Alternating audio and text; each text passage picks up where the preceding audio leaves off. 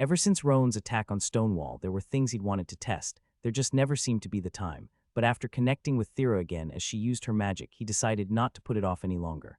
No matter how low the chance of success, he wouldn't be satisfied unless he tried. He grabbed her by the hand and started to connect with her, trying to feel more than just her mind or her mana, but something deeper. He wanted to connect to her skills. When they were fighting Roan before and Glob just now, he felt her power as she used it, and it let him know what to look for. His brow creased in concentration as he tried to force his mind to plunge even further before he came across what he was looking for and latched onto it with all he had. There was no resistance and his confidence soared. This was it. This was what he'd been dreaming of since coming to the world, and if he could feel it, he was sure he could use it. He stretched his arm out in front of him, willing his mana to bend to his desire and form an earth bullet in front of him, but nothing happened. He let out a sigh and felt himself shrink. Of course it wouldn't work. That would have been way too convenient if he could overcome his inability to use magic by connecting with someone. Everyone else looked on, unsure of what should be happening. Only Thera understood what he had attempted by hearing his thoughts through the connection and could feel the disappointment rolling off of him. "Try not to let it get to you," she told him. "You don't need magic to be a fantastic craftsman. I know, but it sure helps." He wasn't even sure if there was any point in testing his other two ideas, but for the sake of trying everything, he carried on with lower spirits. "Hey, Abruz, mind making me a copper armband? Something that could cover my forearm." A simple enough request. With a small wave of his hand, the earth spirit materialized the copper around his arm. It wasn't pretty, with no real thought being put into its look, but it would work well enough for his purposes. He still had his hold on her earth magic, and with little hope tried to enchant with it. The very world felt like it changed when he felt it start to work. He didn't have much knowledge on how to enchant with spells, since he didn't think it was something he would ever do. He had felt like there was no real point in taking the time to learn, and now that felt like an overwhelming mistake. Rather than try and shape the mana to produce a specific spell effect, he had no choice but to lay the entire skill onto the armband. To everyone but him and Thera, it looked like he'd worked up a sweat after staring intensely at the armband for around 15 minutes. But Thera, who could feel his concentration and excitement, looked at him in astonishment. He ignored his level up. It was only a distraction from seeing if he'd succeeded, and let go of her hand while raising his own.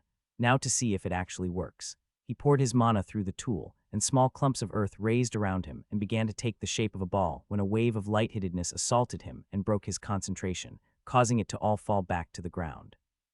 Carly was the first one to react. "Wait, what the hell was that? Didn't you get stuck with the shit end of the stick because you couldn't use magic? I think it was mostly about my bless skills, but that sure didn't help much," he told her as he tried to work past a massive headache that had formed. "Either way, I didn't really do any magic myself. I made an enchantment with Thera's magic and tried to activate the enchantment.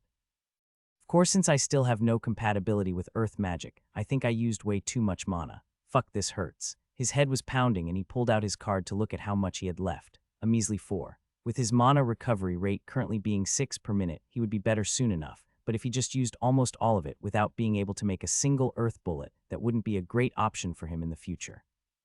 Of course, if his last test worked out, then it wouldn't be a problem. He connected with Thera again, this time not looking for a skill, but something he'd grown much more used to working with in the past few weeks. Mana. He knew he could feel it and work enchantments around it, but what he was attempting now was different. He wanted to take it for himself. He reached for it mentally, but it was like water slipping through his fingers. As much as he wanted to use some to use for his spell or replenish his reserves, it just wasn't in the cards for him. "Shame," he muttered under his breath. Still, the fact that even one of his ideas had worked for him opened up countless possibilities. Possibilities he intended to make full use of. Polinia was waiting at the table as everyone streamed in, seemingly exhausted. "Did you all train too hard today?" she asked. "I don't know the last time I've seen you all so tired." All except Ben, that was. He seemed positively giddy. Ben ended up requesting their help to figure out the limits of his skill. Abruz answered. He was rather thorough in his experimentation. They gave the queen a rundown of the day, explaining how training had gone in Ben's experiments with his skill.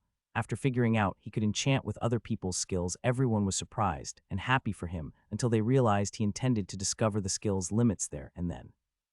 He got everyone present to divulge whatever skills they were willing to and went to each of them, trying to apply different effects to the brace and worked to figure out what he could manage. "So it looks like I can use up to level 3 skills at the moment, which is a bit weird if you think about it, because my enchanting should let me use up to level 5, but maybe it's being limited by my connect level. Or maybe there's a more complex interaction going on than I can tell. On the plus side, it looks like I could still get the first 3 levels of the barrier magic skill from Glob's teacher, even though he'd awoken it to level 1 of advanced barrier mastery. but I couldn't even touch any of Glob or Carly's blessed skills. It's like since they came to this world with evolved ones, it didn't have a base for me to grab onto, which is honestly a bit of a shame cause I would love to meet up with some old classmates and try and use their more powerful and rare skills, but then I just have to evolve my skills myself, and I should be able to. I was able to use the skills they'd developed since coming to the world, so it feels like the blessed ones just don't have a foundation I can take advantage of. After all, since I could enchant with Thera's blessed earth magic, I shouldn't have that issue with anyone who's built up their skills over time. Everyone seemed exhausted, having heard him ramble on as he pulled them all into his experimenting, but the queen's eyes were shining. Sounds like you've had the most productive day of all then, so what's next? Think you could get me more people to make resistance braces for? The sooner I get either my enchanting or connect up, the sooner I can see how it will affect things. After dinner and sleeping, Ben awoke in Myriad's divine realm with a smile still plastered on his face. Myriad, buddy, I didn't hear from you today. Please tell me you caught sight of the news. I did. Things are looking good, I think. His god didn't sound like he was giving Ben his full attention as he spoke, a fact Ben was quick to pick up on. What's up? You seem distracted. I figured you'd be doing your glowing disco ball of excitement routine you do when something good happens.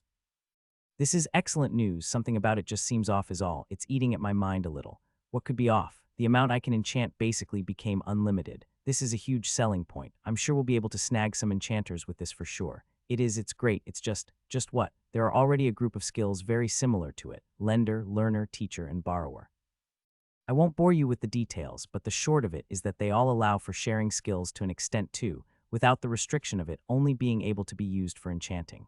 While I can see how my own characteristics could lead to this, I just find it odd that it's growing with the restrictions it is. The influence of you in the world should be causing it to grow in more interesting ways. What do you mean restrictions? Sure, not being able to use the skill when connected isn't great, but it also has the whole mind-reading aspect as a benefit. True, but you had to work much longer to use it as well, right? Your normal enchanting speed is significantly faster. Not to mention, I don't think there are many with blessed enchanting. I would bet that any enchanter without the blessed version of the skill would struggle much more. All of this makes it significantly weaker than the other skills I mentioned, which just seems unusual. As it stands, it's only grown into a weaker borrower and mind-reading. So what do you think is happening then? I think you should try and get another level or two out of it, and we'll see from there. Another week passed without any major changes. Ben was still making resistance braces each morning and going to the Craftsman's Guild to read in the afternoons, though his book selection now included how to enchant with magic as well, while Thera trained with her father, Glob, and Carly. Really, there was only one noticeable difference. I can't believe you're wearing that, Carly said as Ben brought out a meal for everyone. What are you talking about? I've been wearing it all week.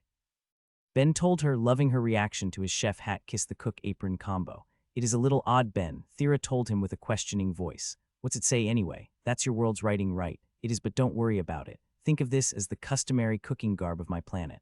Carly rolled her eyes but didn't bother correcting him since she would rather eat what was being served. The day after Ben discovered that he could enchant with other people's skills, he grew concerned. He wasn't doing anything to train his crafting skill at the moment. Given that his current job was craftsman, it didn't feel right to neglect it like that, especially when he was progressing so quickly through it. With everything he'd done, from learning to keep staves from breaking by using his crafting, to creating the braces, to learning he could enchant with other people's skills, he had flown through it far faster than he had expected, with only a few months putting him at level 80. It seemed the system rewarded discovery, or maybe it was just that what he had been discovering was rather complex. He did see a pretty massive jump in his level each time he spent an entire night to improve on Thera's armband. Nonetheless, he wanted to make something that was a little more tangible, and when he discussed his concerns with the queen, she suggested working under the castle cook while he was here. Apparently, Thera had spoken about their time cooking together, and the cook had level 7 in the skill, making them an excellent resource to take advantage of while he had the chance. Not to mention, it meant he could learn some more succubus recipes. He would normally take off his cooking gear while still in the kitchen, but the maid who would usually serve was off ill for the day, so he decided to bring it out while it was fresh before sitting down to eat himself. They filled the meal with the usual small talk, each of them discussing their plans for the day, though there was never much different. At least there usually wasn't, though it seemed the queen felt it was time to change that. Thera, your training seems to have stalled, she said offhand, and the mood of the room immediately dropped as Thera became more distant.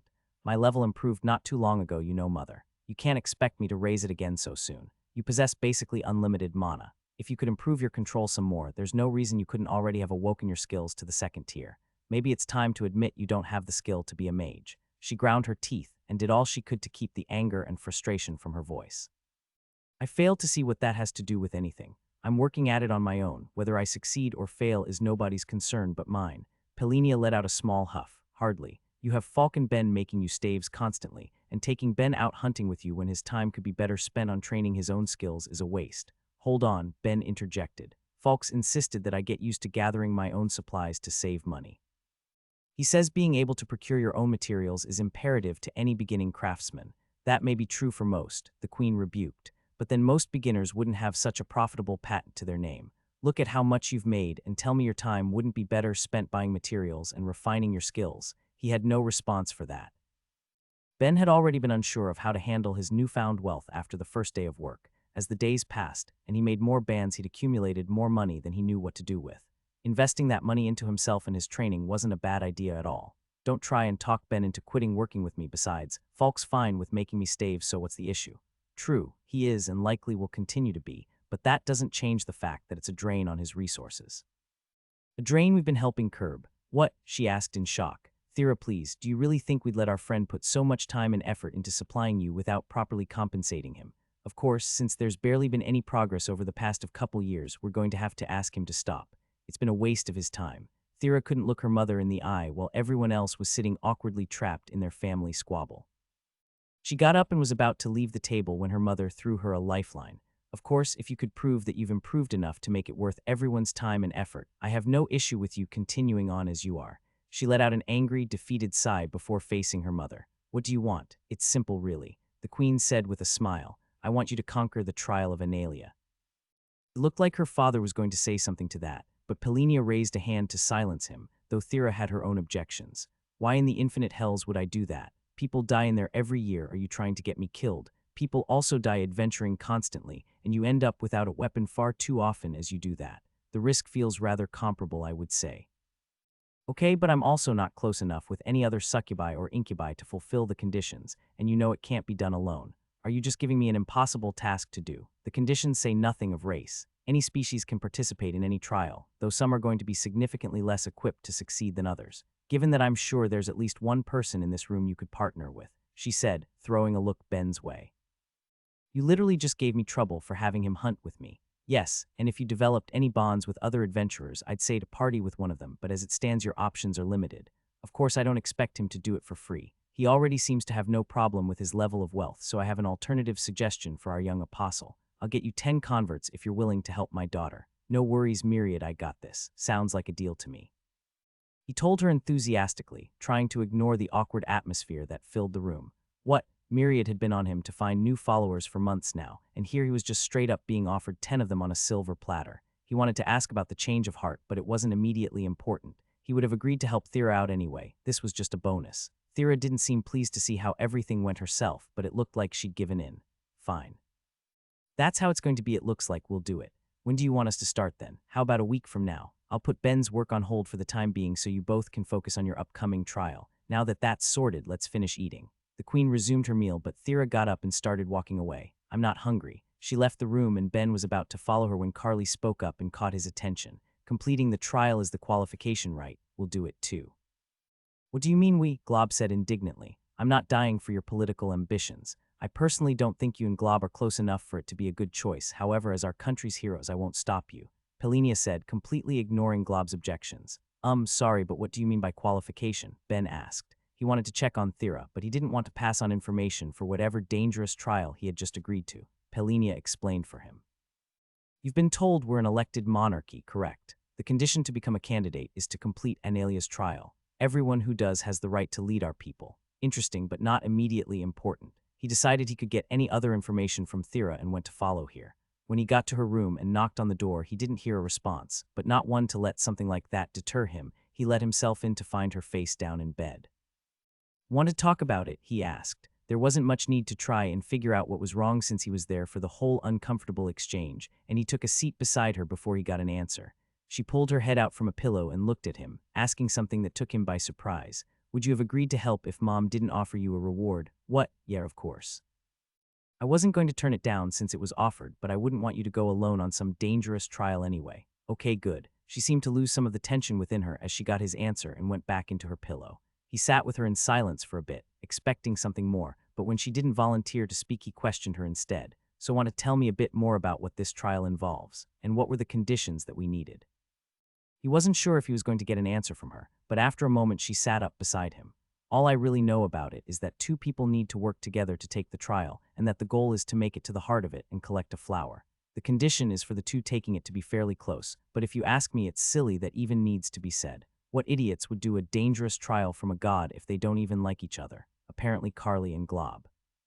He felt a moment's worry that his classmate and one of the few humans on this world were going to get herself killed, but he needed to be worrying about himself instead. He was sure they could handle themselves. That's a bit vague, isn't it? Like, what are we going to have to do in there? Surely if people die facing it, we aren't just walking through the woods. Thera could only shrug. When you willingly enter the trial, you form a covenant with Analia that keeps you from speaking of the details.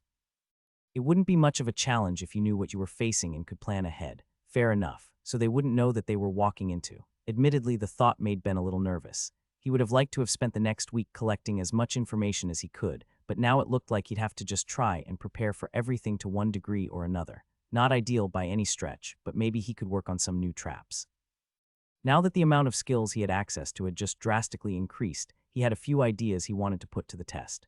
As he was fantasizing about what he would try to put together in the next few days, he felt Thera's eyes looking at him from the side. What's up? He knew the morning had gotten to her, and she wasn't in the best state at the moment, and now that they'd agreed to such a potentially dangerous task, he wanted to help ease her mind before they went off.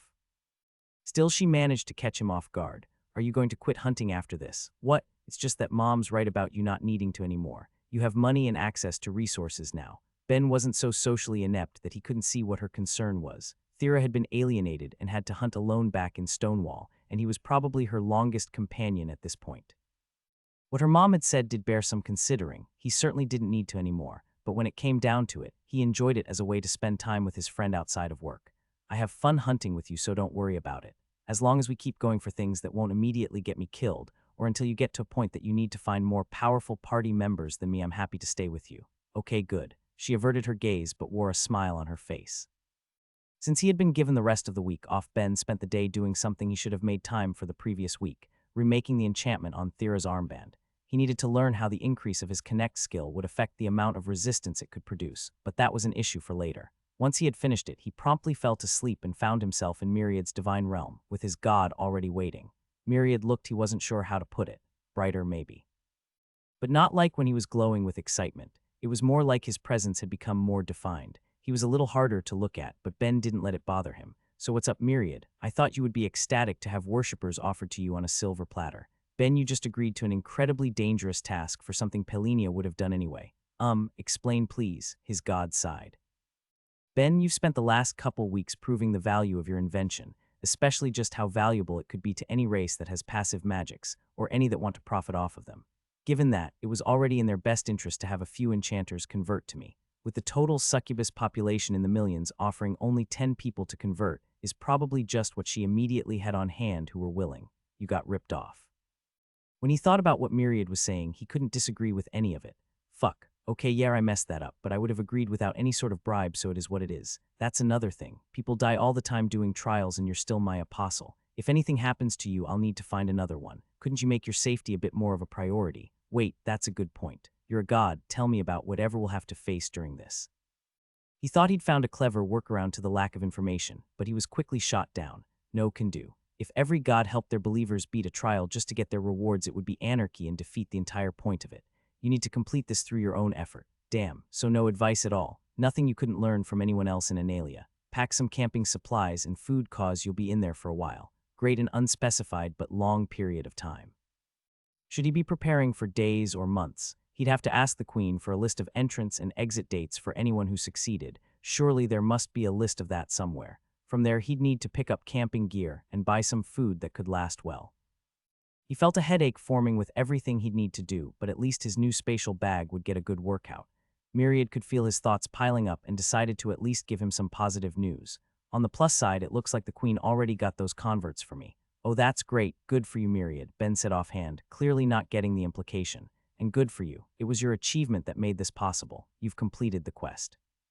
This succeeded in grabbing Ben's attention. What? Really? I mean, that's awesome, but I didn't do anything. Getting me believers doesn't necessarily mean trying to convert people on an individual basis. Anyone that follows me because of your achievements qualifies as well, and with the number of embassies you've made braces for seeing your work too, I can expect my number of believers to steadily grow as they encourage some of their own enchanters to take me on. You've done excellent work, Ben. You've earned your new job levels." Hearing this, he was ecstatic. His supposedly impossible goal had only taken a little over a year, and he got a nice bump in job levels towards the end of his current one when the levels would be hardest to get. Unfortunately, it still wasn't enough for him to realistically get a new job before he was to face the trial, but it would be soon. Things only got more exciting as Myriad continued. "This means you're available for a new quest as well." "Sweet, what have you got for me?" "Unfortunately, you still only have one option, but if you keep up the good work that will soon change. I need a place of worship. The first church of Myriad on this world where my believers can make a pilgrimage to express their faith. That surprisingly doesn't seem too bad. What's included in making it then? Pretty much what you'd expect. It needs to be a place people can enter and give their faith with a figure of me either inside of the building or outside of it. It doesn't have to be too extravagant at first. You can always expand and upgrade it later. Since it looks like you went to sleep with a cup of water beside you, pour it into a water skin when you wake up. I've filled it with some of my divine essence. Once you have my church built, splash it with that water to mark it as my land. Weird, but okay. Does that actually do anything, or is it symbolic? It makes it so that as my believers give me faith, the building itself will be strengthened, so that in times of emergency they can go there for protection. Of course, I understand this can take a lot of time and money to make, which would normally be collected from my believers, but seeing as how you currently have more wealth than you know how to spend, maybe you could finance it yourself, just to get it completed as quickly as possible so we can get you your next quest, of course. Ben ignored Myriad's naked greed and immediately activated his skill Hidden Mind. He didn't know how well it would work against a god, but he felt an idea form in the back of his thoughts, and he wanted to do his best not to think about it while his god was right here in front of him. "Absolutely, I'll start as soon as I wake up. In fact, can you wake me up immediately?" Myriad could tell Ben was trying to keep something from him, but he couldn't tell what.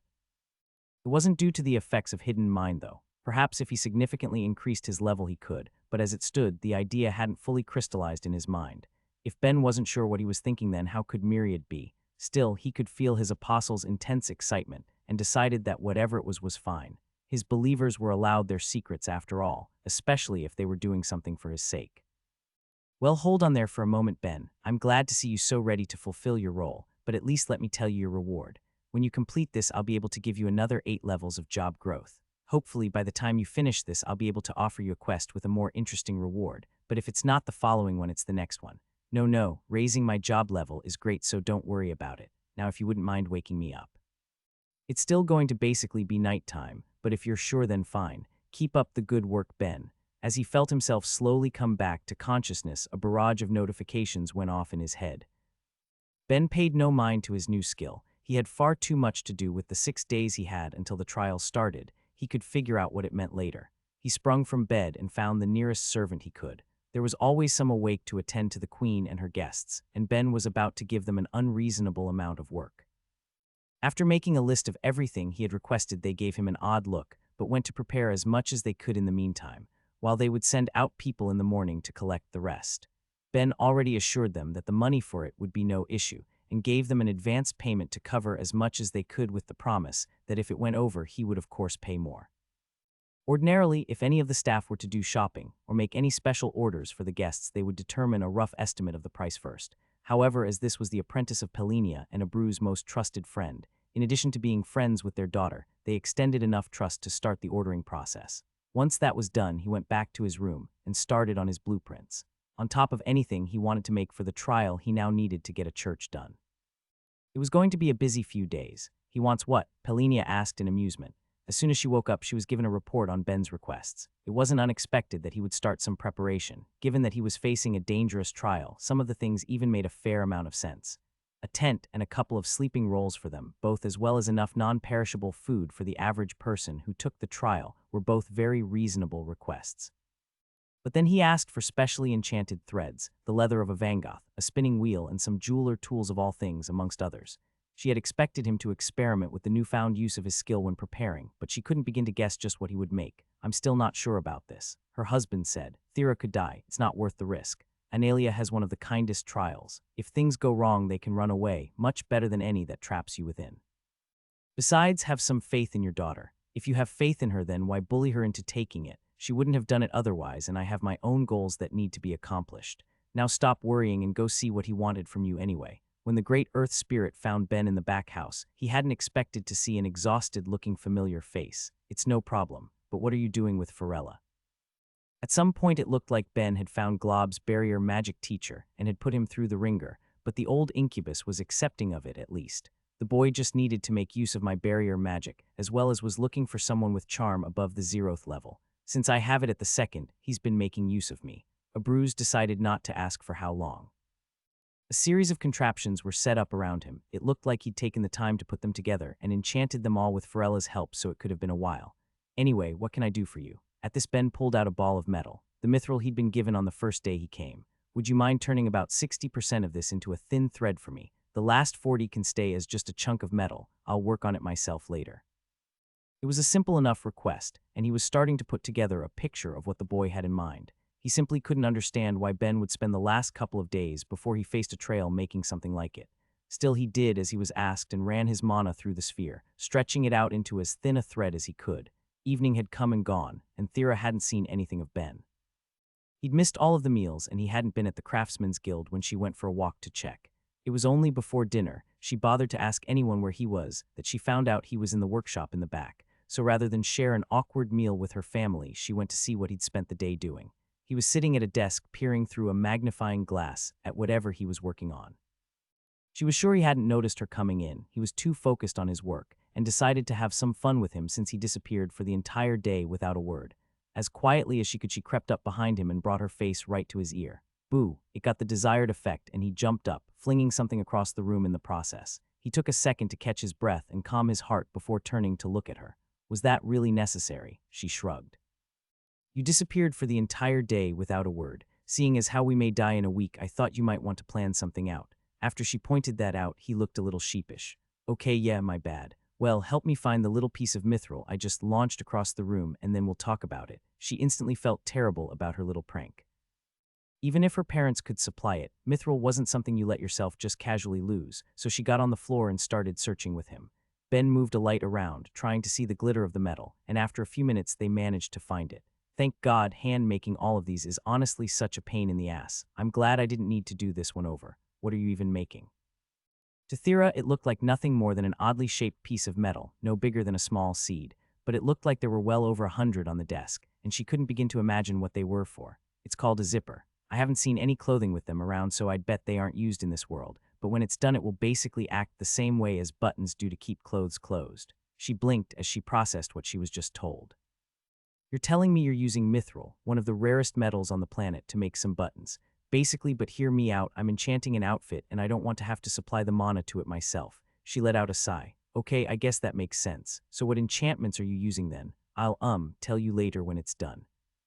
He could already feel the disapproval he would get when she found out what he was doing, and felt the need to immediately change the topic before she got anything out of him. "So for the trial, I asked around, and it sounds like people typically complete it between a week or two, so I've already got one of the staff to buy us 2 weeks of non-perishable food. I've also gotten us some sleeping rolls and a tent, and I've prepared a couple new tools already. I'll test them out with you later if you'd like.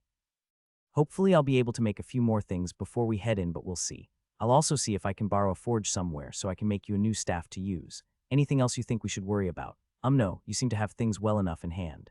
Thera hadn't given the fact they would need to eat and sleep any consideration. She had been so focused on just being strong enough to survive, so Ben having already planned for that may have actually been life-saving. "But why not just use one of the staves I've already got prepared? Sounds like you have a lot you want to get done over the next week." "2 main reasons. First, I could only get 2 extra shots on your other staves when I added sacrificial enchantments to them. I'm pretty sure I'll be able to get more out of it if I build the staff myself so I can design it in a way to hold more." "Okay, and the other one. When we beat this, I don't want some other craftsman getting the glory for being the one to make the princess's weapon," he told her teasingly, with a roll of her eyes being his reward. Still not a princess. 4 days until they were to start the trail, and Ben was leaving the workshop to get a few hours of sleep.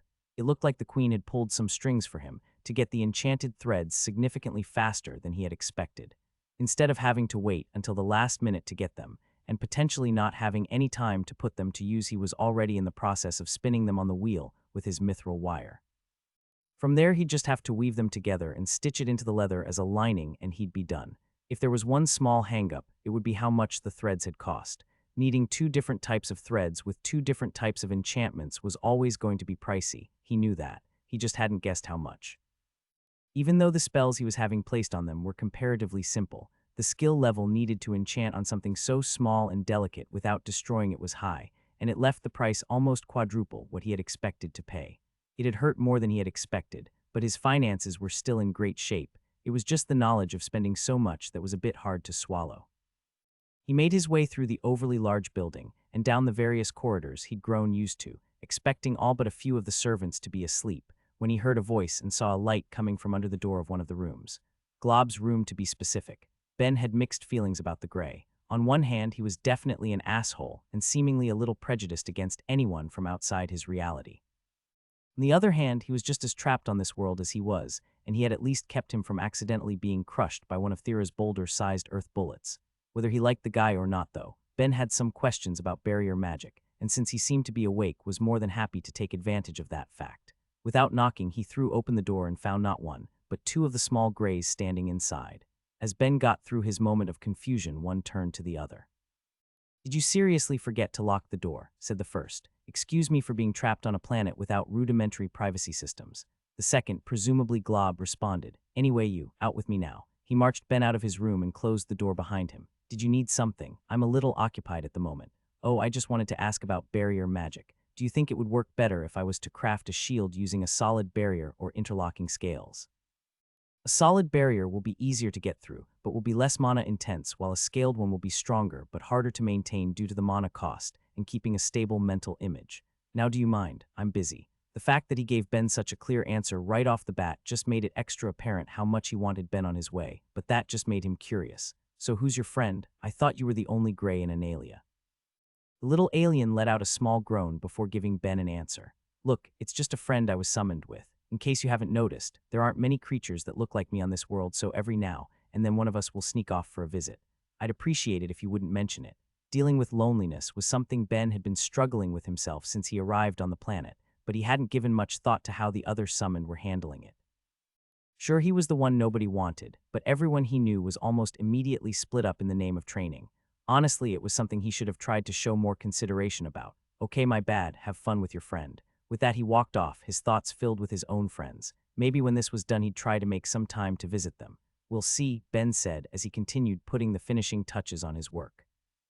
With only one day left before he was to enter the trial, he was cutting it close, but the day was still early and he was almost done. Not only that, but the end result had turned out far better than he expected. Myriad let out a sigh. He had let his apostle have his privacy while he'd spent the last week getting acquainted with his new believers, and it looked like that led the boy to wasting his time and money.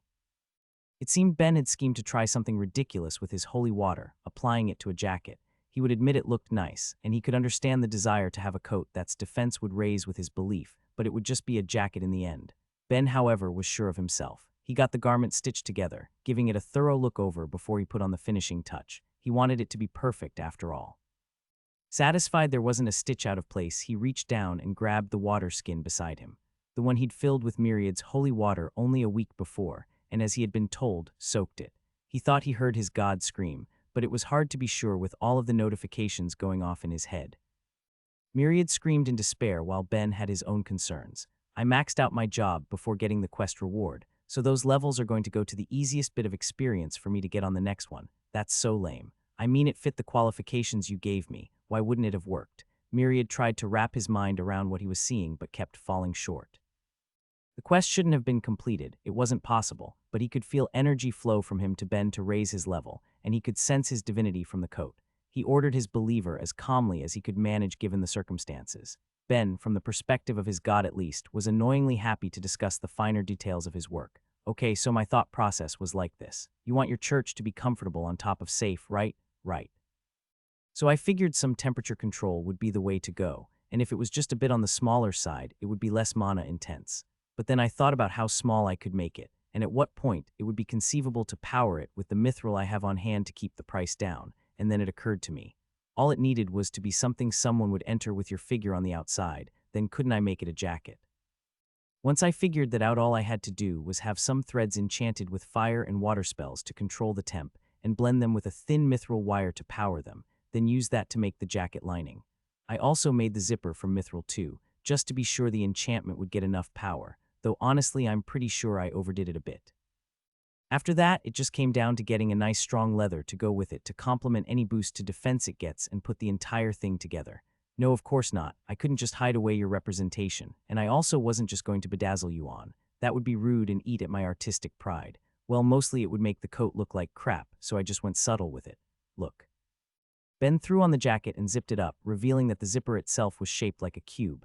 Yeah, looks good, doesn't it? I figured it matched your sheen. Myriad wanted to cry. What does using mithril have to do with anything? Great, mystery solved. Now mind if I ask a question? After all of this, he really wasn't in the mood, but he couldn't just brush off his apostle either. What does the sacrilege skill do? Is it bad? Oh damn, the infinite hells. During his time at the church, the topic had come up despite his lack of interest, and from what he could remember, it was some sort of fractured plane of reality. The gods would send the souls of the particularly wicked. It was a scary thought, being trapped there for all of eternity when he died. The only problem was that it was scary in a hypothetical sense. He couldn't actually work up any will to care. Well, I mean, before I got here, I was somewhere between an agnostic and an atheist. Being told I'm going to hell just doesn't have a huge impact on me since I didn't even know it was real until I started living in this world. He could actually hear his god deflate as he spoke. That doesn't seem super godly. Touché, he wasn't going to try and argue that. Even if he really believed, qualified, there was no denying that he knew it wasn't what Myriad had in mind. So what does it do then? What Myriad tried to skirt around was the fact that it might make it easier for Ben to twist his quests in the future, even without having proper faith that he was in the right. He was sure that if he knew that Ben would immediately start trying to test the limits of his skill. Thankfully, his apostle seemed to accept the answer he was given and moved on. Okay, so there's no real problem with having the skill either, right? Myriad was quiet for a moment, contemplating his answer. Two, actually. Okay, look, I'm sorry, but can I just ask one more thing? Does the length they travel matter at all? And do they have to be inside it while they pray? So would it work if I go on a trip to greet your followers? I would assume that every faith has a large number of people who just don't bother making long journeys. But if I'm in the same city as them, then a lot more would show up, right? Plus, I can offer you prayers while I wear it if it will make it more powerful. There was a long stretch of silence as Myriad thought over what Ben had said. His voice was filled with cautious optimism. Ben, do you hate your god? Thera asked once he'd explained exactly what he had done and how the coat worked. Even though he'd just been told by Myriad that he should keep his new skill to himself, he figured telling her would be fine. In any case, it seemed like Myriad shared her sentiment. He spoke in Ben's mind, which he pretended not to hear. Me and Myriad get on great. This was just some creative differences after all. So anyway, I wanted to ask if you could take me to the nearest job change room. It looks like I managed to complete my current one just in time. You've only had this one for a few months. That's ridiculous. I finished 2 quests in a week. It shouldn't be too surprising. He elected not to mention that somehow completing the coat gave him enough experience that his current quest reward was just waiting to go into his next job. Thera was still giving him a look, but she walked out with him. There should be one in the Craftsman's Guild, so let's just go there. I want to hear what weird options you're going to have anyway. I only had 1 or 2 unusual jobs last time, that's all. What are the chances of getting more? She gave him another look, but eventually just sighed and spoke about how her training had been going while they walked there. Once they arrived and were pointed towards the job change room, he placed his hands on the crystal and let the options fill his mind. Available jobs. Enchanter, Trap User, Tree Tamer, Craftsman Alchemy Path, Craftsman Artistic Path, Craftsman Blacksmith Path, Craftsman Cooking Path, Craftsman Stonecraft Path, Craftsman Sewing Path, Braced, Heretic. So maybe a couple more weird ones then. He knew about all of the different craftsman paths from looking into how the craftsman job grew. Each was just an advanced version of his previous job that would allow his crafting skill to level up with greater ease for the specific path, as well as provide more job experience from those activities. It was the other 2 new ones that left him stumped. Thankfully, it was only him and Thera in the room, so he asked his god aloud. Hey Myriad, have you ever heard of the priest or heretic jobs? I knew you'd be getting some weird ones, Thera muttered, which Ben chose to gloss over as he heard Myriad's panicked voice in his head. Okay, fine, but at least tell me about it, please. It sounded interesting, but not particularly useful. He didn't see himself going against enough gods to really make it worth his while after all. In that case, what about the priest's skill? Myriad told him while letting out a long sigh of relief. You were able to find out what it does. He'd asked Myriad about his new skill a few days ago, and while his god wasn't sure of its effect at the time, he'd told him he'd ask around. An interesting skill, he guessed. Ben had never felt that he had any issue interacting with Myriad, but at the same time when they met it was safe to say he was probably the world's weakest god. If getting him more followers would make it harder for him to interact with him, then Ben was happy to get the skill. Even if he stressed his god out, he still enjoyed his company. As for the job itself, though, it actually sounded useful enough that he wanted to take a moment to think it over. Originally, he had planned on taking Enchanter, but with the priest job available, it seemed like it would be a good way to raise his connect level. If only he had gotten something like Craftsman Enchanting Path, but that didn't seem to be an option. While enchanting seemed to be classified as a crafting type skill by the job system, it wasn't part of the crafting skill itself. It came down to what he thought would be more immediately useful, enchanting or connecting. Both skills seemed important for enchanting with other people's skills, and both were necessary for improving Thera's armband. Enchanting would be important if he wanted to help make better staves for Thera. Connect would help with the goal his god gave of raising its level so he could see whatever future potential the skill has. He filled Thera in on what Myriad explained for both jobs and asked for both of their opinions. Thera looked thoughtful before giving her opinion. The priest one sounds good, but have you been given your next quest yet? Maybe you should wait until you know what it will be before you commit. An excellent point. Myriad, what do you have for me anyway? And the bad news, Ben thought it over. As nice as 20 job levels could be, growing his faith again was out of the question. He wasn't sure how many new believers Myriad would be acquiring, but he didn't want to be stuck after getting 40 or something and never being able to complete the quest. As for the first option, the reward didn't seem that bad at least. It was comparable enough to what he'd already gotten, plus the job levels would help him get out of the job a little faster if he took priest and it didn't suit him. There were some clear issues, but he did have a question about it. What counts as an achievement? Could I complete Analia's trial in your name? So if we successfully complete it, I'll be able to get 5 levels of job experience. That doesn't sound so bad for something I need to do anyway. Plus, if completing it gets me even more job experience, then it will pay off. That sounds like a pretty good deal. At worst, he would be stuck in it for a couple of years, but as long as he kept selecting quests, he thought he had a chance of completing, then he should be able to get through it. And his previous jobs had already increased his ability to improve his crafting and enchanting. Having bonuses go towards his connect would be a lot of help. All right, in that case, I'll complete an achievement for you. With his new quest selected, he placed his hands back on the job crystal. It wasn't what he had been expecting when he came to the job room, but he'd made his choice. Ben felt a slight grimace when he heard what attributes would be enhanced. Intelligence was at least good for his crafting as well, but mana recovery wasn't too useful for him since he wasn't a mage. There was a good chance he'd be using more enchanted tools now that he had a way to make them himself, so a faster recovery could be helpful. But his mana pool itself was so dreadfully low he would have much preferred to get some bonuses to that instead. As for vitality recovery, well, that was a whole other issue to him. When Ben first got to asking about it, he had assumed that it had been as simple as it looked. He would lose a point of vitality and get it back in an hour. Unfortunately, it seemed significantly more complex than that, and he wasn't entirely clear on the rules.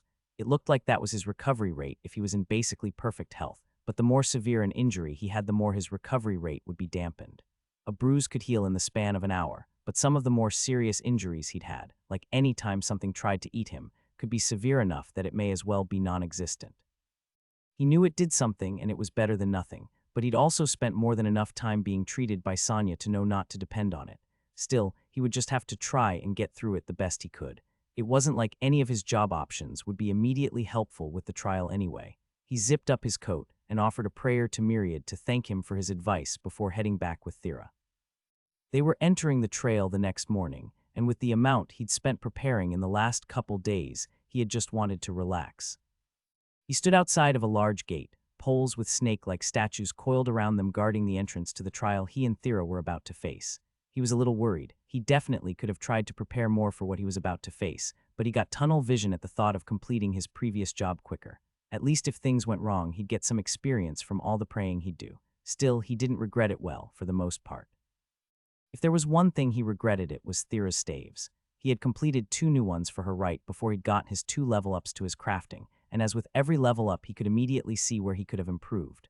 The fact that she was walking in there with such inferior products ate at him, even if it would have meant working through the day again without any rest. His god interjected, worry filling his voice. If it looks bad, we'll run. Don't stress too much, Myriad. You'll rust or something. I'm plenty concerned. It's just hard to fear some hypothetical mystery danger. Besides, how could I be afraid of something so beautiful? He was having his heart stolen by the trial. If he wasn't aware of his resistance to dark magics, he would bet he'd been charmed from looking at the enchantments that filled the wall and gate that created the trial's boundary. Myriad lamented. Really? When he gave it some thought, it made sense. Mythic grade items were like the trials, in that they were both created by the gods. The fact that they were able to make anything so incredible was enough to boggle his mind. Wait, what do you mean? Why wouldn't it be able to exist in our realm? Seriously. Does that mean if a mortal made anything powerful enough it would end up with the gods? Myriad, you can't just say that and not expect me to want more. Come on, let's hear the story. Survival was always in the plans, don't you worry. I'll be holding you to this. What? He couldn't see his god, but Ben got the distinct impression Myriad was shrugging, or at least the cubic equivalent of it. I feel like I just heard something I wasn't supposed to know. So what do the gods have our odds at? So bad then, gotcha. He tried to ignore the ominous feeling that came with knowing that various gods thought they didn't have a chance and turned to Thera. You all ready? As I can be. Really wish I knew what we were going to face, though. She faced the gate, her cloak covering her face, making it impossible to tell what expression she wore, but her tone of voice made her sound ready for whatever they may face. Same, but we've prepared all we can. Let's just do our best. A positive attitude. Pelinia cut in. Just remember to run if you need to. There's no shame in it. We're going to beat this, Mom, don't you worry, Thera said defiantly. Then I'm going to get Ben and Falk to make even more staves for me. I'm sure you won't mind covering the costs, since this will show it's worth the time, right? Of course that will be fine, so you're both prepared. As we can be, Ben had bought a variety of supplies on top of having his coat done and 2 other tools, a gauntlet enchanted with barrier magic, as well as what he was lovingly calling charm bombs. He would have liked to get more items made up, but he was happy with what he had managed, though in hindsight it would have been smarter to just buy some weapons and tools instead. Good, then if you're ready, go on in. 2 guards pulled open the gate and they looked at the forest within. Aren't we going to wait for Carly and Glob? Ben asked. If they were all taking the trial, he wouldn't mind taking advantage of strength in numbers for at least a little bit, but he was shot down. There are 6 different gates for the trial. They're starting at the next couple over. While up to 6 pairs could take it at once, they can't enter from the same gate, so no strength in numbers. Great. Still, waiting around wouldn't do them any good. They looked to one another and with a nod walked into the trial. This is already a nightmare, Ben thought to himself, though he was being overly dramatic. They hadn't faced any life or death challenges yet, nor difficult puzzles to face. The issue was they couldn't go even a few minutes without one of them falling to the ground. When they first entered, they were both drawn to the view immediately. An ancient forest that came from a lost world made quite the sight, and they were both carving it into their eyes while trying to remain vigilant for any threats within. Ben was getting lost in the sights as he fell onto his face, and after getting back up, Thera immediately did the same. At first it was a little embarrassing, thinking their nerves had distracted them, but after almost 30 minutes of it, they understood something else was going on. They just couldn't tell what. Even Ben's focus couldn't keep him from spotting whatever he would fall over laying on the forest floor, be it a branch or stone or small hole in the ground. All they knew was that it was getting to them. Still, it was only an annoyance until the next time Ben lost his footing, and a pit opened in the ground where he was falling towards, a couple of meters across, with seemingly no bottom for him to hit. His saving grace was Thera beside him. Faster than he could react, she threw her arm toward him as he fell and yanked back, bringing them both tumbling just outside its edge. No problem. Looks like it's finally getting serious, Thera said, sounding relieved. The entire time she'd been waiting for something to happen. The fact that it did was a load off her mind. I don't know, I think I'd be happier if the entire thing was just a test of our mental endurance and seeing how long we could deal with being annoyed. You think the hole has a bottom, or would we just fall until we starved to death? She peered down before grabbing a stone and tossing it in, waiting to hear a noise that didn't come. Well, maybe it's deep enough that we could figure something out before we hit the bottom, she offered, though Ben wasn't fond of the prospect. They continued on, though at a slower, more careful pace, but it didn't help. Thera was the next one to lose her footing, but Ben wasn't quick enough to grab her.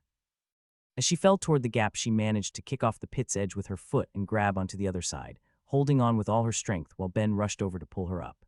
Maybe, Thera told him while calming herself down. I've heard before that Analia has one of the kinder trials. I always just thought that was because you were allowed to leave it if things got too rough instead of having to either succeed or die, but maybe a warning like that could count as kind. So what do you want to do? She bit her lip in thought. Well, we've both almost fallen to our deaths, but at the same time, if it stays like this for a while, I think we'll be able to manage. I'm fairly confident that I can keep you from falling, and as long as it's just more pitfalls, I should be able to leap across as long as I'm ready for it. Sure, unless the gap gets wider or the trial changes. There's no way it's just avoiding pitfalls until we get the flower, right? She looked away from him. No, I can't imagine any trial that would be that straightforward. If you want to turn back, we can. It's not right to ask you to risk your life just so I can keep training to be a mage. He let out a sigh. That's not what I meant. As long as you want to keep up on this, I'm here for you. I'm just worried. Anything you can think of that could help with this. No. I guess it's just being careful then. Please don't let me plummet to my dramatic death. He tried to say playfully, but was pretty sure he failed. Still, Thera seemed sincere in her response. Don't worry, I'll protect you. The rest of the day was spent dodging pits in the ground. While Thera dodged them, Ben was basically entirely dependent on her pushing and pulling him out of the way. I genuinely feel like I'm seeing a different side of you, he said admiringly when they stopped to make camp. Where did that come from? I don't know how many times we've come close to dying today. Over 20, but your reaction speed is great. How did you get so good at avoiding stuff? Well, you know, when I was hunting alone, having a quick reaction time was important if I wanted to escape if my staff broke. She told him with a small chuckle. Also, don't laugh, but I used to be a dancer. It helped with my speed and reflexes. Wait, really? That's super cool. Why have I never seen you dance? I'm not just going to dance for you. That would be super embarrassing. It was from before I decided I wanted to be a mage anyway. My parents wanted me to pursue something that would help me fit in more with high society, so I got the job and a few levels in the skill. But when I got older, I decided that as fun as it wasn't going to be my career. Why not? I mean, if you like it, then I think that would be great, she shrugged. I blame my spirit heritage. You know how I told you that spirits mostly just talk about their affinity. Well, as boring as it can be, I feel that. Earth magic is in my blood. Even if I'm terrible at it, I could never be really content if I'm not using it. That's why I need to finish this trial. As she finished, she got a hard look in her eye and Ben took her hand. We'll do our best. Now you get some sleep, I'll keep first watch. Even if they hadn't encountered any living thing there, they still didn't want to risk something attacking in the night. You sure? I don't mind going first if you need rest. You're the one who spent all day jumping around keeping both of us alive. Besides, I want to spend some time talking to this guy, Ben said, tapping the trunk of one of the giant trees they decided to set up camp against. As he got comfortable against its trunk, he found the dark of the night to be peaceful in its own way, as a soft breeze passed through the forest and rattled branches as it went. As he listened to the sounds of the woods, he quietly spoke under his breath so as to not disturb Thera. Myriad, are you there? But he got no answer. Even though he'd been warned ahead of time that his god wouldn't be able to contact him, Ben had grown used to his constant presence. For Myriad to not be around to chat with just felt wrong. Still, there was nothing to be done for it, so instead Ben decided to pass the time training his connect skill like he'd told Thera he would. He placed his hands on the roots of the tree towering above him, and when his mind touched its own, he felt as though he had awakened a sleeping giant. Its mind felt old beyond compare. Ben was pretty positive some trees on Earth would get to a couple thousand years if they were lucky, and he was willing to bet the one he was currently connected with would beat out any that could be found on his homeworld. As his connect skill had grown, it had become far easier for him to pick up on the emotions of plants. He wasn't sure if they could be described as having a true mind, but a conversation was certainly occurring between him and it. He was doing the equivalent of small talk at first, introducing himself and making pleasantries, before getting to the heart of the matter, trying to get clues as to what lay ahead in the trial. Unfortunately, the tree lived on a different scale of time to him, with thousands of days blending into each other. Any other creatures would pass by in the blink of an eye, few having leaned against its trunk as Ben currently was, and without any way of telling if they were trial takers or monsters that lived within the forest. Without a sense of sight, it got its information about the wider world through the detection of tremors in the ground and the sharing of pheromones between the various plants that made up the forest. With that lead lost, Ben was content to spend the night chatting, creating one of the most interesting nights in the unmoving giant's life.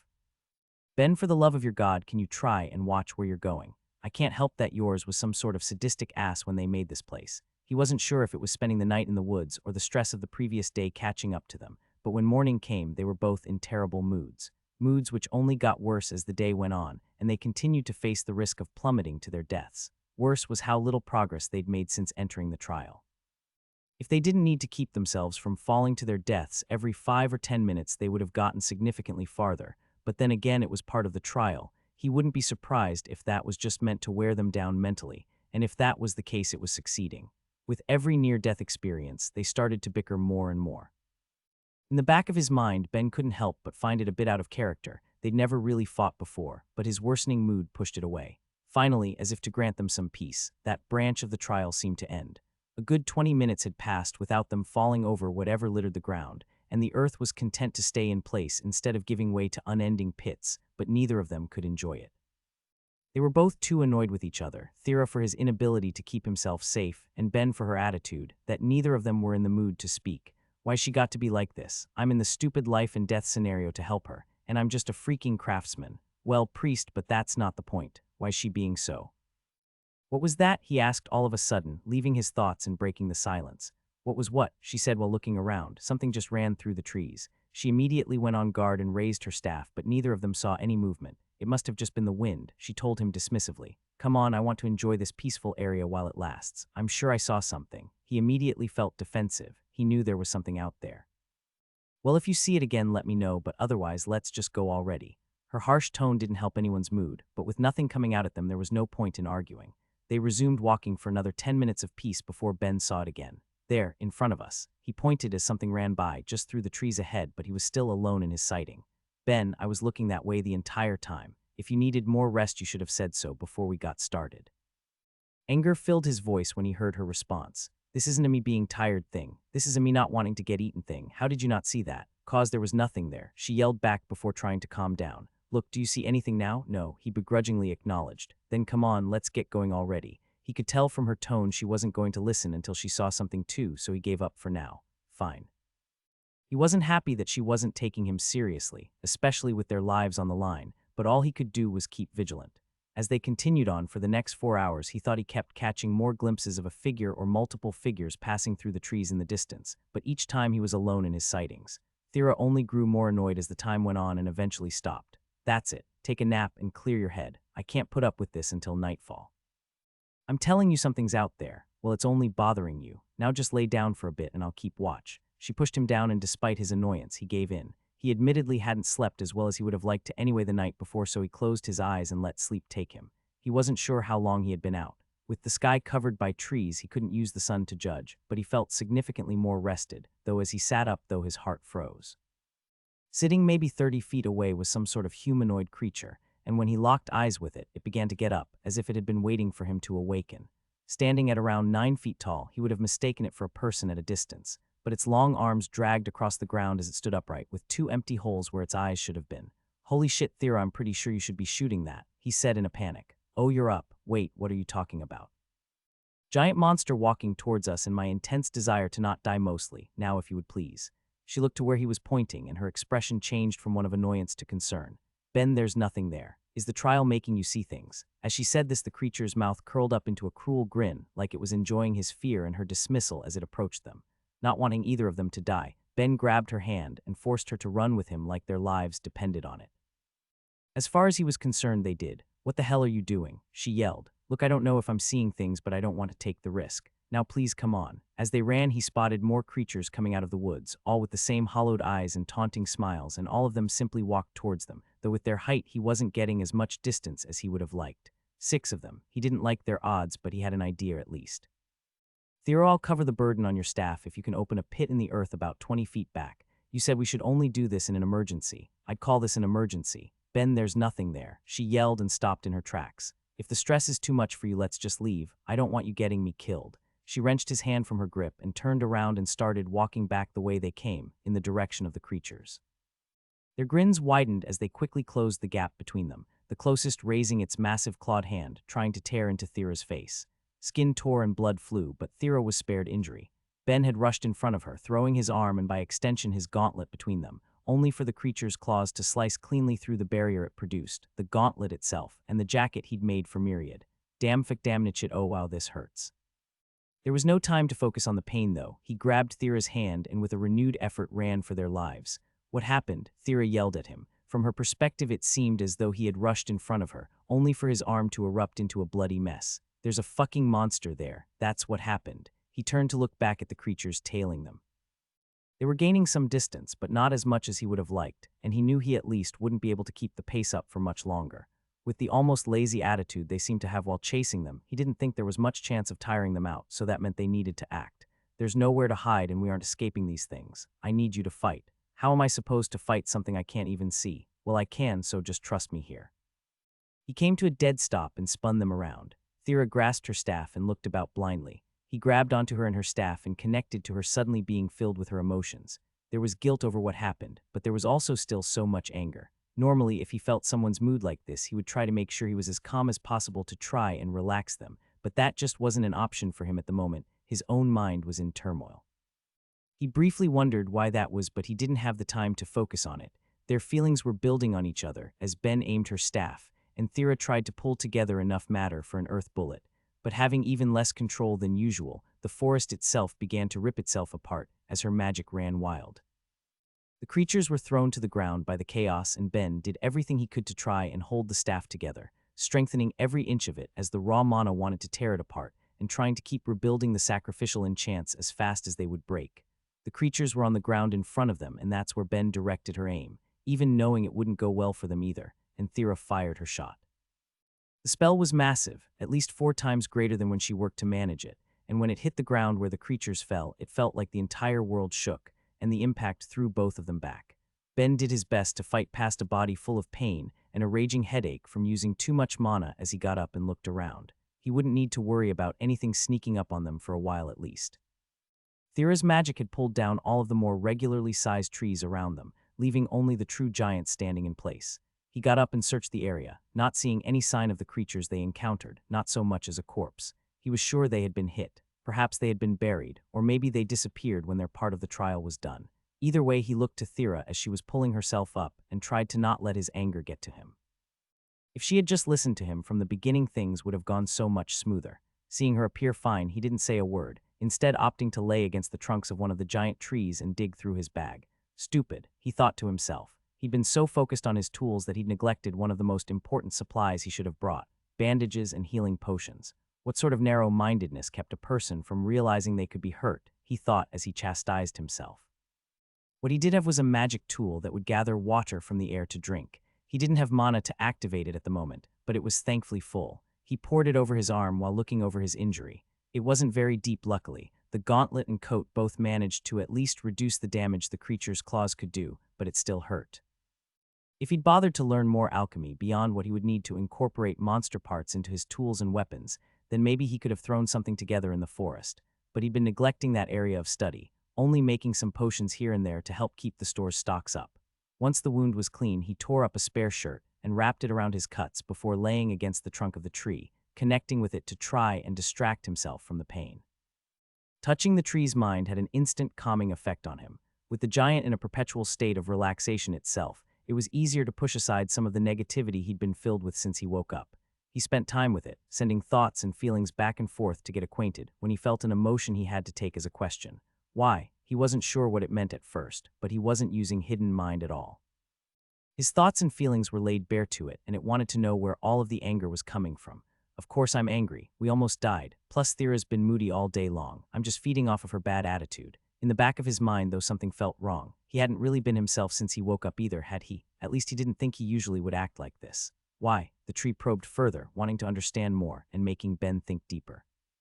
He couldn't remember the last time he felt like this. He hadn't been mad at Thera when she was being so cold to him when they first met, and when he was attacked by a Skrell on their first hunt together at most, he was probably annoyed that she didn't help him back. They had even put their lives on the line and trust in each other to face Roan's monsters. The tree was right. Why was he being like this? He felt his eyes widen as a thought occurred to him, and he renewed his effort of focusing on the tree, trying to force its calmness into himself while calling out to Thera. Hey, I need you over here now. The urgency in his voice brought her rushing over as she still struggled with her own feelings. Guilt at Ben getting hurt, but with anger still lingering in her mind. Now just as much of it was directed at herself as it had been to him, though. Why had she been so unwilling to believe him? This was the trial of her god. Invisible monsters shouldn't have been outside the realm of possibilities. Why couldn't she give him the faith she had before? As she tried to deal with that, he grabbed her hand and connected to her, making her feel his more calmed state, as well as that of the tree he was still linked with. What's going on? She didn't understand what he was aiming for, but he just told her to wait for a bit and try to let the sense of ease and relaxation envelop her. She wanted to argue, but it felt so peaceful. Stress and anger had been with her throughout the day. The thought of taking some time to calm down was a temptation she couldn't resist when presented to her, and she quietly sat down beside Ben, trying to let her emotions melt away. When Ben felt her relax to a more reasonable level, he spoke up. I'm sorry. I've been in a pissy mood all day and let myself take it out on you, and that's not cool. The sudden apology caught her off guard, but helped calm her even more, but at the same time raised her guilt to all new levels. No, I'm sorry. I've been rude all morning, and I didn't believe you, and now you're hurt because of me. I don't know why I've been like this. She didn't look at him, but rested her head on his shoulder. Ben could feel her complicated emotions through their connection and put an arm around her before saying his theory on the matter. I think we've been under some sort of mental effect. The idea surprised Thera enough that she turned to look up at him through her cloak, but that would be dark magic. At your resistance of 80 and mine of 40, you would feel it significantly less than me, if at all. Sure, if this was from a mortal that would make sense, but can you be sure a god's magic would work like that? Or who's to say this isn't some non-attribute spell? The entire day today has felt unnatural and out of character, and yesterday with the constant tripping it feels like I was being distracted by the world around me. She thought what he said over and couldn't find any flaw with his reasoning. It just left a problem. So what do we do then? If there is some magic messing with our minds, I don't know how to deal with it. We do what we're doing now, he told her. Every 10 or 15 minutes, let's just stop and use one of the trees to relax ourselves. It seems to work well enough. Seems like that will slow us down a lot. Our pace already isn't great, she said a bit dubiously, but Ben only shrugged. Better than being dead though, right? With their mental states being stabilized by using the tree as an emotional crutch, Ben and Thera stopped to take stock of their situation. Thera's staff broke. Her previously erratic emotional situation left her with too little control of her magic, and Ben hadn't been in a proper state of mind to properly reduce the load on it, leaving her with one remaining staff. As for Ben, his injury wasn't so great that they couldn't continue. He'd need to get it treated as soon as they got out, but as long as he kept it clean and didn't let it get too bad, he could have a healer treat it later at the Queen's expense, of course. As for his tools, well, he still had 15 charm bombs in his bag. The issue was his coat and gauntlet. The coat wouldn't be able to be repaired until they left, but with only the sleeve damaged, it actually wasn't that big of a deal.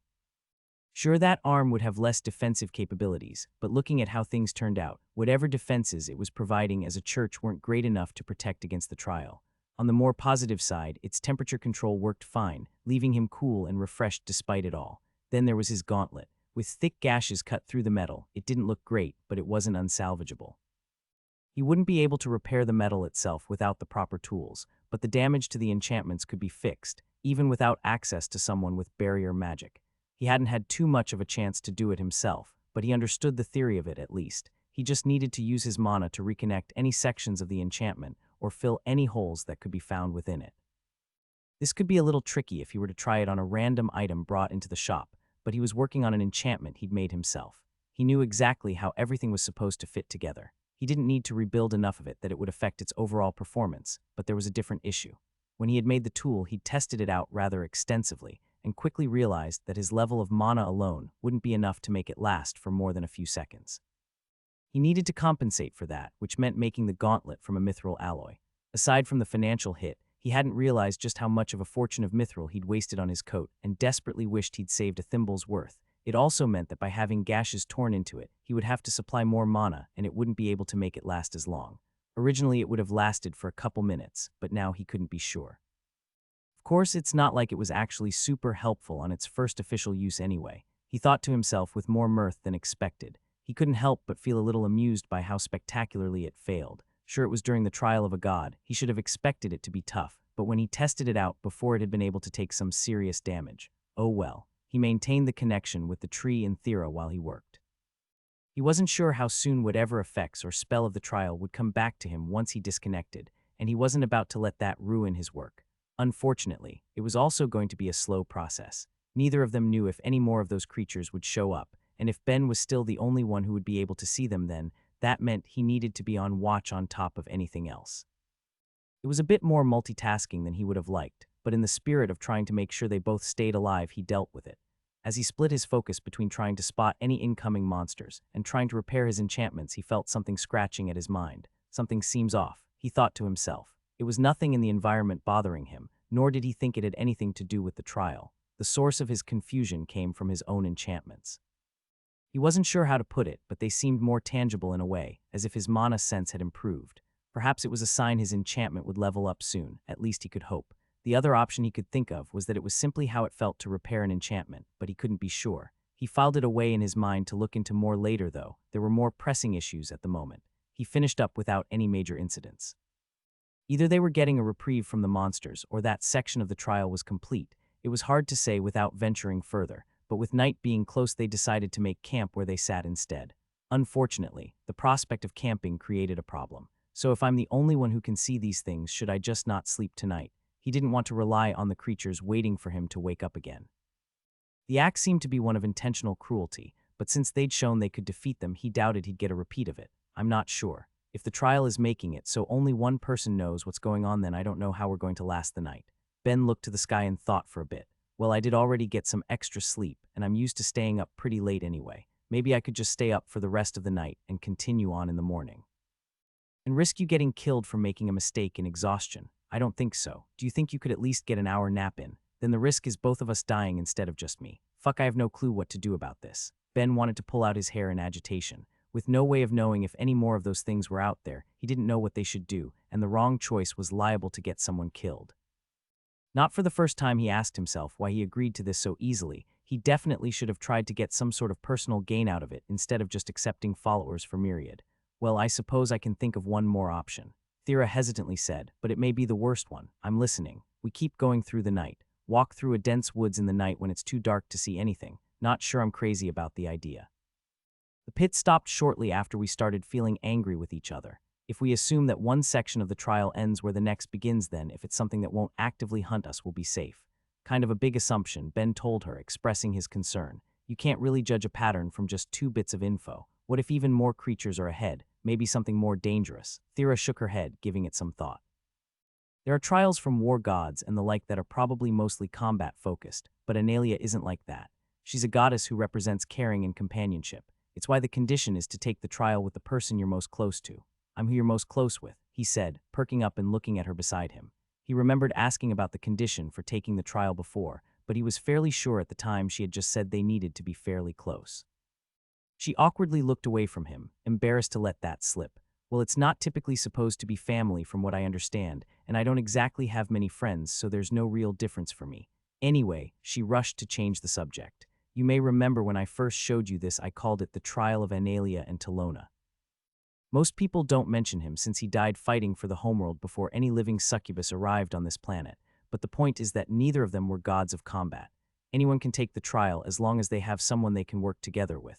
I don't think we need to expect too much fighting here. Okay, if you're sure, then let's keep going for now at least. He didn't like it, but then again he didn't like any of the options they thought of. There was still enough light to see by at least, and even though they hadn't used it yet, he had a lighter in his bag. Worst to worst, he'd make a simple torch for the walk. They quickly ate some food and had some water before carrying on, making their way through the woods as it steadily got darker. They stopped every little bit to connect to one of the trees to try and keep themselves more stable, but as they progressed it felt like they were able to keep a healthy attitude through their own efforts and stopped less frequently to try and make it to the next section of the trial quicker. In all that time they didn't see any other creature, but they faced another problem: exhaustion. A wave of sleepiness slowly overtook them both, and through mutual agreement sat down to rest. Thera leaned her head against his shoulder and seemed to nod off immediately. So much for walking to the next part of the trial. I guess she has been up a fair bit longer than me, he thought to himself. Maybe he would rest his own eyes for a moment. What would be the harm? No, he shouldn't be as overwhelmingly tired as he was. It had to be another part of the trial. He tried to force himself up, to shake Thera awake, but the weariness had sunk deep into his bones. There was no escaping it despite how much he wanted to. As his mind screamed out, his eyes closed. As she laid against the tree, feeling the hot light of the sun pass through her robe and warm her skin, she initially didn't want to get up. Everything was just too comfortable. She was sure Ben could stay on watch a little longer while she enjoyed her rest, but something felt wrong with that thought, and her eyes flew open. She wasn't supposed to be resting. She was supposed to have gone on to the next branch of the trial. Why had she been asleep? She looked around for Ben, praying nothing had happened to him through the night before locking eyes with him. Well, one of him. She thought she was seeing double for a minute. Maybe she was even still asleep, but for whatever reason there were 2 identical Bens holding hands in front of her. She grabbed her staff at her side, unsure of what to do when they spoke to her in one voice. Oh good, you're both finally awake. The way they spoke in unison took Thera by surprise, and she felt a shiver go down her spine. Creepy, she had no clue what to make of this development and had no idea what to do. Was one the real Ben or were they both fakes? Should she attack? Run? Her mind was moving so fast that she didn't immediately process what they'd said. Wait, what do you mean both? 2 voices spoke out at the same time, causing Thera to jump back. The other person reacted the same way and Thera got a good look at them. It made her stomach drop. A long hooded cloak and a staff in hand, it was like she was looking in a mirror. She was facing what looked like a perfect copy of herself. She wasn't sure what she should do, but nothing didn't seem like an option. What if it attacked while she was in her state of confusion? She didn't want it to get the drop on her and raised her staff to prepare her spell while her duplicate did the same. Each of them began pulling earth from the ground to use their magic when both Bens came between them. I get you're both surprised, but maybe killing each other can wait until we've talked things out, they said, still holding hands and continuing to speak at the same time. What are we supposed to do then? Her duplicate asked. This seems like the sort of thing where we defeat the fake and continue on. Watch who you're calling a fake. And why are you both so comfortable together already, Ben? Doesn't this freak you out? Well, first, when you were talking about the trial last night, I think you were right. This section at least doesn't necessarily have anything to do with combat. The point is likely to figure out who the original is through our shared history. So I just need to figure out which one is my Ben then, she said thoughtfully. Would it just be a day of questioning then? But how long would that take and what to ask? She tried to think of a question that could cut to the heart of the matter, but the Bens shot her down as she and her own duplicate struggled. That's not going to work. We aren't close enough. She froze when she heard that, not knowing how to react and feeling a small panic come over her. Oh my gosh, was I the only one that thought we were close now? But he's the one who said he wanted to be friends, and he agreed to do this trial, and I guess I really didn't tell him that this trial was supposed to be taken with the person you're most close with, and I let it slip. Is that why he's telling me this? Cause it's terrible timing, and... Ben stepped forward, one grabbing her hand and the other taking her copies. I'm sorry, I didn't mean it like that. Seems thinking with two brains isn't enough to keep me from saying something dumb. You're one of the people I'm closest to on the planet, but that's the issue. I've only had a bit over a year to form relationships here. Even though you're important to me, we don't have a long history. The one looking at her looked to the other Ben. We've spent the entire time you were both asleep talking, and from what we can tell there's almost zero divergence in the knowledge we both have since we came to this world. The farther back we go, though, the easier it is to spot. The issue is that you don't have the proper context to know which is which. Hell, in some cases you wouldn't even know the questions. It's not like I'd expect you to know the name of my favorite movie or the street I grew up on. She swallowed her embarrassment. Sometimes it seemed like he saw right through her, even without using his skill. So what? We just lose the trial now. Nothing we can do. No, they shook their heads. If it comes to it, we have a way to sort it out, but when we were talking, we asked a question. Is there any reason not to simply work together? Obviously, her copy said, shocked at the suggestion. What if they attack us? What if they're evil? If you have a way to figure out who's real and who isn't, you should just do it now. Something about hearing that from someone who both looked and sounded just like her annoyed her to no end, but the same thought had passed through her own head. She had just been slower in asking. That won't happen. They told them with more confidence than Thera herself could feel. Everyone here truly believes they're the copy. We already checked both of your minds while you were asleep, and we checked each other immediately, which seems pretty dumb to do. Her duplicate said, what if you were attacked and killed while I was asleep? And are you still connected? Plus, why have you been talking like that? It's creepy. Ah, well, for the first, I guess curiosity got the better of me, he said sheepishly. We spoke a little and he seemed safe enough. Both she and her duplicate put their head in their hands for a moment and accidentally said in tandem themselves, Ben, people die doing these things. Don't just hold hands with something that may be trying to kill you. They quickly glared at each other, not willing to extend the same trust Ben seemed to be giving so easily. And second, they raised their voice to get the attention of both Theras off each other. We have the same skill set, so connecting created a more interesting result than either of us anticipated. What do you mean? What did it do? It connected us more deeply than I've ever been able to before. It's more like we've become one mind that happens to have two bodies. It's honestly incredible. I can see with two sets of eyes, hear with two sets of ears. Think with two brains, she muttered, remembering what they said earlier. Exactly. Okay, that sounds a little interesting, her duplicate conceded. But do you need to keep it up? I just want to enjoy it while I can. They responded with a casual shrug. I don't know if I'll ever be able to do something like this again. It's proving to be an interesting training experience for me. Just practice with one of your God's new believers. Something about this gives some real crazy person vibes. They were too perfectly in sync. Not just talking at the same time, they were blinking at the same time, and their movements were perfectly aligned, creating an unnatural level of fluidness in their actions. She got that he wanted to experiment with his skill, but she would much rather he explored this aspect in a way she didn't have to see. Unfortunately, he shot her down. I don't know if I'll ever be able to use my skill like this again. Even if I connect to someone else with the skill, their minds are too different. Here, with only some small variances, we are essentially the same person. Our minds are blending in a way I don't think it would be possible to do with someone else unless we were both at an incredibly high level of the skill. Maybe not even unless we awakened it. And that's why you don't want to tell us how to tell who the originals are. So you can practice longer. She understood he was big on improving himself, but at the same time, if he knew who the real ones were, he should just say so they could move on. I'd be lying if I said it wasn't a big part of it, but also if there's 4 of us, we may have some easier times with whatever's ahead. Who's to say they'll even be able to make it to the next section? Her copy asked them. It doesn't look like any more monsters followed us from the last one. Maybe we killed them all. Anyway, who's to say they won't be able to? We may as well try and see how it goes. Both Theras looked at one another and felt defeated. It was clear to see neither Ben would budge on the matter, so what could they do? Infighting would only be more dangerous. Fine, they said together, before her duplicate turned away and let Thera continue. Even if they weren't connected the way Ben was, it seemed like having the same memories led to the same thought process. So what should we do? We were thinking that if this was the start of the new trial, then things are probably pretty safe here for now. Why don't we take the day to recover a bit, and then we can start moving on? Her copy was quick to say what was on both of their minds. You just want to have more time for your experiments. Plus, you're injured. We shouldn't waste time. This is one of the mildest injuries I've gotten since coming to this world. I'll be fine. Besides, a bit of rest would do us all well. Thera didn't like it. Being stuck with what was basically a perfect replica was an unsettling experience, but then again, a bit more rest would feel pretty nice. Fine, but if they kill us in our sleep later, I'm going to be pissed. We'll keep taking turns to sleep like before. If we watch with our copies, then we can keep an eye on them too. Sound good? All she could do was sigh. At least the stakes seemed a bit less life and death. Oh, what the hell? Both Bens yelled while looking up at the sky. What's that supposed to mean? What happened? She asked, curious. The last few hours had left her bored out of her mind, and she got the impression her copy felt the same. She hadn't bothered to pack anything to keep herself entertained for the trial because why would she? Downtime was the last thing she had expected.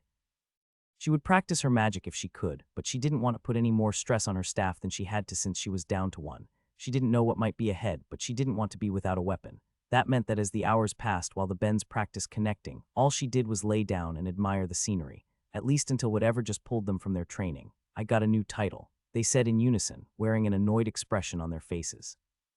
What's so bad about that? Her copy asked, and she had to agree with the sentiment. Getting titles while doing a trial wasn't uncommon. It was well known that the gods watched mortals as they struggled through them, and if enough of them spoke about a participant, they would inevitably get one. Not to mention that, like any other part of a person's status, it was designed to help them grow. A title's effects were more vague than a skills or jobs, but they could help raise the levels of skills and attributes related to it, as well as provide access to uncommon or rare jobs that one may not normally get. The forgotten one, they said, and Thera immediately understood why he was unhappy with it. He told her how he ended up alone in the world, no nation having taken him in, nobody even making an offer, how he'd been forgotten by the world he was brought here to help save. They couldn't know the context in which it was used, but that didn't change that it must have brought up some negative memories in a time when they needed to be at their best. Ben-Shi and her duplicate both started before trailing off, each of them for the first time that day hoping the other would have something to say, but neither could think of anything. Even if the title gave some benefits, that didn't guarantee it would be something the recipient would want to be known by. Don't worry about it, I'm just being grumpy. Mind if I get one of you to give me a hand with my practice? The Bens seemed to be trying to take their minds off it, and with how bored they both jumped at the chance, just as something different to do other than sit around, and since they were both so eager, it was decided they both would, one following the other. When Thera went first and she was connected to them, she immediately noticed something different. Did your hidden mind level increase? She asked. When he first got it, it had felt like his mind had become more closed off to her when he used it, but now it was like she couldn't feel his mind at all. No, we were just seeing if our minds would be separated from each other if we tried to block you out, or if we could be more selective, which looks like it works. To have the ability stack with itself is quite the bonus discovery, though. I wonder how many levels in the skill I'll need for you to not hear anything normally. Well, I'm personally not a fan. I'd rather hear what's going on in your head as well if you're going to peer into mine. They thought for a moment. Honestly, that's not a bad idea. How does our mind seem to you when we're like this? Suddenly she got the full brood of his mind, and it was nothing like it normally was.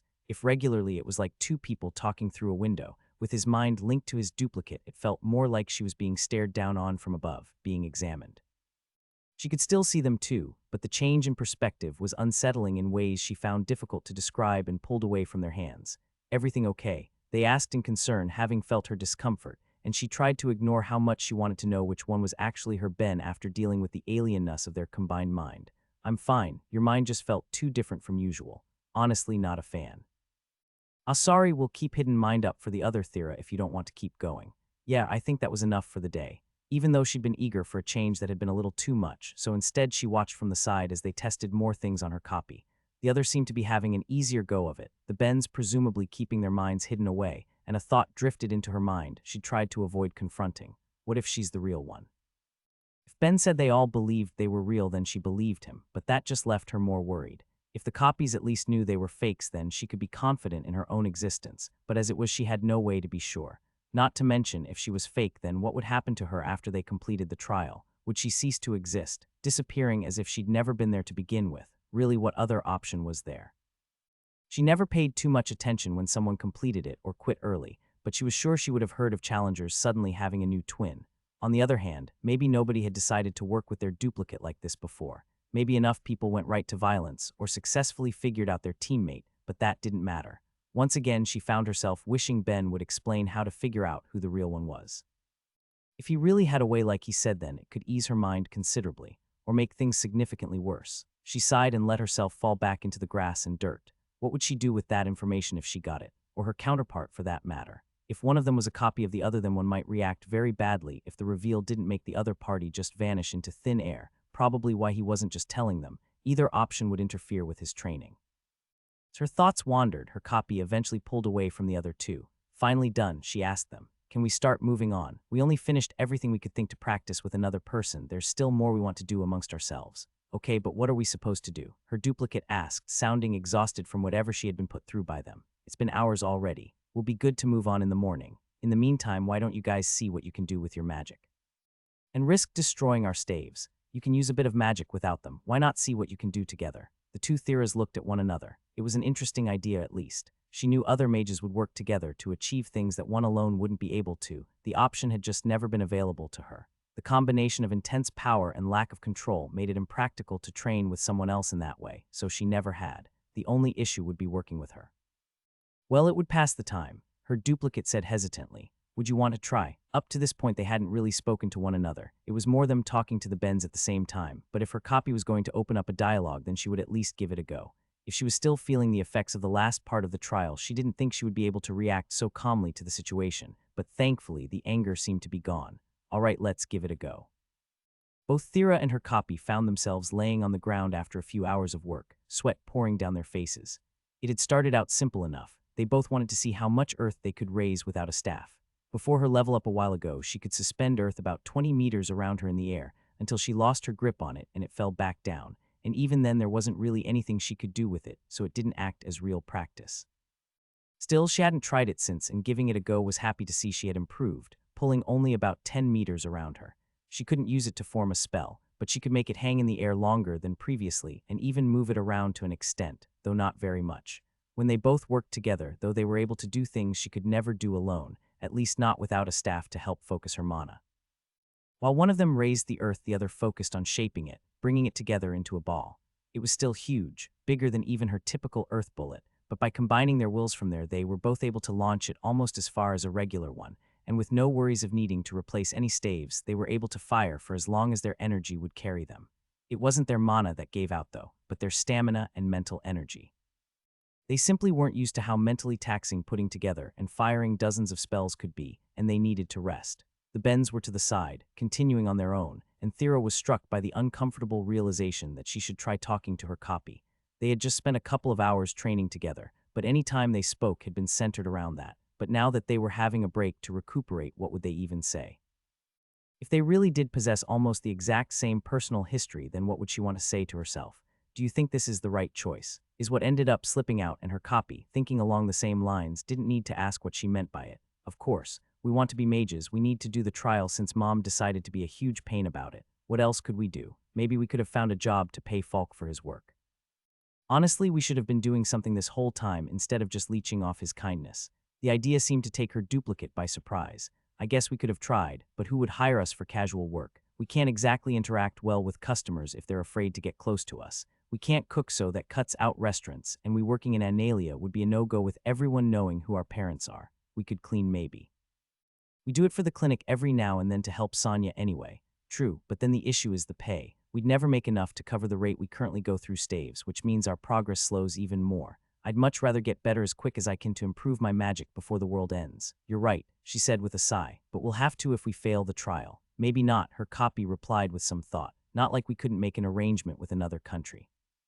Show the amount of raw mana on our card, and I'm sure plenty of places would be willing to take the risk of training us in exchange for our service." "Okay, but how long could that service be? I'd rather not spend 100 years working at the whims of a random kingdom, not to mention how pissed Mom would be if we pulled something like that. Plus the political ramifications of working for another country. I think that really needs to be our last option." "Also true," her copy assented. "Still, it wouldn't hurt to look into a bit if things don't go our way here. I don't know about you, but I don't want to have to give up my passion just because it would be inconvenient for the country if we officially start working for another.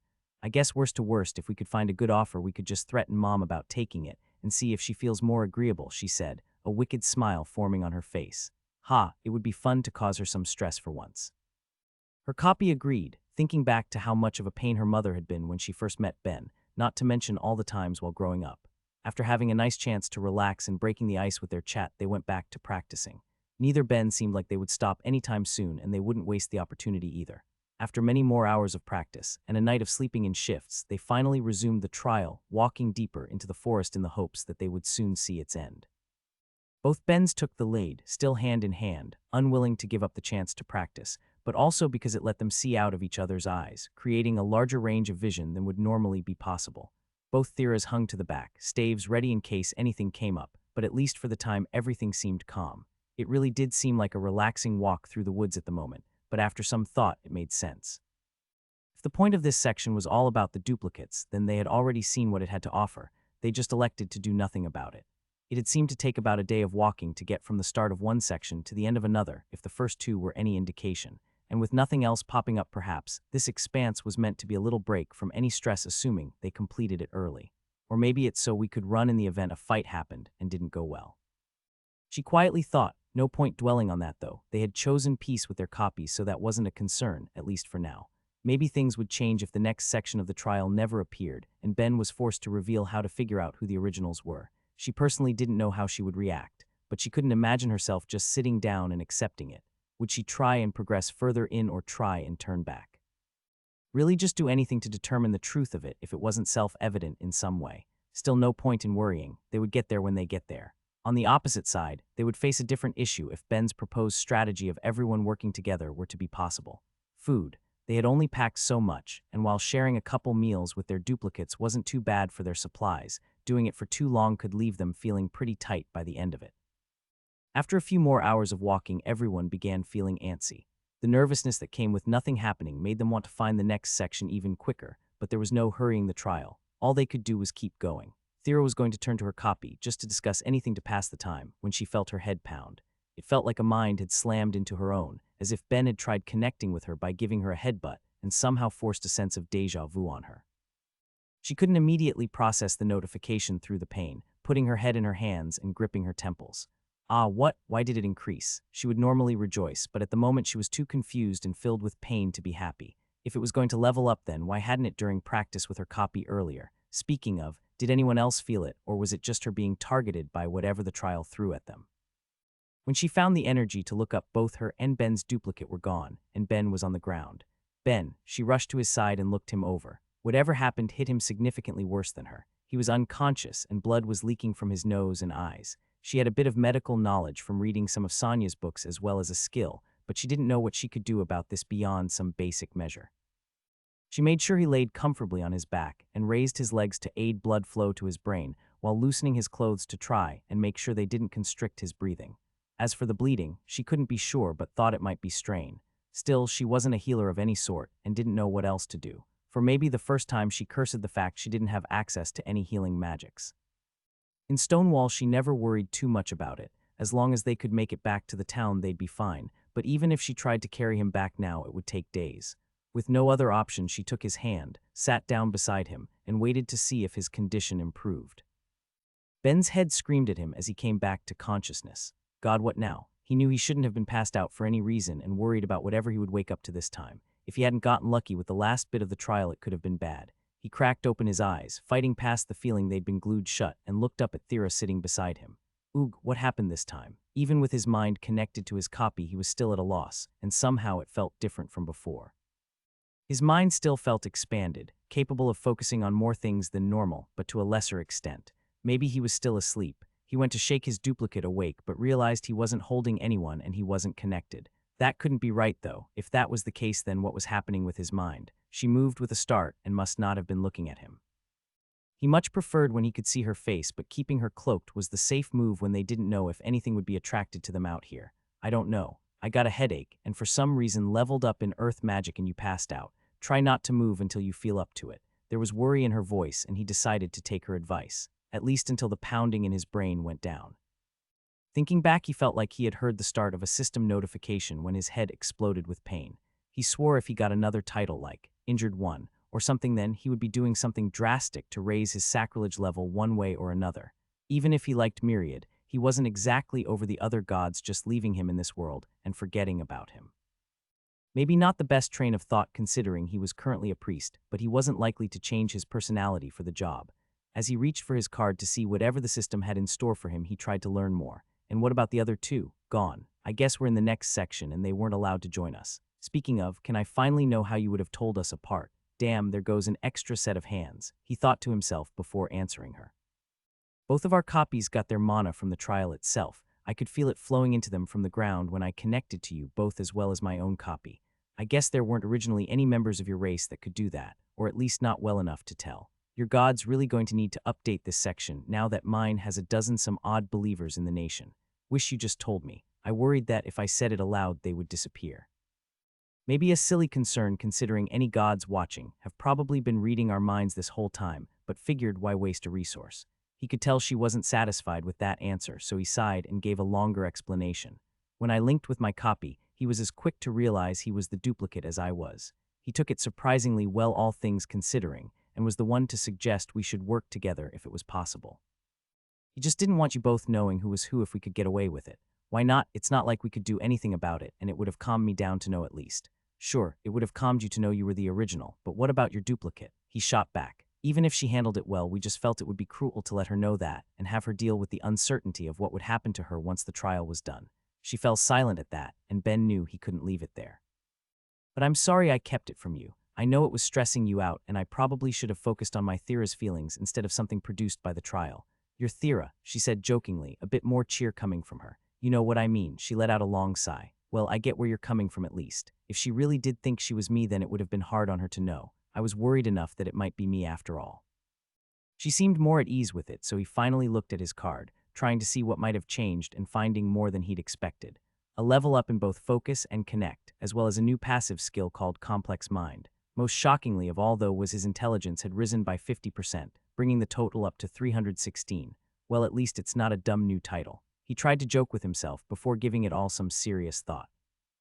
So I would assume the reason it still feels like I'm connected to my copy is because of my new skill, which is cool and all, but why did I get it and the level ups? Not to mention the massive intelligence boost. Thera said she got a level up in her earth magic. What if?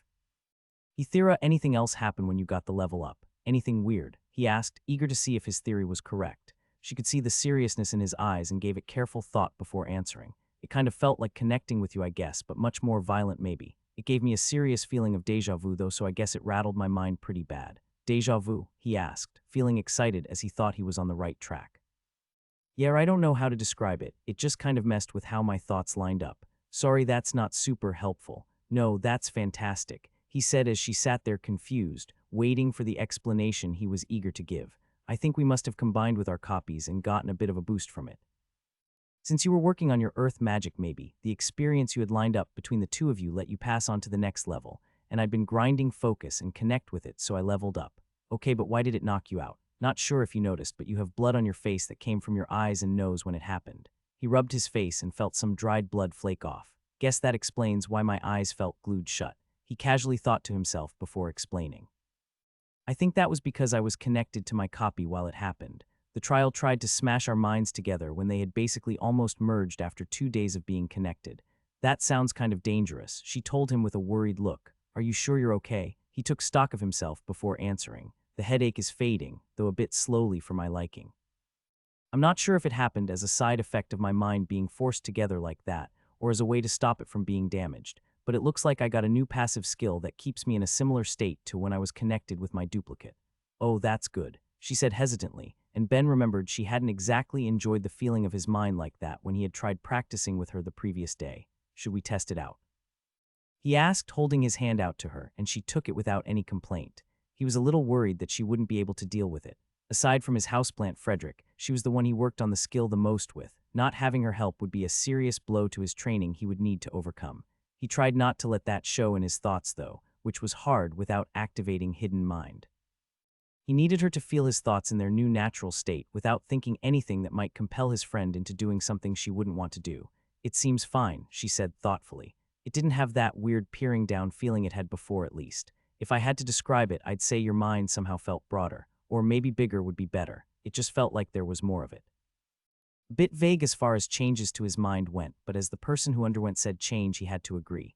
Still, he could get Myriad to look at him later when he was out of the trial. For now, all that mattered was knowing that Thera wouldn't be bothered by it, thankfully. That left one important matter to deal with. So do we keep going then? He asked her, but she shook her head. That's up to you. Your arm and head are injured. If you don't think you can go on, then we'll turn around. She looked at him and waited for an answer. He was sure she wouldn't judge him if he wanted to turn back. The fact she got a level up was probably a huge boost to her willingness to give in if she needed to, as well as his potential injuries, but he shook his head. I'm good. The headache's fading and the arm isn't that bad. You also bleed out of your nose and eyes, but I'm not currently, he said with a shrug. Neither are giving me any pain, so I'd think it was just strain from whatever the trial did to me. I can keep going. She stared at him a little longer, evaluating him, not wanting to put him in more danger than she already had, getting him to help her, before ultimately accepting it. Okay, let's go. As they walked, Ben tried to gauge the changes the skill had made to his mind, or maybe it would be correct to say the changes to his mind that resulted in the skill. He wasn't really sure, and at the current time the distinction didn't matter. Right off the bat, his focus seemed significantly better compared to what it was before, but he couldn't be sure how much of that came from his level up in its particular skill and his intelligence increase. He was fairly confident the new skill was contributing, though. Other than that, the most obvious change was he seemed to be able to think about more at once. He was fairly sure he had read once that a person is typically capable of keeping 3 or 4 thoughts going at the same time. Unless he was mistaken, he was managing about 6 casual ones, but when he focused, he could manage 2 dedicated streams of consciousness, one to pay attention to the trial around him, and the other to keep up with what he was doing, examining the changes to his own mind. The second, slightly less noticeable change was that he seemed more aware of the environment around him. Instead of being confined to taking a narrow or a broad view of things, he thought he was managing both to an extent. If he had to describe it, he would compare it to looking at a painting. Instead of alternating between taking it in as a whole versus admiring the brushstrokes, it was like it had improved his ability to see both, even when he only intended to do one. It was far from perfect, but presumably as he leveled it, the ability would improve. That just left 2 questions: how to level the ability, and should he? If he had to make an assumption, the act of leveling the skill would probably be accomplished by pushing his mind and trying to make it think multiple things at once on a frequent basis. At least that's what he would assume he would need to do to improve a skill that seemed to increase the number of thoughts a person could carry, but he would see if his god could shed any light on the matter once he was out of the trial. As for the second question, well, that felt a bit more complicated. No other skill had altered him to such an extreme level before. Sure, his crafting seemed to give him some innate knowledge on how to improve, but that felt more like a buildup of the things he'd already learned solidifying themselves in his mind. WorldSpeak Plus was probably the closest to truly mind-altering. It did download an entire language into his head, essentially creating a new framework to view the world through. But it didn't delete the previous one either, it just added to his existing knowledge. This was different. A skill had just changed the way he would forever perceive the world in a noticeable way, and would continue to alter his mind more and more if he chose to level it up. A part of it felt horrifying. When he had been under the impression that he would go back to how he normally was when he left the trial, he wanted to get as much of the experience as he could while he could. But now that this was his normal state of mind, he didn't know how to react.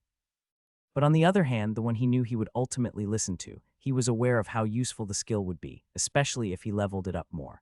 Multiple lines of thought inspecting his work, catching mistakes, and being able to develop new ideas. It was tantalizing, the growth this skill might help him achieve. Irresistible, really, and when he thought about trying to utilize it with his new application of Connect and Enchantment, his mouth watered.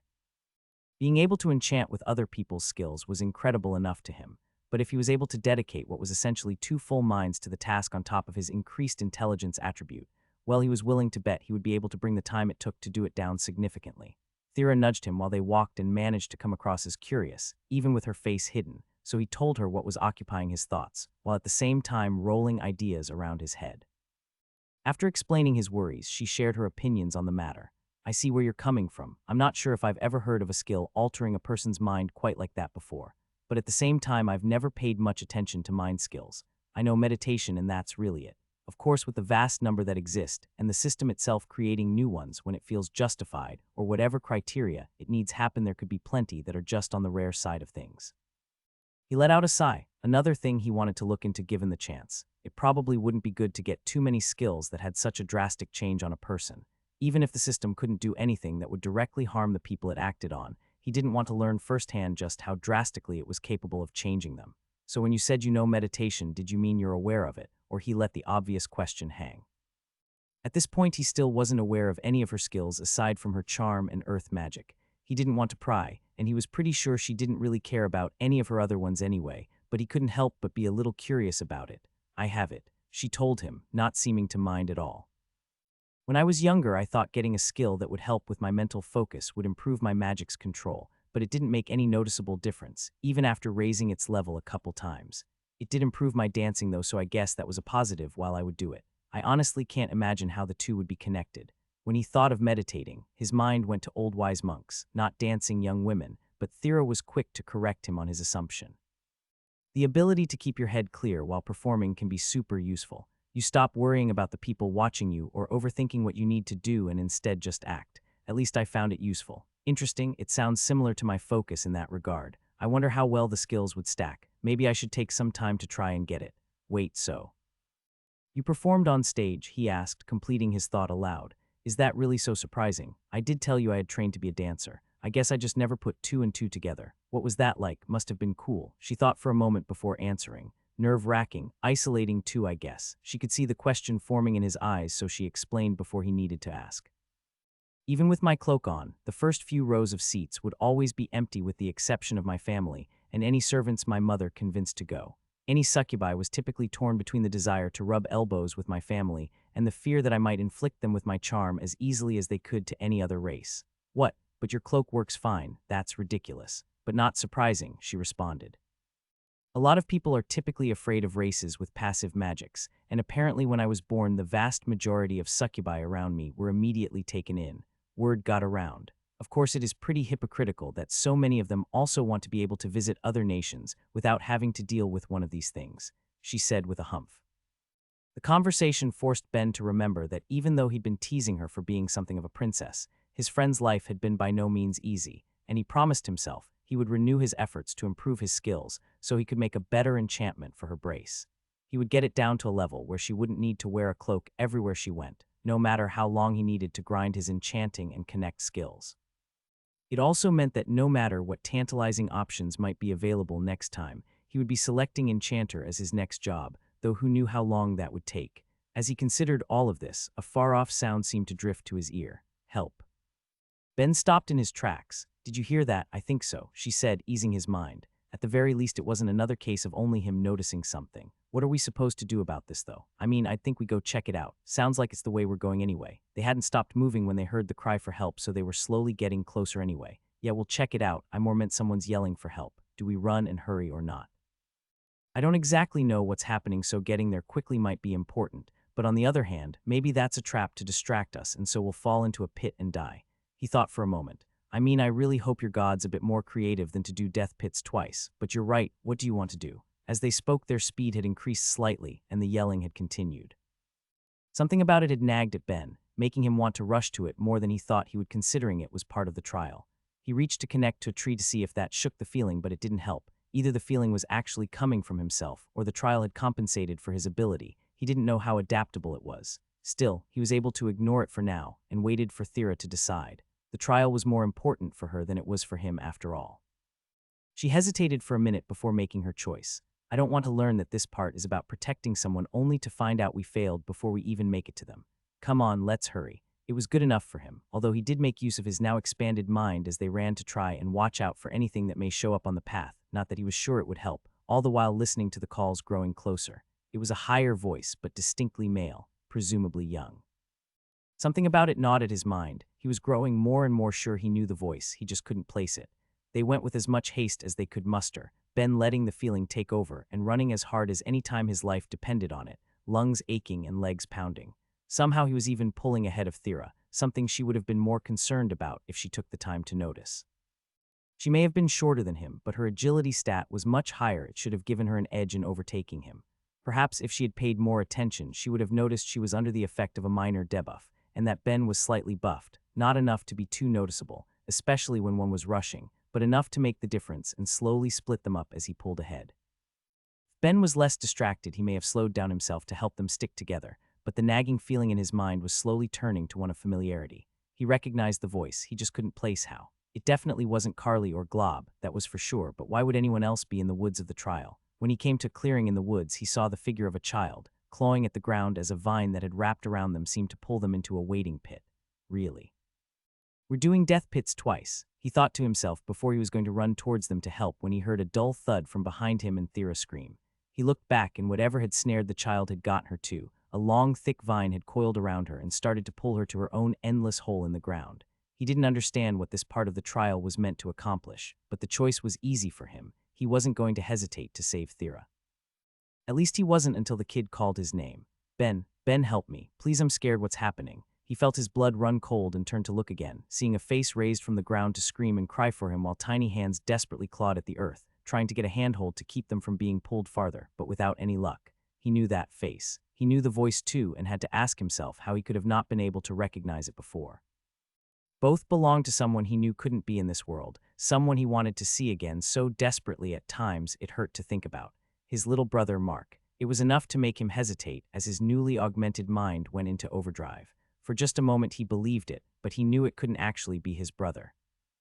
He didn't know if any of these trials would be able to kidnap someone outside of them, but in the case of his younger brother, it wouldn't be reaching across the planet but a universe. His body would have to be remade from the ground up the same as his own was in order to be able to exist in the world at all, a task that was supposedly incredibly difficult even for the gods. There was no way it had been done for a single god's trial. Ben knew with every fiber of his being it wasn't his brother, but that didn't stop his mind from asking what if. He stood there for precious moments as Thera yelled for his help, and his brother screamed and cried, begging for Ben to save him. He felt sick to his stomach as he turned around and ran to Thera, ignoring the cries coming from behind him. In the time he'd wasted, she'd gotten to the edge of the pit, unable to escape the vine that snared her. Only by virtue of the strength he'd managed to grow since working at a forge was he able to fight against it, pulling with all of his might against the force of the thing, trying to close his mind off from the screams behind him. With every inch he was able to pull her back, it ate at his heart more, having to push out such a familiar voice that desperately needed his help so he could focus on saving his friend, until finally, thankfully, the vine seemed to give up. Thera was free and the forest was silent again. He looked back, now that she was out of danger and there was nothing behind him. That pit was gone and so was his Mark. With that bit of peril seemingly done, he walked over to the nearest tree he could find, fell to his knees, and started vomiting against it. Once he'd emptied his stomach of everything it contained, he realized that Thera had come up behind him at some point and was rubbing his back. He didn't know what to say, so instead of anything he flopped down into the dirt and breathed, trying to clear his head. "Hey Myriad, you wouldn't happen to have a trial in this world, would you?" he asked, forgetting for a moment that his god wouldn't be able to answer him, and finished his thought aloud. "'Cause if you have any fucked up shit like that in it, then we're going to have issues." Thera was sitting beside him keeping watch and seemed to take his sudden statement as a sign to speak to him. "Do you want to talk about it?" She moved beside him and gently ran her fingers through his hair while he laid on the ground, waiting for him to open up. He didn't want to talk. He was too filled with anger, with sadness and guilt and so much more. Even if he knew it wasn't real, watching the family he felt he'd abandoned on Earth by dying calling for help had been too much. But he owed her an explanation as to why he hesitated to save her, so he rolled over to face her, though still not getting up. "That was my little brother. I mean, it couldn't have been my actual brother, I know that. There's no way the gods exerted the sort of effort it would take to bring him here just for a trial where he would be killed off in front of me, but that felt just a little too real. Sorry I hesitated back there. Don't be, I knew there must have been a reason. Just take it easy, we'll rest here for a while." She hadn't gotten a good look at the boy when she had been dragged to the ground, and at the time her mind had been more focused on thoughts of escaping the vine that snared her, but after it had been obvious it must have been someone close to Ben. She just hadn't expected the trial to show him the family he knew he would never see again. He gave a silent nod in agreement. He needed a few minutes at least, preferably more. At the very least, it didn't seem like they would encounter more like that, considering how the last bit of the trial had gone down. Finish the thing it wanted you to do, and then move on to the next bit. He just didn't get the point of it all. Maybe it would have made more sense to him if he'd spent some time looking into Analia herself, given that it was her trial and all, but with everything else it slipped his mind. If he was ever going to do something ridiculous like agree to one of these trials again, he wouldn't make the same mistake, though it wasn't exactly too late. There was still more of the trial, and he had a worshipper there with him. Thera, tell me a bit about your god." "Why are you asking about that now?" she asked, curious and a bit worried about how it related to what they just went through. "Because I was an idiot who tried to prepare tools without trying to understand the gods who made the trial. I should have tried to get in their heads more when figuring out what to do and how to prepare, and now I want to correct that if it's not too late." His biggest mistake had been assuming the trial would be combat-focused. In his mind, it just seemed obvious. The gods wanted strong believers to try and fight off the coming invasion. What he hadn't accounted for was that many of these trials originally hailed from each god's homeworld. Just because they currently needed strong believers didn't mean that was always what they wanted to see from them, and he wouldn't be surprised if the gods couldn't alter their trials once they were made given what Myriad told him. If it was hard for gods to make something that could exist in the mortal realm, then presumably changing it could have some drastic results, not to mention how long it could take to make or alter one to begin with. As all of those variables ran through his head, Thera started telling him about her god.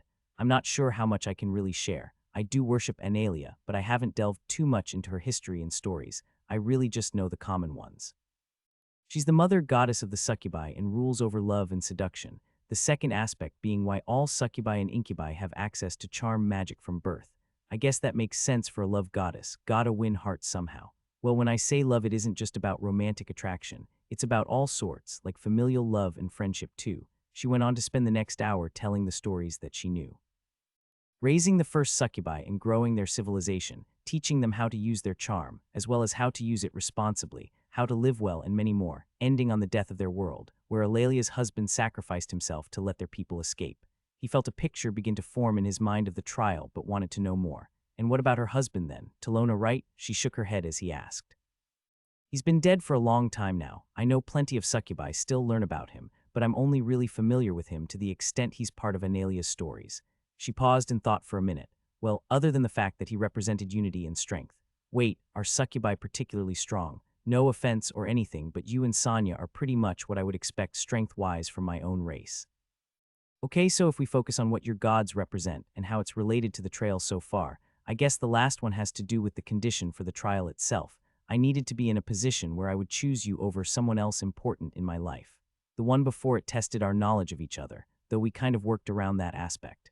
Before that, maybe, it was testing our ability to work together and trust each other while angry, maybe. As for the first one, if I had to guess, it would be teamwork or problem solving. But come on, if that's what it was supposed to be, surely they could have figured out something better than pits in the ground. He trailed off as he muttered to himself, trying to work out how everything they had gone through might relate to the properties of the gods that built the trial. Some of the connections he made felt a bit weak to him, but he couldn't figure out anything else it might be. That just left a problem.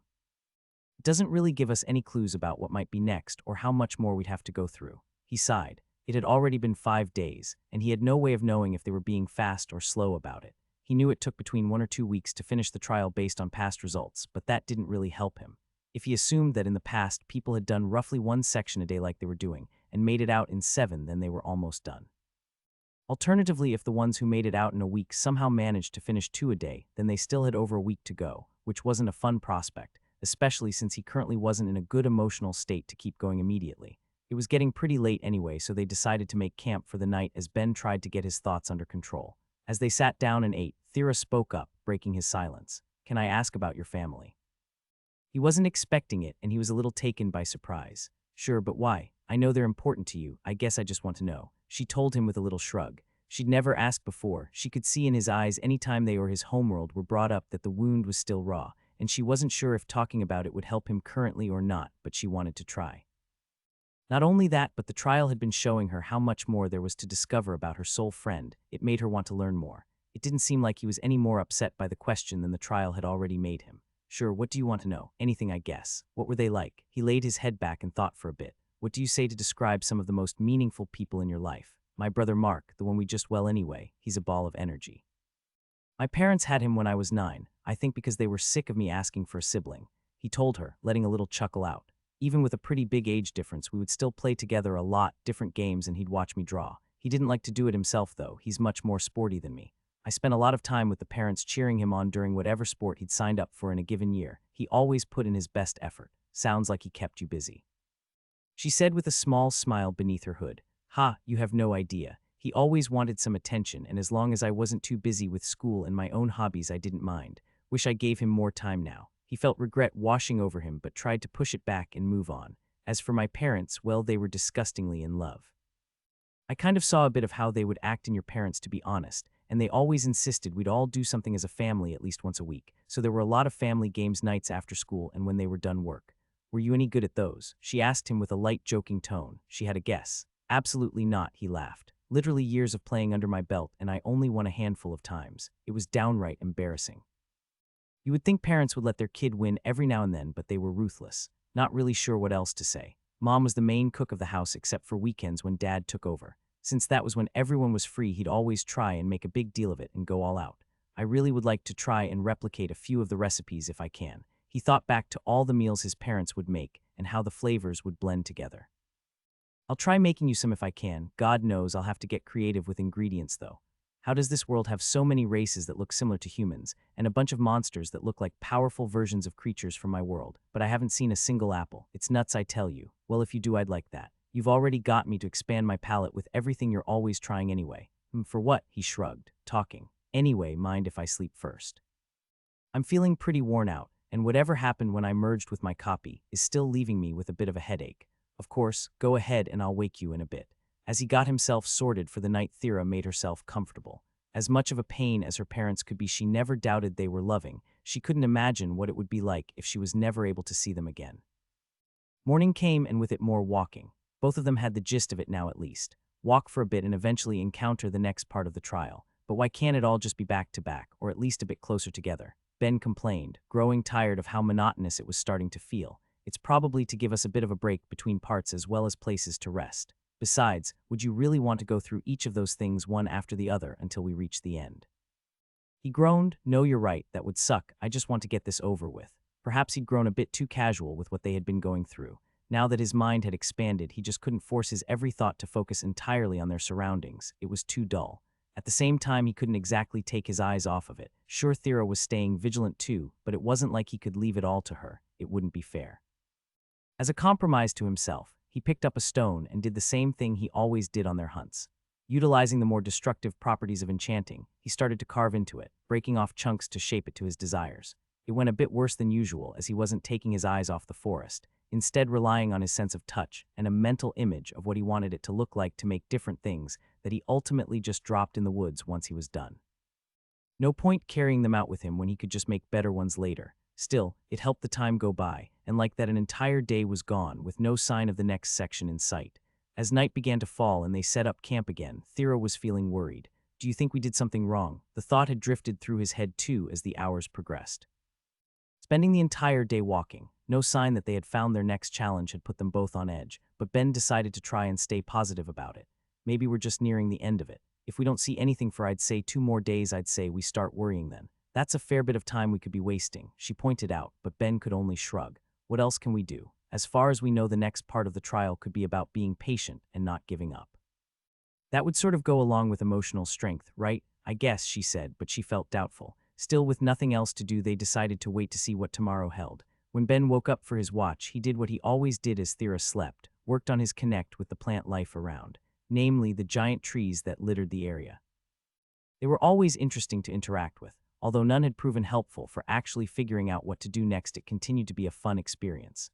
As the light from the rising sun began to poke through the treetops, Ben looked to Thera to see if she was waking up, and seeing her muttering in her sleep, decided to leave her to it a little longer. He personally thought they must have been close to the next bit of the trial anyway. Why not take a little more time to rest while they could? He let her go on for a couple more hours, using that time to continue on his training before he decided it was time to wake her up. All right, up and at 'em, Thera, we're burning daylight. He walked up beside her and gave her a small shake, trying to get her up, but to no avail. She just kept laying down, muttering away as a pit began to form in his stomach. Come on, Thera, enough of that. I need you to get up. He kept trying, but nothing he did or said stirred her from her rest, and Ben cursed. Whatever was going on must have been part of the next section of the trial, but what was he supposed to do about it? If he couldn't wake her up by himself, then how were they supposed to work through this? His mind briefly went to how sleeping princesses were typically awoken in the fairy tales of his own world before shaking the idea out of his head. I'm pretty sure I can figure out some less creepy options before I resort to that. As long as she didn't sleep too long, it would be fine, but he needed to sort it out without letting days pass. He wasn't sure how her race's food and water requirements compared to his own, but he didn't want her to starve to death as he tried to figure this out. With nothing else to go on, he leaned in close to her, trying to make out what she was saying. Over the last few days of keeping watch and all the times he'd modified her bracelet, he was fairly sure she didn't regularly talk in her sleep, though he wasn't certain. Still, he had nothing else to go on. I'm sorry, Auntie Vivi, I'll try harder. A name he didn't know. He kept listening to try and figure out what was being said, but it was like he was only getting one side of the conversation. Worse, with someone Thera apparently considered an aunt that he had never heard of. With that being the case, it seemed like this trial might rely on how well they knew each other again, and there was no way to cheat it this time. Well, almost no way. He had one advantage at least, the ability to peek into her mind and hear her thoughts. Maybe that would be enough to pick up the context he would need, at least he could hope. If he couldn't figure out what he needed from that, then he'd have to try his best to keep her alive, while carrying her out in hope. She woke up after leaving the trial, a prospect he wasn't excited to test out. Moving her so she was at his side so he could better hear what she was muttering, he grabbed her hands and connected to her. Don't be sorry, just do better. We need all the warriors we can get, you need to improve. Her Aunt Vividus, the great life spirit, spoke down to her with a voice filled with disappointment. The fact you haven't gained a single level in the years since I've seen you just goes to show you haven't tried hard enough. She wanted to argue. Hours out of every day she was out there, trying her hardest to use her earth magic, but that wouldn't matter to her aunt, only results did. Instead, she stayed silent and took it until she was told to try again. She did as she'd been instructed 1,000 times. She felt the mana within her and moved it to her will. That alone felt difficult. Her mana felt too thick to be moved. It was like fighting against an ocean of sludge, and when she tried to explain it to any of the teachers her mom had got her, none of them understood. They all thought it was in her head, or that she was making it up as an excuse for her failings. She hated all of them for it, for not even trying to understand what she was fighting against just to try and make her magic work, but she could never say it. Even if she hated them, she needed help if she was ever going to succeed. Once she finally got her magic moving, she went on to the next step, forcing it out of her to act on the world around her, and here, as always, she failed. No matter what she did, no matter how hard she pushed, she couldn't make it leave her body, and nobody could tell her how she was failing. Well, that wasn't entirely true. Every single teacher she'd been with had some sort of idea or theory where she was going wrong, but the ones with ideas never suggested anything that worked, and she downright despised the ones that would say they had theories. Any that had a theory was likely to view her as a failed experiment that needed to be studied so that future ones could be a success, just like. Are you even trying? Vividus asked in exasperation. You're barely moving your mana, and it's not like there's anything holding it back. Gods know your charm doesn't have any issues leaking out. She didn't need to hear that again. Vividus was right. Only gods could know how long she had spent praying to Analia or any other that might be listening to reverse her situation. Let her charm be locked within her, trapped forever, and the earth magic to come out unending. Her life would be infinitely better. Unfortunately, the gods or fate or whatever decided these things felt horribly unkind. Thera jumped with a start and looked around. She was sure she just heard someone, but it was just her and her aunt in the training yard. Did you hear that? She asked Vividus. What child? She said, looking annoyed. Well, as annoyed as a void of white could look. Deciphering some of the great spirit's emotions was never easy, but Thera felt she had more than enough practice with their negative ones to get it right. Of course, she couldn't say what she had actually just heard. Her mother wouldn't like her using that kind of language, and she certainly knew who it was being addressed to. Telling the person in question wouldn't do her any favors, so instead she muttered that she must have misheard. Her aunt said something about making things up and avoiding training, and she got back to practice before things could get too bad. After another hour of it, her mother came out to get her. How did that all go? Pelinia asked with a forced smile, caring for Vividus only slightly more than her daughter did. Terrible. It's shocking that a bruises child could have such a poor understanding of her element. For the life of me, I wouldn't believe such a thing could be possible if I wasn't forced to witness it. The voice again. She looked around, but she was still the only one who noticed it. Nobody is forcing you to see anything, the queen said, letting the smile fall from her face. You wanted to see if you could try from an angle that others missed, but it seems like she's just going over the same things as always. HMMPH. She needs more practice if she can't do it. Honestly, her other lessons are a distraction from getting her to actually accomplish this. At the very least, she should come back after and continue. Vive, she's 6. I know you don't have any idea about raising children, but it will be late after that. She'll need to sleep. PFF, you mortals. How do you all get away with wasting a third of the day like that every day? It isn't even a sure thing she truly needs it. Let her go a week without so we can see how strong her heritage really is. Absolutely not. She picked Thera up and started walking away. You can practice with her more tomorrow if she's up to it. For now, she has dance lessons. Her dance lessons went as well as they ever did. She was training in dances that could be done alone for the same reason no other students were around. She couldn't be trusted to get too close to any of them. Her instructor already had to be replaced once after an incident where her cloak came loose, exposing them to her charm and refusing to be near her when they returned to their right mind. The new one was good at their job at least and had been professional enough, though still kept a safe distance when giving their lessons, but despite all that it was still one of Thera's favorite parts of the day. Dancing was something she was actually good at, unlike her magics, and she was already at level 1 even without putting in the same amount of effort she had for her magic. If there was one thing she didn't know how to deal with though, it was the mysterious voice showing up again, only this time instead of scolding the people around them, they were doing something only her parents, as well as Auntie Sonia and Uncle Falk ever seemed to do. It was cheering her on. On and on it went, occasionally cutting in and out, but the entire time encouraging. She tried her best to ignore it, but could feel a blush forming under her cloak. She wasn't used to that much positive attention, even if it was just a voice in her head, but it made her happy. Quiet enough that her instructor wouldn't say anything, she muttered and hoped the voice would hear. "I'll dance more tomorrow if you'll watch." It cut out again, as it seemed to every time it tried to ask her something. At this point she'd grown used to it. She'd heard before that other kids would make imaginary friends, maybe she had. Something about the whole thing seemed a bit different from what she had expected, but she didn't question it much. It was nice, it left her feeling less lonely. After her lesson she was tired out and her mom went to bring her up to her room, as she always did at the end of her day, though tonight she seemed different. "Do you enjoy dancing, Thera?" Her mom asked, already full well knowing the answer. It's lots of fun." "That's great," Pelenia said with a smile. "So there's something I want you to think about, okay? You know pretty soon it will be time for you to think about selecting your job, don't you?" "Yeah, I can't wait." It would vary by nation and race, but for succubi it was typical for them to select their first job around age 7, after having a chance to gain a few skills, and begin to figure out what sort of direction they want to go in life. While there was no harm in starting earlier since the jobs could be changed if need be, many people felt that not completing them would be a waste, as they would lose the bonuses that would come with it if the job wasn't properly finished. Not to mention the fact that deciding what skills and attributes to work on enhancing was still a pretty big choice, one they didn't want children making, without at least having an understanding of what that choice meant. For Thera, though, it meant being able to become an apprentice mage, and finally being able to get bonuses to her earth magic. Unfortunately, her charm would receive bonuses too, but she never actively tried to raise its level, so it shouldn't be any problem for her as long as she kept on doing what she was doing.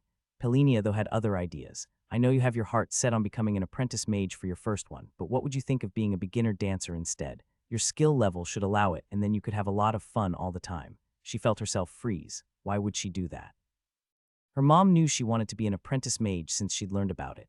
She'd even begged her to let her take the job early numerous times, though it never worked out for her. Why would she give up her dream? Still, she wasn't great at arguing against whatever her mother wanted. "But why? I've worked so hard on my magic this entire time." "I know, hun, but you aren't happy with it, are you? If you become a dancer, then you'll be able to perform for audiences and have them cheer you on. Besides, look at how well you've been doing with your dancing. Getting the job would help you do even better." She didn't like it. She worked so hard all this time to become a mage, she didn't want to throw it away, but she couldn't deny what her mom said. It didn't make her happy. How could it? Failure after failure for years was eating at her, and her magic showed no sign of improving. The thought of other people cheering her on did sound nice, especially after seeing what that was like today. Maybe she would be able to make some friends finally if people liked her dancing enough. Maybe other kids would want to play with her, or she could get the chance to practice with other people for a change. She had always wanted to do her people's traditional dance, but it wasn't something that could be done alone. The voice was right. Even if she didn't enjoy her constant failures, she wanted to succeed. She was sure that one day when she did it would all be worth it, but who knew how long it would take that day to come.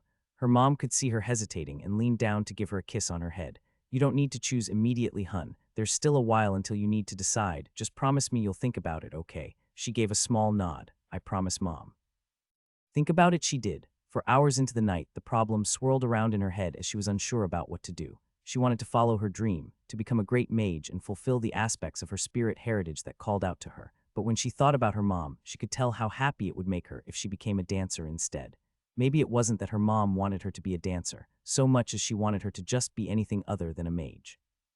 Rather than spend who knew how many years trying to raise her levels and potentially be unable to advance to a higher-tier mage job in that entire time, she tried to get the voice's opinion on it, exploring the option of having someone to bounce ideas off of for the first time, but it was firm in its opinion. "I can't just do that, though. Mom's always working so hard. I need to at least think about what she wants." "But what if I can never improve my magic or level up the job when I get it?" she accidentally said too loudly before quieting down. "Maybe it'll just be a waste of my time. Enough of my teachers thought it was after all." She was starting to feel annoyed that the voice kept pushing her to be selfish. Didn't it know she was trying to be responsible and make the best decision for everyone? "Why do you want me to choose it so bad then? I need to actually think about it like I promised Mom." That managed to surprise her. She wasn't used to hearing anyone outside of her immediate family say anything like that, and rather than react, decided she should go down for a glass of water in the kitchen. Normally, she would throw her cloak on before she left, but she hadn't actually taken it off for the day yet. The voice may have been sure he would be fine, but she knew from experience not to be so quick to trust that. Enough accidents over the years had taught her to be as careful as she could about those sorts of things, even if it was her new imaginary friend. It was quite late into the night. The enchanted lights dimmed to be easy on the eyes of anyone venturing outside as she made her way down to the kitchen. She thought everyone would be asleep, but when she poked her head in, she found the last people she wanted to see and turned around without a word. She would have just left too if she hadn't heard what they were saying, not realizing she was there to hear it. Abruz's offspring has made no progress since we've last been here, Vividus told the other three great spirits who were currently at Thera's home, all of whom she avoided the best she could. The death spirit Nox, the fire spirit Insetis, and the air spirit Genon all listened to Vividus report the events of Thera's training while maintaining hominid-type forms. They leaned towards succubi and incubi builds, as that was the race they tended to interact with most due to Abruz's relationship with them through her mother. Insetis took the form of a strong incubus with a body made of flames, while Genon appeared as a succubus made of mist and air currents. Nox was the only exception among them, utilizing the properties of his attribute to the extreme by wearing the body of a deceased incubus. While I'll continue to push her as far as I can while we're here, it's pretty clear she has no potential. She won't be any use to keeping this world safe before the invasion hits. Luckily, Abruz's little experiment has made one thing clear. Don't call her that while we're here, Genon said. I'd rather not have Abruz try to pull me to the center of the world. Fine. As I was saying, Abruz has shown it is possible to produce powerful beings with the mortals of this world, with power akin to their demigods. If we are able to do the same thing but with actual success, then we could have many powerful warriors available to us who won't be hampered by the current child's limitations. Insetis let out a powerful laugh. Finally, we can't afford to see how things will turn out with her any longer. The time until the invasion is far too short if the gods are to be believed. We need to take some risks if we want any rewards. I suppose that's why you didn't invite Salenoth, Lux, or Funa. They've been pretty opposed to the idea since you first suggested it all those years ago, Genon asked. I only backed down then because the invasion date was suspected to be much farther back, the Great Life Spirit said unhappily. I don't have the time I thought to get them on our side. We'll have to make do with what we have. The only question is, will you try it? They both gave their agreement, and Vividus was visibly pleased. Good, so what will you both do? Nox and I intend to see if the system placed on us will allow us to produce a soul spirit. I'm sure if you were able to succeed in producing offspring together, a spirit capable of explosion magic could be of incredible help in the coming battle. The fire and air spirits looked at each other before shaking their heads. Honestly, hoping we'll be able to breed together seems like it would have a low enough chance that it's not worth the risk of all four of us attempting it, Insetis said. If the Great Life Spirit can't make it work, then there's no way we'll be able to. I have a different idea in mind. Fairies have the benefits of being mana-based like us while reproducing sexually, and the added advantage of not dying if they use all of their mana. If I can produce offspring with a fire attribute one, then the possibility of one being born in the second or even third tier of their skill is almost guaranteed. An excellent idea, Vividus spoke, thinking the reasoning over.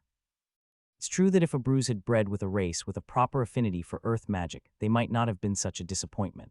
What about you, Genon? Will you be doing the same? Again, the great air spirit shook her head. I have a different idea in mind. I will be attempting it with a Fulgur if I can find a suitable one. At this, Nox spoke up for the first time since Thera had started listening in to the spirits' meeting. I must confess I don't frequently leave the Death Mountains, so I'm not as knowledgeable on the various races of the world as I perhaps should be. What made you pick that one in particular? They're natural lightning users, so they all have a high affinity to air, water, and light. Even if the one I produce isn't born with lightning magic like I hope, I feel the potential of it being able to actually use air magic is great enough that it's worth the attempt. Not to mention that if it doesn't end up being born with lightning magic, then it would likely still have high affinities in the other two magics. Just because Thera isn't likely to be able to take advantage of her affinities outside of Earth and Dark doesn't mean others won't if the conditions are right. Vivi was smiling. I like it, assuming it works out, then even if it doesn't get access to lightning magic, as long as it could learn the other two, it could make up for the fact that neither Salenoth or Lux are participating. Now perhaps if it works we could try finding a race that's compatible with one of our affinities as well as space and time too. Gods know how helpful that could have been to have around before our planet's fall. At that they started reminiscing about the death of their world, but Thera no longer cared. She'd heard more than enough. Quietly as she could, trying to not let them know she had been there, she ran back to her room. They're right, I'm a failure. I should just give up trying and do what Mom says. Maybe then I could at least be happy. Hearing the great spirits hurt her deeply. She always knew they didn't have a high opinion of her, and while she never liked them herself, she still thought of them as family. She wanted to be acknowledged for her efforts one day, but it looked like that would never happen. Instead, they would devote their efforts to trying to make better versions of her. Versions that could use magic without any effort or were actually born with awakened skills, unlike her who had to start at level 0 like everyone else. Why even keep trying? The voice had been talking to her the entire time, trying to reassure her, saying it believed in her and was there for her, but she didn't care. What did it matter when nobody else did? Eventually it grew silent as she cried and she wore herself out, but she still couldn't sleep, not with all those thoughts swirling around in her head, and as the hours wore on it, decided to try again. It spoke with so much gentleness, but she was feeling too lost. Don't wanna, when she didn't say anything, it seemed to take it as a sign to keep going. She felt tears coming back to her eyes, but she tried to hold them off. She couldn't speak, so she just nodded. She stayed silent, not trusting herself to speak. She wanted to say it. If she gave it all up here, then maybe her life would start going better. She wouldn't be the disappointment who couldn't take advantage of her immense power. She could just have fun dancing all day, maybe even make some real friends as well. But as she tried to get the words out, tears came instead. I want to be a mage, she whispered. But what am I supposed to do? Thera walked to her parents' room and opened the door. Her father never slept but liked to stay the night with her mom anyway, so when she went in, he was awake to greet her. Everything okay, sweetheart? He asked with concern. Did you have a bad dream? She shook her head and tried to be brave. She wasn't feeling confident about it, but the voice was there to encourage her at least, and she walked up to the bed to shake her mom awake. After a few moments, her mother cracked open her eyes. Thera, honey, are you okay? She was hanging onto her cloak's sleeves. She knew her voice was going to be unsteady when she spoke and hated it, but wanted to get the words out as fast as possible. Mom, I want to be a mage. I'm sorry, but I can't be a dancer. I need to do this for me. She braced herself for whatever her mom would say, but she just scooped her up in a hug and brought her into bed.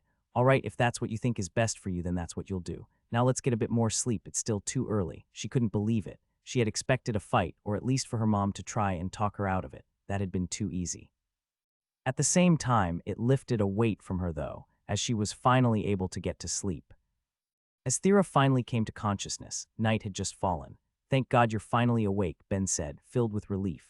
If you didn't get up soon, I don't know what I would have done. He was laying against a tree with her against him, wrapped in his arms while he held her hands, and she had no idea what she was supposed to make of it if it wasn't her God messing with her through another part of the trial.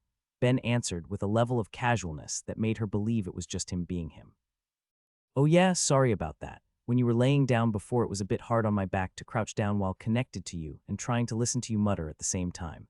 I just rearranged things after it seemed like it might take a while so I wouldn't be hunched over you for hours. Couldn't you hear my thoughts while we were connected? Well, yeah, but it seemed like you couldn't hear mine. I had to actually speak to you, so I wanted to be sure you could hear me.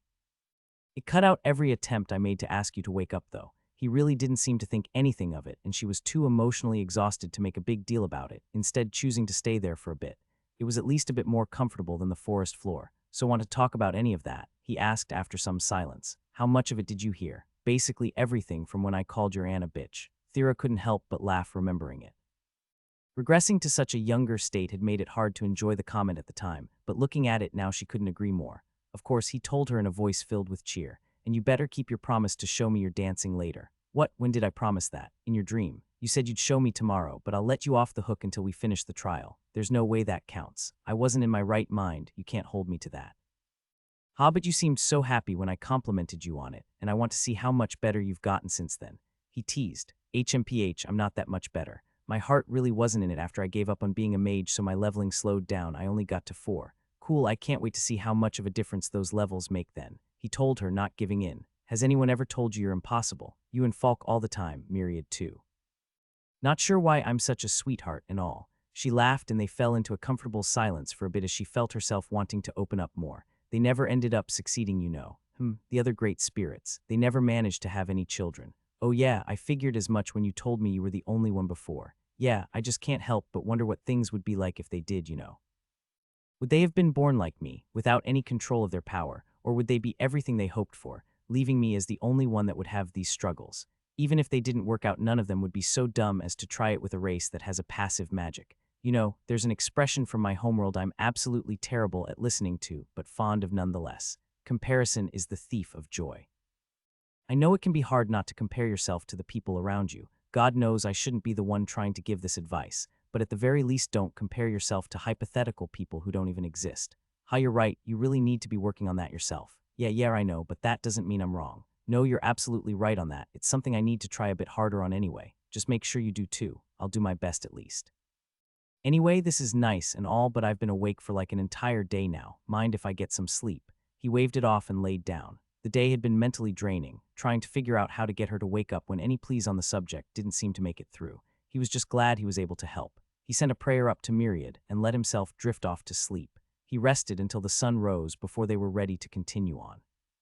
Anticipating another long day of walking before they came across whatever they would need to get through next, they marched on, eager to get it done and over with. Both of them were getting sick of everything they were having to face for the trial, and the sooner it was done, the sooner they would be free. They just dreaded how long it would take. Their spirits changed, though, when they entered a clearing, and from far away thought they could spot a flower growing in front of a statue of a sleeping snake and 6 giant stone warriors around it. Ben immediately pulled Thera back into the woods before she could do anything. "What are you doing?" she asked as he tugged her away. "Look at that, we're almost done. Thera, that is 100 what people on Earth would call a boss battle. I'd bet money we're going to have to fight those 6 statues and the giant snake. It seems so on the nose, I'm surprised we aren't getting background music right now." He could tell from far away that the statues were wrapped up in powerful enchantments, the same kind that filled the wall surrounding the trial. As much as he wanted to take a closer look and see how they compared to the ones on the outside, he also didn't want to die. Thera looked at him as he rambled on. "Okay, I understood about half of that. I can see why you think we'd need to fight the statues, but at the very least I don't think we'll need to fight the one of Analia. It wouldn't make sense for believers to have to fight their god." "Okay, that tracks. Which one is Analia then?" Ben hadn't gotten a physical description of Thera's god, and from here he doubted he'd be able to make out which was which anyway, at least until she told him what one it was. To him, they all looked expressionless, their most noticeable aspects being how they were at least twice his height, and the giant swords they had on their backs. "That's easy, she's the one in the middle. Maybe the rest are meant to be her guards or something. That would make sense, I guess. Wait, the one in the middle, yeah, that's Analia. You worship a giant snake, you worship a cube, touche. I just kind of figured she would resemble her race."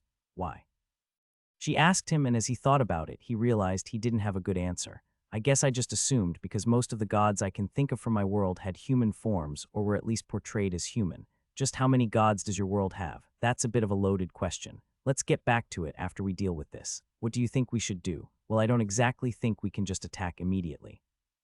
If they are just statues, then I don't really want to desecrate the area when we're this close to being done. No offense, but I'm not looking to get a level of sacrilege." "None taken, you've got a point. Maybe I'm just being a bit paranoid. Still, we should at least be at the ready. Worst to worst, we can try and grab the flower, then book it out of there. I'll take my wins however I can get them." "Works for me. I'll at least try and be ready to prepare a spell as fast as I can if you can help take some of the load off of my staff.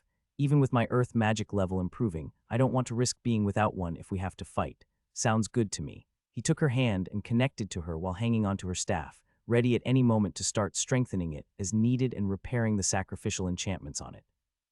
With the benefit of an extra mind in his head, he suspected he would be able to make them significantly easier and faster. With nothing else they could think to do without the risk of earning the god's wrath should they be wrong, they started walking out. The clearing was large and they were far enough away that it would take a couple minutes to get there, but when they were about halfway, all of the statues except Analia's turned their heads towards them. "Creepy and not a good sign," Ben muttered to Thera. "They haven't moved yet, though. They're just watching us. I'm just saying that if we had boss music playing in the background, this would be the part where it starts singing in Latin or something. I still have no idea what any of that means, just that I'm feeling more and more like we're going to be attacked. Only one other part of the trial had anything that tried to fight us. It might be fine." They ventured closer, and each statue seemed to make a decision. As one, they all reached to their backs and pulled out their weapons before taking steps towards them. "Unless you think they'll let us run away, I'm pretty sure we have to start fighting now." Thera didn't give an answer. Instead, she responded by pulling together a spell, ripping a spear of stone from the earth and launching it at the head of the closest one. It looked good and she was feeling confident. With her earth magic better than it had ever been and Ben to maintain her equipment, she thought that taking out 6 statues would be simple. But in one smooth motion, it took its sword and slashed the spear in half, neither of which made any contact with the statue itself. "Okay, that was the opposite of good. Don't need the commentary, Ben," she told him while preparing something much, much bigger. With her level up in earth magic, she was in top form, and with the growth Ben had gone through, she was confident he would be able to keep up long enough to make it work. She pulled 4 earthen spears from the ground this time, each as long as she was tall, and threw them at the closest statue, altering their trajectory through the air as they went, trying to avoid the sword that wanted to deflect them and forcing as much speed into them as possible. It almost wasn't good enough. With a level of dexterity he felt Stone shouldn't have, he watched the statue swipe away 3 of the 4 spears, only for the last one to take it out at the chest, leaving a large crater in it and knocking it to the ground. They felt a moment of joy. Only 5 more to go, though they were getting dangerously close. But then the 6th got up again. "Damn it," Ben muttered. "Maybe you need to aim for the head, or worse, try and take out the limbs." Thera renewed her concentration, pulling 4 more spears from the ground and took aim at the first statue again, aiming at its arms and a leg, with the last one going straight for its head. 2 shots made it through this time, the first taking out the arm not wielding the sword, tearing it from the rest of its body, and the second destroying the head, seemingly not affecting the statue in any way as it still marched towards them. It didn't look particularly fast. None of them did. But at that size, the length of their strides alone gave them the speed they would need to catch them. They needed to spring away before they got within range of one of the swords. Ben didn't doubt that a single strike had the power to kill them if it got through, something he very much wanted to avoid. "Think you can manage to hold my staff together if I go a bit bigger?" she asked him as the stone warriors marched closer with a speed that made their running seem pointless. "Don't think we have a choice." He was managing pretty well at the moment at least, but he didn't know how much of her magic he could compensate for without her using the spell. When she did, though, things got rough. He didn't know what she was attempting, but it was forcing a lot of mana through her staff, to an extent that felt reminiscent of their battle in Stonewall. The only problem was that the staff they were currently using was nowhere close to Falk's quality. The only way it was staying together was if he put everything he had into applying sacrificial enchantments to it, directing his mana through the staff to strengthen any weakening areas with an almost surgical precision. The worst part was that despite all of his improvements since their battle with Roan, increasing his crafting level and focus, learning new tricks with enchanting, and somehow managing to get a whole other mind to work with, he could tell it wasn't enough. At best he could slow down and manage the damage that occurred. He couldn't stop it from happening. Still he held out, and after what felt like an eternity as he strained his mind and skills, Thera fired her spell. If Ben had to describe what he witnessed, he would compare it to 3 chainsaws rising from the earth under the feet of the closest 3 statues. There was no reacting to it, no stopping it. Just 3 sheets of earth tearing their way from the ground to extract untold damage to anything they came across. In mere seconds, the number they had to face was cut in half, as each of the 3 was cleanly split in 2 and fell to the ground into unmoving piles. Thera was able to grasp that through the connection and all but dragged him to run, putting as much distance as she could between them and the remaining 3 as they had to walk around their fallen comrades. "I didn't want to risk doing an attack that might damage the flower when we've come this far, and their statues.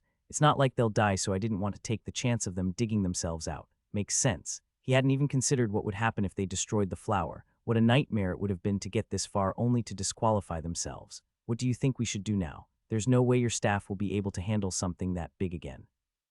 "I should be able to keep it functioning so long as you use something significantly smaller, though. Do you still have your charm bombs?" she asked, and Ben grimaced. He had designed them with a very particular use in mind, one that made perfect sense to him when he had expected this to be some sort of combat trial. With the way it had all gone, though, they'd never even had a chance. "All 15. If you're going to tell me you have some use for them, it might actually make my day." "As long as you've kept them powered, I will." "Who do you think I am?" "Of course they're powered." Since they were disposable by their nature, he didn't do anything as insane as use mithril in them, but he wanted to err on the side of caution and use some higher-end materials that would hold mana longer for the sake of the trial, considering that he made sure to top them up each night while he was on watch to account for any ambient mana loss. Any that had faded away in the time they'd been walking had been properly accounted for in his planning at least. They would still be in working order. He pulled one from his bag and handed it to Thera, who proceeded to throw it with far more accuracy than he could have managed under the foot of the closest statue, where it was immediately set off.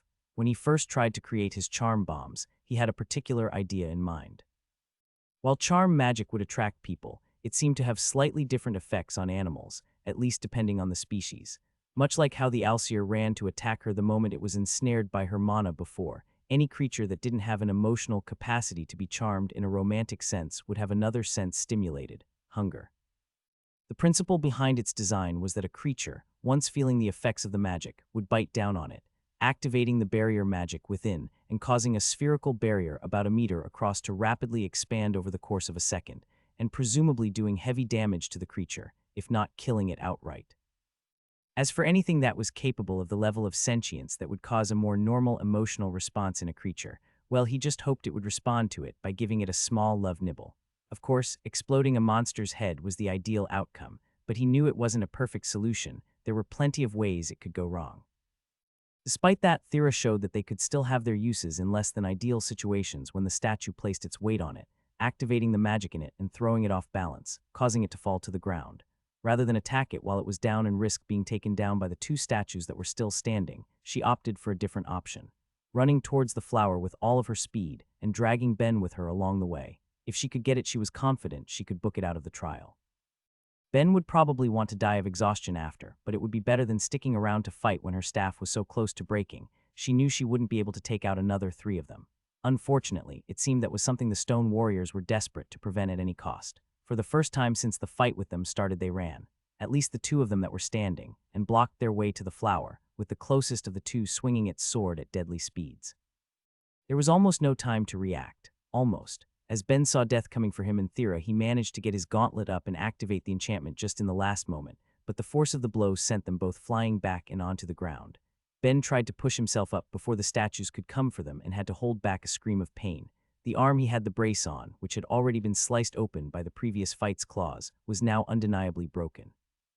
Either his lack of mana prevented him from putting in enough power to reduce the force of the blow, or the statues were far more powerful than they looked. Either way, it didn't matter. He felt like he was running on fumes, and the stone warriors were looking at them on the ground and resumed their confident walk towards them. He looked around him, trying to take stock of the situation the best he could with the seconds he had. Thera had managed to pull herself to her feet at least, but with the 3rd statue up and joining up with the other 2, he didn't know what he could do. He did, however, have an idea. More of a desperate gamble, really. When the statue had flung them away, they ended up right by one half of one of the bisected statues, and Ben could still see the enchantments within it. There wasn't much he could do with them. He didn't even understand what they did, but he could try to remove some of the ones that were present. With so many of them so densely packed together, he might be able to selectively erase some to create a new result. He looked at Thera, hoping he would see something from her that would show she had a plan, any alternative to the ridiculous idea he had pulled together, but she seemed just as lost as he did. Not knowing what else to do, he threw 7 of the charm bombs around them to try and discourage the statues from carelessly walking to them, and rushed over to the one on the ground, bringing Thera with him. It was going to be delicate work, and there wasn't any point in trying to preserve the items he had, so he also ripped off his barrier gauntlet, ignoring all the pain it caused him, and put it on Thera. "I'll destroy the enchantment as soon as I use this," she told him, but they didn't have any other choice. "Unless you have any ideas, we'll need to make it work." "Okay, I need one hand to work on the statue's enchantments and another to try and work on sacrificial enchantments for the gauntlet, but how am I supposed to connect with you while my hands are full?" he muttered to himself before ripping down her hood and pressing his cheek against hers. "What are you doing?" "I need to connect to you to see how I'll need to maintain the enchantment and gauntlet as a whole, while also seeing if I can do anything with the broken statue. Not going to be surprised if my eyes start bleeding again, so you're in charge of watching our backs unless you have any other ideas. In that case, try and keep my staff together first. I'll see about raising a wall around us." Any extra barrier was an idea he could get behind, and a rough circle of stone rose around them just before the remaining statue got within reach. The earthen barrier would last for no more than a minute, but it was a minute he could spend entirely focused on trying to unravel the enchantments placed upon the statue. He tried to keep it out of his mind that the staff would be good for no more than a single earth bullet, and that was with him holding it together for her. He did his best to ignore the sound of the statues slashing the walls with their swords as he devoted himself to looking at the enchantments, trying to use every bit of wisdom he'd gleaned from all the time he'd spent staring at the wall that divided the trial from the rest of the city. His immediate concern was that when he destroyed a single weave of the enchantment, the entire thing would unravel, falling apart and leaving him with nothing but stone, but the magic of a god was not so weak. Unfortunately, his problem was one on the opposite side of the spectrum. He could barely damage the enchantments. Since the act of removing it took mana, he wasn't exactly in top form for it, but he doubted that even if he was fully stocked, would he be able to alter anything in a meaningful way with the time he had. He could feel mana leaking from the sections where the enchantments had been successfully damaged when Thera ripped them in half, and desperately wished he could use it to refill his own reserve, but such a thing wasn't possible, at least not for him. He swore to himself that if he lived, he would try to raise that particular attribute's levels. The fact that whether he lived or died was coming down to the fact that he'd pushed his non-magic skills so hard that he was almost out of mana for a second time since coming to this world was ridiculous. As he tried to sort anything out, he heard the wall of stone circling them come down with a crash. Reaching back with his non-broken arm, He grabbed onto the gauntlet while still seeing if there was anything he could do with the remains of the statue, and resuming his connection to Thera to see how to implement his crafting and enchanting to it. With the abuse it felt like he was putting his brain through. It wasn't surprising he got the level up, but it didn't provide him with a new stream of consciousness. What it did was provide him with some mental wiggle room, just enough to notice a feeling he'd experienced earlier in the trial, one that had come to him again now, the feeling of just how tangible his enchantments felt. It almost seemed like he could reach out and touch them, and on a whim he pushed his mind out to them, not just to guide them with his mana, but with everything he had, including his connect. In that instance, everything clicked together. The feeling of tangibility was fulfilled, as his mind seemed to link with the very enchantment itself, and he found the potential that Myriad had been alluding to for his skill's growth. With no time to spare and no elegance in his work, he tried to take the barrier magic applied to the gauntlet and attach it to the statue, to the loose strands of its own enchantment where mana was leaking out of it, available to power it, and shaped it as he could. Whether they lived or died came down to this, and as he bound his enchantments to those of a god, he felt his mana finally tap out, and with it his consciousness as the spell came together. If it wasn't for the fact that mana exhaustion had led him to sleeping on the cold hard ground and the broken arm he was nursing, Ben probably would have felt pretty well rested. The fact that he woke up at all went to show that his desperate plan had worked, and as he cracked open his eyes, he could see a barrier made of magic covering both him and Thera, as well as a small amount of the surrounding area coming from the statue's remains. I can't believe that actually worked. Thera had been staring outside the barrier, presumably to keep an eye on the remaining 3 statues standing just beyond it, watching them, but she turned to Ben when she heard him speak. "Thank the gods you're awake. I was getting worried. Whatever you did kept us alive. They tried taking some swings at the barrier before, but seemed to have given up. Just wish they would leave. Well, the barrier will last till I take it down, I think, so we're safe for a while. We just need to figure out what to do from here. First, maybe you could explain how you did this. It looks like we have the time, and I'd personally like to know if you could do it again if need be." Despite it all, a grin stretched across his face. "I finally figured out how my skill was growing. Myriad kept saying that how it developed would depend on both me and the world, and it looks like that caused it to grow in a way where I could connect to enchantments themselves. If it weren't for the life and death situation, he found himself and he'd be salivating. If he could copy enchantments themselves, then he was in a similar boat to when he figured out he could do it from people, but the convenience of it had just skyrocketed. He wouldn't need to do something as inconvenient as find people, with the skills he would need each time he wanted to make something, if he just commissioned enchanters to make him items that already had their skills on it. Sure, he still couldn't use magic himself, and he wouldn't be able to directly use the skills, instead having to make tools to use them through, but it felt like his greatest bottleneck had just been overcome. As he was lost in his thoughts, Thera snapped him out of it, encouraging him to continue his explanation. "Sorry, anyway, I took a gamble and attached a few barriers to the broken enchantments in the statue to power them and shaped them into a dome.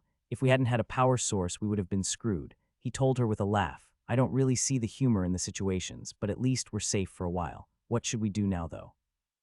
We've got a fair bit of food still, and as long as our canteen doesn't break, it will keep filling up so we could survive here for a while, though I want to get out of here sooner if possible. Not to be delicate about it, but my arm really hurts." Thera could tell just by looking at it he wasn't in great shape. At the very least, she hadn't seen his bones bend like that in the time she'd known him. She was fairly certain it wasn't supposed to. Broken, definitely. She winced under her hood. She probably would be able to set it if they had some sticks and cloth available, but while she had the knowledge to deal with it, lacking supplies, there wasn't much she could do. "I'll manage," he told her with all the confidence he could muster. "Our main concern is how to get out of here. I doubt they're going to let us leave any time soon. My staff has maybe a single earth bullet left in it, even if you help with it. I don't know how we're supposed to fight them." Ben wasn't too confident himself. When he took stock of the situation, they currently had his damaged cloak that happened to have water and fire spells attached to it, his barrier gauntlet, 7 remaining charm bombs, a canteen enchanted with some water magic, a spatial bag, a few days' worth of food, sleeping bags, and a staff on the verge of breaking. He thought there might be something he could manage if he could pull together an enchantment from the ones he had available to him, but he wasn't sure what, and he still lacked experience enchanting with actual magic instead of just his skills and resistances. How much blind experimenting would it take to pull something useful together? He just had his miracle discovery. He doubted he'd get another one. As he looked around, trying to think of something, anything he could do, another option appeared to him, though. There was one more thing he had available, the left half of the statue that was currently keeping them alive. He walked over to it, preparing to try and connect to the enchantments attached to it, but hesitated. When he first got his skill, Myriad had told him that trying to connect with a god would make his head explode. He wasn't sure if his god was being literal at the time, but didn't doubt he would die. The question was, would the enchantments of a god do the same thing? There was no mind attached to it for him to feel, but then maybe the amount of mana and complexity within it would be enough to cause some serious side effects. The first time he'd connected to Thera, as well he felt like he was going to be blown away by her raw mana. It had gotten easier to deal with as time went on, but would the same hold true for something powered by a god's magic? In the end, it didn't matter. They were stuck there unless something changed, and trying to access the enchantments placed on the statue might be a way out if he could figure any of them out. With a deep breath and a prayer to his god, he reached out his good hand to the statue and tried to connect to it. A second passed and not a single thing happened. Ben wasn't dead, something he considered a pretty big plus, but he couldn't connect with the statue's enchantments at all. He couldn't understand it. He could feel the enchantments on it the same way he could feel the ones on his brace, but it was like there wasn't anything to grab onto. Whatever made a god's magic work, it was completely inaccessible to him. Well, there goes that idea. He muttered to himself. Then what could he do? Maybe he could link a fire or water spell up to it, but he wasn't sure how well that would work against the statues, and structuring the spell in a way that would be both viable and safe for them to be around would be a challenge of its own. At this distance, he was pretty sure anything he did with fire magic would be more than enough to cook them to death if he made something that could destroy them. That didn't even touch on trying to do anything with the spatial magic enchantment on his bag. How did one even manipulate space? Did that affinity even have any spells that could act as physical attacks? When he thought about it, there really was only one option he could think of, the option that had the most success so far: earth magic, and letting Thera decide and fire the spell. He had read up on magic when he came to this world. His curiosity wouldn't let him ignore it, but he hadn't dug deep enough to have the proper understanding he would need to do anything great with it. Thera had been studying earth magic for years. Sure, her control was lacking, but as long as he helped her with that, it would be manageable. They just needed a staff for her to channel her mana through. He looked back to the statue and felt an idea.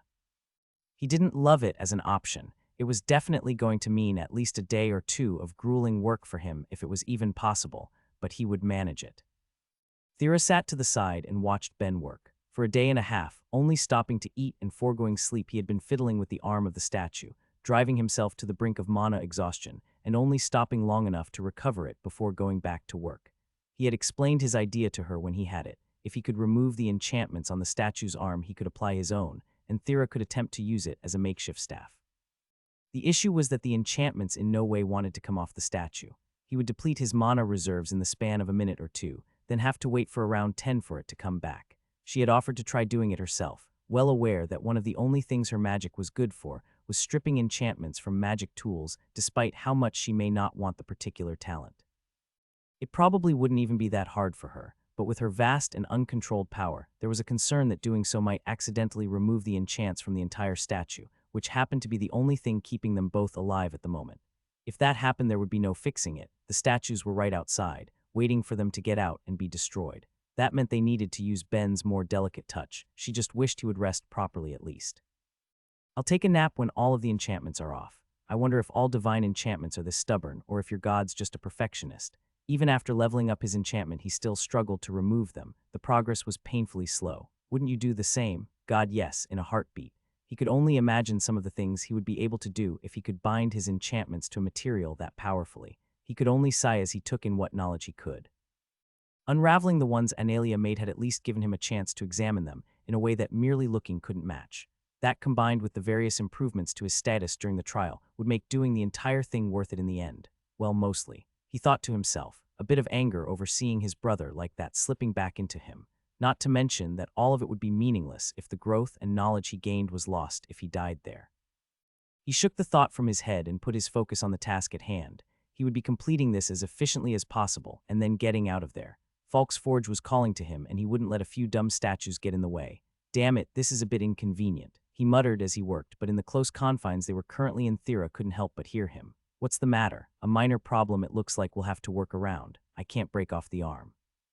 After far too many hours of work, he'd managed to strip the enchantments from the statue's arm and taken a well-deserved nap, but when he woke up another problem appeared, one he couldn't think of a solution for. His goal had been to turn the arm into a reasonable makeshift staff the best he could, which meant breaking it off from the rest of it for Thera to wield. Lacking any tools to make that happen, he used a technique he was quite well practiced at by this point, using the destructive properties of enchantment to weaken the material at the shoulder and break it off. The problem was that whatever sort of stone it was, it was capable of holding the magic of a god. Even if he considered the fact that there were some truly masterful techniques used to make it possible, almost all of which he could barely comprehend, that didn't change the fact that the material seemed purposely chosen to stand up to it. No matter how many enchantments he added to it, the enchantments themselves would collapse under their own magical weight before the stone would experience any harm. Even trying to use his crafting to weaken the material or find any microfractures that could exist within it didn't yield any results. That left only one option. You're going to have to use it while it's still attached to the statue. What? That's ridiculous. Will that even work? There isn't any inherent reason it couldn't. It's not like a staff actually has to be swung around when using magic. It's just a channel to direct mana. The bigger issue is that if we leave it attached with all of your mana, some of it might flow backwards into the statue itself. I'm not sure if it would be enough to break the enchantments your god has on it, but it will definitely be able to destroy the barrier magic I attached to it. So if I start a spell, the barrier comes down. Her voice was filled with worry. Ben, if I try to do the same thing I did to the first three, I need at least a minute, and they're right out there. We won't have enough time. I'll do my best to deal with it. I'm just going to have to do something we're absolutely never telling Falk about. What? She couldn't imagine Ben keeping something from her uncle for any reason. He was way too open about pretty much everything. I'm going to have to enchant it in a way that will take some of the burden off you.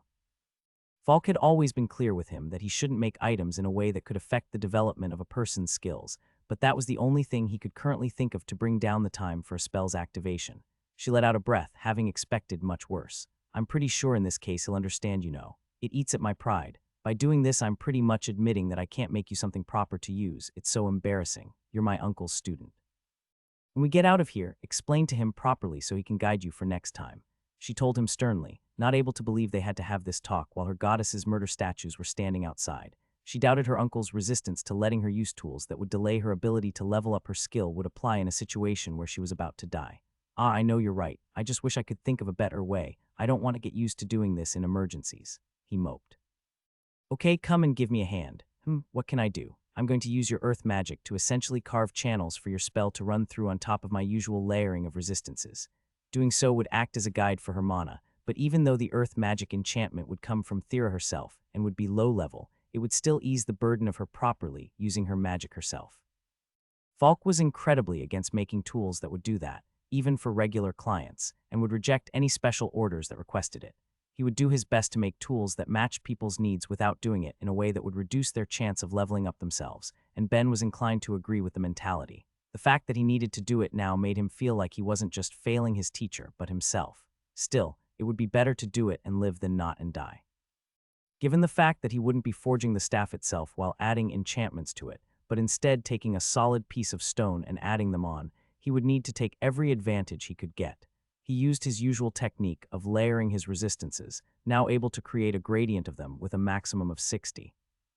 As he put them together, he created a delicate weave of earth magic, creating channels to run along and through the resistance, guiding it so the mana would want to flow out of the end of the statue's fingertips.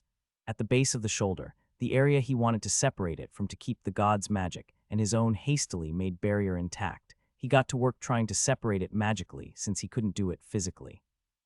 He loaded the shoulder with earth magic channels, but directed them each outward, hopefully causing any excess mana to escape out the sides of the arm without gaining any form. Finally, to every enchantment he could manage, he attached as many sacrificial enchantments as would fit. If he had been able to make the staff himself, creating a tool specifically designed to hold the enchantments he was placing it might have been his greatest work, at least next to Myriad's jacket. Unfortunately, however, all of his enchantments were not placed on a proper staff, and no matter how good the statue's material was, it wouldn't make up for that fact. All he could do was hope it would hold together as Thera used her spell. I'm worried, she told him as he finished. Don't be, you've got this, or I'll tear down the barrier before my spell's done and get us both killed. Have some faith, don't you sound like a proper priest. I have faith in you, he said, brushing off her joke. You've got this. She looked into his eyes and didn't doubt he meant it, but she didn't have that much confidence in herself. Unfortunately, the alternative seemed to be spending a couple of days waiting for their food to run out, so she stopped complaining and gathered her resolve. She picked up the statue's arm while Ben helped carry it so he could continue to rebuild the enchantments as she prepared her spell, focused, and let the magic flow out of her. When she had been a child, trying desperately to get just a trickle of mana out of her to make her earth magic work, she never would have guessed that her next challenge would be holding it back. Once it started, it wanted to come out in a torrent, a powerful, unending blast that she had to fight against with the entire strength of her will, and it was a battle she always lost. No matter how much her control had improved with each level up, she still couldn't hold herself back, not to a truly meaningful extent at least, and every time she was disappointed. It felt like she wasn't really growing and improving. Even if she could see she was able to fire off more spells and construct them to be more complex, it was meaningless compared to what she wanted to achieve one day when she grew to a point where her power would truly be under her control. Through the connection he had made to her, she could feel Ben pushing every bit of himself to keep the statue's arm together and preserve the enchantments that were keeping the barrier up. She couldn't make him keep up that amount of strain for long, and she tried to speed up shaping the spell in her mind, collapsing and condensing the earth and dirt, creating 3 thin yet super dense discs. She cut teeth into the edges of each one with her mana, and finally put as much of her power as she could into giving them spin. She felt Ben's work begin to break faster than he could repair it, and knew he made the choice to sacrifice the barrier by letting her mana flow back into it rather than risk disrupting her spell. There wasn't much risk for them though, and he knew it. Her spell was complete. The barrier separating them from the statues fell, and all 3 took a single step forward before the earth tore beneath them as blades of destruction flew up, cleanly slicing each of them in half, and they watched as the threat that had been looming over them crashed to the ground. As Thera watched them fall to the ground, their victory secured, she heard a notification go off in her head, and it set her heart aflutter. Max level of the apprentice mage job achieved. All of the work, all of the effort, it had just paid off for her in a big way. She excitedly turned to tell Ben, but by this point he was spent and was in the middle of collapsing to the ground, doing his best to make sure he broke his fall with his uninjured arm as he sighed in relief. "I knew you could do it," he told her with a smile. "It was closer than I would have liked, and you're almost mana exhausted." Still, she couldn't hide the happiness in her voice. "Doesn't matter, a win's a win." He reached his hand out to her. "Help me up, will you? I just needed to catch my breath. I'm fine now, so let's get that flower." She took his hand and pulled him to his feet, and together they walked up to Analia's statue. Thera bent her head and clasped her hands, giving a quick prayer, before bending down and grabbing the flower's stem, plucking it from the earth. She took a moment to admire it. It was bigger than she thought it would be, its stem almost as long as her forearm, and 5 large silver and black petals covered its head. Their sheen was beautiful, but not worth nearly dying over. She assumed the main reward of the trial would come once they exited, and she wasn't keen on the prospect of walking back. It was unpleasant enough getting there, and even if they wouldn't have to deal with the trials again, a prospect she wasn't willing to bet her life on, it would still be multiple days to get out. As she worried about that and turned to leave, Ben grabbed her and started to pull with all of the force he could muster. She didn't know what he was doing until she looked up and saw the statue of Analia start to stir. Even as he pulled her away, he knew he was spent. A broken arm with gashes running through it, over a day of bringing himself to the point of mana exhaustion again and again, and trying his hardest to keep the staff whole long enough for Thera to get off her spell, he had nothing left to give. He wouldn't be able to get back to the statue he'd enchanted before the one of Analia got to them, and even if they could, he didn't have enough energy to keep Thera's magic from destroying the remaining enchantment.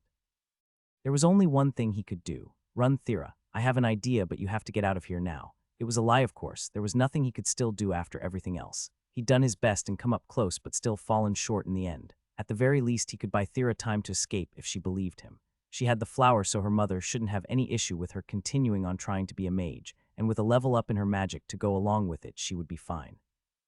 Myriad might be sad, at least Ben thought his god better be sad, but he had a few other believers now. He was sure at least one of them would make a better apostle than he had. Maybe Sashel. Even if she doesn't know it, she is the second believer he got since coming to the world, and it seems like she'll be able to be a lot more pious than I ever could. Still, he wasn't completely giving up without a fight and quickly bent down, picking up a couple of fist-sized stones. He'd at least distract it so Thera could get away. He reared back and in an almost instinctual way felt like he knew where he needed to aim, launching it, and to his shock seeing a couple small flakes of powder falling down from the statue. He didn't have time to question it though. Thera was on him immediately. "Ben, what are you doing? Can't you feel that?" She hadn't run and now was screaming at him while he tried to protect her. Was she under a mind effect or was something else at play? The question was answered by the statue itself. "Any divinity you would feel leaking from my avatar is likely being blocked by your tolerance, but there's no need for that, child of Myriad. I am Analia, here to congratulate you and let you know the trial is complete." Thera could see he understood and let him go, preparing to prostrate herself before her god when she heard another thunk as stone hit stone. "Ben," Thera screamed, "just expressing my displeasure, I'll be good." He told her, not sounding at all guilty for attacking a god. Analia, for her part, let out a chuckle as a few more grains of stone flaked from her form. "I must say, for my first time interacting with a sacrilege holder, this is a surprising experience. To think the skill would let you know exactly where to hit to cause damage to my avatar, no matter how minor it may be. I suppose I should consider myself lucky you weren't left with any real weapons." She stopped for a moment, tilting her head as if listening to someone else before her stone reptilian mouth stretched out into a smile. "Myriad is begging you to be on your best behavior for once." "Sorry, Myriad," he said aloud, but his mind was elsewhere. "Is that really part of the sacrilege skill? Oh man, that makes it so much cooler." The temptation to level it up had just significantly grown in him, but he did his best to suppress it. As cool as that sort of skill might be for some sort of hero, going against evil gods and fighting for the freedom of common people everywhere, he was no hero, and the gods of this world weren't evil, even if he wasn't fond of all the choices they seemed to make. Rise, daughter of a bruise, there is no need for such deference. Ben hadn't even noticed that Thera had gotten on the ground to bow in respect, but she pulled herself up at her god's request. "You have both shown you're capable of exhibiting the values Talona and I envisioned when making this trial, and as such get to reap the rewards such an achievement could provide." "We get rewards for this?" Ben asked innocently, but both Thera and Analia turned to him, Thera with a face full of shock, and Analia not managing to contain her own surprise. "You didn't know there was any reward for it and still chose to risk your own life anyway." The god questioned him, bringing her large reptilian face close to his own. "I guess it was a little weird you didn't try asking about them at all, but who doesn't know you get rewarded for completing a god's trial? That's pretty much the main point of a trial." Thera asked him, still shocked he'd done all of that without realizing he'd get anything more out of it than helping her. He only shrugged. "If nobody at the church thought it was important enough to teach me, I didn't learn it." "Can't say I blame them. What sort of craftsman does this? There are in fact trials created by crafting gods as well, but that's neither here nor there," she told him, wearing a far gentler smile than she did before. "To go through unknown danger, not because you want to be rewarded, but because you must in order to help the one you care for exemplifies what my late husband and I wish to see. By doing the trial, even without worshipping me specifically, significantly more faith is generated than through typical prayers for a god. This lets us give you two gifts even if you don't worship me, a skill and my blessing." Thera couldn't speak. She knew that was the standard reward for most trials, but she still never expected to receive something like it. Not only that, but to be in the presence of her god left her shaken. She couldn't react. Ben, though, needed information. As great as it all sounded, he thought there might be a problem. That sounds great and all, but I'm Myriad's apostle. Am I actually allowed another god's blessing?" Of course, Analia told him, not understanding the issue. "A blessing aids the one to gain it in the growth of all things and can open the door to options that may otherwise not exist. What god wouldn't want their believers to have access to that? Most of all an apostle, the one who is most important to their faith in the mortal world." "God, I really should try and be a decent apostle sometimes," he thought to himself after hearing all of that. "In that case, I'll gratefully accept." Something about her demeanor eased some of the anger he had grown as the trial went on. He believed he understood the points of most of what they went through, even though he harbored a serious resentment to some of it. That line of thought did lead him to one more question, though. "Okay, I get the importance of challenging us to see if we could meet your ideals or whatever the point of all this was, but whose bright idea was it to give me that title?" The issue stopped being as big to him in comparison to having to see his brother in the state he did, but he at least understood it was part of the trial. The title was just an insult to injury. At his question, Analia's avatar noticeably grimaced. "For that, I must apologize," she told him, bowing her head. "I promise there was no negative intent behind it, but some of the gods that were watching simply asked a question about you after seeing some of your choices, and it was enough for the system to notice and solidify it in a title." "What question? How is he the forgotten one?" "They were impressed with your attempt to make use of your duplicates, as well as take the time to train with them even, but the moment the words left enough lips the title was granted." If it helps for a god to interfere with someone taking another god's trial, and in such a way that could harm them, is a gross violation of the rules. Providing a title that may upset the participant to a great enough extent falls within mental harm.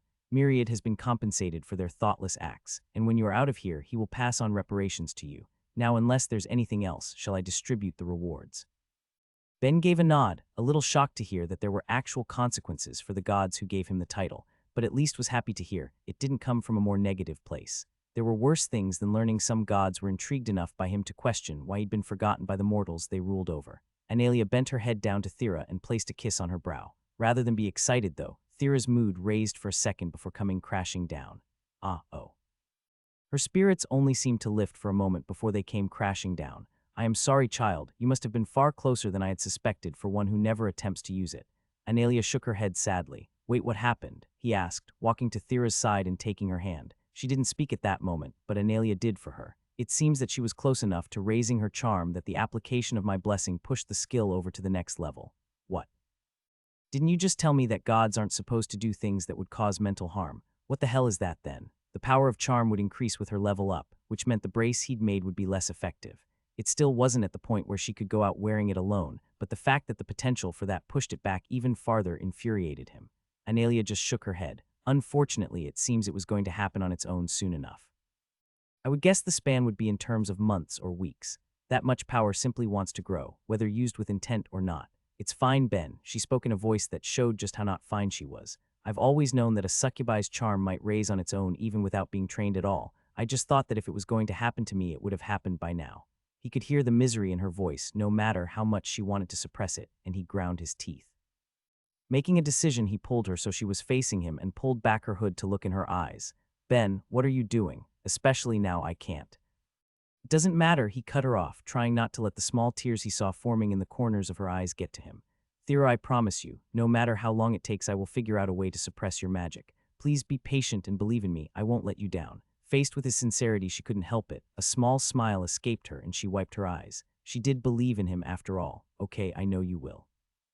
Wonderful, just wonderful, Analia said, wiping her own eyes with her tail and killing the moment. That's exactly the sort of sincerity I want to see from one who's completed my trial. Hopefully this will be able to help you achieve your goal. She bent down towards him, and the same as she did for Thera, placed a kiss on his brow. Not only did the notifications go off in his head, but he felt his arm straighten and the pain in it disappear. His injury was healed, and he wanted to thank her for fixing it on top of the gifts she'd given him, but he was distracted. Something seemed wrong, and to be on the safe side, he checked his card. It doesn't have a level. He asked aloud after getting confirmation that he had heard the announcement right. Indeed, though rare, it's within the same class of skills as World Speak Plus. It's already in its maximum form, with no further growth intended. There have been cases where such a skill has been able to evolve to a higher form, but that's usually as a result of meeting the conditions to merge with a more standard skill to create something more than the sum of its parts. Okay, cool, you have me interested, but what does it do? The name didn't give much away, and it was a passive skill. He couldn't imagine how to passively bind something. As for that, it's quite simple. The skill merely joins your souls to a small extent. What? That sounded pretty big to Ben. Even Thera seemed concerned and whipped her head to look directly at her god. Unperturbed, Analia continued on with her explanation. It is a small thing, but the skill will always let you find each other, no matter where in the world you are or how far apart you might be. Of course, I understand that people can wish for privacy at times. Despite it being categorized as a passive skill, it is in fact possible to disable it if you so wish. While he wasn't initially aware of its effects as a result of Thera being right beside him, it became more obvious when he felt her turn the skill off and on a few times, hesitating before deciding to leave it on. He left his on as well. He didn't particularly mind her being able to find him if she needed him, and it seemed like it could be handy for while they were hunting in the event they found themselves separated. I'm sure you will, child of Myriad. Now, daughter of No Thera, she stopped herself, making sure to properly address Thera by name. While I can't suppress your charm at all, I can offer you a piece of knowledge you might find helpful, as well as an extra motivation to achieve it. She looked up at her god and kept a respectful tone. I'll happily listen to whatever wisdom you'd offer me. Excellent. The issue you have with your earth magic is admittedly quite rare. For one to have so much mana without any of the control it needs to utilize properly is something I've witnessed but a handful of times in this world or my last, but there is something that can help with it. Really, her eyes began to shine with genuine excitement at the very prospect. Indeed, in fact, your charm level increasing will contribute to it. Any improvement to one magic increases your overall ability to improve and control other magics. In the cases of most mortals, the effects would be minor, essentially unnoticeable, but for one with the struggles you have, every little bit should improve it and the effect will be much greater. Thera deflated. Are you saying I should improve my charm to help improve my earth magic? Thera realized she hadn't taken a single breath as her god spoke, and she'd unconsciously clenched her fists in excitement. She could do it. She could become a proper mage. It wasn't clear on how much learning new magics would let her improve her skills as a whole, but if it was something her god suggested, then she would do it. Excellent, Analia said with a smile, and as for the motivation I mentioned, I offer you this quest. Thera Oris, gain 4 levels of magic. Should you succeed in this, I will reward you by raising any skill below the 5th level by 1. Thera didn't know what to say. A quest from her god, and one seemingly with no purpose beyond helping her own growth. It was more than she could ever have imagined when she first agreed to take the trial. Ben, for his part, seemed just as happy as she was, a smile covering his face even as he joked. So that's the sort of quest and reward a powerful god can offer, huh? Maybe I should convert, Analia only chucked. As you succeed in growing Myriad's faith among mortals, you'll eventually get the chance for quests and rewards such as this. I wouldn't be quite so quick to abandon your god. Just a joke. I've tied my lot to Myriad. I won't just abandon him. Good, Thera, I expect great things from you. I'm sure you'll make me proud. You won't have to worry about encountering any of the trials as you leave, and you'll find it much quicker to get out. I can't completely erase the spatial magic that expands this place, but it will weaken for you at least. I hope we may get the chance to speak again. With that, her statue laid back down to the ground and the emotion left its face. They were dismissed and finally free to go. So what was your plan anyway? Thera asked as they started walking back. What do you mean?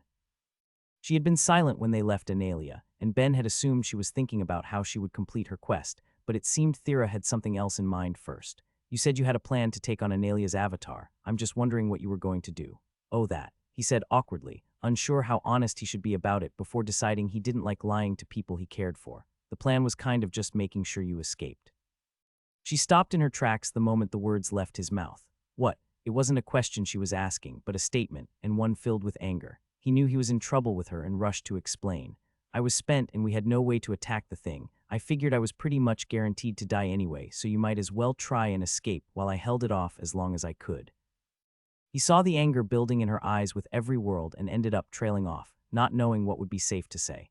She took 2 steps towards him and he was sure she was going to take a swing at him, but instead pulled him in a tight embrace. Please don't ever try and get yourself killed for me. Her grip on him was tight and he didn't know what to do, nor if that was a promise he could keep. Thera, I can't just do nothing if I think I can help you. There'd be no point in both of us dying like that. She pulled herself away and grabbed his face, bringing it close to her own so she could stare him directly in the eyes. Do you think I'd be able to keep being a mage if my selfishness got you killed? We're a team, aren't we? If we need to figure something out, we'll do it together, or if we run, we'll run together. Please don't ask me to leave you to die.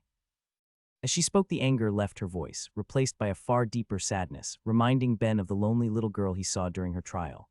He grabbed the hands that clasped his cheeks and looked back at her. I'm sorry. You're right, we're a team. I won't go dying on you anytime soon. She took a step back and pulled up her hood, looking away from him. You better not. Honestly, what is it about life and death situations that has you throwing yourself into danger like that? Save that sort of thing for people with the skills to handle it. Well, people on Earth tend to think that when facing danger we're inclined to either fleeing or fighting.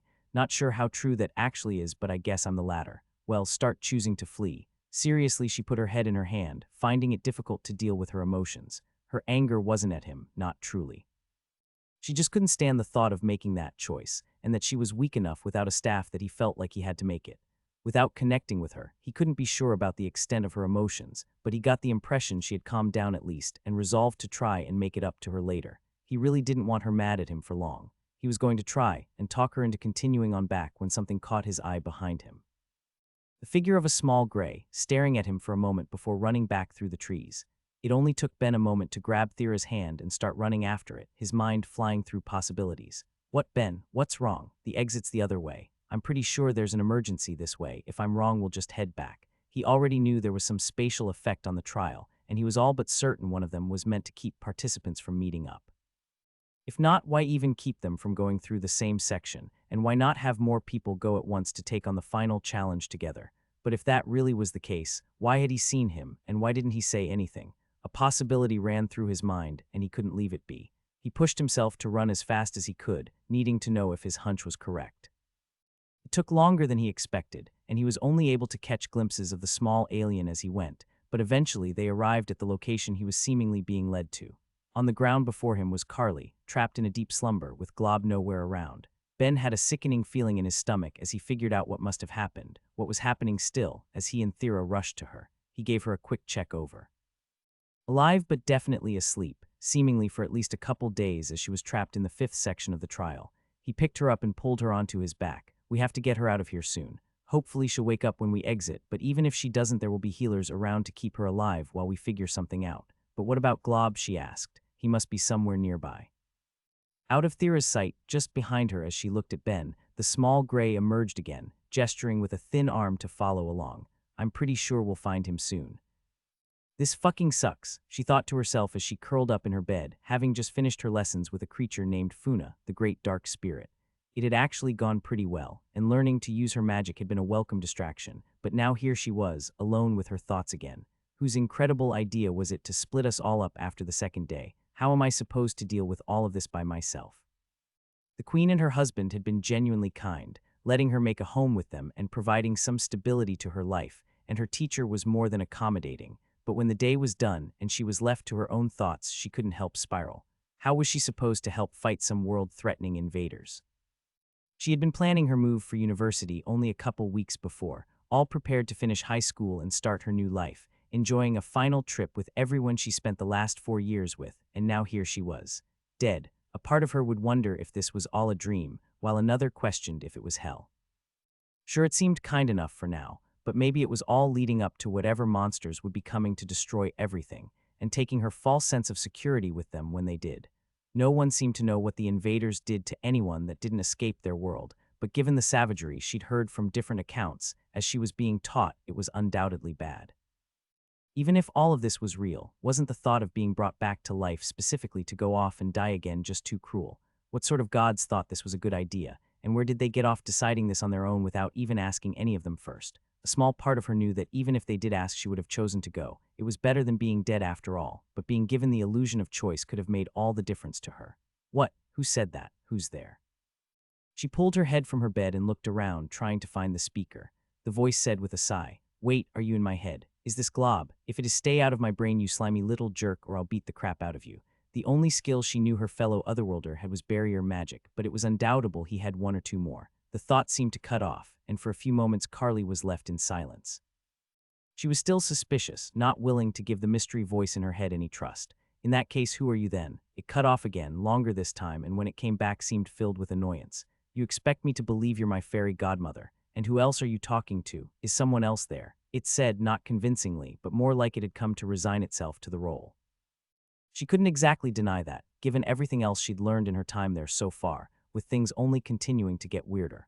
Fine, whatever. Who else are you talking to then? Did it look into my memories to make that comparison? The world didn't have anything as convenient as phones or computers in it. To keep in touch with friends, she'd needed to start sending off letters, and even though hers were given priority treatment, she still hadn't got to hear back from anyone yet. No offense, but I don't want some random creep in my head. Carly wouldn't bite, opting to ignore the voice and sit in silence instead. You don't score any points for being able to see the obvious. How the hell am I supposed to do that? She all but yelled. I'm dead, and I'm stuck in this world just waiting to die again. How am I supposed to make things better? The voice grew softer after her outburst, kinder. I swear if you're telling me to befriend Glob. Oh my God, are you really suggesting a playdate? I'll think about it. At the very least, I like the idea of traveling a bit to see some of the friends I already have. Carly did feel a bit better. Talking about her problems and working on a plan to try and make things better was nicer than spending the night sulking anyway. What? Spaghetti, I guess. Why? With what felt like an ominous goodbye, the voice was gone. She pushed open the gates and got her first view of her home city in a week. It would be an emotional moment if Ben hadn't left the other two challengers by her side while he did his own thing. The two were still unconscious, with Glob looking beaten half to death. The two succubi who stood guard at the gates looked at them in surprise, quickly running off to get help, while unexpectedly her mother was there, waiting to greet her. How did you know I would be out? Thera asked her, surprised to get to see her mother so soon. I asked Analia's apostle if it would be possible to inform me when you were coming out, and thankfully our God is agreeable. It would have been nice to get some warning about the other two, though. Pelinia bent down and placed a hand on both Carly and Glob, activating her life magic to do what she could while they waited for help to arrive. Much like Sonya, she had an affinity for the magic, but hadn't taken the time to raise its level beyond what she had expected to need in the past, unlike her sister who decided to use it in her career. Ben's pretty sure they decided to fight each other when their duplicates showed up. Glob got his butt kicked, and then there was nobody to try and wake Carly up when Glob's copy disappeared. A reasonable conclusion, and what about Ben? The Queen broached. I was informed you both successfully made it through, but he doesn't seem to be around. Pelinia also wanted to ask how they even managed to come across Glob and Carly. The trial was set up in a way that any groups should always be guided away from one another. The fact they had met at all shouldn't have occurred. It wasn't immediately important, though, and Pelinia could get the details later. The covenant between God and trial taker, not preventing any two who had already taken the trial from discussing it. As for Ben, Thera was more exasperated than anything. He said he wanted to take the chance to look at the enchantments placed on the inside of the wall while he could, so he'll be out in a day when he's gotten everything he can out of them. The Queen couldn't help it. In all of her years, she'd never heard of a trial taker doing such a thing, and she burst into laughter. You really have found yourself an interesting friend. He's a character. Anyway, Mother, I completed the trial and even leveled up my earth magic and completed the apprentice mage job. I assume you have no issue with supporting me while I continue to try and improve my magic. Nope, you passed with flying colors. So what was even the point of all this? After being stuck in her dream, remembering her childhood, Thera was left thinking about her mom. She was a pain. She was always doing something annoying when she wanted to have her fun and could be overly serious about various things and would try and get people to make the choices she thought was right. But even for that last one, getting Thera to take a trial seemed pretty extreme. Surprising her, though, her mother gave her what seemed to be an honest answer. Well, my main goal was for you to get the mid-trial reward. I put your odds at having to escape after that at around 50-50. But if you want to insist on continuing to be a mage, I wanted you to have whatever little advantage you could. I'm sorry, I don't know what you're talking about. Pelinia just smiled. Analia's trial is kind. Even if you don't complete it, if you get past your duplicates without killing them, you'll get a boost. A strengthening of your soul or something like that. Either way, it has the potential to bring up some of your skill levels or bring you closer to leveling them up in the future. I thought if you at least got that, you'd be able to come closer to your dream. Okay, but then why not just tell me? I want you to know I did almost die a few times there, and yet you've come back much stronger, and with a blessing to boot. Anyway, I couldn't tell you due to the covenant, and I wasn't sure you'd actually do it if I just asked you to. Bullying you a little seemed like the best choice, and besides, she started, losing her more serious tone and taking on a smug smile. Wasn't it a good opportunity to get closer to your friend? Thera looked to her mother silently for a moment, before sighing and turning away. I'm going to change my job, I'll see you later at home. Hey now, I'm just having my fun. If you're going to go, why not leave the flower then, and I'll have it placed in your room once someone comes to look after these two for me. Still not able to handle her mother, Thera handed off the flower and started walking off to one of the city's job change rooms. Walking up to the crystal, she placed her hands on it and let the options fill her mind. Available jobs. Queen of Mana. Musician. Professional dancer. Bard. Earth Mage. Darkness Mage Charms Specialized. As always, the Queen of Mana job tempted her on name alone, but from looking into it, it seemed it wouldn't actually improve her magic, instead sharply raising the speed she could improve her mana attribute and recovery, which was definitely one of the last things she wanted. She already had enough trouble controlling her mana. She didn't want to raise its quantity even higher without mastering her magic control. While she had some small interest in the more musically inclined jobs, she knew she wouldn't be taking them again unless she somehow found herself with no other magic option aside from the darkness one. As far as she was concerned, charm was never being advanced, at least not willingly. If it had taken 20 years of her life for it to go up one level on its own, then she should have plenty more time before it would again. Really, there was only one job there she would take, and without hesitation select. Thera looked at her status and couldn't help but smile. Things were looking up. Mom, I've been out for a day. Why did you plan this so soon? Hell, how did you plan this so soon? As soon as I was told you completed it, I had arrangements made immediately. Never underestimate what money and power can accomplish. Thera wanted to crawl in a hole and die. When she woke up in the morning, she had been informed that in a ridiculously quick fashion, her mother had arranged a ball to celebrate her completion of the trial, apparently wasting disgusting amounts of wealth and likely abusing her political influence to get it set up for the next day.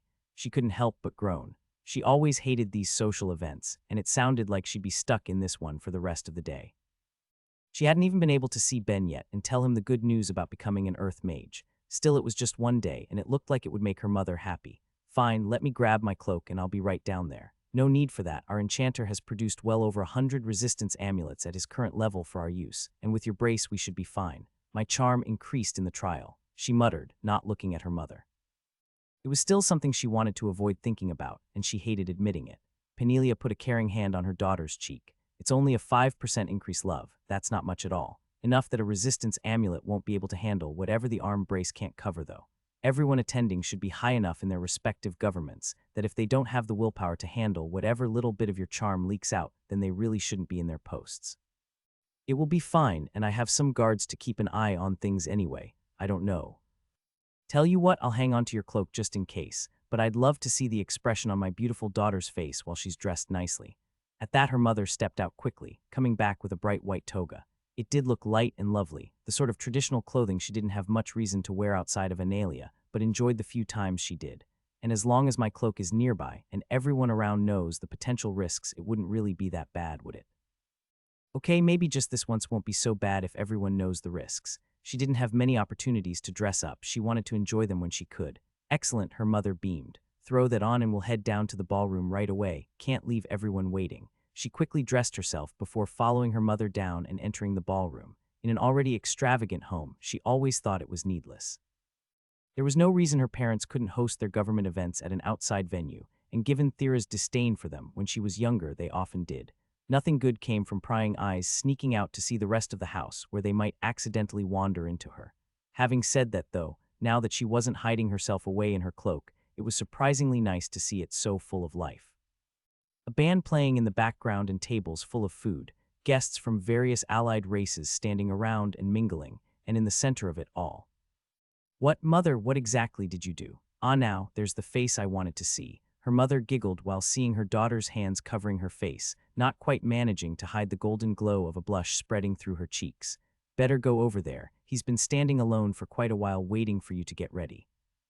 In the center of everyone was Ben, dressed in a dark green toga and a purple belt wrapping his waist, holding the flower they'd plucked from the trial, and generally having no idea about the significance of anything he was doing.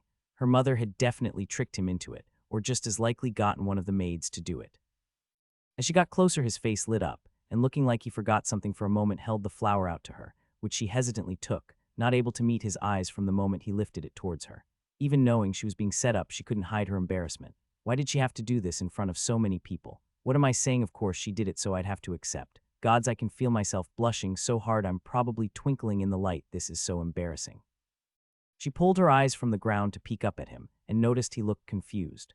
It seemed like he was about to ask her something when her mother spoke up. She noticed Ben tilt his head during her mother's little speech as cheers went up, and assumed he was getting the notification that he'd successfully completed an achievement in his God's name, before looking back to her and smiling, seeming to have no idea what he was supposed to do from here. She leaned up to whisper in his ear to grab them a table in the back, and once he walked off, turned to her mother, trying to make her smile look as real as possible for any watching guests, while keeping her voice low to hide her anger from everyone around. "Mother, care to explain what in the infinite hells that was about?" Irritatingly, her mother just laughed her anger off, placing a gentle hand on her head and saying in a voice that sounded so genuine she had no choice but to believe her, "You know, Thera, one of my greatest fears is one day you'll wake up and realize you're alone. This is just some insurance against that." How was she even supposed to respond to that? She just shook her head and walked to the table Ben found for them. As she was trying to think about how to explain exactly what happened to Ben, he placed a hand on her forehead. "You okay, Thera? You're looking pretty flushed. Is the crowd too much for you?" She gently pulled away from his touch, feeling her face heat up even more, and coughed to clear her throat, trying to pull herself together. "I'm fine," she started awkwardly, having no idea how to tell him what just happened and still unable to meet his eyes. "It looks like Mom just decided to pull a bit of a prank on you is all." Okay, what did she do? Is it the outfit? I'm definitely the only one in the room in these colors." "Well, that's a part of it." "Gods, I need to just get this out of the way quickly. So you just proposed and I accepted." For a solid minute, it looked like his brain stopped working. He just stared at her, processing what she said. Explain please," she sighed, still avoiding his eyes the best he could. "The colors you're wearing represent Analia and Talona. For a succubi or incubi to wear them outside of a marriage ceremony would indicate they are serious about their pursuit or love of an individual. As for handing me the flower, well, long ago a couple took the trial together, and upon completing it, the incubi handed it to his partner, symbolizing that their love ran deep enough that even Analia would approve, and they wed shortly after. Since then, it's been a custom for pairs that were romantically involved who took the trial together to propose their marriage with the flower after completing it by having one hand it to the other, expressing their love. Old traditions, old stories, both things she never in her wildest dreams thought Ben would need to be warned about. She wasn't sure how much her uncle educated him on succubi culture, but even he surely didn't expect to need to warn him about something like this. "Was that why your mom said that bit about me not being affected by your charm?" It did feel a bit out of place. She could only nod. "Since before my people arrived on this world, there was always a bit of a taboo about taking advantage of someone who was charmed romantically. Even more so since arriving here and finding so many races who didn't have resistances that could deal with it. Love is sacred. You shouldn't manipulate someone into it." Ben nodded. "Okay, that tracks." She wanted everyone to know I wasn't taken in by your charm. "One question though, very minor, not really a big deal, just a little curious." "Why did you say yes?" Thera groaned and threw her face into her arms on the table. "Cultural differences. Like I said, love is sacred. If you were to so boldly make a proposal like that to join our lives together, only for me to decline you, it would indicate extremely poor judgment on your part. It isn't an exaggeration to say you'd never be able to do business in this nation, possibly with a few of our allied nations either. That's how badly rejecting you would make a fool of you. Mom knows that, and she knew I'd know that, so that's probably why she set things up this way." He let out a low whistle. "Is it really that bad?" That sounds a bit on the extreme end, no offense. If it was a different pair in a different venue, it probably wouldn't be so bad. Plenty of people propose in private to be careful, though it's seen as lacking in conviction for your love, so any that do will have a public one later to make it seem more real. As for anyone who gets rejected in public, they'd probably just move. As long as they didn't run into anyone aware of their rejection, they could start a new life, without worrying too much about lasting consequences. You, however, just very publicly proposed to the queen's daughter. The entire country's going to know in a few days. She didn't know what she was expecting from him, but it wasn't a powerful laughter out of nowhere, and she lifted her head just enough to look at him. What's so funny? I mean, your mom got us good. I'd say it's a little funny. Sure, until you want to actually marry someone and find that no succubi will purchase your work or request your services for leaving the queen's daughter. There are lots of races in the world, he told her with a shrug. I'm sure I'll manage. Besides, I'm not exactly looking for anyone at the moment. She didn't know how he could be so indifferent about such a thing and put her head back down before feeling a hand on hers. Don't mention it. Cool, I'm going to grab a plate or two of food. Want one? Sure, get me whatever looks good. Will do. He got up to wander the tables, piling plates high with far more than a person should be grabbing on their first walk around, making small mountains of it. Thera watched him for a bit before turning to look around the venue and realized just how many eyes had been on her when she accidentally met them, leaving her even more embarrassed. She was used to people avoiding her gaze, as if locking eyes on her by mistake could somehow make her charm more powerful, but now that the opposite was happening, it was even worse. Knowing that everyone was probably curious about her engagement, and the man who would be willing to marry someone like her, a man who was capable of it without breaking any taboos. She tried to ignore it by instead focusing on the rising music and the guests who had started dancing. That's pretty nice, Ben said as he sat back down with far too much for them to eat. I've never seen a dance like that. Of course, none of my race have tails, so we really can't dance like that. It's a traditional dance from the homeworld from what I understand. It's been done for hundreds of years. Do you want to join them? It's not exactly something I can manage. Even with their amulets in my brace, my charm on contact is still way too high, not to mention that I can really only dance with you because as far as everyone in this room's concerned, we just got engaged. They'll play other songs to dance to soon that aren't for this one so that guests from other nations can participate however they see fit. This is just to show our culture to them. But you would like to do this one. He pressed on, seeing it in her eyes. Well, I was a dancer after all. I was only ever able to do routines that could be managed alone, which really hindered my potential to develop my skill. But I did enjoy it and would like to someday if I could, but we can try dancing when they change songs.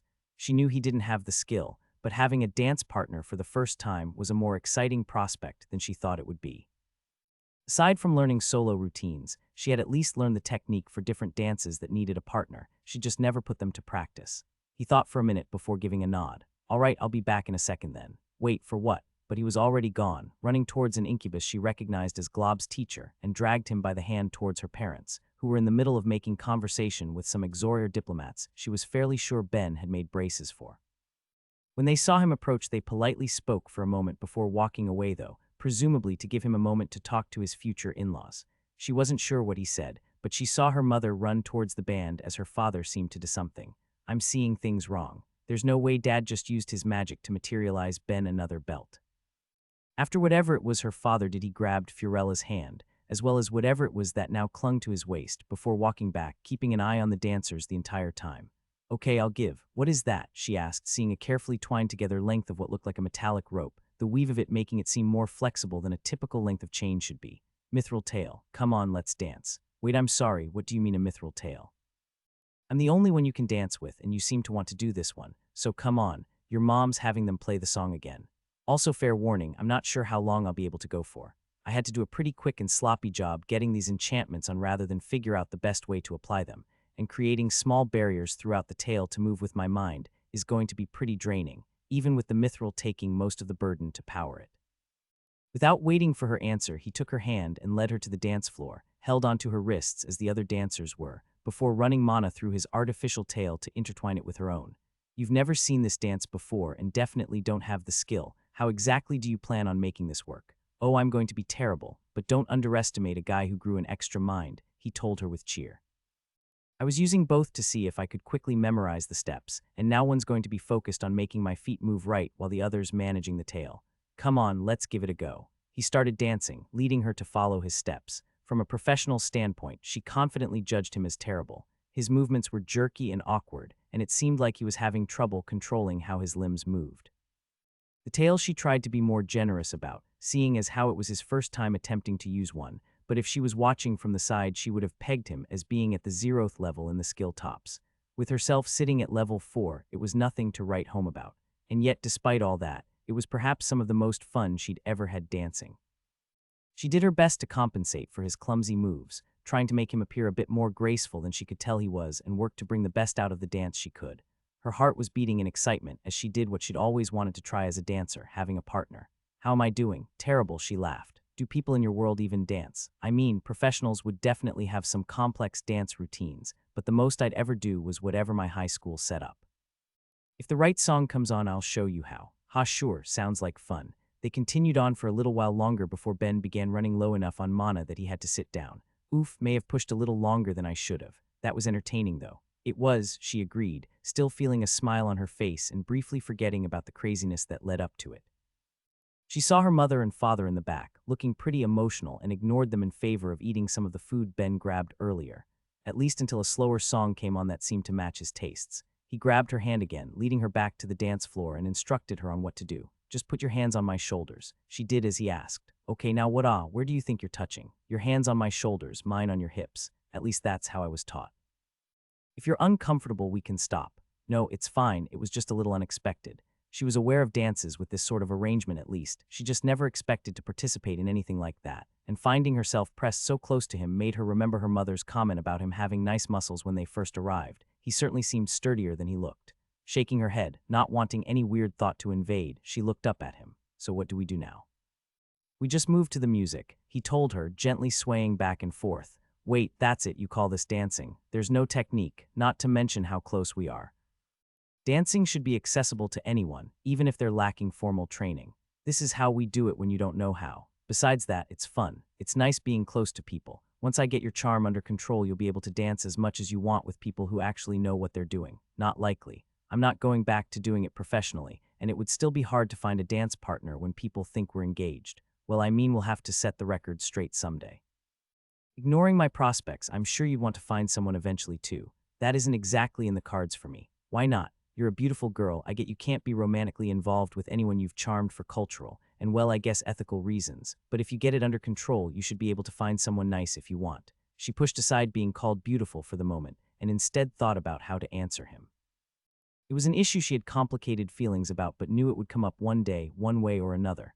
"Why not now? It's another racial issue for me. Do you know how a mixed breed can typically figure out their life expectancy?" "Honestly, haven't thought about it." "Average the lifespan of the parent races, plus or minus 10% typically. Spirits don't have fixed lifespans. What does that tell you?" He scrunched his eyebrows for a second in thought before opening them wide. "Wait, are you saying you're immortal?" "Probably not," she admitted. "Part of their longevity seems to be connected to having a body made out of mana, since the main way a spirit will die is by using theirs up. Still, it's undeniable that I'm going to live for a long time. I haven't seemed to age at all since my growth period ended a few years ago. At least that's what my family seems to think. If I end up living for a few thousand years, I'll outlive almost every race I'm aware of. Not much point in getting romantically involved with anyone I can expect to die so much sooner. Seems like a depressing way of looking at things. This at least is something I realized I needed to accept years ago, as soon as I figured out just what it meant to be half spirit." Without thinking, she raised a hand to his face, gently holding it, and muttered, "I guess I'm going to outlive you too." They fell in silence after that, until Ben grabbed her hand, and without warming pulled it over her head, spinning her in a circle before continuing to dance. "What was that for? It's very important to occasionally spin your partner out of the blue when dancing like this. Trust me, I'm all about mediocre human dancing. Anyway, that just means the time we have together needs to be as exciting as possible." "Why's that?" "So you remember me, of course." He told her with a grin, emotions she couldn't quite place filling his eyes as he spoke. "You know, in 1,000 years, there probably won't be a single human on this world." "What do you mean? There's only 20 of us here. Plenty are going to have kids with other races. Sure, some of them will probably marry each other and have children, but those children are going to want partners too, and a starting population of 20 doesn't make a good gene pool by any stretch. I'm sure that in 1,000 years from now by the latest, we'll be all but forgotten about. A note in a history book as one of the races brought to try and protect the world. I guess I just think the idea of someone being around to remember us is nice. The prospect of one day being the only one who would remember various races was a lonely one, even if she lived for such a span of time. If the world survived the immediate threat, what other events would she see in her life? What might she forget? At the very least, she felt confident of one thing in the moment, I don't know how I'll ever forget a weirdo like you. She leaned into his chest and pushed away thoughts of a distant future, trying to enjoy the present. Funa, I'm hoping that you'd be willing to give me some guidance for the next week I'm still in the nation. Thira's aunt seemed to light up, at least as much as a shadow woman could. When her niece had walked up to her, she'd never expected to receive this request. Finally, she was ready to fulfill the offer she'd been putting out for years. You're ready to let me help you raise your charm, she said in excitement. It was something she wanted to help Thira with since she'd come to learn of the issue, getting her to level 6 to grant her the means of suppressing its abilities. Sadly, Thira quickly dashed her hopes. No, I want to learn dark magic. She went on to explain the advice she'd gotten from Analia during the end of her trial. While initially disappointed, Funa's interest grew as her niece spoke. She'd never heard of anything like that herself, but at the same time before Abruz fell in love with Pelenia, she hadn't interacted enough with the various races in the world to encounter such things. It's an interesting idea, and I have no issue guiding you as I can. There's just 2 points I want to advise you on first. To begin with, there is the chance that developing and raising darkness magic could cause your charm to increase too. They are pretty tightly linked after all. The second is that I won't be able to get you to the point where you have the skill in the next week. I can try and instill as much knowledge and technique in you as I can, but when you go you'll have to put it into practice yourself to the best of your abilities. Of course, I'll try to visit Stonewall every now and then, but I've already promised your mother to make training Carly my priority. Thira nodded.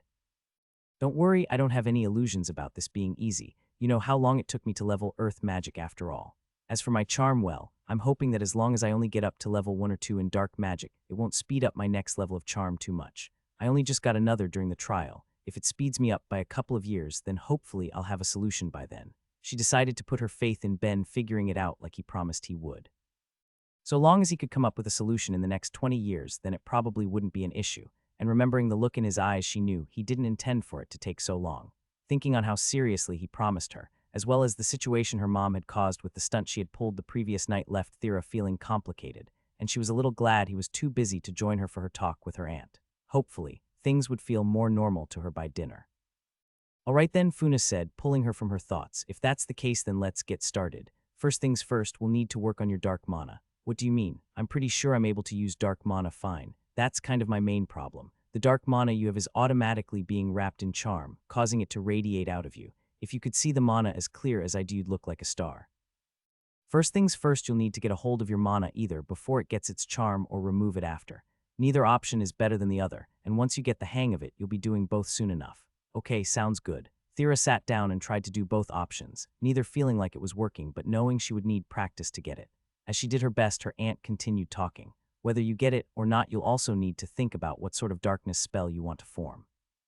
While I think you'll probably be exceptionally suited to fear, since it's the same sort of mental manipulation spell as charm, I would personally advise you against it, at least until you have a level or 2 on you.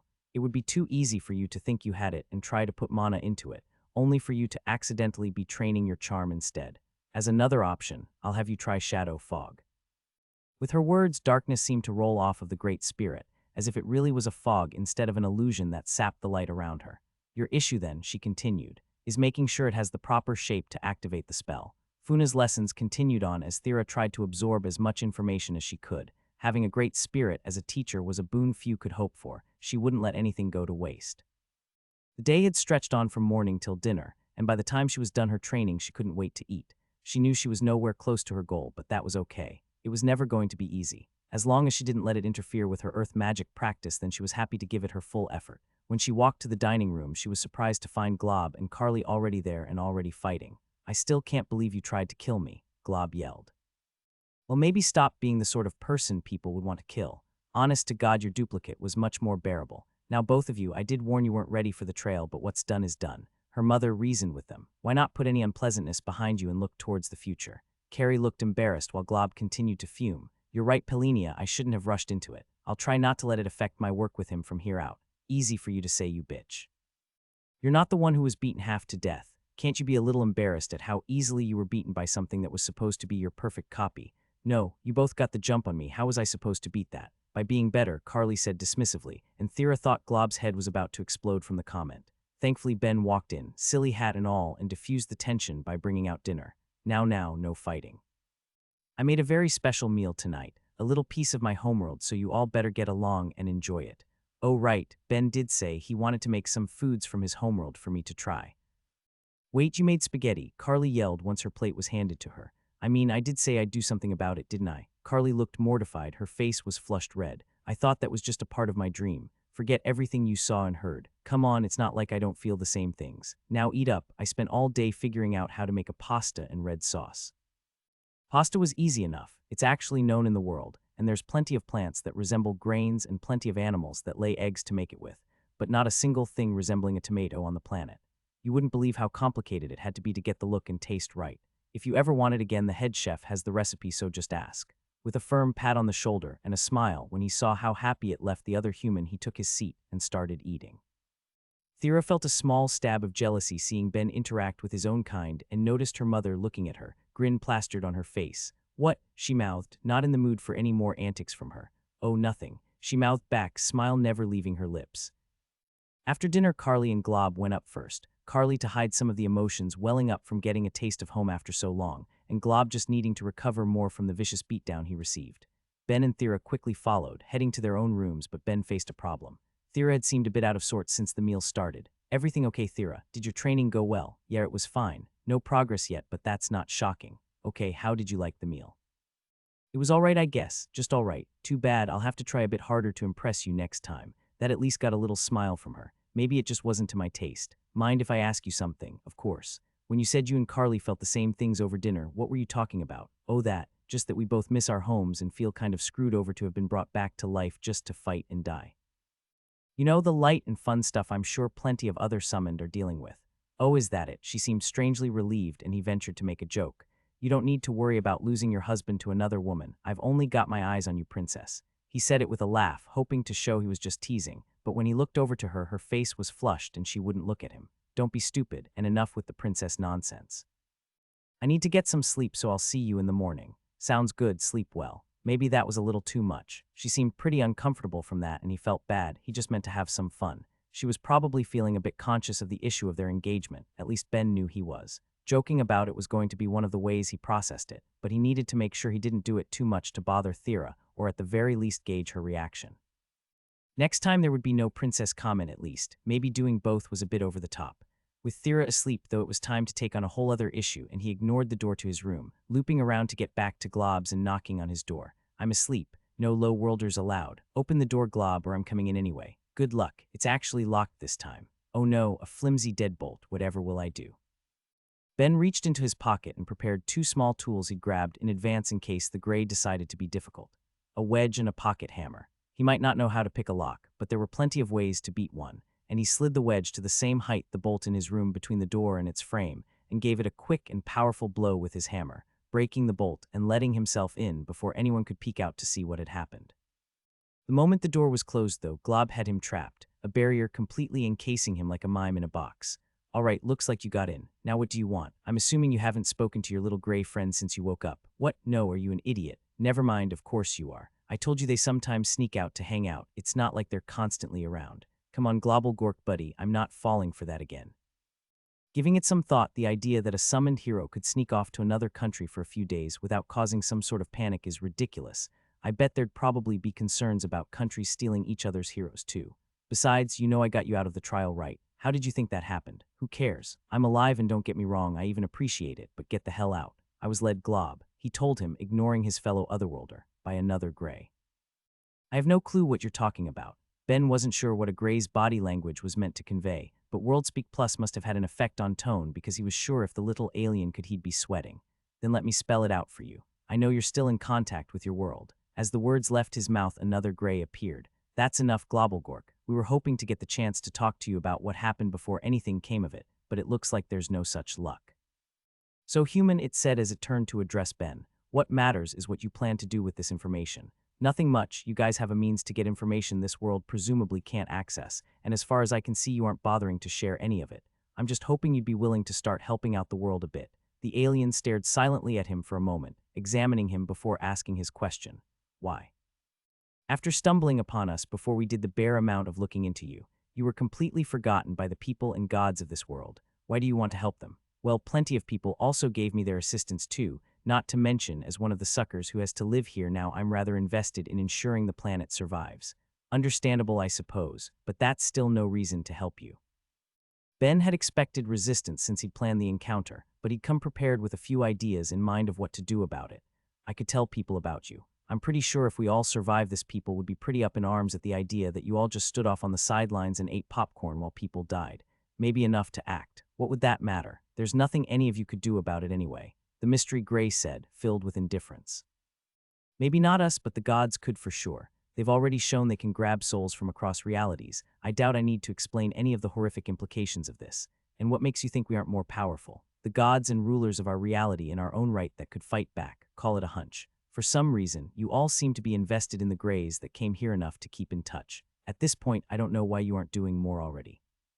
Besides, if you had the sort of power to do more than peek into other worlds, it seems like the sort of thing you'd have already done. Ben couldn't understand why, but the Grey seemed faintly amused by his argument. Did I get something wrong? It couldn't matter. He had to put on a strong front here. Your argument isn't built on the most stable of foundations, but very well, final question. What makes you think I can't just have Glob kill you? Either hide the body from there or claim he was scared when you broke in and it was an accident from self-defense. A threat, the main thing he was waiting for. Something that could show these aliens weren't necessarily benevolent or peaceful.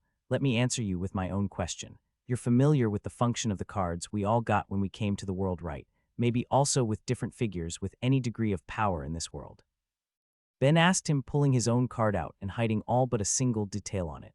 I am. At his response, Ben's smile broke through and he slapped his card against Glob's barrier for the other alien to see. I'm the apostle of Myriad and my god's been watching the entire time.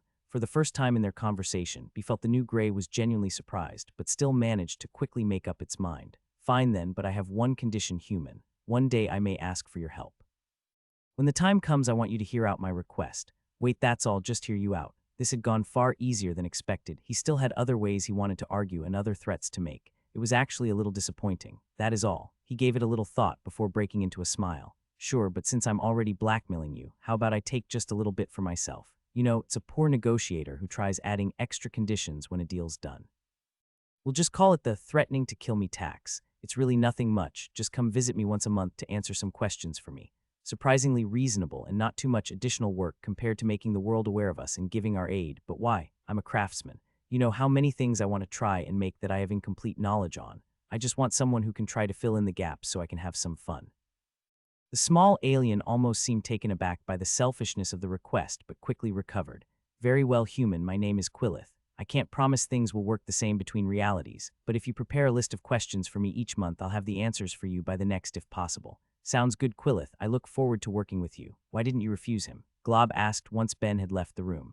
Wasn't the plan for us to keep a lower profile for longer? Get a better idea of the situation. It doesn't matter, Quillith said. 2 more of our attempts failed, with a few others showing poor results so far. The final solution is looking more and more likely. We don't have the time to gauge the races of this world if we're going to survive. And you think he could help? Of all the summoned and native persons of interest we've been monitoring, he's one we believe has potential. Low potential, mind you. It will all depend on if he can keep his growth rate constant. But for now at least, it wouldn't do us any harm to have a person who's soft in heart enough to try and help this world's chances to feel he owes us for our help. Besides, with the way everything's going, the sooner we accept it as a race and try to assist in this world's survival, the better our own chances will be. The real issue is that whoever was in charge of monitoring him seemed to ignore everything, but the skills he'd developed as well as the speed he'd been growing them. Things could be inconvenient if the gods decided from our conversation that we're a threat to them. He felt pain pulse through his central nerve bundle. If the gods of this reality decided they were a threat, that could throw their whole future in jeopardy. Not to mention that he'd need to alert the others that it was time to finally present themselves to this world and make contact with the leader of this nation in particular. He could only hope he would be well compensated for all the work that was about to begin. And that's what they said once you left, Myriad told Ben, explaining how the conversation between the Greys continued once he'd left the room. It could have been for show, just putting on an act while they thought you were watching. I don't think so. I couldn't read Quillith's thoughts since his actual brain or whatever he has that acts as one resides in another universe at the moment. But in the case of Glob, he seemed to be in genuine distress when he was told more attempts failed, though he didn't think in clear terms on just what those plans were. Doesn't matter, I guess. Sounds like they're only going to want my help if they can't get someone better. That's basically a guarantee it won't be my problem. What? The silence Myriad was giving Ben spoke volumes. He just wasn't sure he knew what it was meant to be saying. Nothing, I just don't think you should sell yourself short. You just managed to blackmail an entire race into helping us, and they aren't wrong about your growth speed. Ben, for his part, was having none of it. I'm glad you think so well of me, but you heard their conversation, Myriad. It sounds like they were going to have to end up helping eventually. All I did was give them a little push and score a benefit for myself, and he was already thinking about how to use that. On the one hand, he still wanted to figure out some sort of weapon to keep himself safe, but on the other, he really wanted to increase his quality of life in the world. First and foremost, he wanted a shower. Wiping himself down with a warm bucket of water just didn't do it for him. Well, he wasn't actually given a limit on what he could ask. He fully intended on taking complete advantage of the little gray. Shaking himself from his fantasies, he got back on track. As for my growth, I'm not even at the point that all of my classmates arrived in the world at. I'm just shrinking the distance a little. I think being summoned amongst a group of people with nothing but awakened skills has left you incapable of appreciating just how hard they are to get, but whatever. You're on the right track for growing even stronger after completing the quest and getting your compensation from the other gods. You'll be done with your current job before you know it. Oog, don't remind me. When I was told I'd be compensated, I thought that I might be getting a gift skill, maybe a blessing. Not just an extra 5 measly job levels. Every job you complete represents a permanent boost to your strength and potential. I wouldn't be so down about it. What's your current level anyway? 19. 8 from making the coat, 5 for the achievement, 5 for compensation, with 1 leftover he got in the middle of the trial, presumably from his actions causing a few more nations to compel some of their enchanters to convert. Even if it's the easiest bit, you're basically a fifth of the way there after a week. Speaking of, ready to hear about your new quest options? Absolutely. Hit me. Unfortunately, still nothing crazy exciting. Once again, I can give you the option of completing an achievement in my name for 5 job levels, growing my faith to an additional 100 believers for 20 job levels. Or well, that's it unfortunately. Ben actually had one more option, establish a holy land, that would reward him enough that he could complete a job in a single go with the reward he would get. But after his stunt with the coat, Myriad wasn't willing to leave this task to Ben, no matter how fond of his apostle he was. Especially now that the boy had sacrilege, and had apparently managed to level it up by knowingly attacking an avatar of Analia, he shuddered to think what he might do with such a request. Better to ignore it and give it to a more reasonable apostle once Ben passed on in the future. The exact same too again. Man, I gotta say, that's pretty lame. If I'm not mistaken, for the ones following this, I should be able to give you one that would reward you with a skill level in one of your low-level skills, but you need to complete one of those 2 first. Okay, give me some time to think about it. Getting you 100 followers still seems ridiculous, but I can't imagine how I'm going to complete another achievement. Maybe if something conveniently falls into my lap like the trial again, I'll take that one. No rush. On a final note, I have a small request for you. Sure, what can I do? Let me inspect your soul. Ben instinctively took a step back. Oof, let the god that munches down on his believers' souls get a close look at mine. I like you, Myriad. I even count you among my friends in this world, but that sounds a little sketch. I don't eat my believers' souls. When you die, you'll have the option of merging with me rather than phasing to a different plane. Of course, I'm hopeful you'll choose that option. As the first being outside of my race, I'm sure it would be quite an honor for you and an interesting experience for myself, but worry about that when you're dead. No, I'm just concerned about the state of your soul, especially as it relates to some of the skills you've been developing recently. Wait, does this have to do with complex mind? As soon as he left the trial and spoke to his god, he asked if Myriad would be able to find some information on the skill, and it looked like it was paying off. Partially. You gained 3 rather rare skills in short order between getting hidden mind, tolerance, and complex mind. The newest one is especially worrying, as from what I've seen, almost no other hominid types get that skill, instead getting ones like parallel thought or split thought. Is that bad? No skill acquisition is truly bad, not even sacrilege, as much as I hate to admit that. Just odd is all, and worth looking into to be sure it's not related to any problems. What Myriad didn't tell Ben was the types of people who typically received those skills. Hidden mind was gained by mostly paranoids, fearing their thoughts being invaded. Complex mind seemed to only appear in hominid types when they'd reached a breaking point, causing their minds to split as opposed to through training, and even then it was considerably rare. And tolerance was gained when an apostle was so obsessed with their god, they were willing to fight past the presence of their divinity just to gaze upon them longer. None of them were bad or harmful in any way. Unlike sacrilege, Ben wouldn't need to be concerned about people finding out he had those skills. Many would even find them desirable. As well, Ben didn't display any characteristics that would make him worry he possessed the traits one normally would to gain those skills. There were perfectly reasonable explanations for why he had each of them, but nonetheless Myriad worried. This was about his apostle's health and well-being. He didn't want to lose him so soon. Okay, fine, I trust you, so take a look, however you do that. Oh, don't worry, it will be quick and easy. Before Ben's eyes, he saw Myriad begin to open at the seams, and his mind refused to process what was inside. His brain didn't shut down, not really, but as Myriad unfolded, it continued to simply blank out what it was seeing before him, even as Myriad came closer, enveloping him. Goddamn Myriad, I sure hope that was nothing, because you just raised my tolerance doing that. Not to mention left me with a pounding headache. What the hell did you do? When Myriad enveloped him, it was like he stopped being able to process information altogether, not an experience he was keen to repeat, even if it looked like doing so could train his tolerance. Not much, and don't worry. It looks like my concerns are unfounded. It's likely you just have a good compatibility with mind-type skills.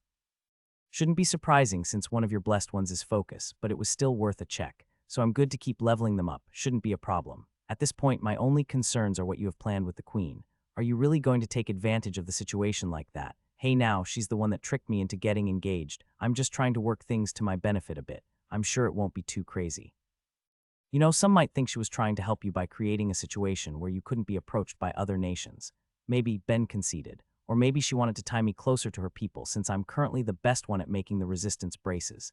Either way, Myriad, I won't go too crazy. Just want to take any advantage I can get. The next day over breakfast, Pelinia looked exhausted, with a bruise seeming surprisingly lethargic himself, and Ben could understand why.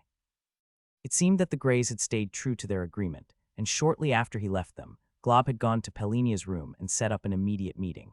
Discovering that there was an entire planet in another universe willing to provide aid in the form of knowledge and attempts to gain information on the invaders was far more than she'd expected to deal with in the middle of the night, and as a result, she'd been swamped with emergency meetings without rest.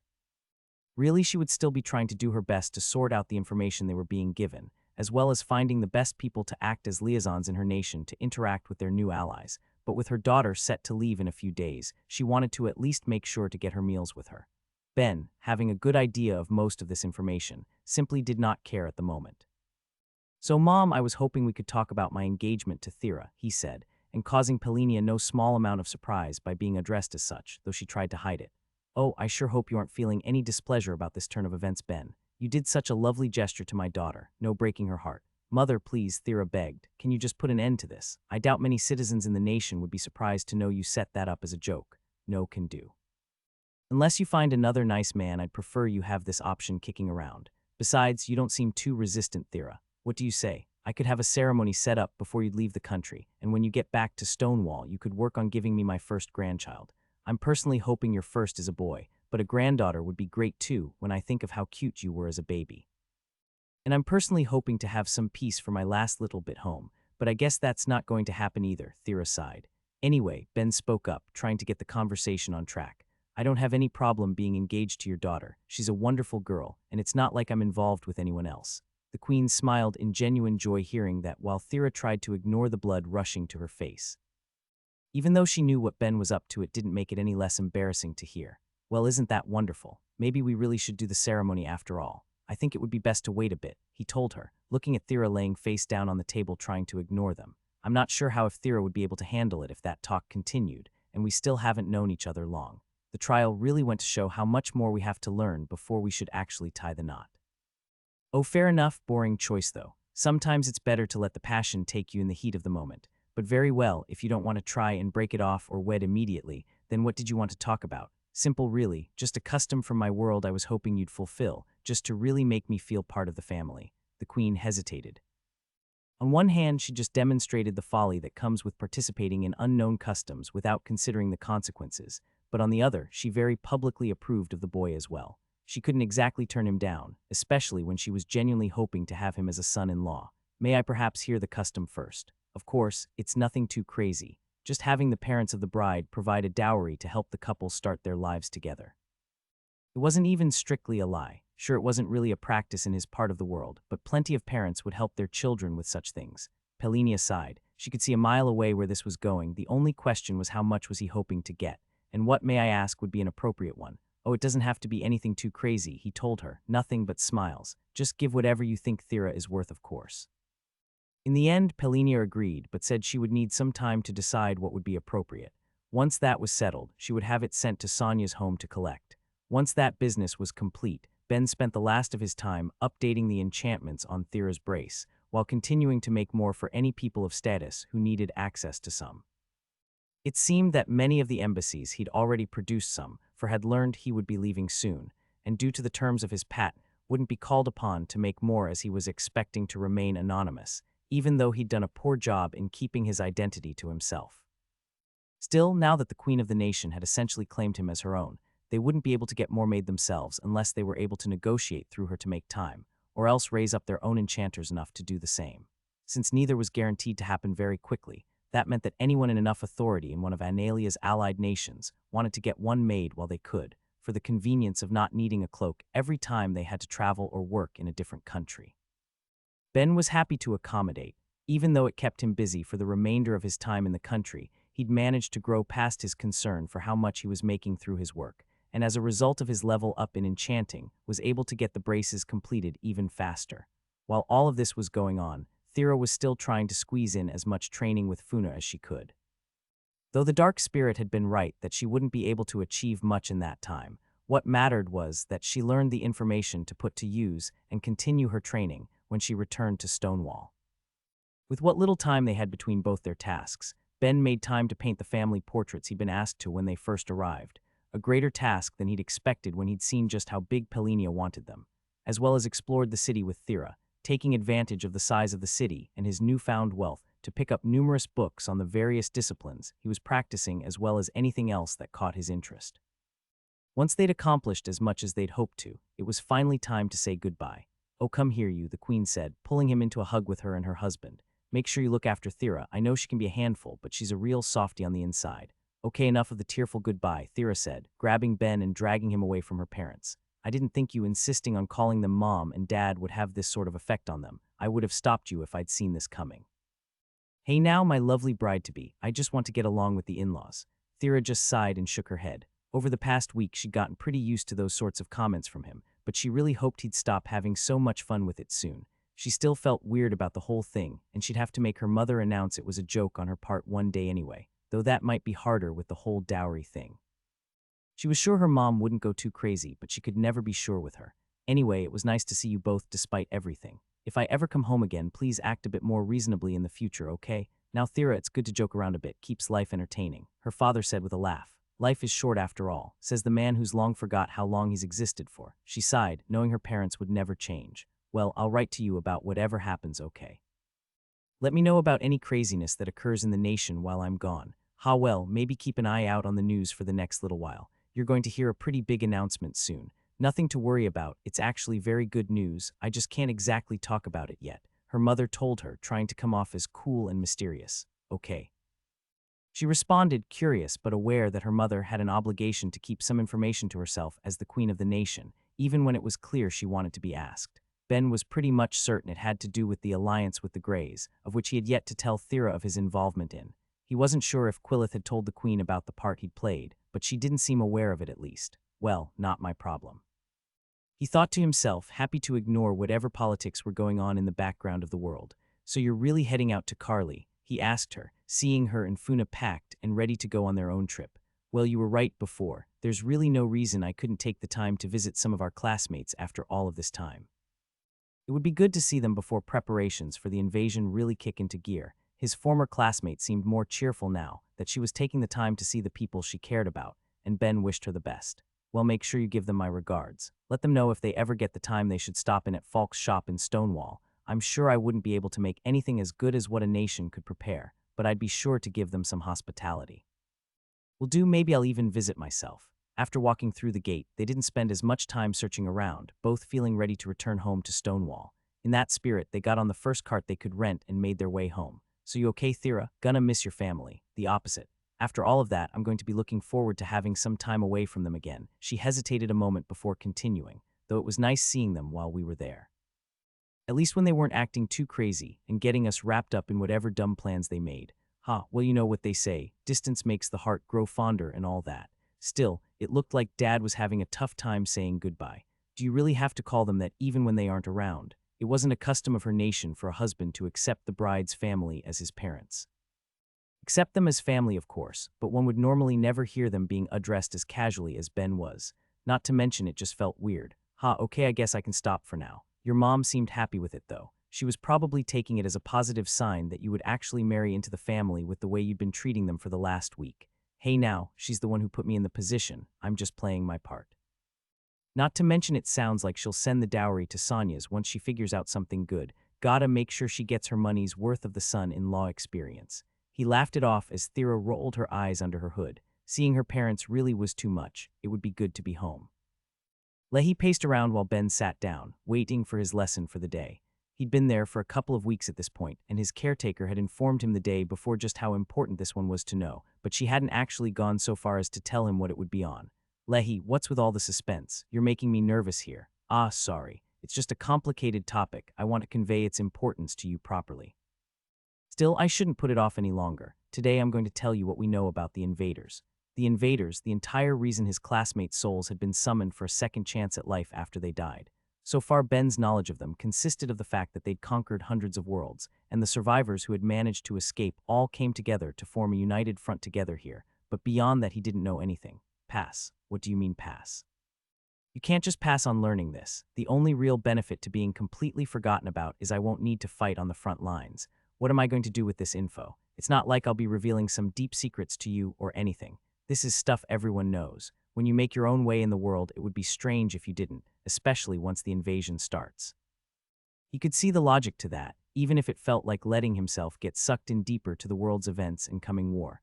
Okay, fair enough, I guess, but if everyone knows what's stressing you out so much about it, these sorts of things need to be conveyed properly. Anyway, despite all the build-up, there's unfortunately little to say. The attack was structured the same across each world it happened on. When it began on each planet, it started with 333 beams of light, marking various places in the world where the invasion would take place. From there, after some time, gates would open at each point and the attacks would start coming through in waves. Each time it's the same. The first has nothing but wild beasts pouring through. Demons, as some have taken to calling them. They seem nearly mindless in ways, but they're brutal, savage, and powerful. They alone are responsible for taking out most worlds. Wait, how bad are they that you have packs of animals taking over worlds? Unfortunately, their power isn't the biggest issue, it's their numbers. Each gate can pour out millions of them. It simply isn't manageable for many races, especially considering that they'll scatter about once they get out to continue to cause untold death and destruction. The fact that some managed to hitch rides to this world with the various gods who were simply trying to save as many of their people as they could is already a horrific issue to deal with, but at least provides the opportunity for first-hand training. So there's already some of those monsters on this world. Great, he thought dryly as he listened and waited for Lehi to continue. As for the second wave, that's when their main force comes, at least what we think the main force is. Either way, it's the one composed of their sapients, an almost undying group that seems intent on causing as much death and destruction as they can. From the accounts we have recorded and the words of our gods, it seems that they won't spare anyone or anything, instead paving a trail of chaos across the world. Scary and all, but what do you mean by undying? While it was interesting at least, Ben found himself having trouble connecting to what he was being told. Despite that, he ended up curious enough to want to learn more, in the same sense one would want to learn a game or book's lore as opposed to the history of a world. Lehi luckily was happy to teach, regardless of the form his curiosity took. We've seen examples of them using enough magic to know that their race as a whole is able to learn every type, but it seems that in particular, they will always have access to either life or death magic. As a result, they will heal their wounds at terrifying rates, or make it so they won't succumb to their injuries until one of their life mages heals them. It leads to them seeming almost unkillable unless their bodies are thoroughly destroyed. Finally, there's the third wave, just as bad as the second, but they seem to include their best of the best. At least we hope that's what they are, she finished in a smaller voice. And after that, Lehi only shook her head. No worlds made it that far, hopefully nothing. From what we've seen, it seems like their race is strangely fixated on the number 3 as a whole, with the 333 gates, and what we suspect of being 333 days on their homeworld taking place between each attack, but it's hard to say.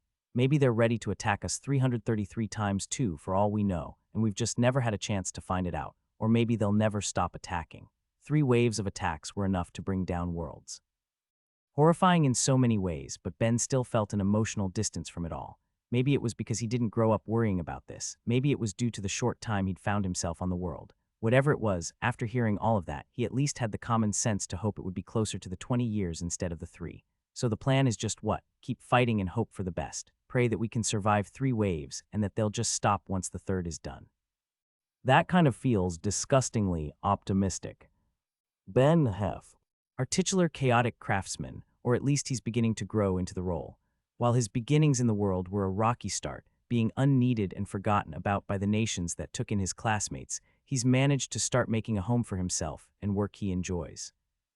Through the constant training of his skills and a little luck, some of his abilities have increased at a startling rate, but because he compares himself to his classmates who all managed to arrive in the world with their abilities in an already awakened state, he doesn't view his own progress as very impressive.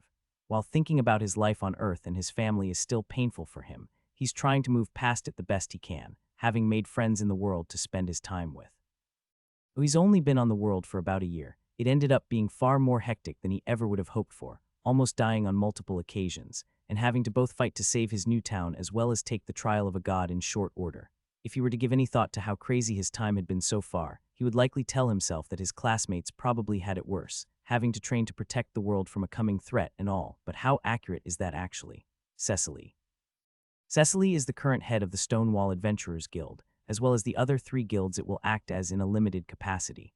She harbored guilt about how the situation with Roan worked out, knowing it was her own guild's failings that let things get out of hand, and that it was ultimately Thera that paid the price for it.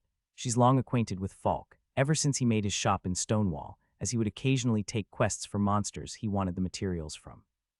She also occasionally purchases from his shop. Falk, an 8-foot-tall snow-white yeti with a top knot. The only skills Ben is currently aware he has are blacksmithing, alchemy, enchanting, and earth magic, though there are undoubtedly more, he just keeps them close to the chest. While he had no interest initially in taking a student, he was forced into it by misjudging Ben and giving a task that was within the realm he could accomplish.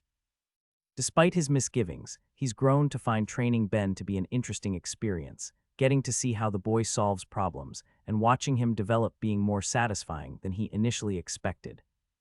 Father Yan, the head priest of the communal church Ben, was summoned to, with an appearance best described as a lizard man cyclops. A kind-spirited older man, when he learns that Ben is left behind, doesn't hesitate to do his best to help him, though he's more than willing to be strict on the priests that work under him to keep them in line.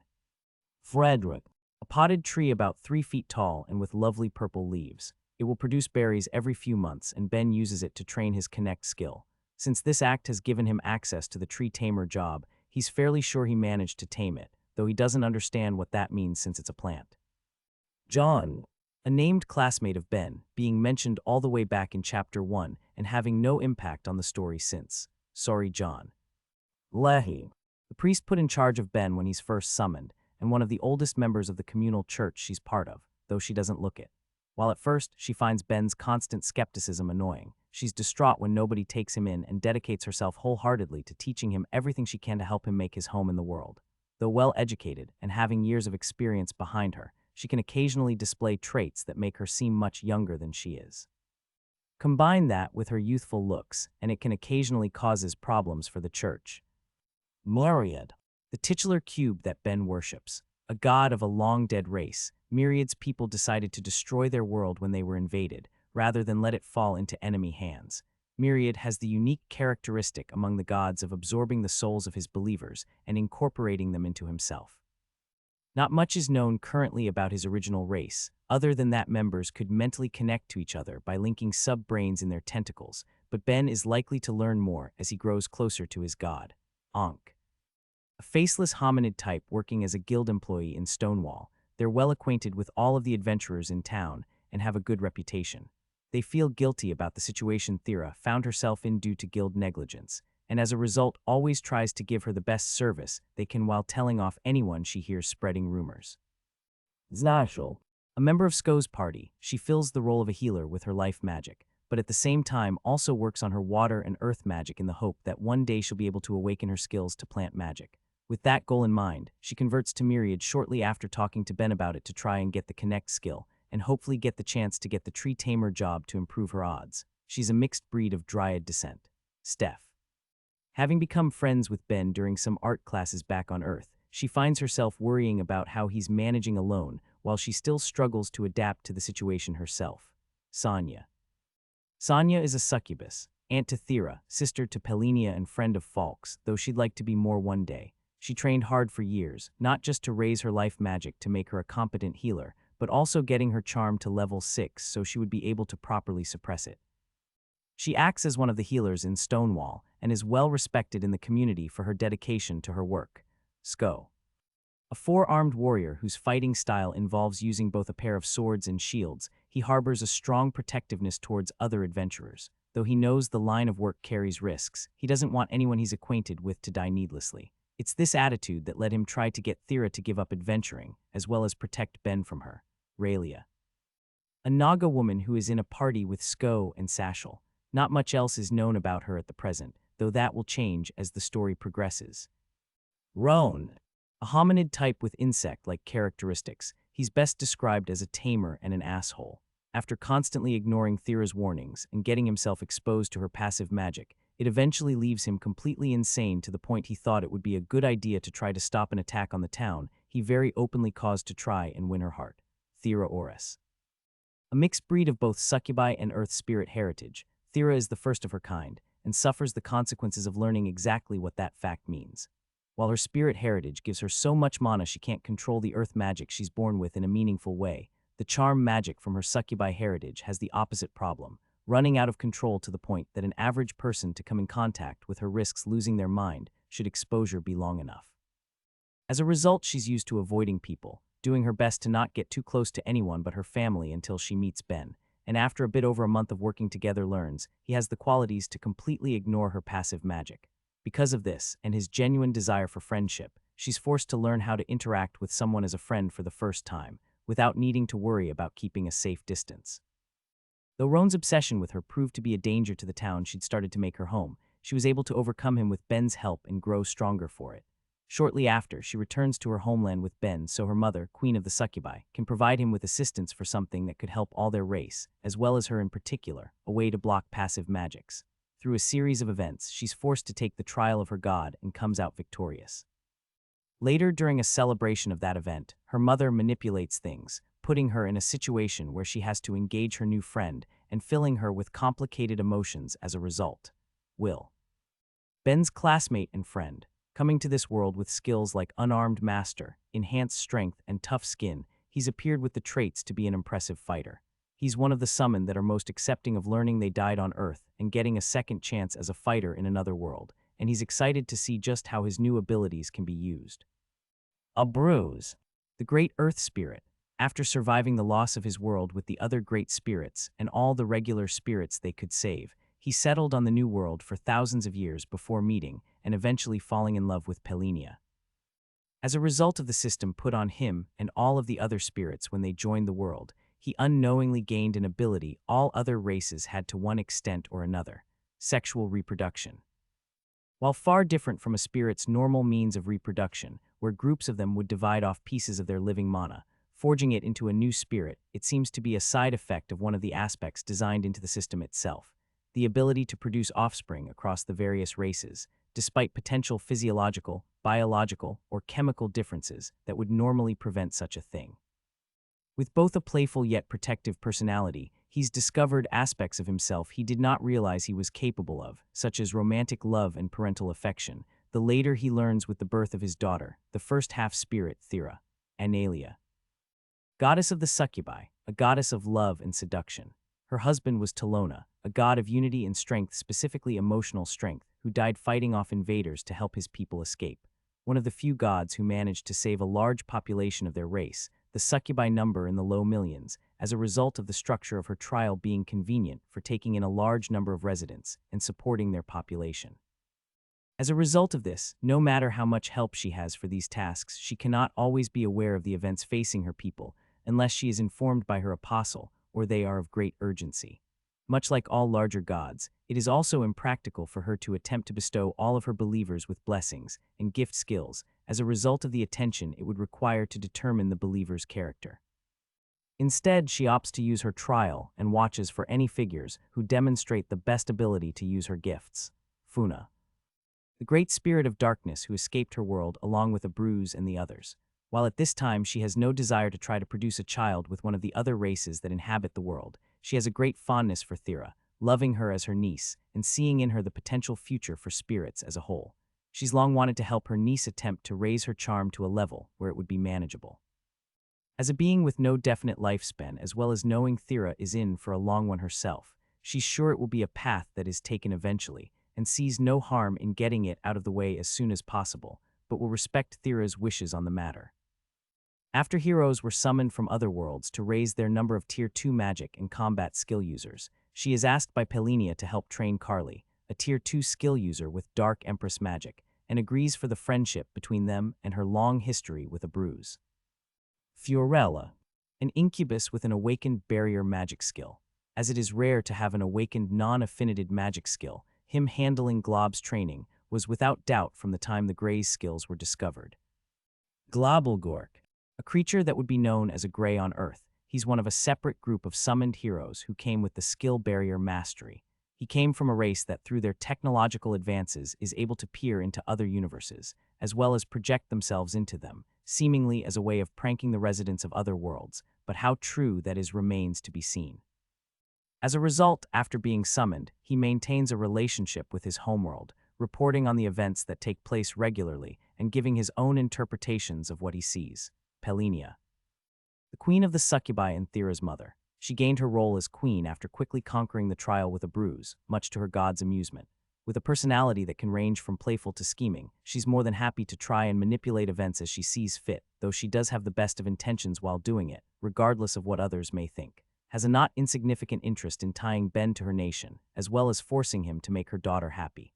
Carly, Ben's former classmate, has an advanced form of dark magic, Dark Empress magic. Though she ultimately failed, she doesn't mind too much, having gotten the chance to talk with Ben and deciding to take a trip to see some of the friends she's missed instead. Mark, Ben's younger brother and a sporty kid who loves attention. He would spend great deals of time with Ben while he was still alive on Earth. Vividus, great life spirit, Vivi for short. Not much is known about her currently other than the fact that she's the one who came up with the plan to create more powerful half-spirits and attempting to create something called a soul spirit with the great death spirit Nox. She does not get along well with Thera. Nox, great death spirit, lives in the Death Mountains and attempting to create a soul spirit with Vividus, does not get along with Thera. Incedes, great fire spirit, attempting to produce a half-spirit with a fire affinity fairy, does not get along with Thera. Genon, great air spirit, attempting to create a half-spirit with a member of the Fulgur race in the hopes of taking advantage of their natural lightning magic, does not get along with Thera. Quillith, an alien that still lives in an alternate universe who watches over Glob. Ben convinced him to supply him with the information he wants once a month. As they made their way back to Stonewall by carriage and only a few hours from home after long days of travel, Ben eventually nodded off, finding himself in Myriad's realm. "What's up, Myriad?" he asked, it being the first time in a few days he'd seen his god. "Managed to find a better quest for me. You've got what you've got, I'll have more when you complete the next one." "Oog, but the options are lame. Why do I even have completing an achievement in your name again?" "That's going to be a permanent option from now on. Anything that spreads my name and makes me look good is worth rewarding after all." "Fine. In that case, was there something up, or were you just looking to hang for the last legs of my trip home?" The benefit of Myriad visiting him while he slept was that he got to squeeze a bit more time out of the day at least. He couldn't really do anything with it, but at least his mind got to be active. "Nothing too much. I was just hoping when you get back you'll make some time to visit Sashel. I was able to give her my gift skill a few days ago. I'm sure she'll be happy to receive some guidance on it from someone who's already managed to level it up a fair bit." "Okay, sure, but in exchange it's time for you to fulfill a promise." Myriad could instantly tell what Ben wanted. It was positively leaking from his mind. A race once created an item that had managed to ascend to the realm of gods, and Ben had been surprisingly patient getting the story from him. Yes, you want the story of the race that got an item beyond mythic, and just what they made, right?" "Yes, please, your shininess." Myriad didn't need the buttering up, but it was a nice change of pace compared to Ben's regular attitude. He could only imagine how his follower would react to the reveal. "Well, the answer to both is you're looking at it and you're looking at it," the cube said smugly, pride rolling off of him. "Wait, you mean?" "That's right, mine was the proud race that pierced into the realm of gods. What do you think? Impressed at all?" It was what Myriad was expecting at least, but instead he just felt pity coming from his apostle. "Sure they did, buddy," Ben said kindly. "I bet your race was great in their heyday. They really were. Is it that hard to believe? Well, before didn't you say your race didn't even produce technology? Seems like that would be kind of important. They didn't produce it the same way others did." "My race were masters of ritual magic. We may not have had stoves or swords, but we produced a variety of things through magic you couldn't dream of." "Okay, fine if you say so. So what did they make then that's so impressive?" Me, come again. The body you see before you was originally a shell of sorts, meant to host the souls of the deceased in an artificial paradise. It took the collective brain power and technique of millions of my kind to make it possible, and pulled from all branches of magic to boot. Wait, so are there blueprints for you? Ben asked, starting to salivate and staring at Myriad like he was a fine meal, or worse, something to be dissected.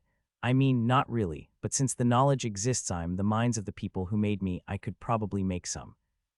As Myriad spoke, Ben held his hand out, clearly indicating his desire, and Myriad broke down, trying to arrange the information on his own construction in such a way that it would be possible for the brain structure of a hominid type to understand it, and ended up with a large book, as thick as Ben's head. Ben immediately grabbed it and began to pore through it, still asking questions as he read. So how does something that sounds like a magic matryoshka brain eventually become a god? Originally, it probably would have been considered an upper legendary or lower mythic item, but it, or should I say got two boosts that helped my development to godhood. As time went on, the souls residing in me began to merge into one being due to the inherent properties of my race, and seeing this, the original gods of my world decided to join with it too. This act pushed my being past something that could exist in the physical universe, while at the same time granting me divinity and cementing my godhood. It sounded to Ben like his god's race had managed to make a mythic item, and their original gods had been the ones to actually push it past that, but making a mythic grade item was impressive enough. He felt a little bad for Myriad, because now that he was aware of this, he was going to be summoned consistently until he finished reading the blueprints and make sure his questions were answered, whether his god liked it or not. So what's ritual magic anyway? Ben asked as he tried to decipher some of the initial concepts that the entire structure seemed to be based on. You're the only person I've heard mention it on the planet. It was more important to the various races across the galaxy before they were all forced here and had the system put in place. It was basically a means of making more powerful and complex spells by having multiple mages construct them together. With the system, though, individuals can gain immense strength through their own efforts and learn to manage more complex spells, so it's fallen out of fashion. Fair enough, if you can accomplish the same thing on your own, then that's probably better anyway. Well, I wouldn't say you could exactly accomplish the same thing on your own, and there's no reason rituals can't be used in tandem with the system. It just adds a layer of difficulty. Sure, mages now can definitely use their skills easier and better than a typical group practicing ritual magic, where they may have had to shape spells with something like 3 to 20 people, but my race were experts of the craft. You could go so far as to say it was our specialty. What made you guys so good at it then? Couple things. If we were to talk in terms of levels, a standard member of my race would typically have the 0th or 1st in about 5 different affinities of magic by adulthood, with many having all of them. Second, compared to other races who would have to carefully plan things out and practice their rituals, we were able to link our minds unendingly as long as we connected our sub-brains. Our rituals would involve hundreds to thousands of people working together to achieve our common goal. No offense, Myriad, but if your people were so great, why did you have to destroy your planet instead of just fighting off the invaders?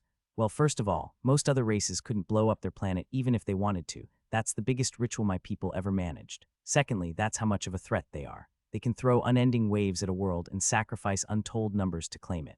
No matter what we or any other world would try, eventually we'd just run out of people. Taking as many of them out with us as we could was the optimal outcome.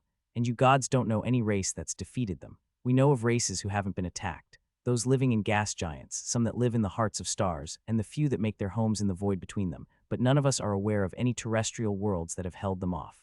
If there are any, their planet would be deep in invader territory by this point, potentially still having to fight.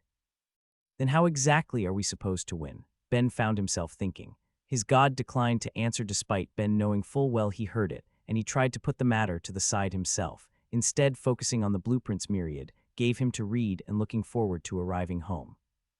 It had been about a month and a half since Ben and Thera had gone off to Analia, and both Falk and Sonia were feeling their absence.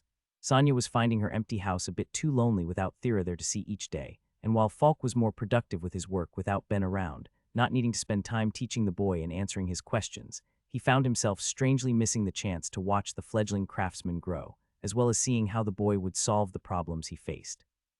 Since they both found themselves in need of some company, Falk had been coming over to enjoy some late dinners with Sonia at her suggestion. Before his workload increased from his clients' orders, he'd typically join her and Thera for a meal or two a week anyway. They'd just bumped it up while the other two were away. Sonia, on the other hand, had a respectable 4 as a result of constantly trying to make nice meals for herself and Thera, not to mention the years she'd spent cooking for the party back in their old adventuring days, and Falk could definitely taste the difference the skill made. No matter how many times he ate it, it tasted nostalgic to him, bringing back memories of when he had finished his training as both a smith and an alchemist, still going out into the wilds to collect new materials for his crafts. "I hope you're enjoying it," Sonia said, pulling him from his thoughts. "Everything you cook's always excellent, you know. Getting a free meal is a treat."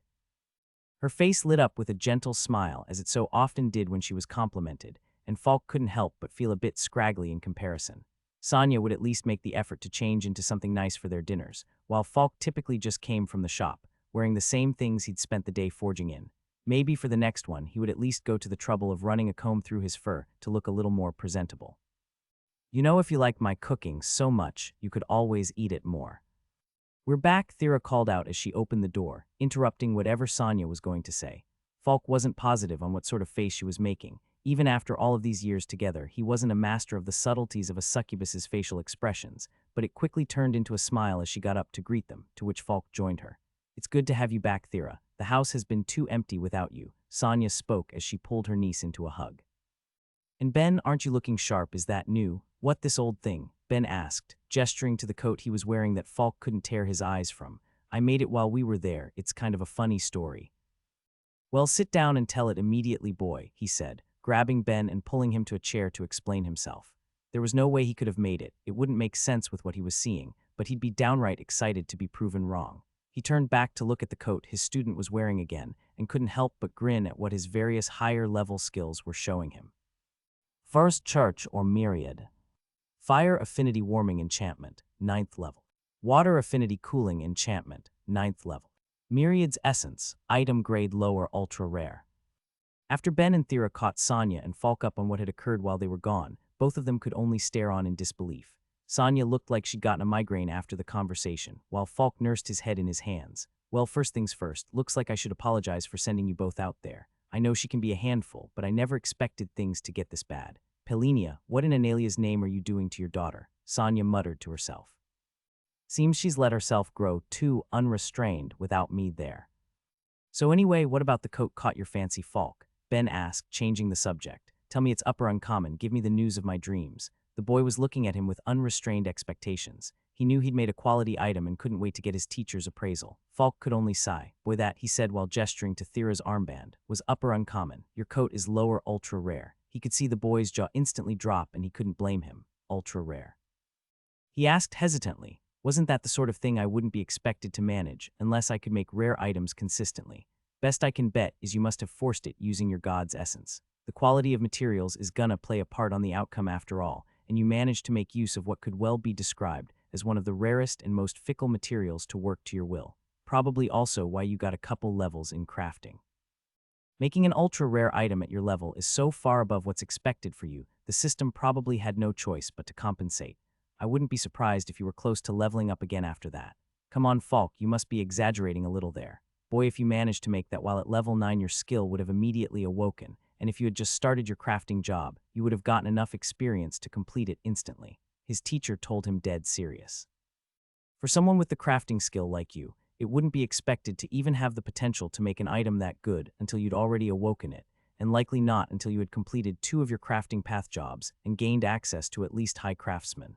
That's not even getting to what the boy figured out for his connect skill. Shame it sounds like he didn't get any rest. Now that he's back, I'm working him to the bone." Falk thought to himself with a toothy grin before turning his attention back to Thera. "So did you have any luck getting dark magic then?" He asked his niece, but she just shook her head. "You know how long it took me to get a single level in earth magic. I doubt it will be any time soon." "True, but back then you couldn't move your mana at all. I'd say you're in a much better place to succeed at the moment." "Well, I can hope at least." "Speaking of though, I know you've been giving me Ben in the mornings, but do you think I could just take him for the weekend instead?" Divorcing me already?" he asked jokingly, though not understanding why she didn't want to hunt with him each day anymore. "You're looking to get hit. I just thought it would be better to give you more time to work on your own skills instead of monopolizing so much of your time. With my earth magic at 3 right now, I'm at a better place than I ever could have hoped for, so I was thinking I could use 5 days a week to try and work on acquiring other magics. Plus, if we go for hunts 2 days back to back, we could go farther into the woods and camp out instead of these smaller excursions and hopefully get better creatures.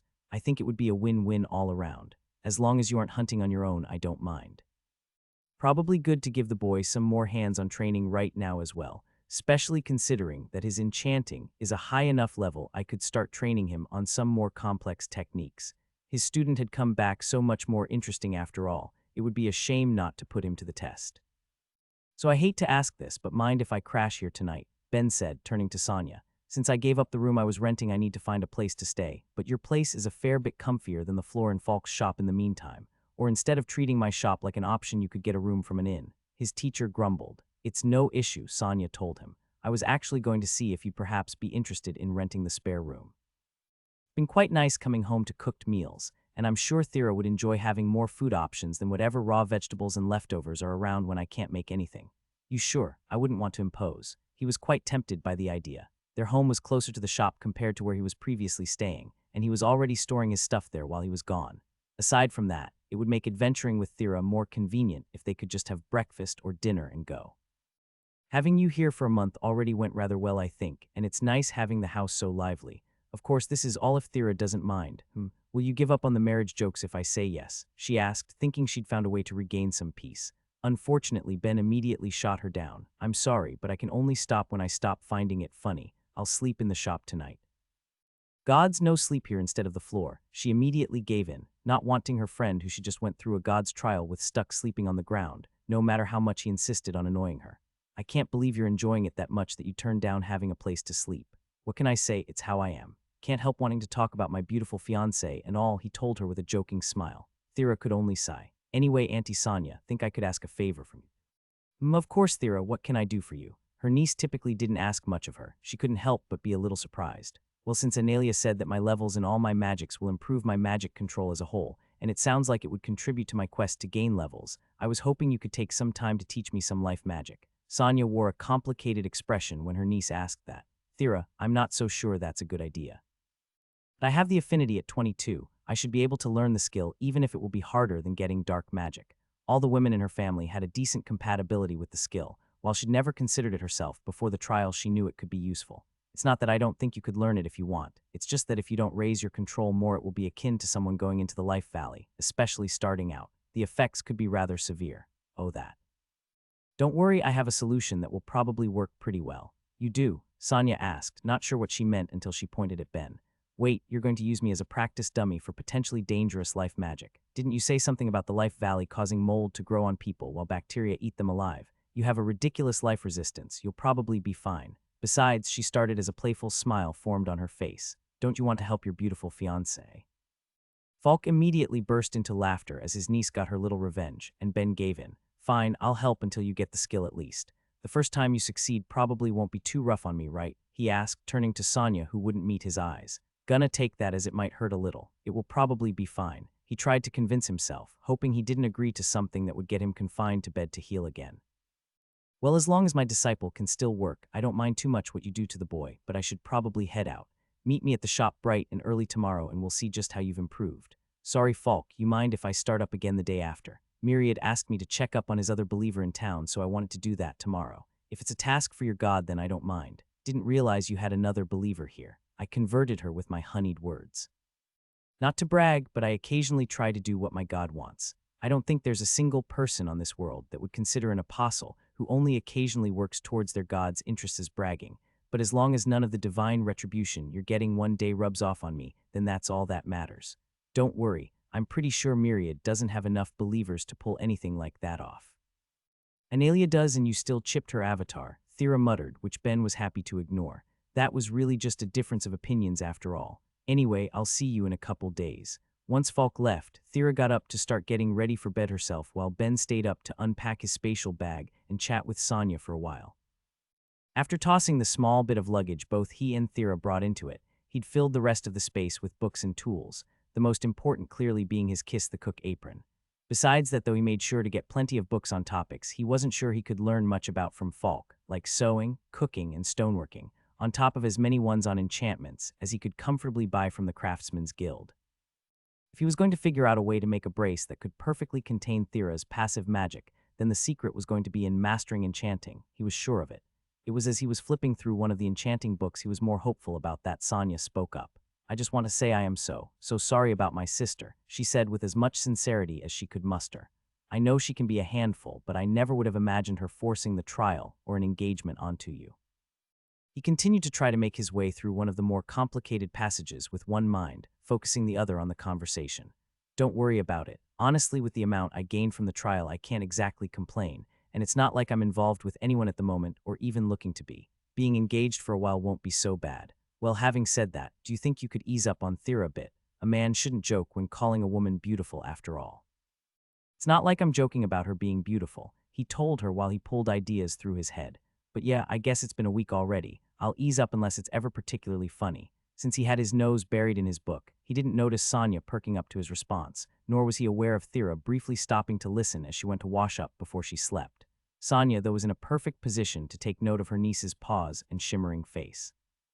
"So does that mean you don't have any issue with romance outside of your race?" she asked, probing and instantly having more fun with her sister's decision. "I guess that sort of thing depends. I can't say I'd be attracted to all hominid types, let alone all races. The head of the church I was summoned to, Father Yan, was some sort of one-eyed lizard man." He pulled his head away from his book as he thought for a minute. "Actually, I never learned his race, did I?" "Either way, that's a bit out of my strike zone, but Thera would be in it," Sonia asked, pushing forward with her curiosity. "Like I said, Thera's pretty, but at the same time I'm not looking for anything, and she's mentioned that she isn't either. Besides, it's not like I have romantic interest, and I'm not throwing away one of the few friendships I have in this world because she happens to be a single girl." "Well," Sonia said, finding herself immediately more entertained by her sister's meddling, "not exactly single anymore, is she?" Ben pulled open the door before Satchel even had a chance to knock. "How did you know I was there?" she asked, more than a little surprised. She'd been excited for him to get back ever since she got the skill and had been told by Myriad that he would give her some pointers, but given her friendship with Sko and his strained relationship with Thera, she had been feeling hesitant to knock on her door.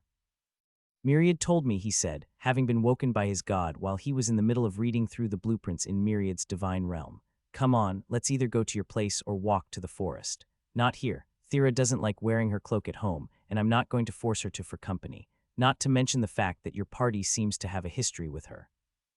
Ben wasn't hiding the fact that Satchel was his god's new believer from her, nor that he was going to help her a bit with the skill, but that didn't mean he was going to force them into close quarters together. As far as he was concerned, it was their party who needed to make a peace offering. Having said that, Ben didn't have any issue with Satchel outside of that.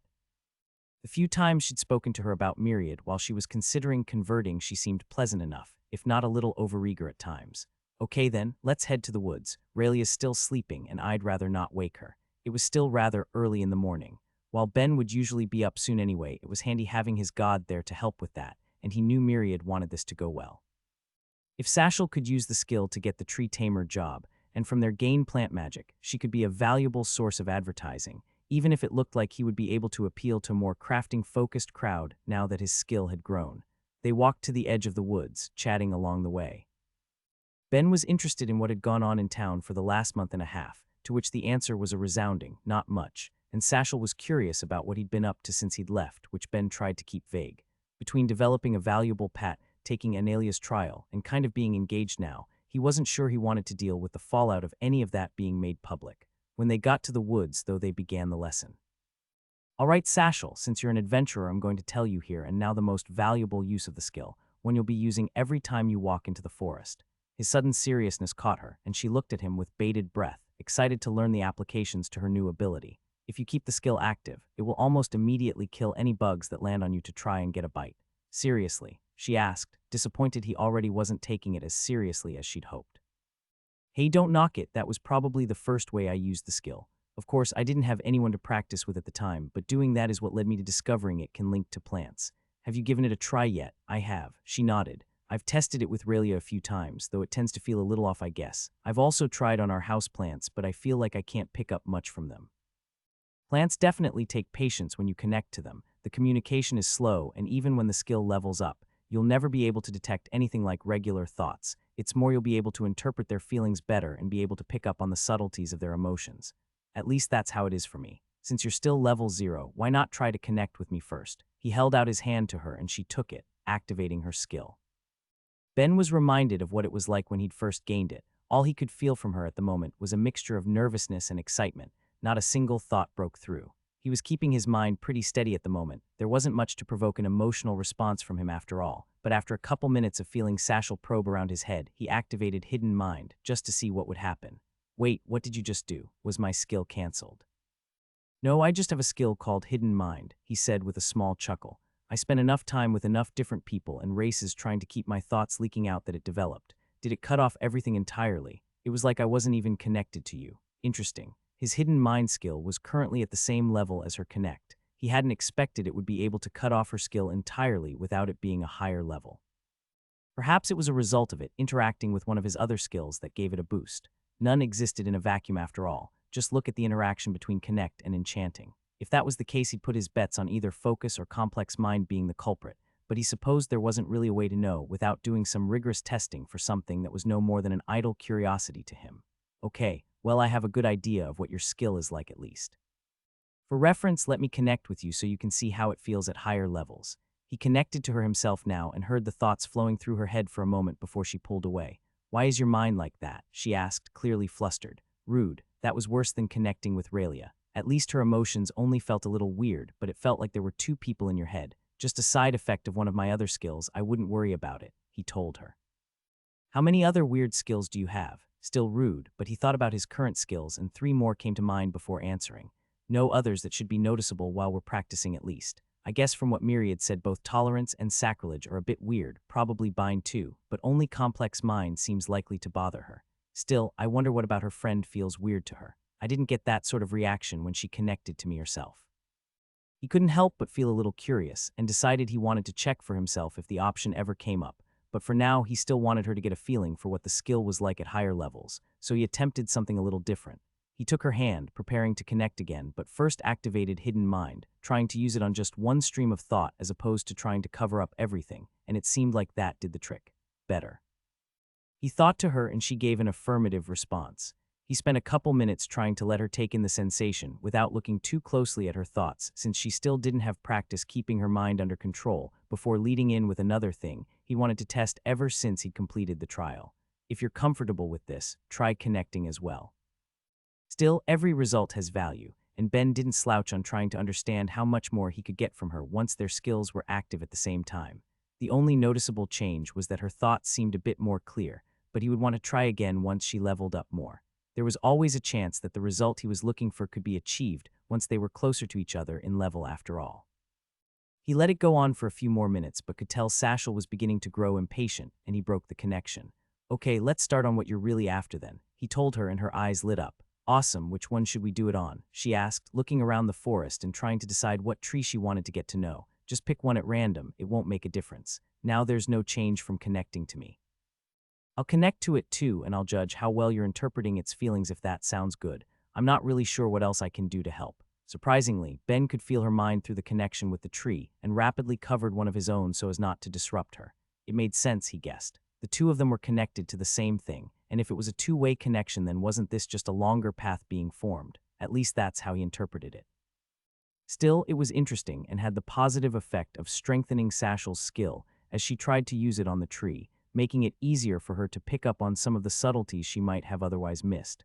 Like that, they let the hours pass as they trained. When Ben got home later in the day, he found Thera sitting in the living room looking like she was meditating, presumably working on gaining either dark or life magic, while Sonia cooked in the kitchen. As he came in, Thera opened an eye to look at him. How did training Sashal go? I'm sure she'll get the hang of it in no time. I'll probably meet up with her again to work on it in the future. How about you, any luck? She let herself sprawl out when he asked, clearly feeling tired after a day of training. No luck yet. I still can't remove charm from any of my dark mana, and when I got Sonia to try to run some of her life mana through me, I couldn't even feel it to know what to look for in myself. So that's a way to learn to feel life mana too. I thought it was just a means to feel mana in general. If you can already feel mana and have a compatibility with the affinity, you should be able to feel some of the minor differences within the mana itself, but it's a lot harder, especially if you have as much as me, and any that goes through me is basically negligible as a result. I may just need to try and figure it out without the reference. Well, good luck. If there's anything I can do, let me know. Will do. Also, it looks like you have a package. She told him, gesturing to the side table where a container about as big as a shoebox sat. There was only one thing he was expecting, and he felt a grin tear across his face. Is it what I think it is? Doesn't say, but it's probably from Mom. Open it up and let's find out. Thera herself couldn't help but be a bit curious. Ben had told them it was accustomed to send what they thought their daughter was worth after all. After everything they dealt with, she couldn't help but hope they paid a fair bit to make up for all the stress they caused. Ben tore open the box and looked inside, finding a note and a bag within. Despite his excitement, he couldn't escape his upbringing and had to read the letter first. Even if Pelinia and Abruz weren't around, digging into the bag first would feel rude. Trying to contain himself, he picked it up and read what was written. Dear Ben, you really put me in a pickle with this custom of yours. How am I supposed to decide what my daughter is worth and ship it to you conveniently? After a lot of discussion between my husband and I, we ultimately settled on the contents of the spatial bag you've received, as well as letting you know that should you both need any money for building a life together, you just have to ask. I look forward to hearing where your creativity leads you. Love, Pelinia. P.S. Abruz wanted me to caution you against breaking our daughter's heart after receiving all of this. He did his best to push away the threat from his mind in favor of getting to the meat of it. His curiosity was piqued after all, and his attention immediately turned to the bag, opening it up and pulling out 9 further boxes, each about as big as the original package they received. They were all fairly heavy and cumbersome, and he was curious about just what they were filled with as he pulled them all out until he saw a certain word on the top of the last box he grabbed, the only one to be labeled. Deathstone. No way, it can't be, he thought to himself as he felt his eyes light up and his grin grow even wider as Thera watched him from the side with suspicion. What's got you so excited? She asked, and Ben started tearing open packages to confirm, only leaving the one marked Deathstone unopened. With each box he looked into, his anticipation only grew as his suspicion was confirmed. Your parents gave us samples of every magic material. Mithril, orichalcum, morabisial, vergatios, pondus, Cindian, deathstone, white mana crystals, and rainbow mana crystals. There were 9 magic materials that could be mined from the earth, each incredibly rare in its own right, and now he had access to all of them. He couldn't begin to imagine just how he would put them to use or if he would save them for special occasions, but with the quantity he had, he could afford to be a little wasteful if he wanted as he tried to figure out just what to do with them all. What, all of them? Thera asked in surprise, pulling him from his thoughts. Looks like it, gotta say, even if your dad can make all of these, I'm a fan of their shipping choice. I have plenty of money after making all the bands, but materials like this would still be hard to get my hands on. Dad can't actually make all of them, Thera told him, seeming a little shocked. Unlike the others, Deathstone is tied to the death affinity and Vergatios to the light. Dad can't materialize them. I can't imagine how much they would have paid to get them, or why they would think it would be a good idea to just give them away like that, she said, trailing off as she looked at the unreasonable quantity of wealth concentrated in her living room. Ben, when you had the whole dowry idea, I didn't think they would go overboard like this. How am I even supposed to react? I'd say don't think too much on it. I won't touch most of the stuff till my level is high enough anyway, but God, do I want to start making plans. His fantasies were already running wild on what he could do with them. Each magic material had its own unique properties, and he couldn't wait to explore what he had only been able to read about in books until now. He'd already got to play with mithril and white mana crystals, but the others would be irresistible too. Rainbow mana crystals have a higher mana storage capacity than the white ones, though it was also far harder to release it, meaning if you could put them to use, you could increase the power or length a tool could be used considerably. Pondus and Cindian would grow heavier and lighter respectively as more mana ran through them, leading to various applications for weapon and tool use mostly, while morabisial was able to suck mana in a single direction when properly treated, giving it the popular use of a magic cable to direct mana. The 2 Thera had mentioned her father wasn't able to produce had even stranger effects. Deathstone would directly absorb the vitality of anyone who touched it, meaning it had to be handled with care and likely wouldn't be unboxed anytime soon. Vergatios, on the other hand, seemed to be used to absorb curses and other more metaphysical ailments, leaving the areas it was in purified. That one he'd already looked into to see if it could be a potential solution to Thera's charm, but it seemed that was something her parents had explored themselves long ago, and finding it couldn't offer any results in suppressing her magic. The final one he was happy to get, though it was a little disappointing in the end. Orichalcum was almost completely immune to physical damage, though that meant it could only be forged and shaped through magical means, an option Ben just didn't have. It was a shame. Armor made from it was of a whole other quality, but it didn't look like it would be something he could work himself, unless he could come up with a way to get around his lack of magic. Maybe one day, he sighed to himself. It wasn't like he couldn't potentially have a magic tool made to work it so he could handle it himself rather than passing it off to Falk. He'd have to ask his teacher in the future if he had any suggestions. The morning came and Ben went to the shop for the first time in what felt like ages. He threw open the doors and breathed it all in. Oh man, it's good to be back. You're being dramatic, Thera said beside him. Apparently Falk stopped by the house yesterday and asked her to join for the first day at least for some training his teacher had in mind for him. Not even a little. Do you have any idea of how many things I want to make now that my level's gone up so much? God, I wish I could take multiple jobs at once. Leveling priest so I can improve my connect is fine and all, but I want more bonuses to my enchanting too. The issue was that he needed both to improve to see how well they would work together as he leveled them up. He couldn't just pick one or the other. On the more positive side, it seemed that his enchanting was getting bonuses from his prior crafting skills, but he wanted more and would need to try and speed through the priest job to get them. At least his past achievements were helping him gain experience. It seemed he got some each time someone converted as a result of his actions, and it looked like praying while wearing the church gave even more experience than just praying regularly, since he was essentially acting as the head priest of the church. But it would still be at least a year if he couldn't think of a few other ways to increase his job level faster. There was always the option of completing another quest, but his two choices still weren't great. Myriad had already said he wasn't getting too many more converts, so the idea of getting him 100 was unlikely, and he couldn't think of what sort of achievement he could reasonably complete, but he'd get his god to give him some examples later that he could look into.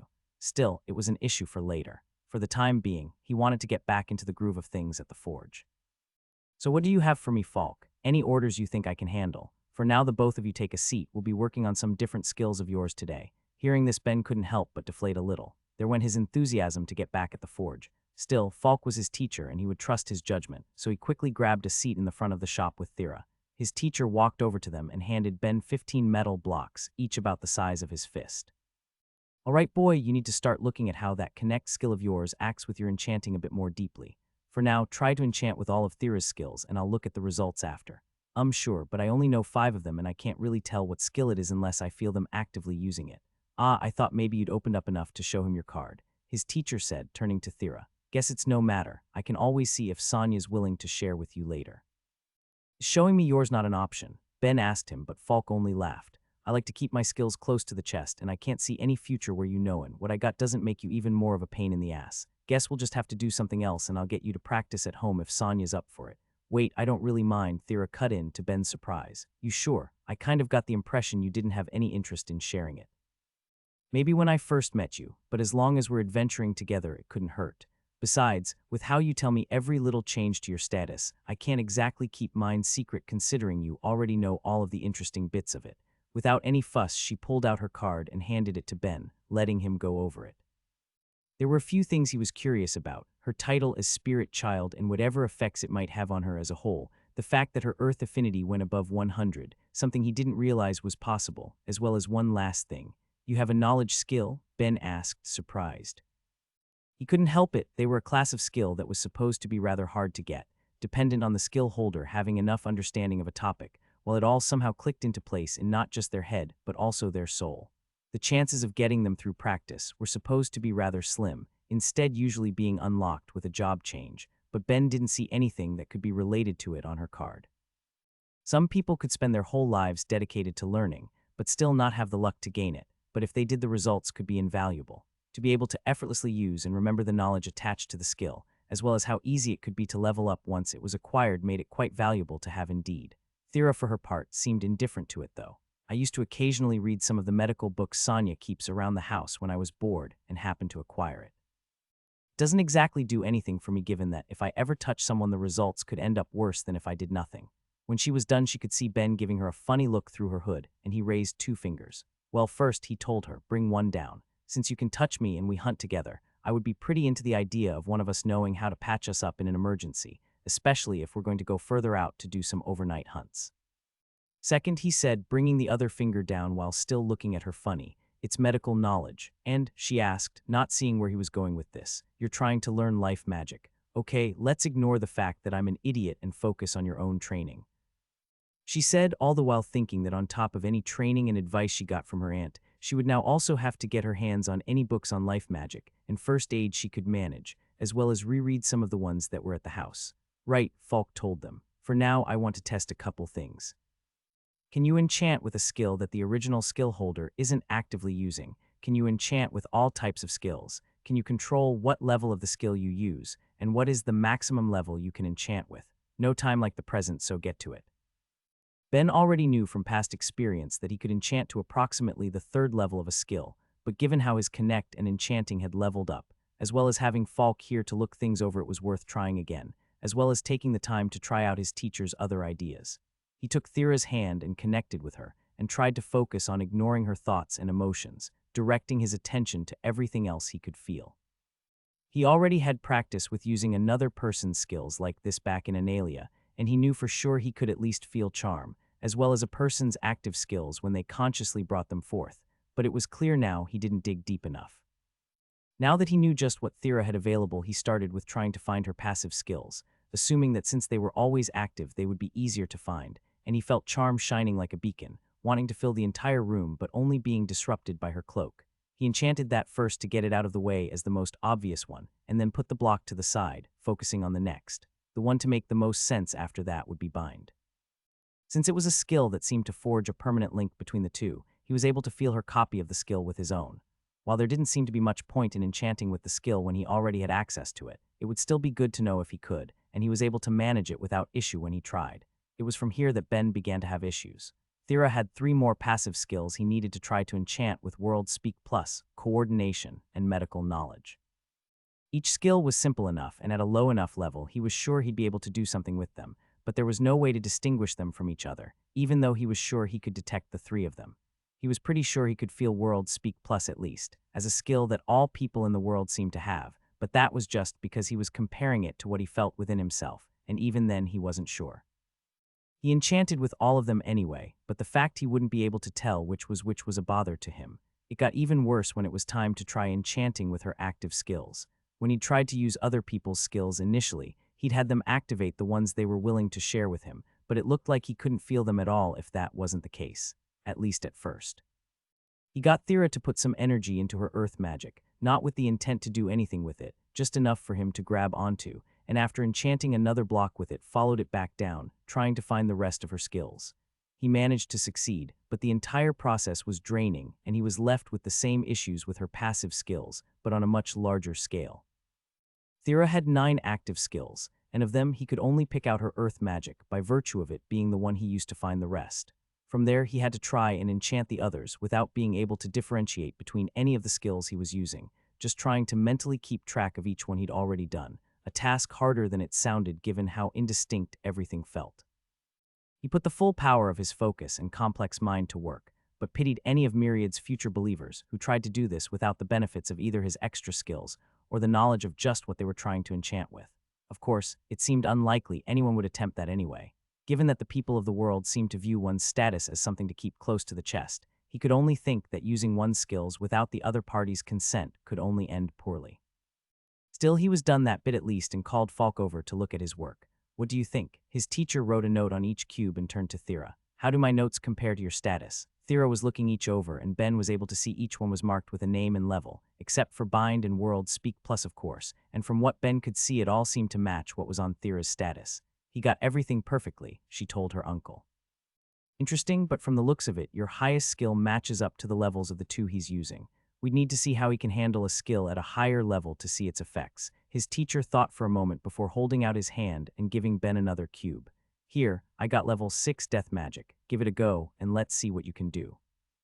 It was always interesting for Ben to learn a bit more about the skills his teacher possessed, but for now he filed away what he just learned and focused on the task at hand. Falk was running a bit of mana through the skill for him to make things easier, and he repeated what he'd done with Thera, grabbing onto the skill and placing it onto the block. Once he was done, his teacher took it and looked it over. Looks like you only got to the 4th level with this too, meaning it's probably your cap for the time being. Of course, if you level up one skill or the other again, you should try to figure out how that changes things, but this will do for now. It's a shame you won't be able to test this on more skills to see if there's any variance. A total of 15 mostly common ones isn't too much to know if there aren't any other rules for it, but it's good enough for now. Anyway, let's move you on to the next step. His teacher walked away to grab even more metal cubes, and Ben couldn't help but wonder just how many he'd made in anticipation of all this. He got up to stretch. It was going to be a busy day. The next step involved looking at each of the enchantments he'd already placed and copying them all onto new cubes to the best of his abilities. Even though it felt tiring in its own way, it wasn't as bad as trying to find the skills within a person, and he was able to get it done rather quickly. Falk looked over his work before recording the results onto each cube again. Most of them were the same with the exception of 3 cubes, the one with level 4 dance, level 4 earth magic, and level 4 death magic, all of which dropped down to level 3. So I can only enchant with skills up to a level below what I currently can, he wondered aloud. A bit hard to say for sure given what we currently know and only have 3 skills for you to test at that level, but it's not a bad assumption. Now the question is, how will it change as you level it up? Will you be able to get more out of it as your ability increases until you can enchant with items as well as you could with a person, or might the distance increase as you improve?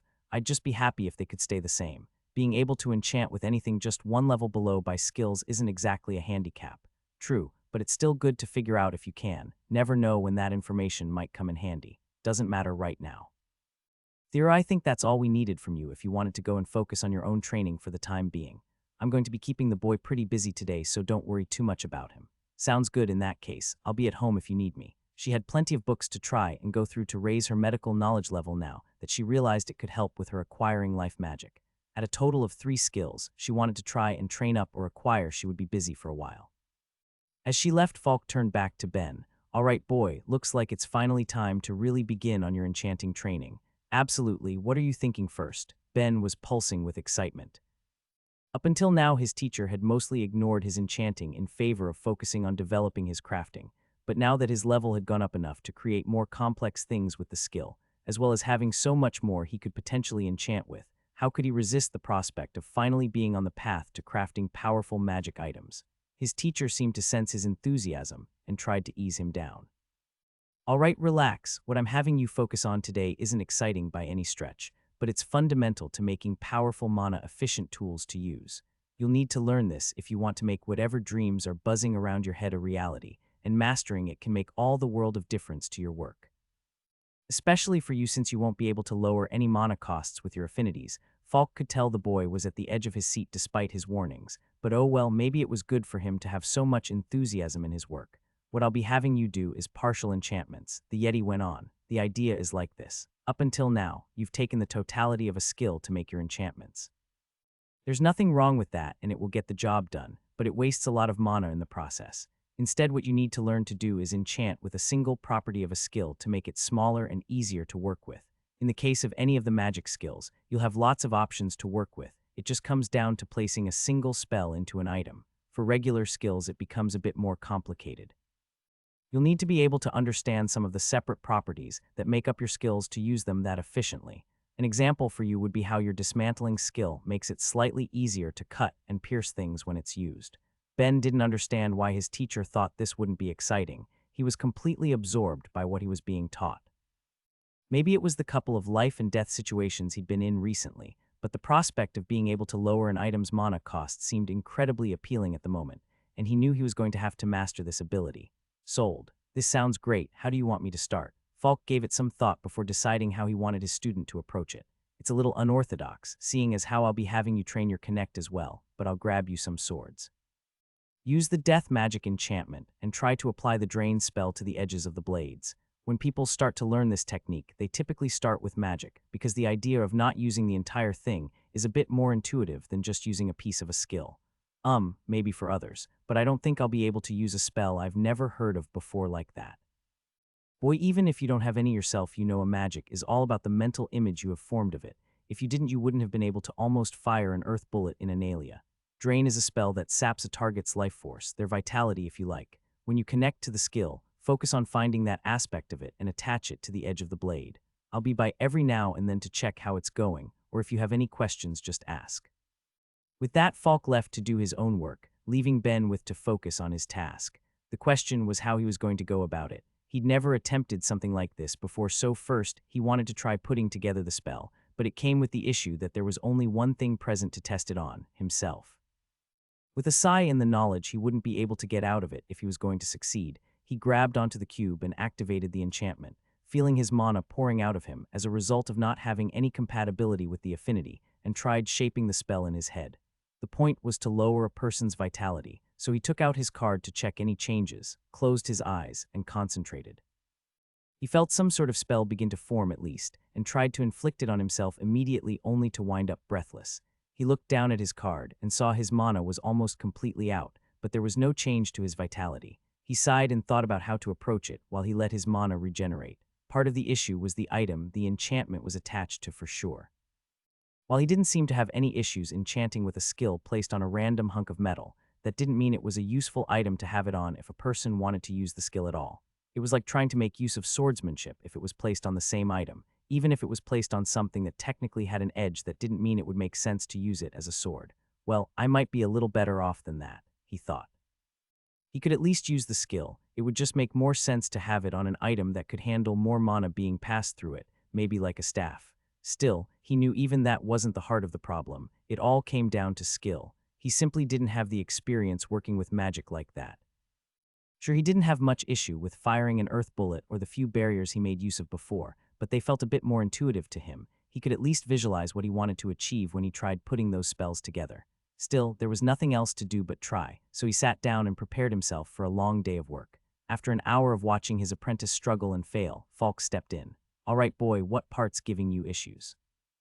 "I can't even make the drain spell," Ben said with a sigh. "I didn't think the first hurdle I would need to get through would be getting used to making magic enchantments." Up until this point, he'd only been using ones he'd made himself and properly understood, as well as some that had been made by other people with the intent of being user-friendly. Now that he was trying with a magic that didn't make intuitive sense to him, he was struggling.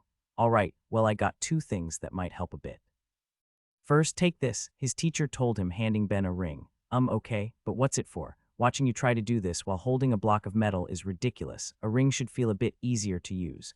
I put my full skill onto it, so it should keep you busy for a while." Ben inspected it, surprised. To put 6 levels of magic on something as small as a ring couldn't be easy. He already knew that his teacher had to be level 9 in his enchanting, at least given that he could tell what skills and levels he'd enchanted with, but it didn't make it any less impressive. "Second," Falk went on, "stop aiming the spell at yourself. Try it on me." Ben was surprised but slipped on the ring. "You sure? It's an easy enough spell that I think you may just be feeling a resistance to using it on yourself, which is fair enough, to be honest. You shouldn't be able to do anything that could hurt me though, so just give it a go." "Well, who am I to argue?" he thought to himself, stretching out his hand and doing his best to activate the spell. Once again, he felt his mana decrease drastically, but it felt different this time, and judging from a small wince that came from his teacher, he was sure he'd finally had his success. "All right," Falk said. "If you can remember that feeling, then get started enchanting with it." The sword was of a simple design, not meant to be beautiful in any way, instead made to focus on its main task, killing. Ben couldn't help but think that whatever clumsy enchantment he would end up making could only make the sword worse, at least considering the fact that if he chose to, Falk could just apply it himself, and significantly more skillfully than he could, but he pushed the thought away as he focused on the edge of the blade he would be constructing the enchantment upon. When he thought he was done, he moved on to the next one, then the next one, and by the time he was finished, he had 10 enchanted swords sitting beside him and noticed his teacher there, inspecting his work. There's plenty of room for improvement, Falk started, bringing Ben's feelings crashing down before lifting him back up again. "But considering you managed it in your first attempt, and each enchantment seems better than the last, I would call it a success. I'll have to tidy up the enchantments on the first 5 myself, but we should be able to sell the second 5 as is." "Excellent work, boy." His teacher hesitated, a sign Ben had grown pretty sure to mean he hadn't thought that far ahead for his training when he looked back to the swords Ben just finished enchanting. "Change of plans, boy. Remove all of the enchantments from these and do them again. After that, but repeat with the Earth Affinity spell, harden and then do it again, but instead of a spell, take the sharpening effect of dismantling and add it." Even though his teacher clearly just decided it on the spot, Ben didn't argue. Since he just learned the technique, he wanted all the practice he could get. As hours of the day passed, Falk's challenges grew more and more demanding. Soon he was being made to enchant multiple effects at once, intertwining the enchantments and trying to push the mana consumption to its lower limit, at least for what he was capable of. His teacher provided him with advice here and there, but for the most part just let Ben work, silently watching from the side as enchantments were constructed and destroyed again and again. In a lot of ways, making a complex enchantment gave Ben the same feeling as when he would make a drawing or painting, while there was wiggle room for how he arranged things as he went. Each step built upon the last, meaning that if the previous work wasn't accounted for, then the finished product could be a mess. While corrections could always be made after the fact, he would much rather get things right the first time, and with that mindset put all of his focus into his work. Just as he was about to remove all of the enchantments he'd made and start again, he felt Falk shake his shoulder to get his attention. "All right, boy, I think that's enough for the day." You sure? I think I could do a fair bit more. It's late and you just got back to town. No reason to work until the early hours of the morning.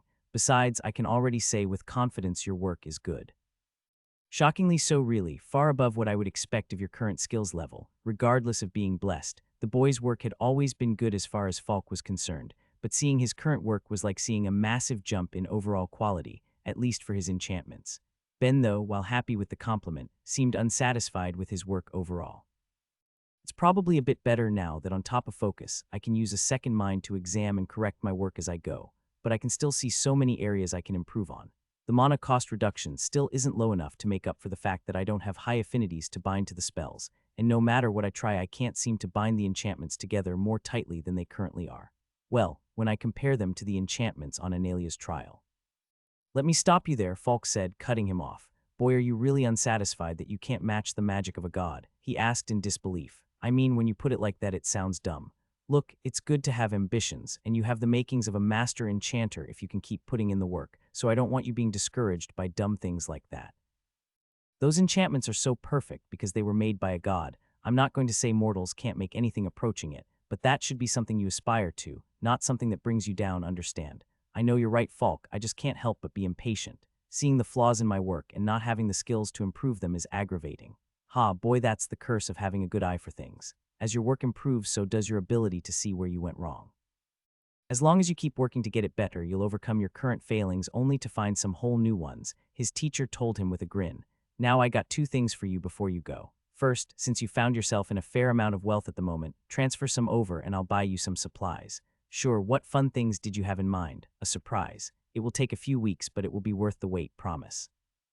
His curiosity was taken, but he managed to resist pestering Falk too much, instead transferring over a level of wealth that would have made his eyes bulge only a month or two before. As for the second here, his teacher told him, handing him over a handful of plain metal rings. Ben looked at it carefully. Unlike the Death Affinity ring he was given when he started, and the Earth Affinity one his teacher made for him when he began trying to apply Harden to the swords, these ones didn't seem to have any enchantments on them at all. Same thing you're using the other two for. These are just blanks you could put other skills onto if you find anyone with any. I'd recommend snagging Sonya's level 6 charm when you get back, but otherwise, if you know anyone with any interesting ones, put it on one of those two. Seems like you'll find it a lot easier to enchant with multiple skills like that if you aren't constantly having to change out which blocks you grab. If you could make a monstrous enchantment like the one you made for Thira's brace without breaking at a lower level, then you'll manage this just fine, even if you take a while longer than you would otherwise. Just take your time on it if you aren't sure, no need to rush. He thought for a moment while looking at his hands, wondering just how many he would be able to wear at once after he found a few more people willing to share their skills with him. He couldn't help it as a smile spread across his face. When Ben got back, he noticed Thira in the living room, completely absorbed in her studying. Rather than bother her while she was in the middle of it, he instead opted to get dinner started since Sonya wasn't home yet.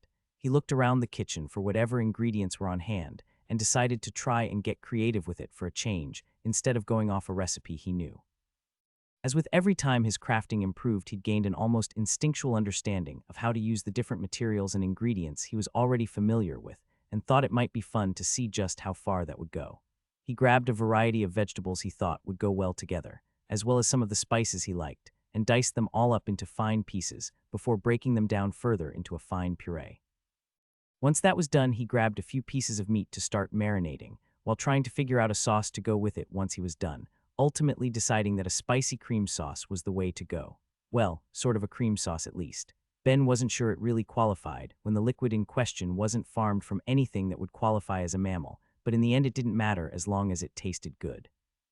While that was cooking down, he worked on speeding up the marinating process, having finally gotten the hang of reducing the cooking time for ingredients the same way he could reduce the crafting time of materials by running mana through them in the correct way, something he'd only begun to manage after he had gained complex mind to look after it. By the time the sauce was done, so was the marinating process, and he cooked and diced the meat soon after.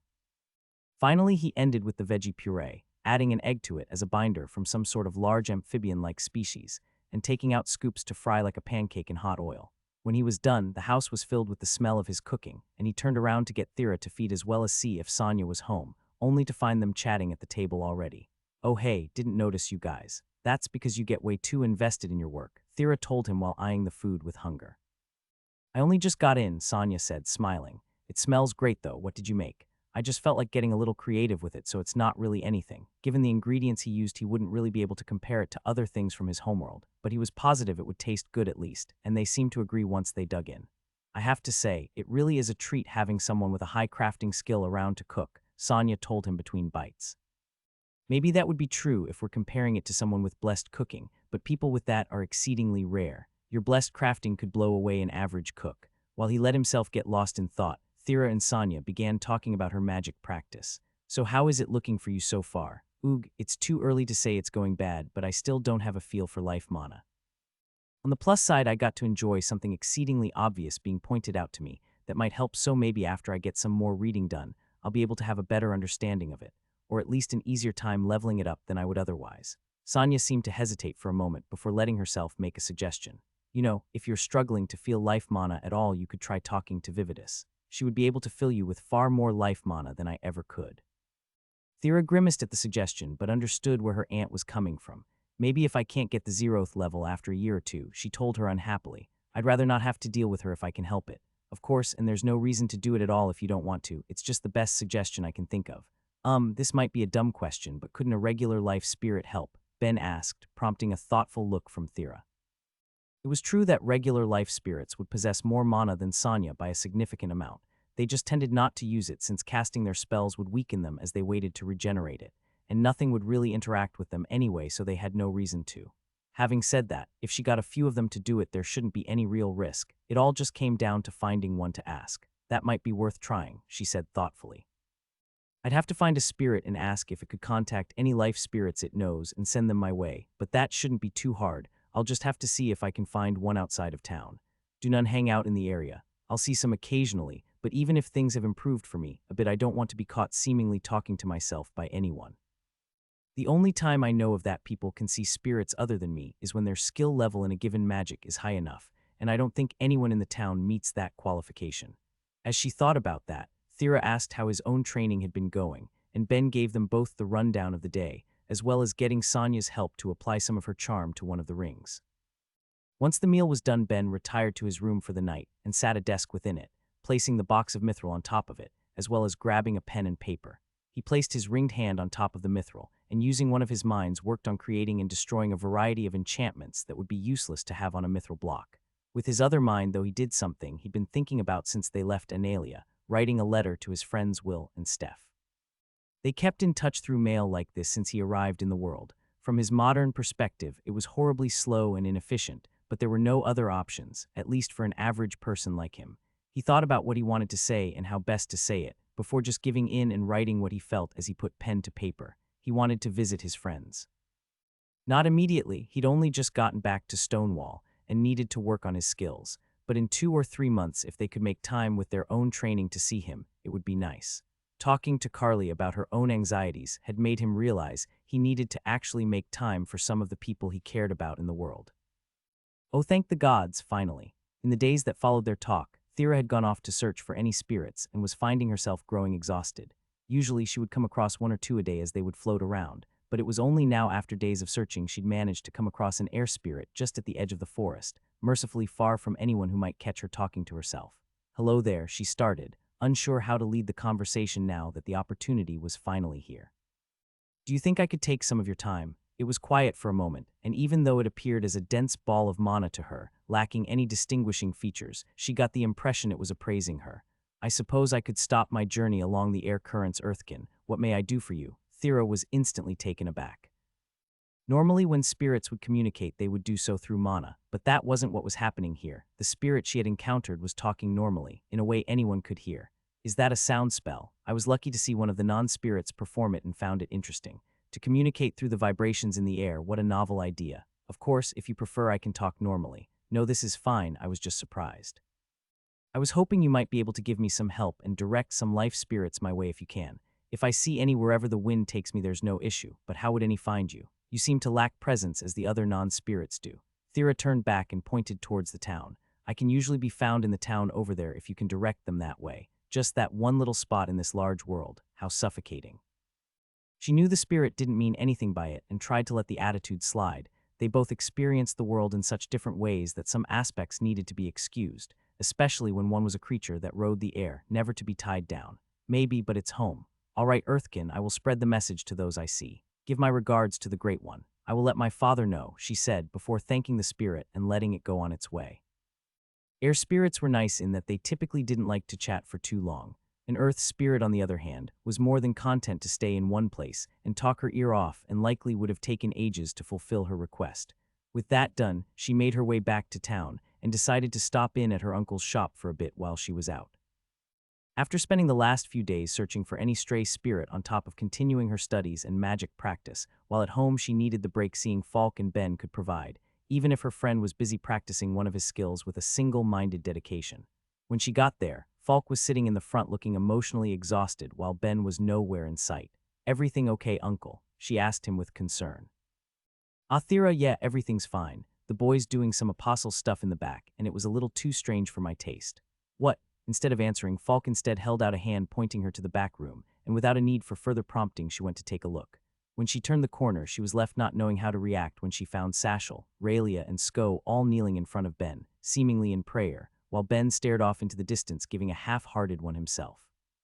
They briefly made eye contact before she gave a quick sorry and left to walk back to spend time with her uncle while he finished whatever it was they were doing. At least she tried to.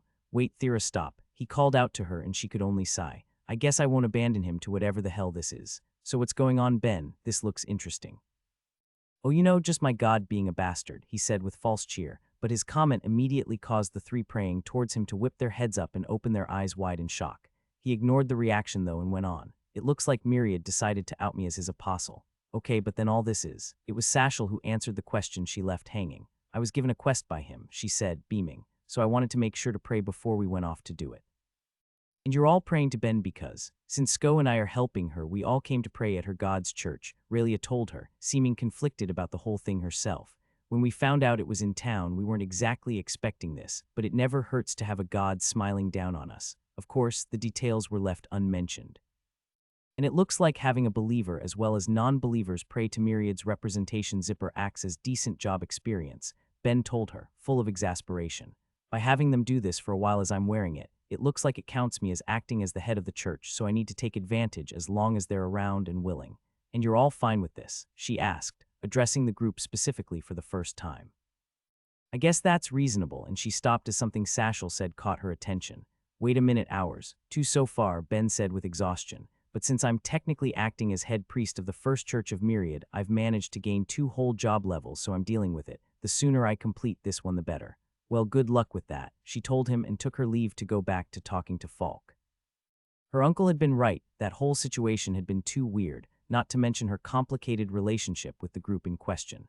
Satchel and Raelia seemed content to try and act casual around her, but Sko had been the biggest pain to her of all since she had her problems with Roan. It would be nice if he were to say something about it, maybe even an apology. She shook her head and tried to clear her thoughts. "Doesn't matter what that asshole thinks or does now anyway. My standing in the town has improved enough that people seem content to just leave me alone, and Ben can always back me up if anything happens. Seems like he could at least get Satchel to keep him in line for me. It's kind of freaky how she wound up so devout all of a sudden. Not that she couldn't understand a bit. Meeting Analia had been a deeply moving experience, even if there was some chaos during it. Really, maybe the issue was more Ben being completely indifferent to having near daily interactions with such a being. She couldn't imagine many other apostles so casually referring to their god as a bastard, no matter how close some of them might be. The distance between God and mortal should be too big for that sort of behavior for all but those who might bridge the gap. She sighed and tried to ignore it. She'd long grown used to Ben's attitude toward Myriad. Maybe it was a good thing for his god to have someone like Satchel to balance him out. "Are you sure about this, Myriad? Honestly, she seems like she's gotten way too into you way too fast. I'm more than a little worried here. It might shock you given your own attitude, but most people in the world would react this way upon not only receiving a blessing and a gift skill, but also a quest and personal guidance from an apostle. I don't currently know any other gods doing so much for their believers. I mean, sure, but it's all coming from a pretty self-serving place, isn't it?" Ben said, chastising his god. "You're giving your blessing and gift skills to all of your believers as soon as you can to make yourself more appealing to anyone who might think of converting. And you got me to train her a bit cause we live in the same town, and she's the first person other than me to get connect. Not to mention your goal for giving her a quest. You don't think she'll go for it?" "No, I think she would have even if you didn't offer her a quest, but I guess it's probably good to have her work towards earning you some more recognition before you offer her the role of your oracle or head priestess." Doesn't hurt to see if she's more suited to one over the other anyway while she does it. The main mortal representatives of any god would fall into one of three categories. The oracle was in charge of sharing the message of their god, spreading the word of their teachings and faith, getting the information from the source directly. The head priest, or in this case priestess on the other hand, was more responsible for a leadership role, taking charge of any of the priests beneath them as well as the common believers to help them grow as a whole. Finally, there was Ben's role, the one he'd found himself in by virtue of there being no other takers, the apostle. In principle, he should be acting to take on both positions, both spreading the word of his God as well as acting as a leader for Myriad's followers. But both of them knew that wasn't something he was going to take too seriously, hence the need for someone more responsible. Anyway, I vote that if you're giving her a role, it should be Oracle, Ben told Myriad, and continued to explain his reasoning despite the fact his God had undoubtedly heard what was going through his head already. As it stands, the majority of your believers are enchanters and follow you for the benefit your skill provides them to make the resistance braces. Since Sashel is currently the only non-enchanter, I don't think she should be taking on a leadership role, at least not at the moment.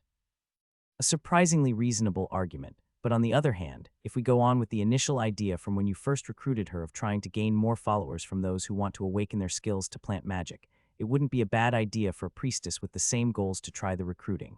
In the end, we also have the option of letting her choose. Vetoed, Ben told his god, making an X with his arms. I told her you're a small god, but it's not like I let her know she was going to be your second believer, or that your current number of followers amounts to what, 20. I wouldn't want the risk of her learning that you don't have an oracle or a priest scare her off. We should make it sound like the spot opened up, and you thought she would be good for it, so we need to take some time to figure out what might be the best fit for her. Well, we have some time at least. Her quest was to complete an achievement in my name, and it sounds like what she's thinking of trying might take a while. Really, she picked the achievement one. She didn't get to pick anything. She's currently just a regular believer after all. I gave her the one option I could give to any of them. Ben nodded, happy with the information. It was good to know other believers weren't out getting better options than him after all. That's something else I've wanted to ask you too. What exactly qualifies as an achievement for you? Myriad was quiet in thought for a moment before answering. It can be many things. It can involve overcoming an obstacle impressive enough to earn you renown, such as slaying a powerful monster or completing a trial like you just did. You could also do something to help my believers as a whole, or any act that could earn you great admiration and direct it to me. In your case, maybe if you created another ultra-rare item and then bestow it upon a warrior who worships me, not that there currently are any. Giving a weapon like that to one of the warriors who's going to fight for the world could also work. All good to know, but Ben's focus stuck to the second option.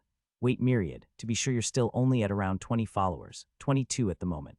I've received prayers from others who seem to be considering converting at the wishes of their nations, but are unsure. As Myriad answered, he heard the thought going through Ben's head and the simple but effective plan he was forming. That would work, his god said aloud. Ben's smile grew. It was so simple, really. It would be a couple weeks before any of the new believers got their gift skills, and all of the believers but Sashel currently were enchanters who thought the only use of the skill they would be using was to create resistance braces. If he revealed to them that the skill could be used with enchanting to make use of any skills, wouldn't he be helping Myriad's believers as a whole to gain new knowledge that could improve their work and their lives as a result? Not to mention that if he sent the information to anyone who was on the fence as well, he was sure he'd be able to snag a few more as converts. Myriad, wake me up and get me the mailing info for all of your current and potential believers. I accept this quest. He was going to be spending hours writing and rewriting 30 to 40 letters, trying to give detailed information on how to properly use the skill and all of the information on it he currently had, but it didn't matter.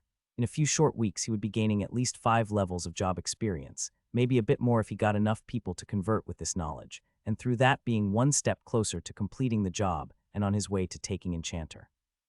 Ben had just come back from taking all of his letters to be delivered and started preparing breakfast when Thera got up for the day.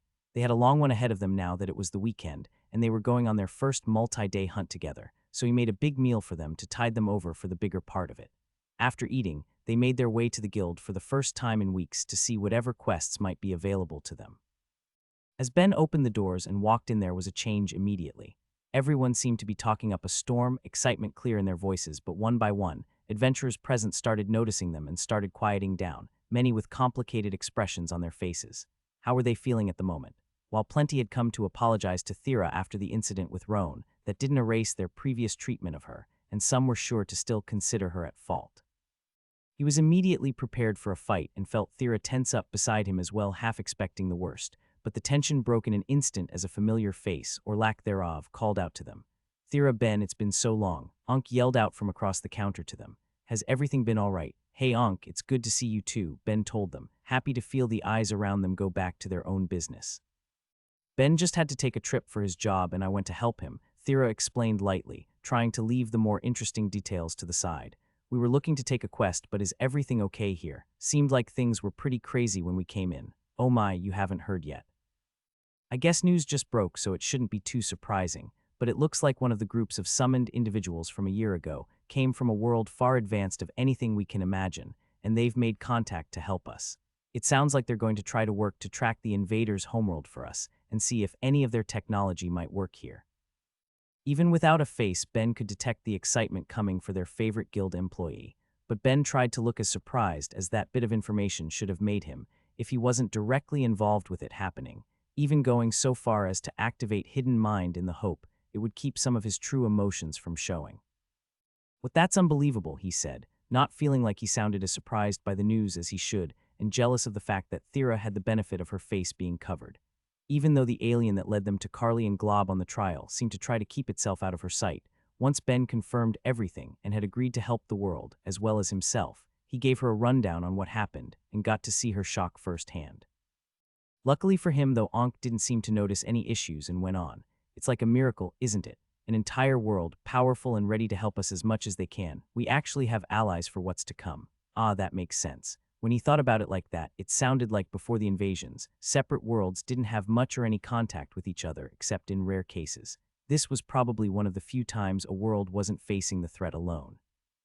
Even if they couldn't provide soldiers, the knowledge that could be gained from reconnaissance would be invaluable, not to mention the potential for technological development. Maybe this really was something to get emotional about.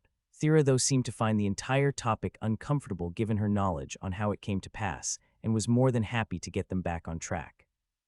"That's really exciting and all, but we were looking for a quest to take. We were planning on going into the deeper woods, so we don't have any problem with something that would be 2 days if we include travel time." I'll see what I can do, but would you mind if I see your cards first? Neither of you updated them since the town was attacked. Rewards need to be distributed and contributions determined." Obediently, they both handed over their cards, and as something she was checking them, something changed in her demeanor. Ben wasn't sure what until she leaned in close and spoke in a low voice. "You've both completed a trial." He was caught off guard. It wasn't a big deal for people to know, but he hadn't been spreading it around since it sounded like a pain. The fact that it was apparently viewable to the guild, the same way their kills and contributions were, wasn't something he'd been expecting. "We did the one in my homeland," Thera calmly answered, seeming to have expected this. "I see. Well, with that being the case, combined with your previous accomplishments in protecting the town, I'm happy to tell you both you've made it to rank 5. Even with her face covered, Ben could tell Thera was overjoyed. When they first started to work together, she seemed to want to gain achievement to raise their ranks. Now they had. Ben, on the other hand, cared significantly less. Even if they couldn't take quests for the higher ranks, they could still hunt whatever they felt like, and all this meant was an increase in responsibility should an emergency occur. Still, if it made Thera happy, he'd take it as a good thing. At worst, he could just quit the guild if she ever found a real party to work with. He would just have to make sure he got everything from their archives he could before that happened. "In that case, do you have any rank 5 quests we could take?" his friend asked, excitement filling her voice.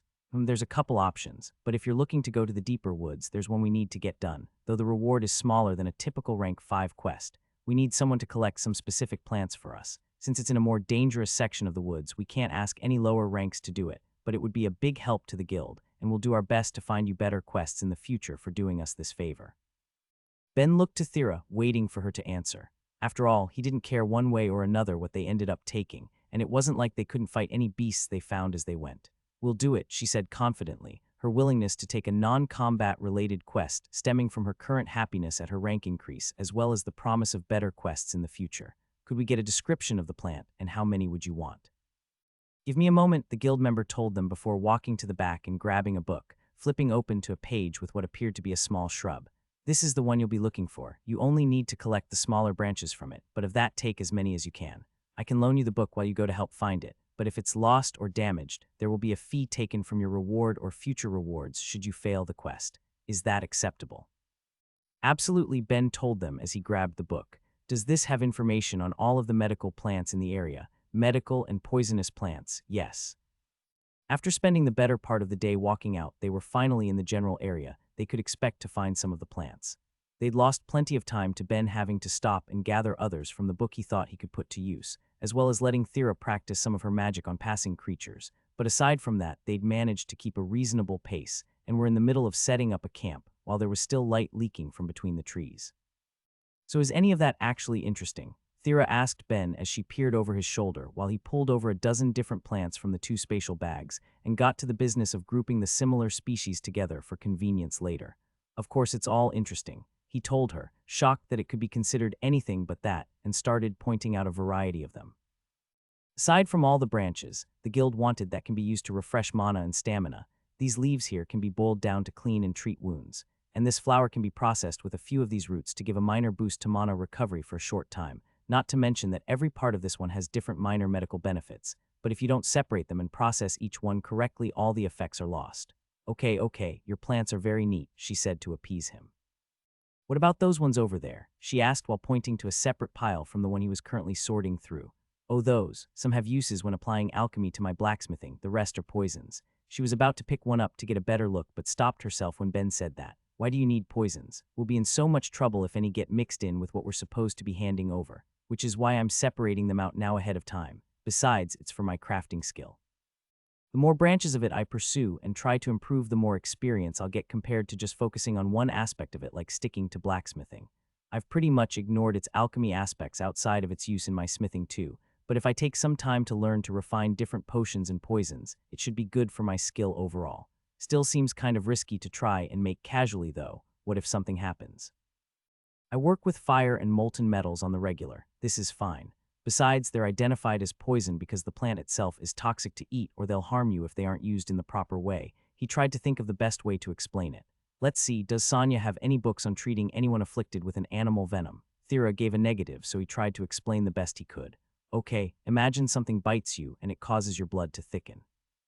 This, he said, grabbing one of the plants from the pile, can act as an anti-clotting agent once it's processed. If you get someone to consume it fast enough after being bitten, then it might be able to slow down the effects of the poison for them to get to a light mage to detoxify their blood. Of course, this will have to be removed too, otherwise they'd stand the risk of bleeding out, but it all comes down to how it's used. You should get Falk to loan you some of his books on alchemy. I'm sure it would help with your knowledge skill. She seemed interested once he started explaining how poisons could be used as medicine depending on the context, so he continued to explain different uses for each one as he sorted them to pass the time, at least until the notification went off in his head. All at once, he just stopped talking and rested his head in his hand, trying to process what he'd just heard.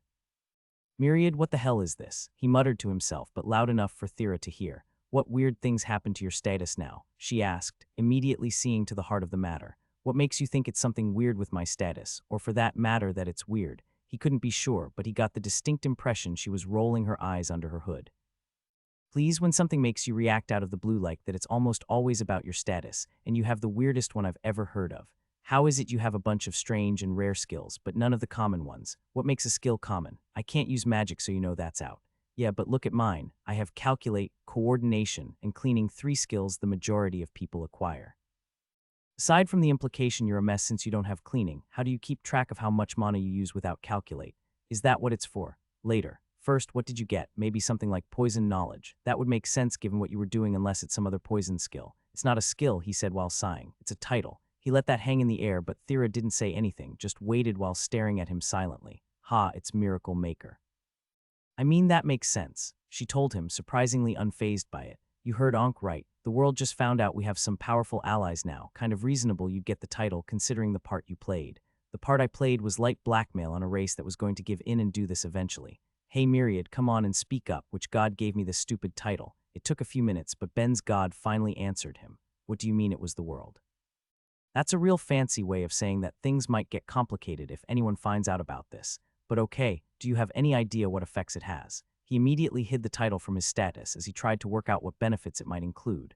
It was more than a little annoying how vague and undefined they tended to be, but he had to admit that the new one sounded like it would have some decent benefits. Unfortunately, Myriad wasn't any help. Oog, why is the system so vague? Couldn't everything have come with a description so people could actually know how everything worked immediately? His god told him, sounding unusually sharp with his response. Ben was initially shocked by his god's outburst, but understood he'd offended him. "I'm sorry, Myriad, I didn't mean anything by it. I just don't like it when I don't understand something, especially when it relates to changes to me." After Ben finished talking to his god and letting Thera know about the exchange, he got a bit more information on the calculate skill. When Thera had said it was used to keep track of one's mana, he thought he had initially misunderstood it when he'd first read about it in one of the church books, but it seemed like he had it right the first time. It was simply a skill that improved a person's ability to do mental math quickly. Most people had it at 1 or 2 levels, so they could keep track of how much mana they were using in battle or daily life, by comparing a known quantity it took to power a spell against their mana pool and regeneration rate. Given his own rather short supply of mana, and the fact that he kept running out despite a lack of magic skills to take it up, he figured it wouldn't be a bad idea to try gaining the skill himself, especially since it came down to doing mental math until it was unlocked.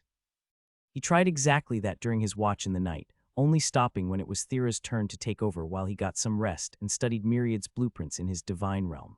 When the sun rose and he got up, they got to the main task of the day. Having already collected some of the branches yesterday, they kept their eyes out for more, but it wasn't the main goal of the day. They wanted the chance to hunt. In Thera's case, she wanted to attempt to work on her earth magic, and in Ben's, he had new tools to test, having spent his spare time during the last week seeing what he could do with his improved skills. Ben set up his tools and traps throughout the area before going with his main strategy for hunting, climbing the tallest tree he could find for safety. Once both himself and Thera were up there, they attempted something riskier than they normally would, only doing it because they felt confident in their current level of growth. They had Thera take off her cloak to see if it would draw anything in. It was something they had spent long hours discussing throughout the days leading up to their first hunt since they came back. It wasn't like the woods were dense with monsters after all. It was significantly more dangerous the further one went, but it was also more than possible to not find anything while out there. They'd been working around this by trying to lure creatures with the smell of cooking meat to begin with, but that took a fair bit of time and patience. They wanted to get quicker results. Of course, that didn't mean they were going to throw away their safety completely. The range of Thera charm would be affected by a few different things, from how much was between her and her target, as well as the target's darkness resistance, but as long as creatures wandered to the edge of it, they were confident they would slowly be drawn in, unable to resist its effects. The main thing then became being vigilant. As long as they got her cloaked again, when monsters came within sight, hopefully, they would go towards one of the traps Ben had set up that were enchanted with the higher level of charm Ben got from using Sonya's. Even if the mana would be significantly weaker, since he had to pour his own into power, it compared to what naturally radiated from Thera. It took 20 minutes of waiting, but eventually Thera spotted movement rushing towards them and quickly threw her cloak back on, hoping they would keep coming. And even without the constant stimulus of her magic, their curiosity and hunger remained, and 2 creatures came through the woods. Ben was pretty sure they were cultrophils, large panther-like creatures that were covered in sharp, porcupine-like quills. Still feeling the lingering effects of the charm, they started wandering the area, and each of them started moving towards different traps Ben had set up. The first of the beast walked towards a common pit trap, the kind he'd used in his hunts dozens of times by this point, but now the spikes were enchanted with both charm and drain, hopefully to get the monster more willing to throw itself upon it without needing to go to the trouble of hiding them in some way. Unfortunately, there was no luck on that count. While it did walk up to the pit, it didn't throw itself in it, the draw of the charm apparently not enough to overcome its survival instinct. As for the second one, it made its way towards one of the charm bombs Ben had made and left around. He had produced these ones to be simpler than the ones he'd made for the trial, not worrying about using overly expensive materials for it as he did, but he was confident they would work as long as a creature bit into one. Unfortunately, things didn't work out quite so conveniently. When it reached the first charm bomb, the cultrophal's immediate reaction was to step on it. He was sure it received a huge shock from suddenly being thrown to the side by the barrier bubble that appeared for a few seconds, but that was all it came down to. It got up again immediately and focused on checking out the other charmed items around. Watching all of this, Ben couldn't help but be disappointed. He had prepared 3 types of traps, and the first 2 were already failures. It all came down to the last one. As luck would have it, he had 2 of them set up and they were both approaching them. He had belief in these and was sure he would get them both in one go, but when the first of the creatures encountered his new and improved bear trap and felt thick metal teeth breaking through its needles and piercing its flesh, its scream pulled the other one towards it, leaving the other trap unused. Thera, seeing that it might interfere with his ability to view how successful the first trap was, pulled together an earth bullet, and with careful aim all but destroyed the free creature as the other one continued to struggle. It was no use though. Before their eyes it continued to grow weaker and weaker, until all the life had left it, the drained spell on the trap sapping it of everything it had. Having watched it all, Ben could only feel unimpressed by his work. He'd had far too much confidence in his charm bombs, and unless he made dozens of them and carried them around, his bear traps would only be able to capture 1 or 2 creatures at a time, as long as the animal's cries didn't scare off anything else with it. As for his improved spike trap, he didn't initially have too much hope for its success from the beginning, but seeing the animal approach, it had given Ben an idea. If he could construct a trapdoor with it, something that could cover it to make it less suspicious while being able to reset itself once something fell through, wouldn't that be significantly better? The problem then was creating some sort of trap floor he could carry around with him, but he was sure he'd be able to figure something out if he put his mind to it, and there was plenty of time for that. With both animals dead, Thera took off her cloak again to try and attract more for her own magic practice. They still had hours until they had to go back. All they needed to do was wait. In the 3 hours they'd been there, they'd been able to assemble quite the pile of corpses. A little over a dozen animals had come to be slaughtered, with Thera taking out the majority with her magic, but a few had actually fallen for some of the charm bombs scattered around, and one running towards them so quickly that, when it happened to be in front of the pit trap, it fell in immediately. Still, as Ben dismantled the corpses, he was less than satisfied with the results of his own work, and tried to push that aside for the moment while he tried to figure out the pieces of each creature to keep for his personal use, taking them apart one by one. The Cultrofel's quills were a given, Ben already thinking of what fun things he might be able to make with them, but it got harder as he started on the other creatures. Even with the spatial bags, he didn't have nearly enough room for everything, and instead had to be more choosy, only taking the densest bones and toughest of the skins for use. When he was done, they would try and find a few more of the branches the guild wanted before heading home. As the weeks passed, Ben fell comfortably into his new routine, from working on his enchanting and connect throughout the week, as well as taking more time to improve his alchemy and some of the tools he'd been designing for his hunts on the weekends. He'd made sure every minute of his time was filled. Most exciting of all, though, tonight should be the night. As long as the Grey Quillith kept his word, he should be able to expect a visit sometime later to start submitting some of the questions he'd thought to ask, and Ben had many. One of the worst things about coming to a new world was not having access to the internet at all times. It was hard to realize just how much he'd taken for granted being able to use the total of human knowledge at any given time. Of course, it was always possible he wouldn't show. Their race as a whole had pretty much instantly gained the world's goodwill the moment they revealed themselves. His little threats that started it all would have pretty much no effect on public opinion, even with his god on his side. If that did end up happening, it wasn't the biggest deal. His biggest concern of trying to help the planet he was stuck on had been fulfilled. Worst to worst, he could travel to one of the bigger craftsman guilds to see if they had any info, though in a few cases he seriously doubted it. Failing that, it all came down to trial and error. "What are you making?" Thera asked as she peered over his shoulder, pulling him from his thoughts and back to his work at hand. "Lifeblood potion, or at least something like it. I had to make a substitution for one ingredient, but Falk thinks it will be fine, so I'm not concerned." "Isn't that the one that will corrode your blood if you make it wrong?" she asked with concern, having taken his suggestion to read through Falk's alchemy books as well, and getting to the first level in her knowledge skill. "Yeah, but as long as I make it right, it will replace any lost vitality, and can start stitching together flesh at a significantly enhanced rate. Considering how often things try to bite chunks out of me, I want one on hand just in case." He was happy that even without acquiring life magic yet, Thera had started to gain more knowledge on how to treat wounds, but he wanted all assurance he could get in case of emergency. "I'm mostly just concerned you're already making modifications to a dangerous potion that you haven't even made the correct way before. Falk's watching. It'll probably be fine." Thera made a clear and pointed look to the other end of the shop where Falk was busy with his own work, very much not watching Ben make it. "Well, he'll give it a look later. Maybe he's hoping to get out of any more training for any future apprentices," she told him with a laugh. "Haha," he responded dryly. "Weren't you supposed to be studying or practicing magic or something?" At that, she sat down and flopped against him. "We don't all have your endless stamina. I needed a day off to do nothing. Gods, I can only wonder how you don't have a permanent migraine from trying to keep your brain busy every day and night," he said. "Don't forget I hang out in Myriad's realm to do some reading. You're actually insane. I just like being busy, and ever since I got complex mind, it's been harder to keep my brain occupied. It can be surprisingly hard to find ways to keep two separate minds engaged." Even if it was a little boring, it actually made it pretty nice to have calculation now that he could practice it in his downtime, or at least as something to do with his other mind when he only needed one, like in conversation, though if he ever got more as it leveled, he'd have to think of other things he could do with it. Still, that was a problem for another time. No matter how busy he kept his thoughts, he didn't really feel like he was pushing it to the extent he would get another level out of it, at least not soon. He had thought of a couple ways to change that beyond what already seemed to work. Putting himself in so much danger, he needed to push beyond his limits to live, but it might be a while before he got the chance to try it out. Probably for the best if I'm already struggling to keep myself entertained this way, he thought with some mirth. What stopped him from learning calculation before was how boring it had sounded, and now he was training it for lack of anything better to do.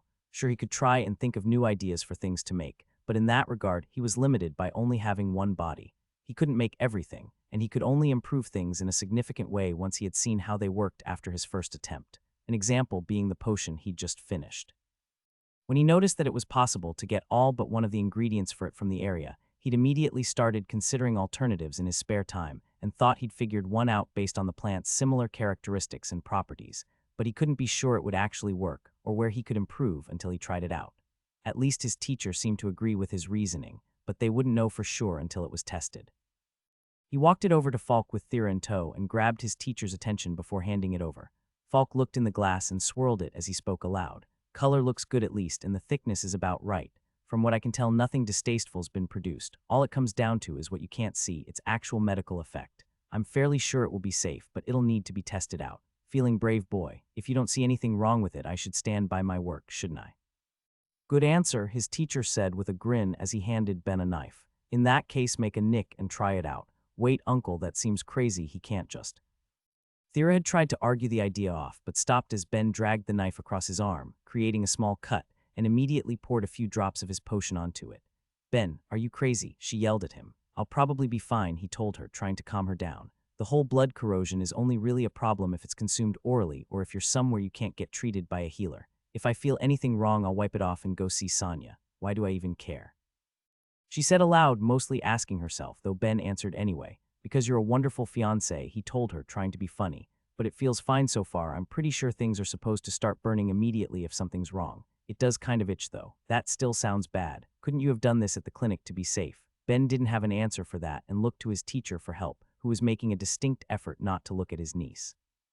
It was clear that Thera was exasperated. Can you please at least go to the clinic next time you want to test something like that? I'd rather not watch you poison yourself. Ha, will do, he said awkwardly, completely seeing her point. But the good news is the itching seems fine. It looks like a result of my body just rapidly healing.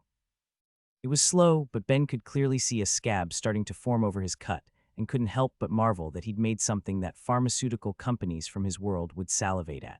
It may have been a fairly complicated potion to make with plenty of room for error, but the fact that not only could it do that, but he was capable of making it left Ben overjoyed. The presence of mana in the world having not just an effect on its residents, but the properties of all life, and meant that with enough training anyone could throw a potion like it together. He wished he could just stick to potions given how effective they could be and his resistance to healing magics, but they did tend to have their side effects one couldn't avoid, and too much of them at one time would typically be disastrous. Still, now that he could make them, he was going to keep a few around for his hunts from now on. On top of a basic first aid kit, he made sure to buy after having carelessly forgotten one on the trial. It looks good, Falk told his apprentice as he watched the wound close on Ben's arm. It looks like it's a bit slower than it would be if it was made correctly, but that doesn't matter much as long as it doesn't affect the overall performance. I'll have Cecily send out a letter to one of the main guild branches later to see if this is already a known substitute, and they can start their own testing to see what races it's compatible with or poisonous to. Since it's just a modification to a recipe, anyone can use there's no patent, but a small reward is offered for discovering new ways to make common medicines, so you might get some luck. Oh, sweet. What happened to you being stressed getting all that money for your braces that has you already wanting more? Thera asked when she saw his excitement. Hey now, it was just crazy getting all of that at once. Trust me, if I'm paid appropriately for my work, then I'm happy. It wasn't like he would be getting anything close to what he'd made while he was making the braces anyway, and even though that money would last him for many years if he didn't buy anything too crazy for it, there was never any harm in getting a little more. As he, Falk, and Thera stopped to chat before he moved on to his next task, he heard the shop door open behind his back and a familiar voice call out, "Excuse me, looking for Ben if he's here." Ben turned around and locked eyes with the young man who walked into the shop as he charged at Ben before he could say anything, knocking him to the ground. Before either of them could move, though, Falk had ripped the man off of him and had a knife that had been hanging on the wall only moments before pressed against his tackler's throat. "Now I ain't sure what issue you have with my apprentice," his teacher growled. but you better think long and hard before you try anything in my shop. Wait, Falk, Ben yelled. He's a friend, it's all good. At that, his teacher let go of someone he hadn't expected to see so soon, his old friend and former classmate Will, who for his part seemed to be doing his best to hide just how frightened he'd been about almost being killed. Before he could speak, though, someone else called out to him, and he saw his other friend Steph, who ran up and hugged him, thankfully in a far gentler manner than Will had. It's so good to see you. It's good to see you both too, he said as he hugged her back. But what's going on? I wasn't expecting to see you guys here. Surprised would be putting it mildly. He wished he could have got some sort of heads up about their arrival. He would have tried to actually plan something for them. How could we not see you after what we heard, right, Will? She asked, turning to him for the first time since she walked in and having missed his encounter with Falk. Wait, is everything all right? Oh yeah, he told her, trying to laugh it off. Just regretting running ahead, I think. I'd rather you both stay in the range of my senses, a third voice said, and when Ben looked to see who it was, found another of the world's stranger inhabitants. Trailing behind the other two, at a far more leisurely pace, a giant floating worm entered the shop. It was about 2 meters in length and as thick as a fist, but Ben kept the presence of mind not to stare after his first meeting with Glob, instead just giving a friendly hello. The worm-like person didn't say anything in response but gave what Ben interpreted as a polite nod before fixing its full attention on Falk. Since they didn't go to the trouble of introducing themselves, Steph did it for them. Ben, this is my space and time magic teacher Wedrow. You could say he's the chaperone of our visit. MMH, perhaps you both dragging us on this detour wasn't so bad after all, Wedrow said before turning to address Falk in particular. Would you happen to be? I am, but I'd appreciate it if you didn't go spreading that around so willy-nilly. Understood. We mostly came to verify your apprentice's sanity, but after, if you'd be willing, I'd like to commission some items for these two if you'd have time. Falk gave a nod of agreement. If these were not only friends of his apprentice, but also summoned heroes brought to help protect the world, then he could make the time. Ben, though, had something different in mind. What do you mean you guys came to check my sanity? Don't get me wrong, it's great getting to see you both, but I'm perfectly sane, isn't that right, guys? He asked, expecting backup from Falk and Thera, but getting nothing but betrayal. Boy, didn't you somehow grow a whole other mind only a few weeks ago? And I've watched you try and sacrifice your life twice now in only a few months, not to mention every other way you've thrown yourself headfirst into danger. All right, I can see I don't have any allies here, he said, defeated. So why was my sanity such a concern that you guys came all the way out here? Ben, Steph tried to say gently, we heard you're getting married to the daughter of the current succubus queen. Yeah, and she's supposed to have some crazy mind-enslaving magic compared to regular succubi. It sounds nuts. Guys, Ben immediately cut in to stop them before they could say anything that would make things any more awkward than they'd just become. He moved beside Thera and put a comforting arm around her shoulders, even as he felt her wanting to shrink away. This would be Thera, my fiancée and also the niece of my teacher. Why don't sit down and talk a bit, since I get the impression you didn't receive my letter. Will noticed Falk giving him a death glare and moved closer to Steph, was blushing in embarrassment from accidentally badmouthing someone to their face like that. Thera still seemed like she'd take the first opportunity to walk out she could, and all in all this wasn't how he imagined the touching reunion with his friends would go. He let out a sigh and pinched the bridge of his nose. Okay, everyone relax for a bit. Since it sounds like you haven't heard, here's what's gone down the last few months. He explained what had happened while he was in Analia, only leaving out a few details such as his creation of the resistance braces and the exact details of the trial, which he couldn't explain if he wanted to, and mostly focused on how Pelinia tricked his into publicly proposing in a way that Thera felt compelled to accept. And I know I didn't outright ever say the species of the friend I made, but I definitely mentioned my resistance to charm. Really feel like you should have put 2 and 2 together. We weren't sure if we could believe that or not after we heard who specifically you were marrying, Steph said awkwardly before she turned to Thera. I'm so sorry about this. We should have tried talking to Ben without making any assumptions. Don't worry about it, Thera told her awkwardly, still seeming like she wanted to leave but trying to be polite for Ben's sake, as well as having more than a little curiosity about them herself. So how did you find out I was engaged if you didn't get my mail yet anyway? Ben, even with a ridiculous amount of races and nations in the world, that sort of news is still going to travel, Will told him. It wasn't outright confirmed you were a human, but the rumor was going around and your name was attached to it. I'd bet most of our old classmates are aware. Do you think I should expect any more guests anytime soon? Not unless you told anyone but us where to find you. If anyone else was curious enough to check, they'd probably head to Analia. He breathed a small sigh of relief. He wouldn't particularly mind seeing his old classmates if they came to visit, but he sure didn't want to have to repeat this awkward exchange again if he had to. All right, well, with that cleared up, how long are you guys going to be here? It's not a huge town, but let me show you some sights or something. Unfortunately, we just stopped in for the night to check on you, though we did want to ask you if you'd be interested in joining us for a small trip. It would only take about a week if you'd be able to miss that much of your training here, Steph asked, directing the question at Falk, who seemed to give his consent for her to continue. I mean, I only just got back a few weeks ago. I'm not sure I should just be running out again so quickly. What were you going to be doing for a week anyway? This time Will answered, a large grin plastered on his face. We're going demon hunting. Ben laid in bed, exhausted from the events of the day. As great as it was to see his friends after so long, they definitely made a stressful appearance, and that wasn't even considering their request. But really, now I'm going demon hunting with them. That sounds exhausting. His last couple months had felt like constant danger and near-death experiences, and now his friends had come along and wanted him to face more, even worse given it seemed he wouldn't have a choice. As soon as Will said the words, Falk took over the decision-making for him and essentially forced Ben into it. Demons make great materials no matter how dangerous they might be, and I told you when you started I expect you to hunt your own materials. Sometimes that means pushing yourself, his teacher had told him as he'd been forced into it, while at the same time making a deal with Wedrow. I'll give you a good deal on whatever you need for those 2-on-2 conditions. I want the boy to be working on getting a couple of skills anyway, and my niece could use some experience with a demon hunt too. What do you say? The flying worm agreed surprisingly easily, and with that, the deal was done. And now I need to work on getting those 2 skills too. It felt like ages ago now, but when he'd been making a temporary cloak for Thera, he'd asked Falk before he left about skills he should try and get. And it seemed like despite the advances he'd made since then, especially considering what he'd discovered about his connect and enchanting, his teacher had focused in on 2 that could be good for his crafting, meaning that while Thera, Will, and Steph hunted demons, Ben would be off to the side killing this world's equivalent of rats and squirrels to try and get the knife wielder and hammer wielder skills. He understood where his teacher had been coming from at least. While crafting and all other production-related skills came with tool proficiency as part of its package, that didn't mean he shouldn't try to increase it more. The issue was how he'd have to go about it. Hammer and knife wielder were both combat skills, meaning he could only gain them by fighting with those weapons.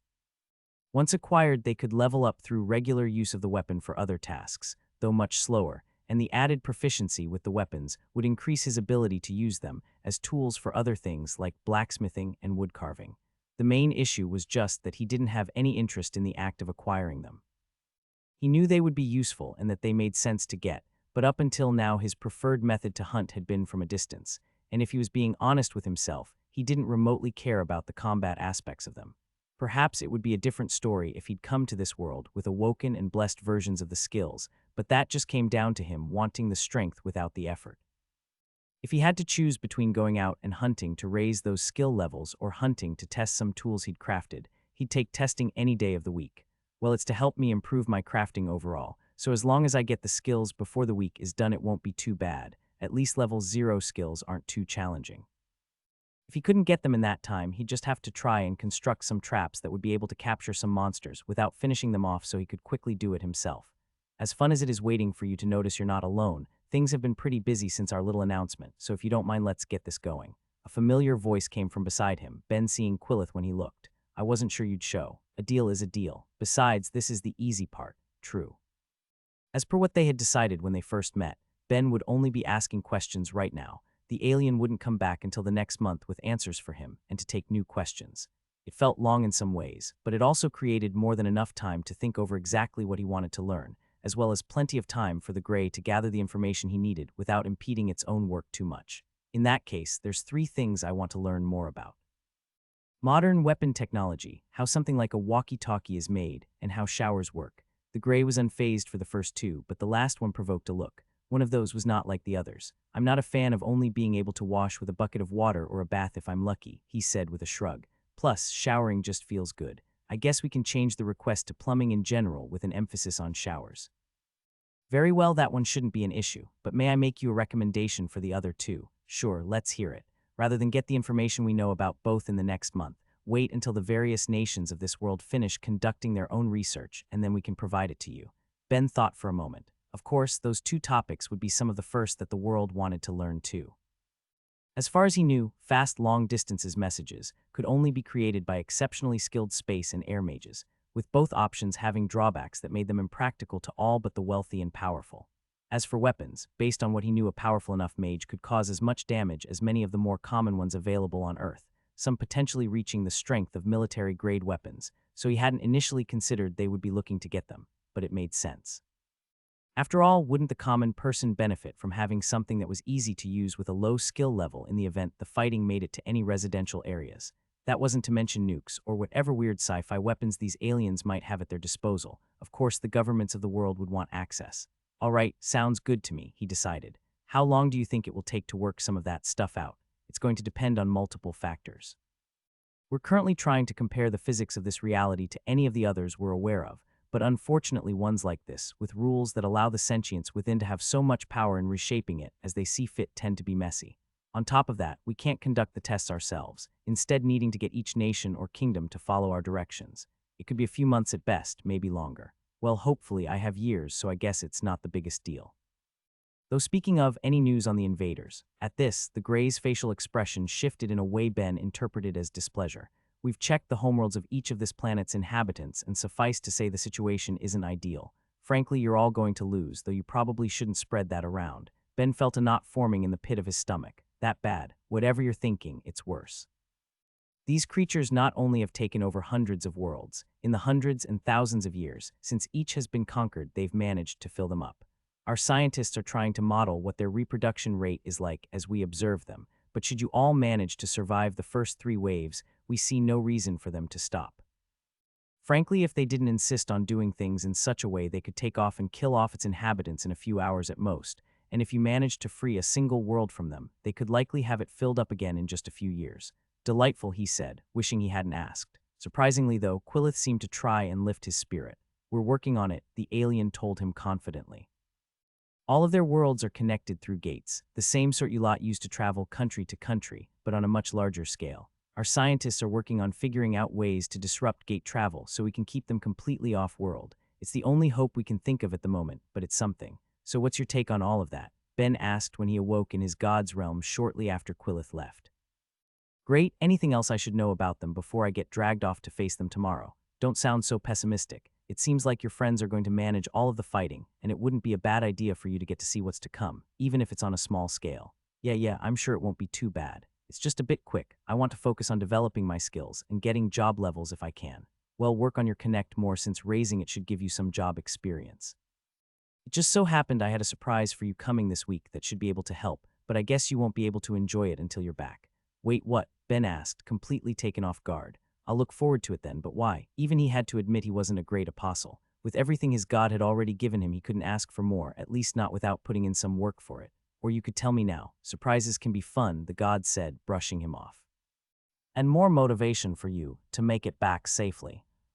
Ben was sitting out at the front of Falk's shop, waiting for everyone else to arrive. They had agreed to meet up there early in the morning before heading off, but he still got there hours before anyone else would to try and get a few things done while he could. He'd already packed everything he thought he would need just the night before, many of which were the same things he'd packed for the trial.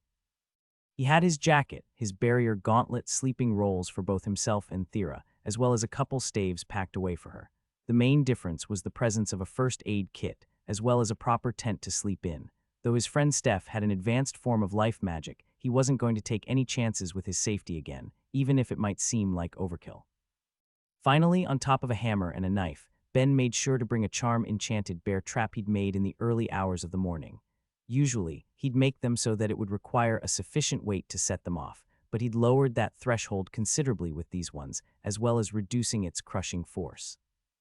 It wasn't for use against any demons they might encounter, though. As Will and Steph were going out to get experience for fighting them in the future, he couldn't go lowering the challenge for them by capturing it. They needed the full experience. No, the trap was for his own training. He didn't want to go to the effort of fighting whatever small animal he needed to in a fair situation. He wasn't a warrior, and that seemed like a fast way to getting himself injured. He would get the hammer and knife wielder skills as safely as he could to improve his crafting and then be done with them. As he was inspecting the hammer and knife he would be using for weapons in front of the shop, Thera was the first to show up. Did you get everything you needed done? She asked him as she arrived. Yeah, it was all pretty quick. How about you, feeling ready for the day? MMH, for all I've heard about demons, this will be my first time seeing one. Honestly, I'm a little worried about how things will go, she said, seeming a bit off. It doesn't sound like there will be many, and even if you, Will, and Steph struggle, then there's still Wedrow, so it'll probably be fine, unless there's something else you're worried about, he asked, having a decent idea of what was actually bothering her. Demons, after all, were just another monster to hunt, at least while they existed in such low numbers on the world. Interpersonal relations were a whole other matter. I guess I'm just worried about how the week will go is all, she told him. You're the only one I've had any luck hunting with. I understand why Uncle wants me to have this opportunity, I just think it's going to be awkward. It might, he conceded. Sorry my friends didn't make the best impression, I'll try and keep things positive while we're out there. It's alright, it's not like I don't understand why they were worried about you. Besides, I've dealt with this plenty in the past. I can handle a bad week if it happens, and I don't want to get in the way of friends you haven't seen in so long. He reached out and took her hand. Well, don't forget you're my friend too. I don't think there'll be any problem since I explained things to them, but if there is I'll set them straight, don't worry. We interrupting something. Will yelled out to him as he, Steph, and Wedro arrived at the shop. Just chatting while we wait, he called back, dropping Thera's hand as he did. Despite the fact that the worm like Wedro didn't seem to have eyes, he appeared to be looking at them all appraisingly. All of you just remember this is a training exercise to prepare for the coming war. I don't intend to put up with whatever mating behavior your species participates in. I already told you our engagement is a sham. You don't need to worry about anything like that, Ben told the giant worm, who still seemed to give off a lack of faith as he floated in front of him. Anyway, since you're Steph's spatial magic teacher, are you going to whisk us away to our destination, or should I expect something a bit less magical? You're partially correct, Wedrow told them. My young apprentice will be taking the lead for now to get practice with her magic. When she tires out, I'll take over. Now if you're all ready. Actually, there's one thing I have for you all first, Ben told them, holding off their departure to give them each an amulet, or at least trying to. When he got to Wedrow, he was a bit unsure what to do as the worm didn't have hands of his own, but he also didn't want to just put it on him without permission. Seeing Ben hesitate, though, he took the matter into his own proverbial hands, and before Ben could react, used his magic to teleport it around his neck. The act caught him off guard, but as everyone else seemed to be looking at their own curiously, he explained just what they'd received. They're resistance amulets that should cover the death and darkness affinities. I've heard that demons tend to have the death attribute, so hopefully this will provide some protection, and the dark resistance is so you guys will be fine if Thera uses a trick we've been doing for our hunts. This way they would all be a little safer from any potential demon attacks, while at the same time hopefully being less wary of Thera's charm too. Luckily for him, making a resistance amulet was easier than one of his resistance braces, and they could be made with a one-size-fits-all approach as opposed to the braces that seemed to lose effectiveness if someone other than the person they were made for wore it. The biggest difficulty was putting two resistances on the same one, but he was still able to manage. While Thera didn't really need the dark resistance given how high her own was, he had just made hers the same as everyone else for the time being. If she wanted a different resistance placed on it, he could always remove the current enchantment and replace it later. Ah, sorry. Did you already have high resistances to those affinities? No, but there's no point in wasting the effort to make something that would provide such a minor difference in battle. If you're a craftsman, wouldn't it be better to make armors instead? I mean, I wouldn't say that. Sure, armor is probably better overall, but don't knock my amulets. Weakening a spell's effects by about 30% for dark and death magic is nothing to turn your nose up at. I'm sorry, by how much? The worm asked, completely taken aback by the numbers told. Roughly 30% for each. Dark is slightly higher than death, but you shouldn't notice a difference. In that case, I must apologize, Wedrow said while bowing his head. I did not realize you had an awakened enchanting skill. He had been informed that the boy in front of him came to the world with skills only at the first tier, but he was sure that must have been a mistake when he heard the details of the amulets, at least until Ben corrected him. Oh no, I'm just level 4 in enchanting, he said, waving him off and trying to ignore any bubbling feelings about his own inferior skills. Since it's blessed though I can enchant with 15% of my resistance for every level, lets me get it pretty high. Wait, you're already at level 4, Steph yelled. Didn't you only get level 1 when you got here? No need to remind me. I think what she's saying will cut in, is that it's incredible for you to have gotten 3 levels in just the year we've been here. Neither of us have been able to raise our blessed skills at all. Maybe, but yours are already awakened. Of course it would be harder for you, Ben countered.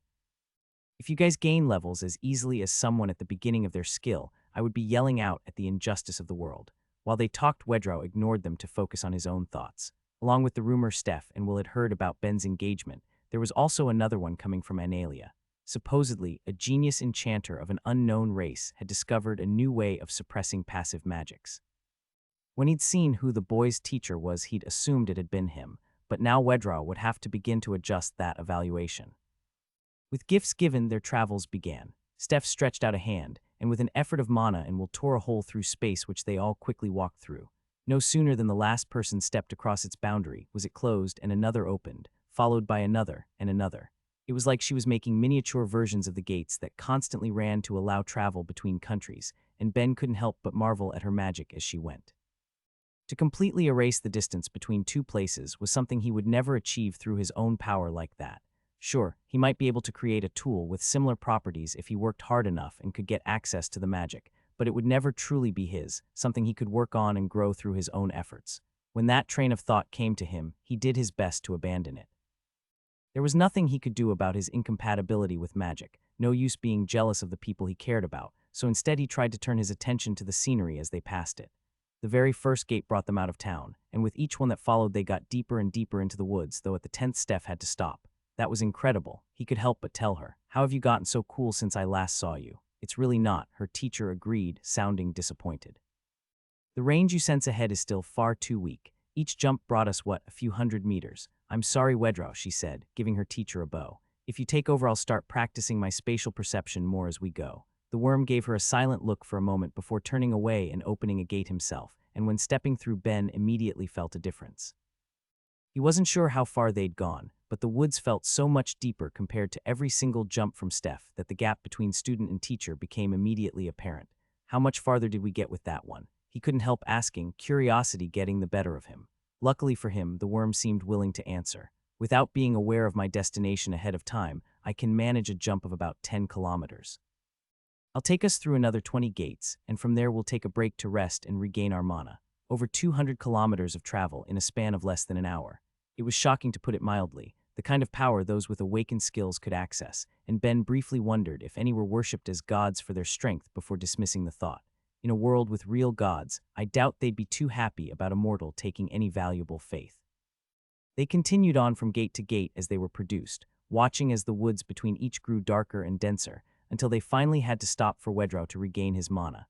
Steph seemed at the end of hers as well, having continued to practice her spatial perception, even after exhausting herself while opening the first round of gates, so the moment Wedrow stopped she let herself collapse to the ground with Will quickly running to her side. "Will, she'll be fine. Leave her and ensure our immediate area is safe."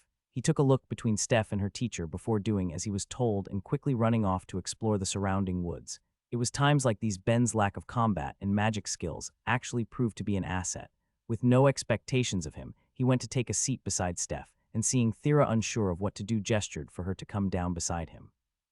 "That really was incredible, Steph. I can't believe you've gotten so good with your magic in the past year." "Not too incredible. Me and Will have spent basically that whole time getting acquainted with how to use all of the abilities that anyone who worked their way to our level would already have mastered. Plus, even if I can use all the spells, I still haven't mastered them." Practice is something you can't escape," he teased. "Speaking of, since we're having a break, mind if I do a little myself?" He held out a hand to her and she took it, aware of the skill he'd gained in some of his past letters, and more than a little curious about just what it was like. When the connection was made, she was immediately aware of two things: how controlled Ben kept his thoughts, at least when he was connected with someone, and how little control she had of her own. Maybe it was the knowledge that she didn't want her every little secret to come to mind that made things she'd much rather keep to herself cross her thoughts in rapid succession, and the knowledge that she'd need to suppress them only made it worse. Ben saw enough that he had a variety of questions he wanted to ask not only her, but Will especially, but decided to respect their privacy until they felt ready to tell him, and instead focused on something he could tell she wanted to talk about. "So you're worried about how Thera feels about what you said yesterday?" He thought to her with enough force to strip away her growing panic and making her concentrate on the conversation at hand. Yes, I just feel really, really bad about it. We just came here with all of these worries and said all that right in front of her, and now that I know you weren't forced into it, I don't want to be mean to your fiancé." "Well, I'm flattered that you think I'm such a catch that a princess would resort to charming me to have me, but don't worry too much. Thera feels awkward, but if you put in some effort I'm sure you could get along. Oh, but don't mention the princess thing, she doesn't like that. Or the fiancé thing, she's pretty uncomfortable with that too. Can't you help a bit more than that?" She thought at him while staring at him with big embarrassed eyes. Ben could only sigh and turn to Thera beside him. "Mind helping me with my practice too? I haven't tried to connect to two people at once yet. It might be a good experience for me." She seemed more hesitant than usual before taking his hand, but when she did he immediately tried to use hidden mind to separate them from each other, while leaving one of his own minds with each of them. He wanted to use this as a chance to talk to Thera in private, first to see where her head was at before he tried smoothing things over, especially when the first things he felt from her were discomfort and jealousy. Discomfort, he understood. She was going to have to interact with people for the next week that she was already sure had a bad impression of her, but the jealousy was a bit harder to pin down. Maybe she was worried about him having other friends around now, but he couldn't be sure, so instead he went to the direct approach. Want to talk about it? You know, I hate that you can tell my mood so easily when we do this when I can feel less and less from you each time. Benefits of practicing your mental control, he thought, a smile forming on his face. But I'm fine, it's you I'm worried about, talk to me. There's nothing more to say. I already told you I was going to feel awkward with this, but I'll deal with it for the week. That's the discomfort, but I'm also picking up hints of jealousy. The moment he expressed the thought, her mind turned flush with embarrassment. You don't have to worry about losing me to them if that's what it is. And from embarrassment quickly to exasperation. That's not it, so don't worry. I will try to figure out how to get your friends to have a better opinion of me. I'm glad to hear it. You know, Steph wants the same thing as well. I think the best thing for both of you would be an open and honest exchange of feelings. As the thought passed through his mind, his grip tightened on each girl's hand so they couldn't attempt to escape from his next move, and he immediately changed the way Hidden Mind was set up, dropping the barrier he'd put up between the two of them, and instead separating his own minds from theirs, leaving them alone to interact as he watched over their thoughts.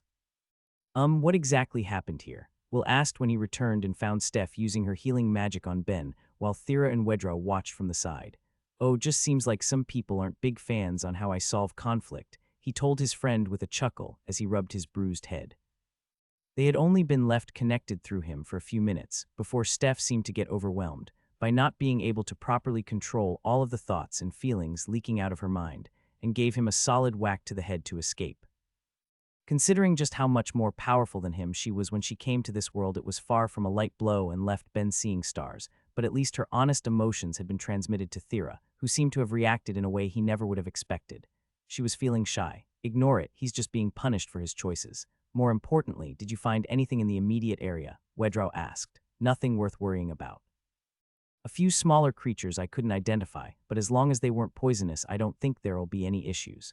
If that's the case, then it's the perfect time to start fulfilling my agreement with the smith. Will, take your friend nearby and start letting him practice his weapon skills while we let our mana recharge. I assume you can keep him safe in the event anything goes wrong. Of course, you can count on me. Come over this way, Ben. There are plenty of creatures around that should be all right for a beginner. With a sigh, he got up and followed his friend, resolving himself to spend a long week working on getting the few skills he would need to give his crafting some extra oomph.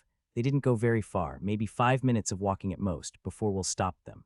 All right, you'll find a bunch of small creatures ahead in the bushes, around 10 of them. How do you want to handle it? Ben appraised his friend for a minute before pulling out his small bear trap and pouring his mana into it to power the charm it had been enchanted with before quietly backing off and waiting. Hopefully something will come out and activate the trap, but how do you know there was anything there? You're not the only one who learned some skills. I learned tracking and life since I started my training. Using them together makes hunting a breeze. Jealous, Ben could potentially learn tracking, but life sense was a skill that relied on having a decent life affinity, meaning it wasn't in the cards for him. Of course, that didn't mean he couldn't take a copy of it to enchant with later. Did you learn any other cool skills since I've seen you last? Wait and see, was what he got back with a wink. Even if I haven't leveled anything, I've learned as much as you have. I've picked up a trick or two. Anyway, it looks like your trap's about to catch its first victim. He couldn't help but be curious about how his friend had grown in the time since he'd seen him, but put the conversation on hold for now, in favor of waiting for a creature that had left the bushes to explore the device as it was lured over. Thankfully, they didn't have to wait long, and in only a few minutes he was able to identify a familiar foe.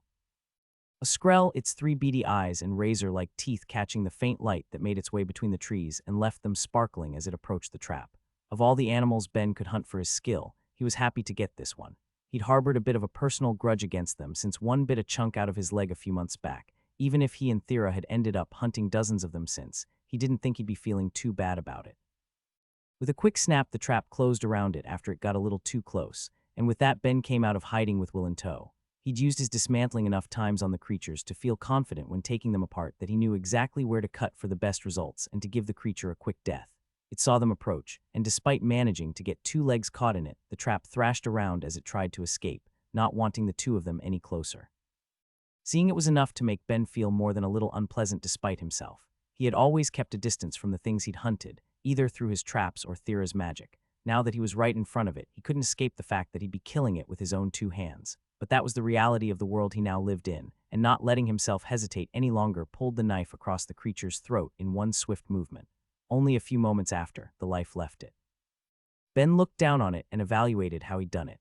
Even if he made its suffering reasonably short, it still must have been in pain for longer than it needed to, a fact that didn't sit well with him. God, look at me getting sentimental. It's not like my pit traps wouldn't be a million times worse, and I use them all the time. He thought to himself, annoyed he was feeling this way just by reducing the distance between him and his kill.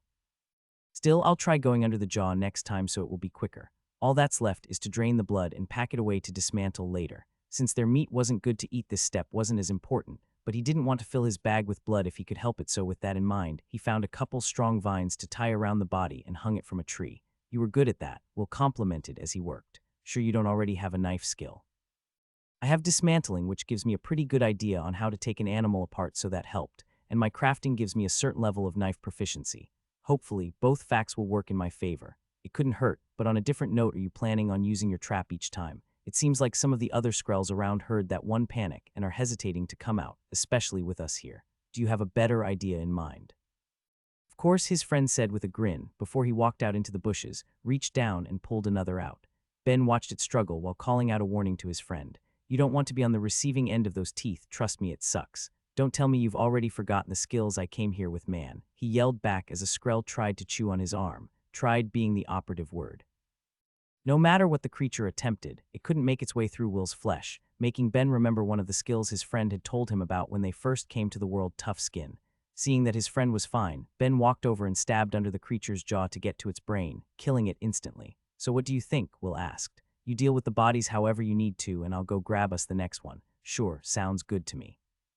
He took the corpse and started preparing to let gravity do the work of bleeding it while Will went for another one. It felt like it was going to be a messy day. Oh, thank God. You got it, Will asked after hearing his friend's outburst. Yeah, I guess it ended up being quicker than I thought, but I really would rather avoid hours of throat slitting and stabbing again in the future. That felt like the sort of thing that would get a guy a few years of court-ordered therapy on Earth. Probably, but gotta accept the world we're in. It had probably only been 2 or 3 hours, but in that time Will caught a variety of small monsters for Ben, who then used the knowledge that came from dismantling to kill them in the most efficient way possible. He could only hunt like that because Will was there to capture them and hold them down, but it had paid off, and now he only needed to worry about getting the hammer wielder skill. On the other hand, they now had the issue of having almost 100 animal corpses to deal with. Ben had been proactive and started the process of draining them all as Will found them, but there was far more than he could fit into his spatial bags. He was going to have to choose what to keep of it all. What a waste, he said aloud as he looked at the pile of death he was responsible for, feeling bad about all of that. Maybe a little, but mostly about the fact that I won't be able to take it all back with me. If I'm going to kill all that, I should at least put it to use. Then get Steph or Wedrow to help you, Will told him, and seeing Ben's confusion went on to explain. They each have spatial magic, so instead of using a spatial bag like yours, they can create their own storage spaces around them. Why did you think we didn't have any supplies on us? Ben hadn't actually given the matter any thought, but it made sense. If the spell on his bag was a space affinity, then of course anyone with an awakened space magic would be able to do that much. Oh sweet, in that case give me a hand carrying them back, now that he knew he would need help to deal with all of them after all, and immediately started loading his own arms while watching as Will did the same. There was a clear difference in what they could each carry. Even with the strength he'd gained working at the forge, he still fell short of the strength his friends came with to the planet. God, I wish I could work on improving my stats a bit more, he lamented. The bonuses I got for my last job are pretty weak. At the very least, they weren't in areas Ben cared too much on improving. The intelligence bonus was nice, but he got that from his other jobs too, and even if he was supposedly getting bonuses for his vitality recovery and mana recovery, he wasn't seeing much growth there at all. Well, maybe you'll make some progress towards it after all this, Will said, trying to cheer him up. Not likely, I don't have any combat job options. Currently, I'm just your friendly local priest. Well, yeah, all this isn't going to do anything for you, we are hunting demons. So. He asked, not understanding what his friend was getting at, as Will's eyes widened in comprehension. Ben, you do know killing demons gives experience to all jobs, right? Wait, what? Explained there were still too many gaps in his knowledge of the world, and this was clearly one that needed to be filled as fast as possible. It's just how the system is set up, Will told him, trying to calm down his friend while leading them both back to camp. Think about it. When the gods made it, they wanted a system to help the people in it grow, but the main point was so they could survive the future invasion. When the war comes, if all the soldiers and other combatants are wiped out, then everyday people will be forced to fight. But if a person is halfway through their job, it would be a nightmare to have to give up the bonuses on it by changing it so instead all of them can get experience killing invaders and demons. That way everyone can move on to their new jobs worry-free. Well, minus the fact that they're all probably going to die if things get that bad anyway. Wait, but that means damn it, I should have brought all of my traps. He was cursing himself for coming unprepared, but there was nothing he could do. Either that piece of information had been kept from him or everyone assumed he would just know. Either way, he just needed to figure out what to do for it now. All he had was some magic rings, his barrier gauntlet, a trap for small and weak animals, and now about 100 corpses. Even if he wanted to try and score some of that experience for himself, his options were limited. Well, I'll see if there's anything I can come up with anyway, but this really is training for Will and Steph. I probably shouldn't go stealing any of their kills when they'll actually be fighting on the front lines. With a regret-filled sigh, he got back to where the others were waiting. You guys mind storing these for Ben? We'll ask Steph and Wedrow. We got a lot, and he doesn't want them to go to waste. Since Steph still isn't comfortable enough with her time magic to delay rot, I'll look after them, Wedrow told them, surprisingly agreeably. There's nothing worse than discovering your storage is filled with spoiled goods, especially if your race is particularly susceptible to strong odors. Cool, in that case I'll start running them back here. Ben, you can wait here and get some rest with everyone. I'm not going to make you carry all of that alone. It will only be a couple trips. Besides, you should fiddle around with how the new skill feels now that you got it. With a smile and a nod, his friend ran off far faster than Ben could ever manage as the corpses he left disappeared, taken into Wedrow's storage. That left Ben with nothing to do but see if the knife-wielder skill made any noticeable improvements to his crafting. He found a thick fallen branch and began carving into it, using his crafting to make the material easier to work, and the same knife he'd been hunting with to shape it into his desired form, in this case a raccoon. It only took a few moments to feel a small but not insignificant improvement to his ability to use the tool. It was like it moved more naturally in his hand, almost becoming an extension of himself in some ways, and he immediately understood why his teacher wanted him to get it. If he could already feel a difference for his woodworking as a whole, just by getting one level 0 skill, then how much better would he be at the forge once he got hammer wielder? Both his fantasies for the future, as well as his carving, ended up being interrupted though by a face coming beside his own to look at what he was doing.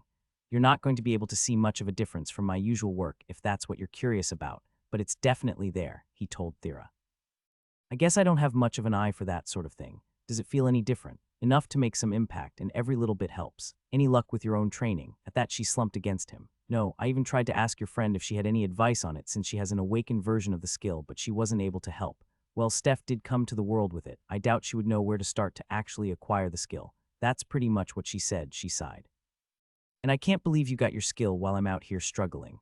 Where's some sympathy? Ha, you'll get it eventually, don't worry. Besides, I think there's a world of difference between learning a combat skill for a tool I already know how to use compared to learning how to feel a whole new type of mana.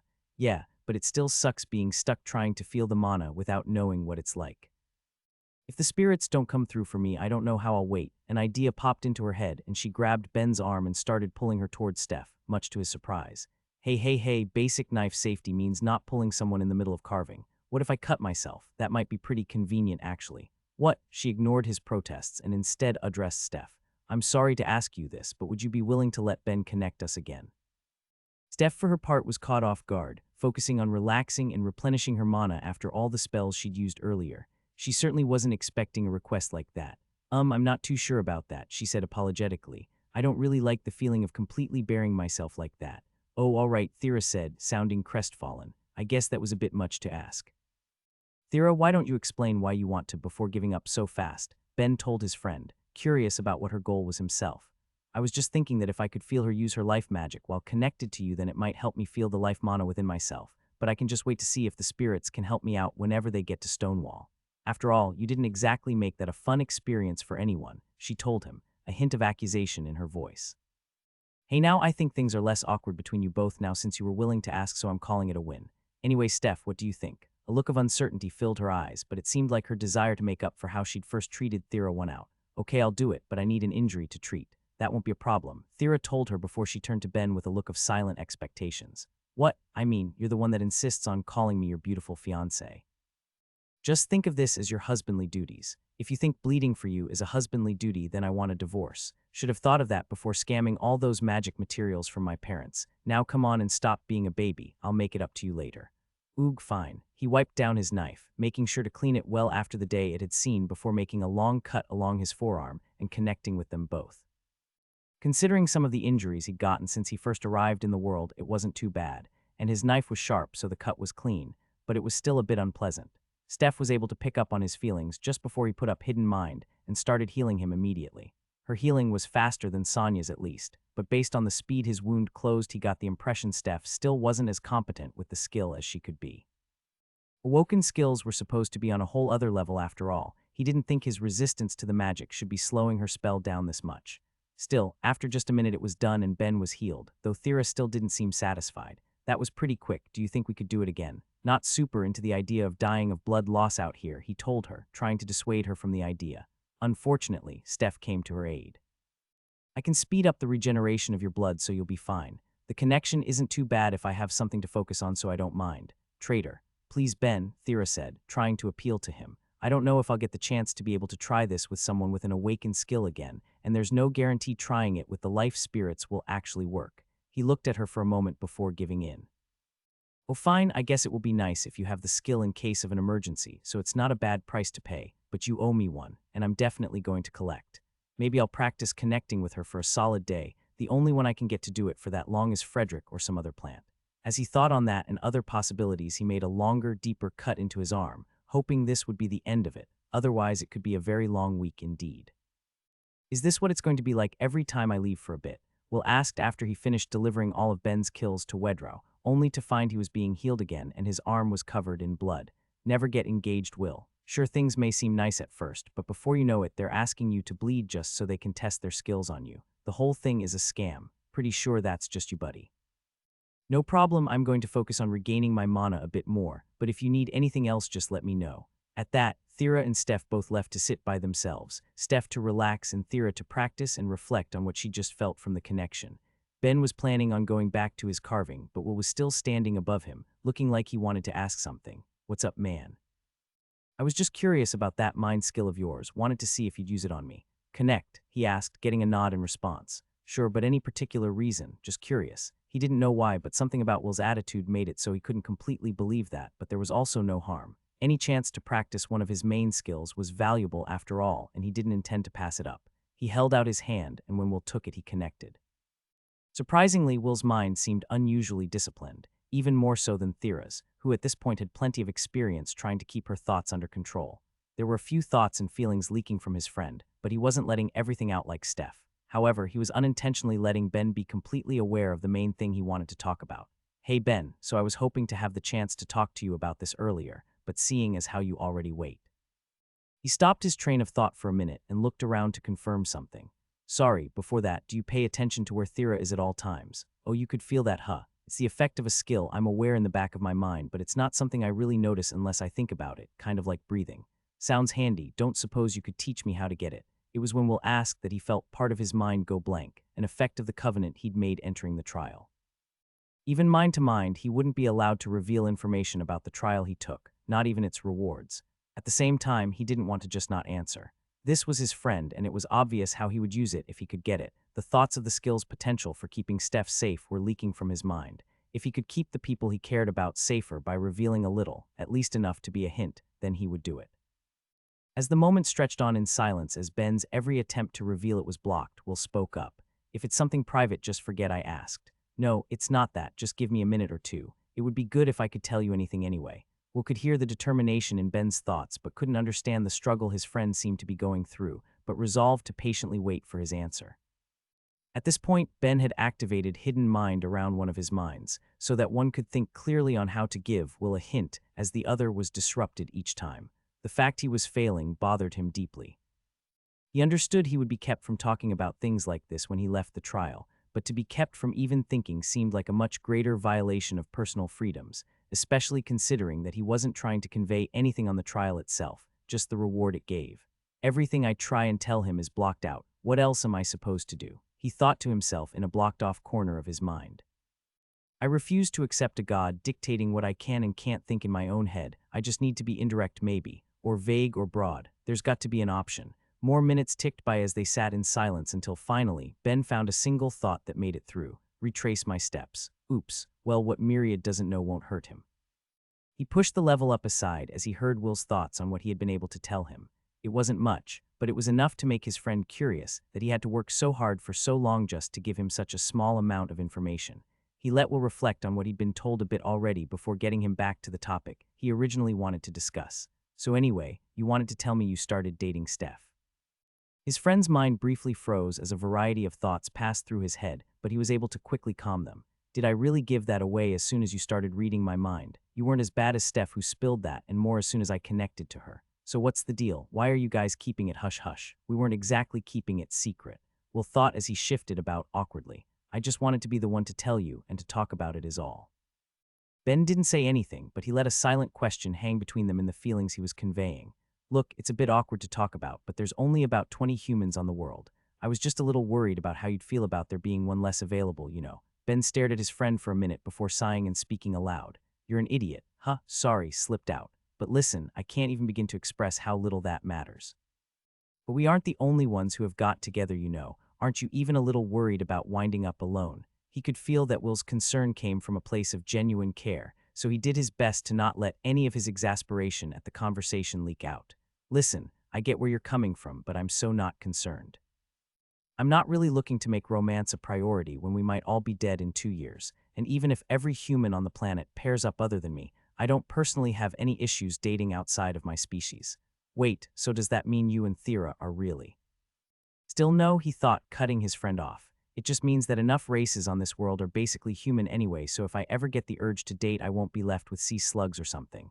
Anyway, is that why you didn't just tell me immediately? No. Well, maybe a little. Will, you're both my friends, of course I'm happy for you. Well, mostly happy for Steph. What? Ben pinched the bridge of his nose. This entire conversation wasn't one he'd been expecting to have, and the fact that his friend was still oblivious to this when they were now dating was a pain. Dude, she's had a thing for you since we started high school. You're just dumb. What? Huh, ask her about it later. Since I have you now, you can help me practice my connect until we leave. The rest of the day went on smoothly enough. Steph and Wedrow took turns opening gates for them to go through, and each time they had to stop, Will took him out to try and get the hammer wielder skill, though without the same luck he seemed to have for knife wielder. It was by the time the day was done that they made it to their destination, or at least the general vicinity of their destination.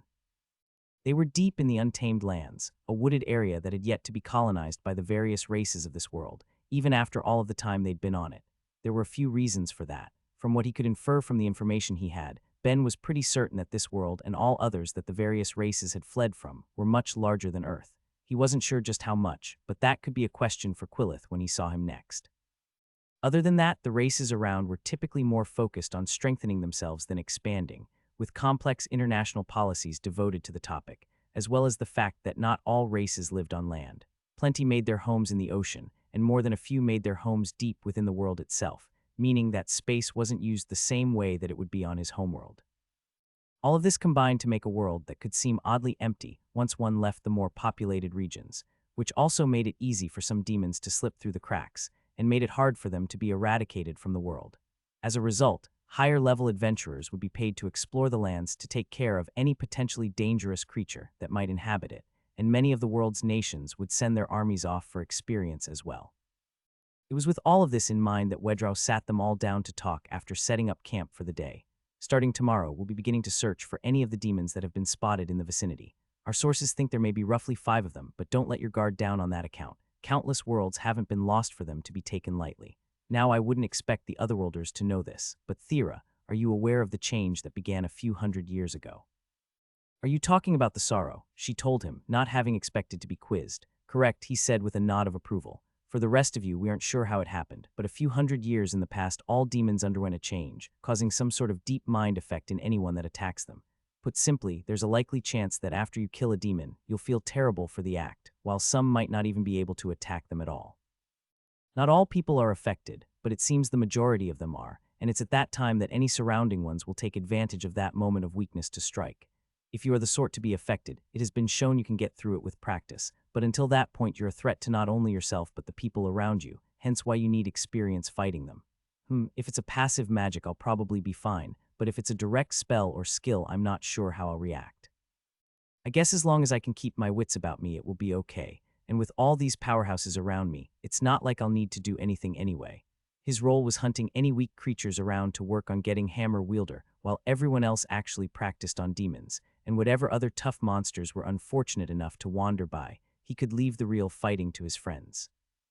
As much as it would suck to miss out on what sounded like free job experience, he wouldn't be any use without any tools to use. In the meantime, the worm went on. We'll divide up the watch in case anything happens. Men will take first, women second. If it's all the same, couldn't I just take my watch with Thera? While he personally didn't care how it was split up, he knew she and Steph would still probably be feeling too awkward for it and tried to spare them, but Wedra was having none of it.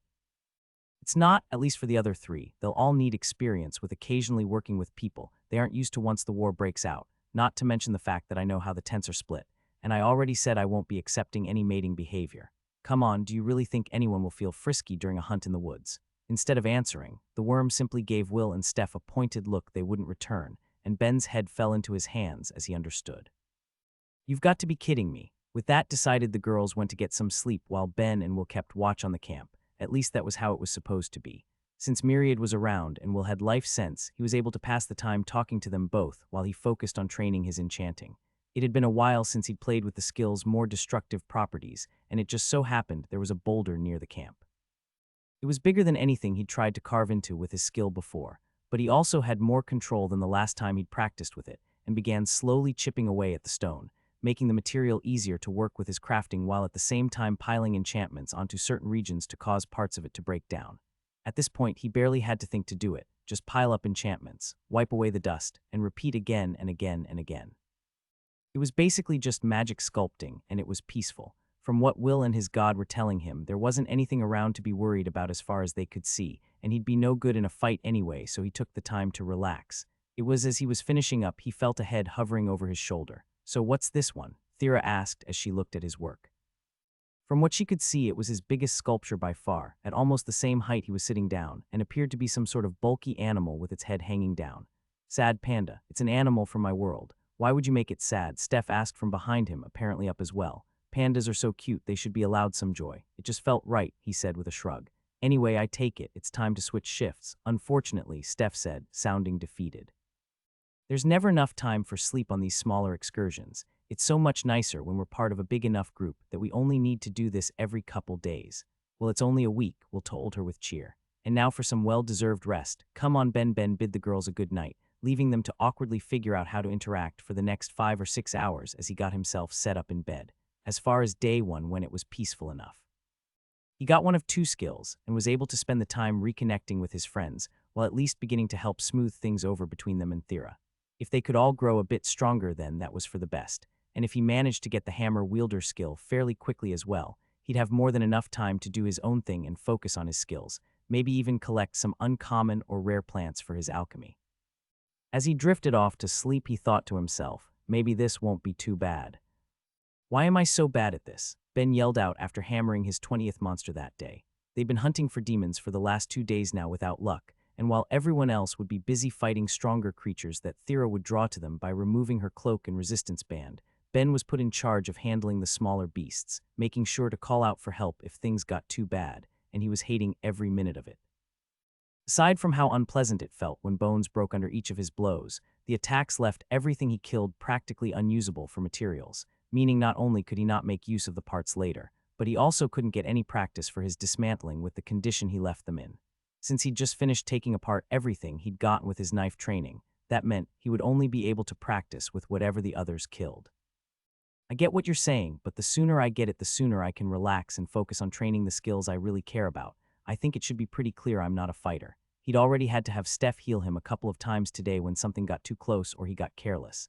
It was nothing major, but he wouldn't be able to survive the things the others had been fighting, especially the current one. Calling it a dragon would be too generous, but it was some sort of lizard monster. About the size of a lion with 6 legs and dark green scales, it seemed to be able to use air magic, whipping the winds around its attackers and battering them with dust and debris, trying to push off both them and their attacks, though to no avail. Against it, Will, Steph, and Thera stood strong. As mages, Steph and Thera stood to the back to avoid being swept up by the gale, and fought with a strategy they'd worked out after the first day of fighting, with Steph opening gates between Thera's attacks and the beast to reduce its ability to react to the small boulders flying towards it, while Will would run in between spells to attack head-on, and was doing surprisingly good as well. With his combination of tough skin, enhanced strength, and unarmed master as his blessed skills, he was well equipped to fight head-to-head against the beast, but he had 2 other things going for him as well. The first was that while Steph was setting up gates for Thera's magic, she was also using time magic on Will to speed him up, making him move faster and react quicker. The second was all him though, something he'd apparently learned while he was training. Sometime in the last year, he'd managed to learn an augmentation skill. Augmentation skills were fairly common among people with warrior or combat builds, but Ben had never actually seen one in person before, and it was another class of skill he'd never be able to get himself. The reason for that was simple. Much like magic skills, they were dependent on the affinities a person already possessed, meaning there was no way he could learn any with the low ones he was stuck with.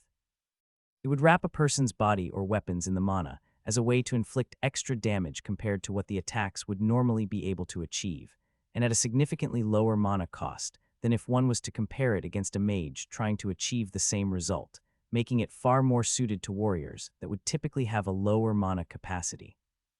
Of course, given how high Olive Will's attributes were when he got to the world, he could have just learned a magic instead and been able to use it in a complete form, but Ben felt this style suited his friend more. As for the specific one Will learned, it looked like he'd gone with something even more surprising than just having the skill be tied to one specific affinity. Each augmentation skill had the same properties of the affinities they would be tied to, so supposedly fire, earth, and death ended up being the most popular choices when it came to fighting, but Will had managed something significantly more rare and managed to get a lightning augmentation. Just as there were magic skills that required decent affinities for multiple types of magic and could rarely be achieved without awakening the skills, the same held true for augmentations, possible to an even greater degree. While it would be possible for a mage that had water, air, and light magic to weave together lightning spells at an increased difficulty and mana cost, a person couldn't just use water, air, and light augmentations to produce a lightning one, meaning that Will had to train in those three augmentations at the same time, as well as got exceptionally lucky to actually get the combined skill, and from the looks of it, it was worth it.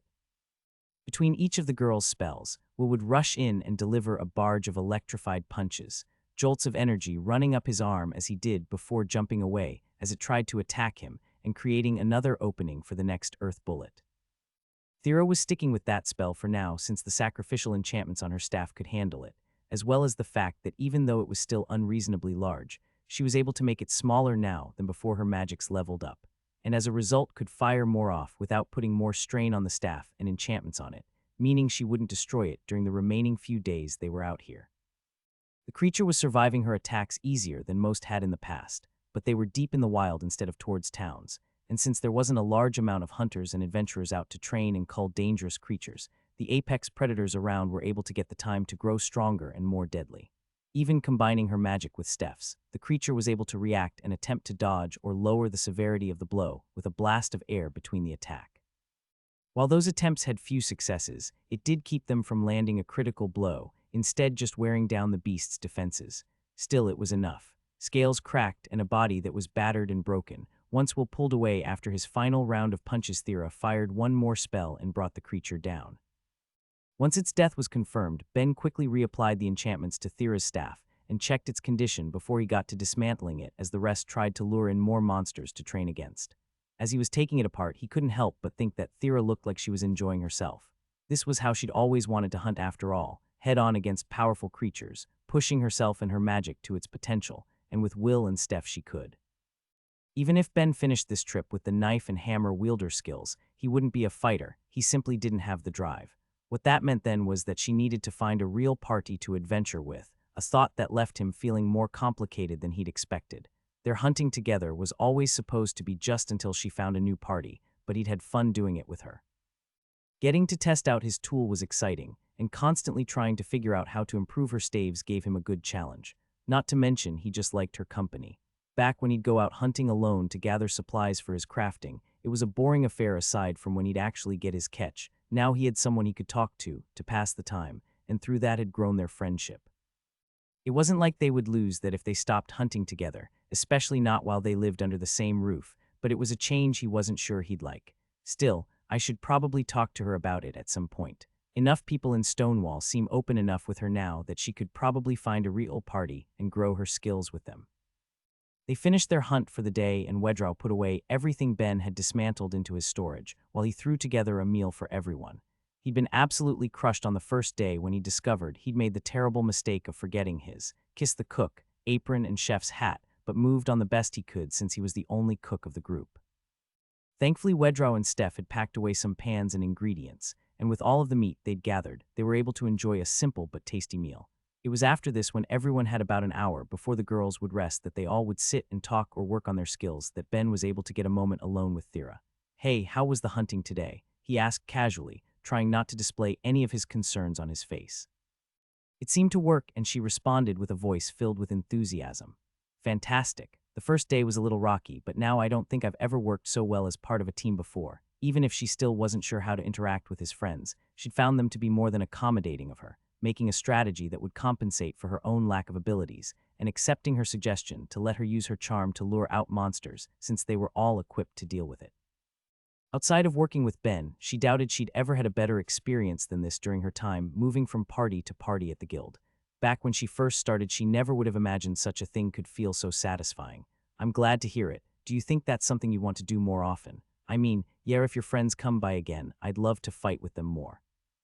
Doesn't sound like it will be very often, though. Steph said her schedule is pretty busy, and they only forced the issue because of, well, you know. So you're talking more with Steph? He asked with a smile, happy to see Thera getting along with someone else. Well, we're on watch together, and she seems to want to chat. I just don't want to be rude, she told him awkwardly, though continued in a quieter voice. She does seem nice, though. I'm glad, but I was really more talking about when we're back in Stonewall. Sure, I guess if we could find a party member or two, we could give it a try. Of course, I'm not a fan of most of them, and the ones that are left would need to be okay partying with us despite my rumors, and the fact that you're not really a fighter. It sounded like she was teasing him on the last part, but she just cut to the heart of the matter. That's actually kind of the point. Your earth magic's gone up, and I know you want to hunt in a bit more of a proper way than how I do it. Do you think you'd rather find a real party? At your current skill level, I'm sure you won't have any issues. He didn't expect his gut to twist so much just by bringing it up, but she was going to have to find a real group to adventure with eventually anyway. It would be better to do it now that she had the skill than to put it off for much longer. Unfortunately, her reaction showed she hated hearing it as much as he hated saying it. What, are you not happy having me to hunt with? The mood had shifted, and her voice wound up tinged with both anger and sadness, so he rushed to explain himself. It's not that, I just can't do anything like Steph or Will can. I can't fight, and I can't help you fight. All I can do is manage your equipment and make traps. I know we still work well together now, but as your magic keeps improving, I won't be able to keep up. Wouldn't it be better to start finding a team you could work with sooner than later? If I get better, then you'll just have to too, she fumed. Besides, I wouldn't be able to tolerate anyone in town by myself, so if you don't like it, just deal with me, until I can prove to my uncle that I can hunt by myself. Now if that's all I need to get some sleep. With that, she stormed off, leaving Ben to himself. Well, that could have gone better. After his watch with Will came to an end, Ben tried to talk to Thera a bit, but she wasn't in the mood, and he got the impression she hadn't actually gotten any rest. Guilt and a desire to fix things held off his own sleep for a while, but eventually he succumbed and found himself in Myriad's realm. What's up, Myriad? Managed to see any demons around for us? He asked his god while sounding clearly depressed. None yet, but is that really what you want to talk about? Of course it is, I didn't ask for nothing. It was after the first night that Ben asked his god if he could keep an eye out for them, which Myriad agreed to. Killing demons was an important role after all. With the invasion soon, they couldn't worry about the enemy forces already on the world. Well, I'll let you know if I do, but for now, why not talk to me about what happened earlier? I am meant to help guide you and share wisdom after all. Ben sighed, I just don't want her to be mad at me. You think she needs to find a real party too, right? Is that what you want? What does that matter? Well, since Thera pretty clearly doesn't want to, then I think the only reason would be if that's what you want. All right, no I don't, but that doesn't change the fact that she would be able to get more combat experience in a real party than with me. She can definitely take on stronger beasts than I can, and if she's stuck hunting the way I do, I'll just be holding her back. All right, but so what? What do you mean so what? I don't want to be holding her back, and she wants to rise up the ranks as an adventurer. The solution seems obvious. Ben, people's priorities can change. She wanted to earn approval by having a high rank. Now maybe approval isn't as important as having a friend to be with. Besides, wasn't it at the end of the trial you both had that touching moment about being a team? That meant a lot to her. Ben fell silent as he thought about what his god said. They had said they were a team, that they would solve their problems together and fight together if they needed to. Of course he meant it, but did that mean Thera would rather work with him, stuck fighting smaller and weaker monsters than what it looked like she could currently handle? He didn't want to stop working with her either, so if that was the case, what was the issue? Huh, damn it, he muttered quietly. I get what you're saying, I really messed up. What do you think I should do? Well, when a member of my race wanted to apologize, we would tear out our venom sacs to symbolize vulnerability. An option that doesn't leave me maimed, please. They would grow back. Not many of my parts do. Picky but fine, just go and be sincere about it. Nothing good will come from not just saying what you mean. Of course, it's what I'm here for. Although if you did want to show some gratitude, you could go out and get me some believers. His god said suggestively, pulling a laugh from Ben. Well, we'll see. No word on if I completed the quest yet. As things stand, I'd say you'll have it completed in a day or two. Some people's faith has grown stronger and others have taken the plunge to converting. There's only a couple who haven't received your letters yet, but it should push you over the edge when they do. Sweet, and then I can finally get something a bit better than job levels, right? Different doesn't mean better, but yes, I'm sure some of your next rewards will be to your liking. That is, if you are able to complete them. That is always the catch, isn't it? Still, I haven't done too bad so far. I'm sure I can make whatever it is work out, without completely twisting my intent like with the church, right? As Ben looked away, Myriad felt his worries only increase, only made worse as events began to change around Ben's sleeping body. Infinite hells, wake up and run, his god yelled at him, and before Ben could ask what was going on, he was up and conscious, hearing the pandemonium erupt around him. Why did I have to act like that?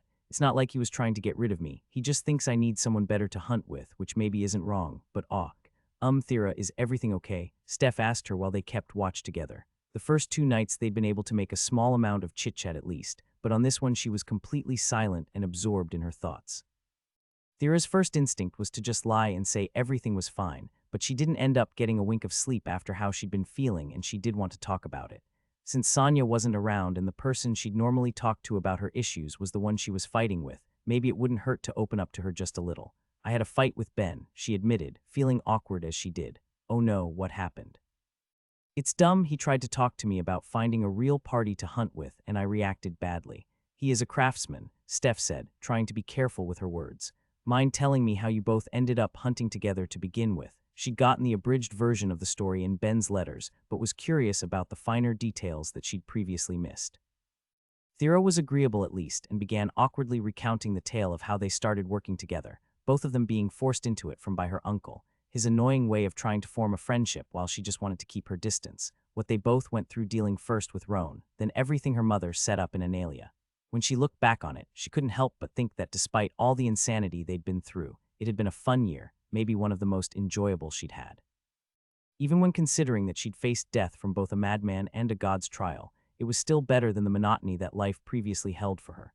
Reminiscing like that brought a faint smile to her lips, hidden by her hood, but Steph seemed to take away something different from Thera's story. That idiot, she fumed, keeping herself from yelling it out for the sake of those sleeping. In not a single letter did he tell us how many times he's apparently almost died. I'm sure he probably just didn't want to worry you, Thera was quick to say, realizing that she might have revealed more than she should have. I'll be talking to him about that later. But anyway, aren't you just worried about losing him? Her silence spoke volumes, making Steph want to dig deeper. She wanted the chance to grow closer with Thera after all, not to mention satisfying her own curiosity. So about the whole marriage thing. What's that have to do with anything? Just humor me, Steph told her. Let's say you can't cancel the engagement. Your mom sounds crafty. Maybe she'll be able to force the issue. How do you think you'd feel if you had to marry Ben? Thera thought for a moment. She hadn't even considered the prospect that her mother might try to force things more than she already had, but it was more possible than she'd like to admit. As for how she would feel. Sad? I think it would make me sad. It wasn't the answer Steph had expected, nor remotely close to what she'd hoped for. She was aware of the same issue that Will had spoken of to Ben with the number of humans on the planet, and the fact that they could expect some to die in the war if it came sooner than later. Ben might end up alone on top of being the only one without any sort of backing. She had hoped that the care Thera seemed to have for him might lean toward the romantic end, so that he wouldn't have to go through that, and could potentially get some of the benefits he'd been denied due to the skills he'd arrived with, but maybe that wasn't to be. Still, she wanted to probe further, especially after an answer like that. Isn't that a bit extreme? I know he can be a bit obsessive when he starts a task, and pretty willing to ignore a personal bubble, but I'm sure you must see what a nice guy he is.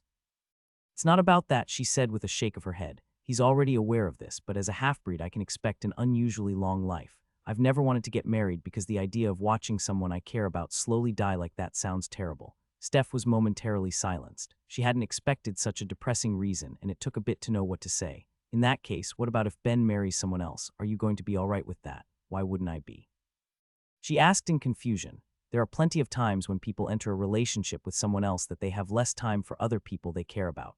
It's not something anyone ever really means to happen, but it can happen. Thera froze. She didn't have any real friends growing up and had dismissed the idea of romance when she was old enough to understand what that would mean for her, so she didn't have any experience losing a friend she cared about to it. Did that happen for you and Will?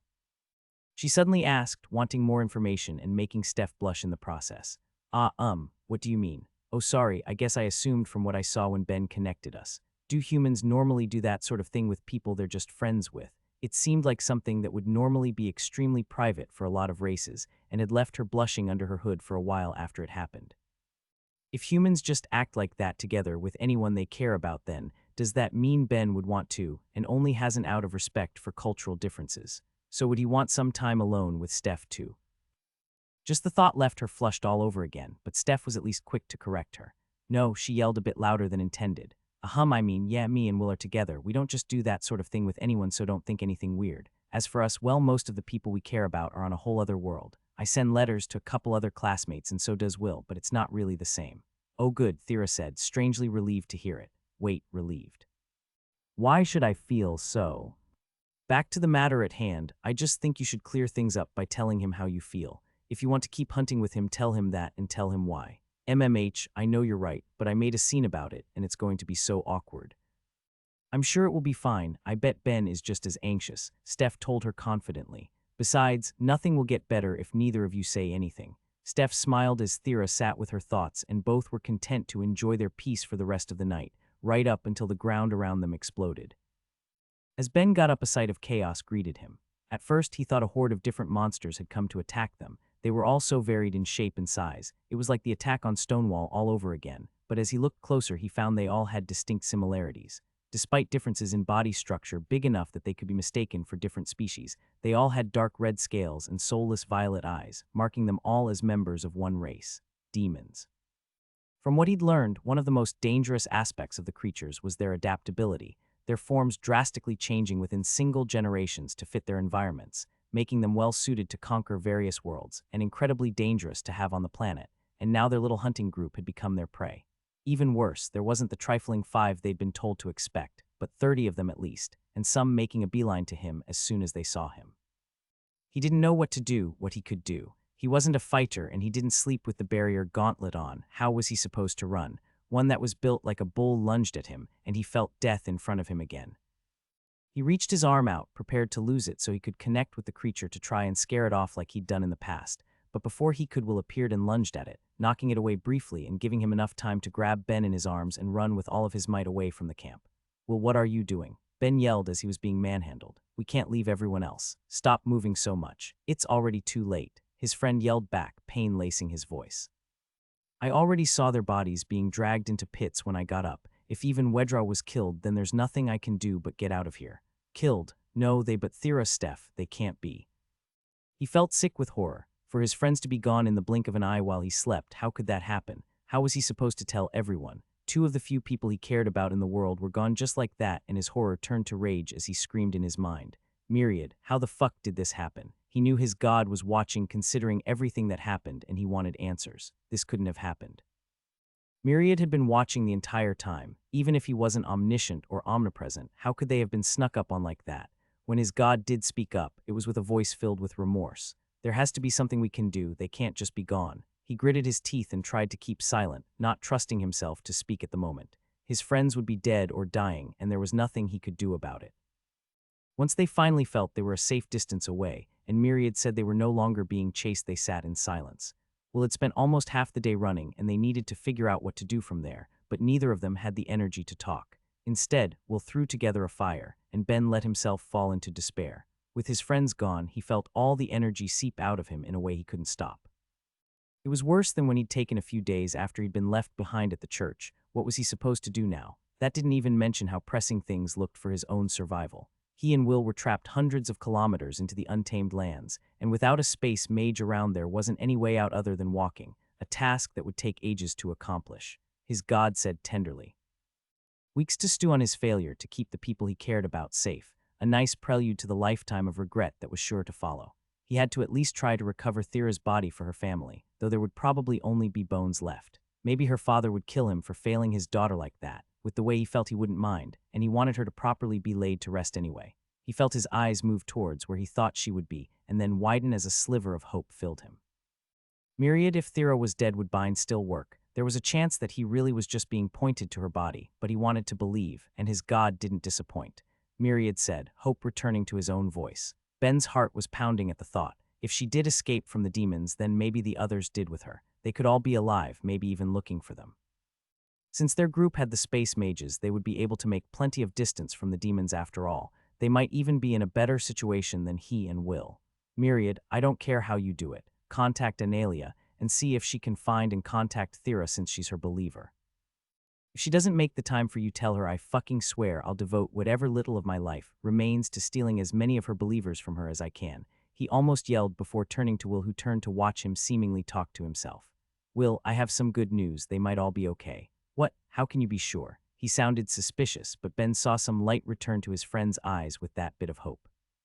One of my skills links my soul to Thera's. Supposedly it would stop working if she died, so I can at least say she's all right, and if she escaped then Steph and Wedro might be as well. Will took a deep breath and covered his eyes, trying to hold back tears. Oh, thank God. I asked my God to contact Thera's to get in touch with her. Hopefully we can all reunite soon.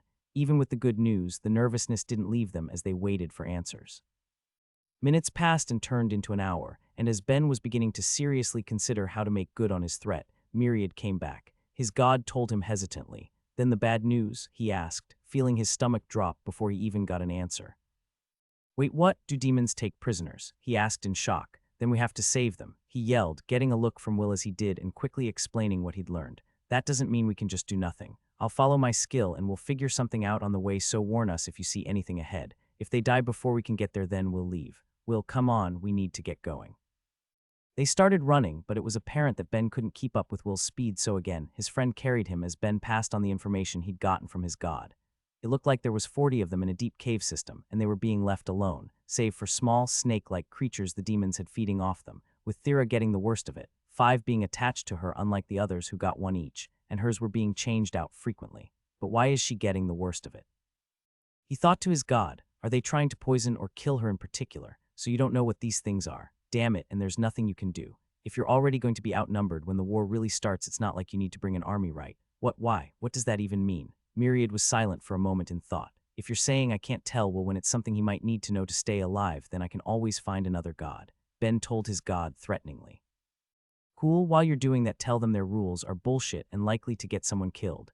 Myriad didn't answer and was silent for a few minutes before coming back to him. Fine, what is it that's such a big deal you couldn't just tell us? Wait, what? How is that possible? And what does that have to do with their development? Wait, are you saying when the war starts they send their youngest and weakest through and they've still managed to take down worlds? Fucking hell. No wonder they didn't spread this around. That would be pretty demoralizing to anyone who learned just what they were fighting. Any advice? And Steph and Wedro, that's what I thought. I'm not just doing nothing, Myriad, so you and those other gods can put your heads together and see if you can think of anything for now while I try and work out what I can. With that, his God left to figure out what he could with the other gods, while Ben reflected on what he could achieve after filling Will in.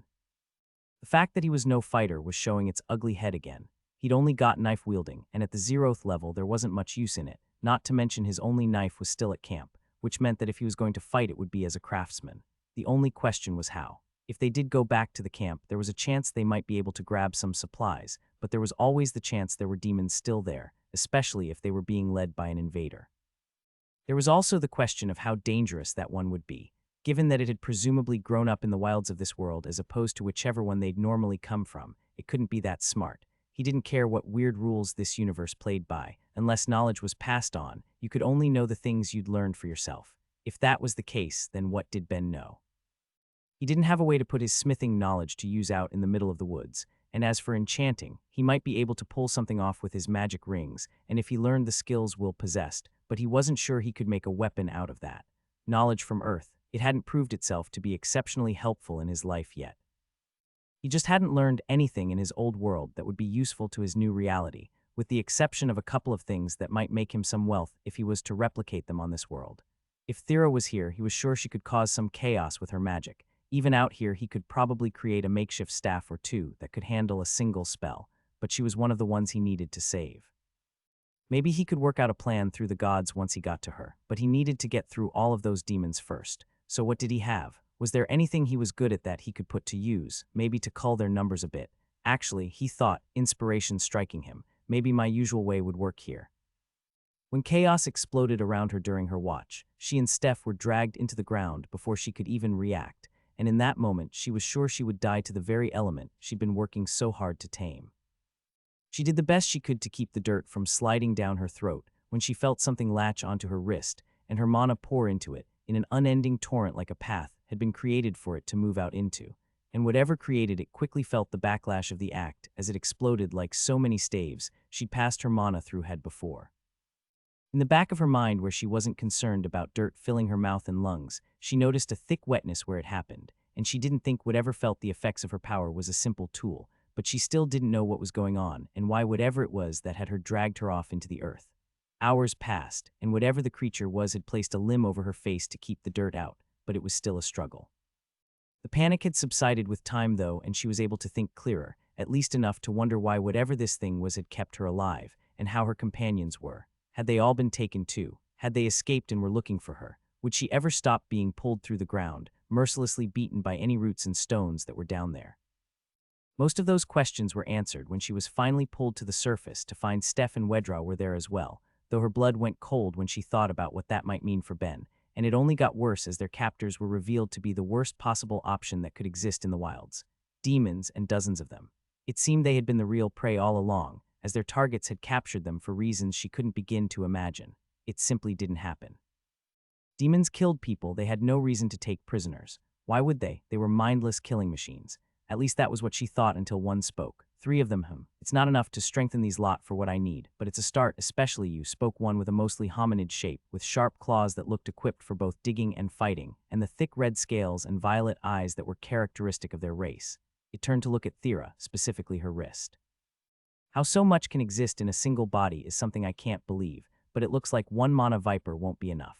Without another word, the talking demon pointed to the surrounding ones, and two of them responded, bringing over some sort of snake-like creatures that as soon as they were released slithered over and latched themselves onto her. She couldn't help it. As soon as she felt the jaws of the five monsters pierce her flesh, she screamed. The pain wasn't immense, but the situation was terrifying. For all she knew, she was being poisoned by the things with no hope of escape. She could potentially bring the cave down on them with her magic as a final act of resistance, but it would kill her and the other two as well. That is, if they were even still alive. She saw a mana viper wrapped around each of them, and if they were poisonous, then they could already be dead. If that was the case, and she felt herself fading, then she'd have to at least try to take as many demons as she could with her, no matter the cost. As hours passed, the snakes that had wrapped around her were frequently changed out by the same demon that had captured her, and Thera could see it was coming under the effects of her charm. Thankfully, it hadn't become violent as a result, but it was curled up by her feet, and each time another came near her it screeched and scared it off. She was sure if she should be thankful or not. It didn't seem to be intelligent like the other one was. None of them did, so she couldn't try to take advantage of it by directing it to attack the others for her, but she still didn't have any options. She was trapped, and the other two weren't waking up. The only positive was that the talking one hadn't come back. That one creature horrified her more than any other by virtue of its existence. If a monster that was already known to be as dangerous as a demon had intelligence as well, how much worse could it become? The only greater concern she had was whatever happened to Ben. If he wasn't here, then she didn't think he'd had any way to escape, but if that was the case, there was only one thing that could have happened. An option she couldn't let herself accept no matter what. He can't be dead. There must have been some way for him to make it out of that. There has to be, but how? A smaller part of her asked. He can't fight with just a 0th level skill, and he can't have run from a group this big when his agility was so terrible. He couldn't have escaped, but the logic didn't matter. Even if there was no other option, she refused to let herself believe her only friend had died. As her thoughts circled on the matter, an experience that she'd only felt once before occurred. A voice spoke within her head. "Is that Analia?" her god said with a small laugh. "Analia, I apologize if the situation has me less polite than I should be when having the chance to talk to you, but is there anything you can do?" As relieved as she was to hear that Ben was alive, the fact that the other two remained unconscious for the entire time she'd been able to see them was a concern in itself, not to mention that no matter how she racked her brain, she couldn't figure out a way to escape. Her god was silent for a moment before making a request. Thera told her everything she knew, from the talking demon to the strange snakes that it called mana vipers they kept latching onto her. It wasn't much, but it was enough to make her god sound concerned. "And are my parents aware?" she told her regretfully. Thera grit her teeth. Her father would regularly go out into the world to talk with the spirits he ruled over, but it just had to happen at the worst possible time. When Analia got in contact with her, he'd been her greatest hope for escape. He was usually only gone for 2 weeks at most, but who knew if she'd still be alive by the time she got back? Analia told her calmly. "Wait, you mean?" They got back to the camp and collected what they could, giving Ben more options to work with, and he started trying to think them through. He essentially had access to earth, death, and charm magic through his rings, and barrier magic through his retrieved gauntlet. He was cursing himself for not grabbing space and time from Wedra when he could have, but there was nothing he could do about that now. Unfortunately, Will didn't have any magic himself, but that didn't mean other skills couldn't be put to use. It just came down to how he did it, and he immediately got preparations started to make use of death magic in particular. The first thing he did was have Will search for a number of plants in the area he'd shown him examples of, and then got to work on a few large rocks, breaking them down with his enchanting to make a mortar and pestle, as well as a large jar and something that could act as a bottle once he was done, with a hunk of wood to act as a bottle stopper. It was quicker than he would normally be, but given that he wasn't trying to make a statue out of the stones, he didn't need to worry about the look of the end product, instead focusing on how fast he could make them fit his needs, and was able to complete it within an hour. By the time he was done, Will had come back, arms loaded with plants as he panted for breath. Ben knew his friend must have run around as hard as he could without a break, but he couldn't rest yet, nor would he want to when there was still work to do, and sent him off to fill the jar he'd made with water from any source he could find while Ben got to work on what he was wanted to make. Lifeblood potion, more specifically a failed one. The potion itself was surprisingly simple to put together. 5 different plants went into it, each in a fixed ratio. So long as the ratio was correct, it would work like a charm, and even if the ratio was a little off then, it would just significantly weaken its effect. What gave the potion its well-known and lethal side effect, should it be made wrong, was confusing its rarest ingredient with an abundantly common look-alike, which he now had in spades. With ingredients gathered, he started stripping the parts of the plants he would need and grinding each up into a fine paste, mixing them and blending as he went to get the smoothest consistency he could. Once Will came back, he started stirring them with a stick as his friend tried to start a fire with his lighting augmentation and some dried leaves, and he got to work reducing the mixture over the heat, taking care not to burn it, but letting it go further than if he were trying to make the potion properly to make it thicker. Once it was done, he put it to the side while he focused on its container. One of the more interesting things he'd learned about when making healing potions was that if they were immersed in light or life, their effects could increase by a moderate or even significant amount depending on the potion, and he was willing to bet the same would be true of poisons as well. All he needed was a way to do it. Utilizing his death magic ring, he placed the magic in the container so the mana would be directed inward, before giving it to Will to channel his mana through. While almost all materials could hold mana to one degree or another, he had made the jar with common stone. It would begin leaking unstructured mana in minutes. With those preparations completed, the next move would be to get as close to the demon's cave as they could without being spotted. He just had to hope they weren't already aware of them and burrowed under the earth, ready to strike. Don't distract me and just keep watch. He thought at his god, trying to calm himself down out of fear that his pounding heartbeat would give him away. Right now, Will was in the middle of completing his part of the plan, which meant Ben needed to dedicate himself to his. Unfortunately, what that meant for him was constructing a massive enchantment on the stone floor that made up the mouth of the cave. It wasn't complex by any means, being made by simply laying his intended skill down as he went, but it made up for that by being huge, and as a result almost as mana-intense as what he'd just set up before this. Myriad said as he inspected his work. The thing in question was his barrier gauntlet, or at least it was. After copying the barrier skill onto a ring, he'd removed the enchantment from the item itself to use it as a power source for the enchantment he was laying on the cave itself. All that was left to do was start everything. All of the work, the time and effort they'd taken, it was all either about to pay off or fail spectacularly. Oh, sweet, perfect timing. Hey Myriad, give me glory to God again. Will any of them pay off immediately if I succeed here like that one would? In that case, hurry up and give it to me. I don't have all day. Cool, you guys told her where I put the staves, right? Come on now, Myriad, he thought to his god as a grin stretched across his face. Have a little faith. At that, he tossed in dozens of the caltrops he roughly made earlier into the mouth of the cave and screamed at the top of his lungs. Hey demons, hope you're ready to be exterminated, before he ran for his very life as sounds of movement began behind him. Were they able to hear? Are any following me? It doesn't matter if it worked, now how's everything else looking? Oh great. He knew he wasn't going to be able to get too much effect out of the lightning enchantment he'd made. The skill it had been produced with was meant to concentrate the mana at a specific point to get a greater effect, to spread it through a cave's entrance, and power it through a tool that had been designed to acquire mana for completely different enchantment while still receiving it from his own personal supply would never have been good enough for what he was currently using it for. What about the demons? Have any gone underground yet? The gods watching the situation had been observing the demons around Thera and came to a conclusion based on their body structures.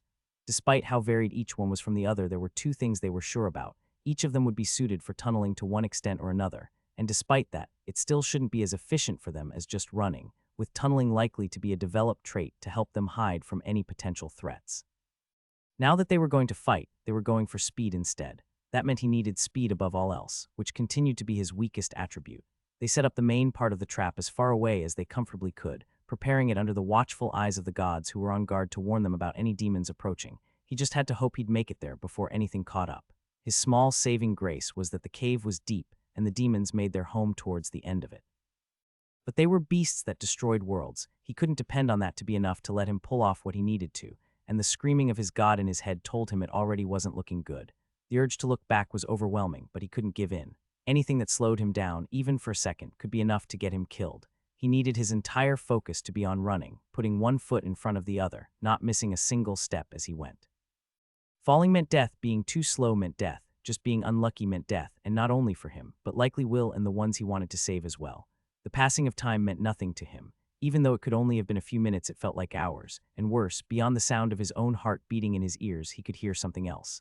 Footsteps, dozens of them pounding against the forest floor and only growing louder as the seconds ticked by.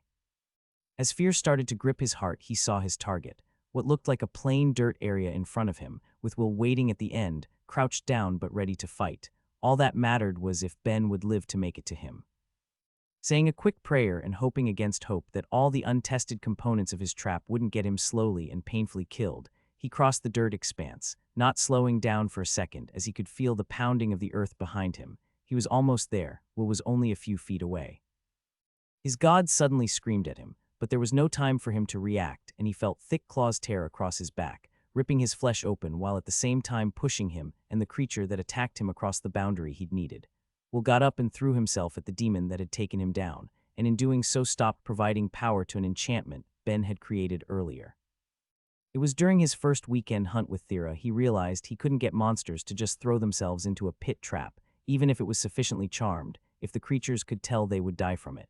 He'd racked his brain to try and figure out a solution to it, but the best he could come up with was to just cover it and reset the trap each time it went off. He probably could have created a trap door of sorts to cover it with that could reset itself each time something fell through, but that would mean lugging it into the forest. It was then he started playing around with ideas for magic solutions. Sure, given his lack of mana and Thera's inability to use magic tools without destroying them, it wouldn't be possible unless he decided to waste some of the valuable magic materials he'd been given by her parents, but he wasn't that desperate at the time. Now though things were different, he had Will, who had enough mana that he could make a powerful mage even without having any magic skills himself, and he had the need, so they found a space between two Closeby hills, had Will dig it out to be as deep as he could in the span of a couple hours before filling it up with poisoned spikes, while Ben knocked down a few thin young trees that were long enough to act as beams to cover the whole thing, and placed his barrier enchantment on top of it. Because of the size of it and the vast swath of area he needed to cover, he couldn't make the barriers as powerful as he could or else the mana cost would be too high, so instead they needed Will to pour as much of his own into the enchantments as he was able to when he saw them approaching to try and strengthen it so it wouldn't collapse as he crossed it. His friend must have already expended a great deal of it, this keeping it in place while he waited so that the shin dirt layer they placed over the barrier would hide the deadly pit below it from the coming beasts. But as Ben turned around, ignoring the pain that tore through his back, he knew it had all been worth it. The force of their fall and the weight of their bodies ensured the spikes did their job, and screams of pain filled the pit as the survivors felt the poison enter their bodies, rapidly rotting their blood from the inside and filling them with agony. It was a good start, but he couldn't celebrate yet. Soon some would escape, and even poisoned and injured, they could still make sure he and Will died with them if they weren't careful. Still, he was comfortable seeing that it worked, and as quickly as he could rushed over to Will, who was fighting not only the demon that got its claws in him, but 4 others that managed to escape their fall. He could see the ones that his friend were going against were sleeker than many of the others that were currently skewered in the pit, likely giving him the speed to reach him before the others and jump to safety once the barrier cut out, while at the same time providing advantages for their other activity of burrowing through the ground. His blood was still clearly on one of the thing's front claws as the others swarmed around, sensing his friend was the greatest immediate threat, but Will seemed to be holding his own, avoiding each swipe and getting his own punches in quicker than it could handle. Even 1-on-5, it wasn't a match, no matter how dangerous a small pack of demons might be. A person with awakened skills was a whole other beast compared to an average hunter, and it was obvious why the gods would work so hard just to summon 200 people like that. With every attack avoided and given he could tell Will had victory in hand, he turned back to focus on the next task, killing any survivors in the pit. Since he now knew that demons would eventually turn into invaders after they had caused enough death, which meant they likely had the same life and death magics they would be known for, meaning that any that escaped might be able to heal themselves, or at the very least delay their demise. Something that couldn't be allowed when they were so close to whittling down the numbers. He grabbed his hammer nearby and started running down to where each of them was trapped despite his own injury, seeing spikes piercing all the way through them in some cases, and he got to work, bringing his hammer down one by one. No matter how dangerous a creature was, if you destroyed its brain, that was the end. At least demons seemed to play by that familiar rule. Ben wasn't going to count on that being true of every monster in the world, but as long as it was true of these ones, that was all that mattered. As he went around, bringing death to each of them, he didn't leave a single one unstruck. Now that he knew they were capable of higher levels of intelligence, he couldn't risk that any might be faking their demise, waiting for the right time to strike. As for the ones still struggling, trying to free themselves and swiping at him with abandon, he took a different approach. He pulled any spikes he could from the ground, and with his hammer carefully found wherever he could that would be close enough to the creature that he could drive it into their flesh while avoiding their teeth and claws, moving on and letting the poison do its work as he went to the next demon and the next, until all around him were dead. He breathed a heavy sigh as he looked at his work, seeing the blood and death around him and hoping it had been enough, but something about it wasn't right. Killing them all was not quick work, and Will should have been down to help finish the remaining ones so they could start their attack on the cave, and fearing the worst, he ran back up to him to see the fight still going on. Something was wrong, though. Will was clearly the stronger one by far. He could move faster and avoid the creature's attacks and should have been able to continue to deal blow after blow until they were all corpses at his feet, but he didn't, and it was then Ben remembered what he'd been told when Wedrow first started talking to them about their demon hunt. The sorrow, an affliction of the mind that made it hard for a person to kill demons. Ben had no issue and assumed it was some sort of magic passive effect that he was immune to, but Will was clearly not. He wanted to give his friend a chance to get past it himself, but they didn't have the time for that. There were people to save, so as calmly as he could, ignoring the pain that filled both his body and especially his back, he snuck up behind the group, as Will continued to fend it off and brought his hammer down, delivered the finishing blow to one while quickly bringing the swing to the next and the next, finishing off 3 in quick order. Unfortunately, from there the element of surprise was gone, and the 2 remaining beasts were on their toes, weary of him and ready to strike. His only advantage was despite the fact that Will couldn't finish them off, they were battered and beaten, weakened to the point that even he could stand a chance, and he wasn't going to let anything get in his way. Ignoring any sense of danger, he threw himself at the first one, putting the full force of his hammer behind his swing as he took out one of their jaws, just barely missing the head that could have given him the kill. His first instinct was to jump back to a safer range to avoid a counterattack, but instead he pushed forward and swung again, a move the demon never expected. It tried to protect itself the best it could, reaching out a claw and tearing into his bicep, but the pain wasn't enough to keep Ben's hammer from coming down, and this time his aim was true. The demon's skull shattered under his blow, and he felt a brief moment of victory before he was forced to the ground by the remaining one, his body battered and bleeding as he tried to shake it off, but without luck. There was a moment he thought he was done for, that he'd tried hard but hadn't been good enough, so now he had to face his end. But seeing his friend on the ground about to be torn apart was enough for Will to get past his hesitation and whatever was keeping him from fighting at his full strength. With a lunge, he tackled the beast off of Ben and went for the kill, finishing their fight. Laying down, battered and bleeding, he couldn't help but just be happy to still be alive. Getting the skill he'd been working towards, and his stealth level finally increasing after almost a year of use, was just a nice bonus he tried to enjoy as he got up and made his way to his friend. The moment Will gathered his resolve to fight the creature and took the life from it, he immediately felt the effects of the sorrow.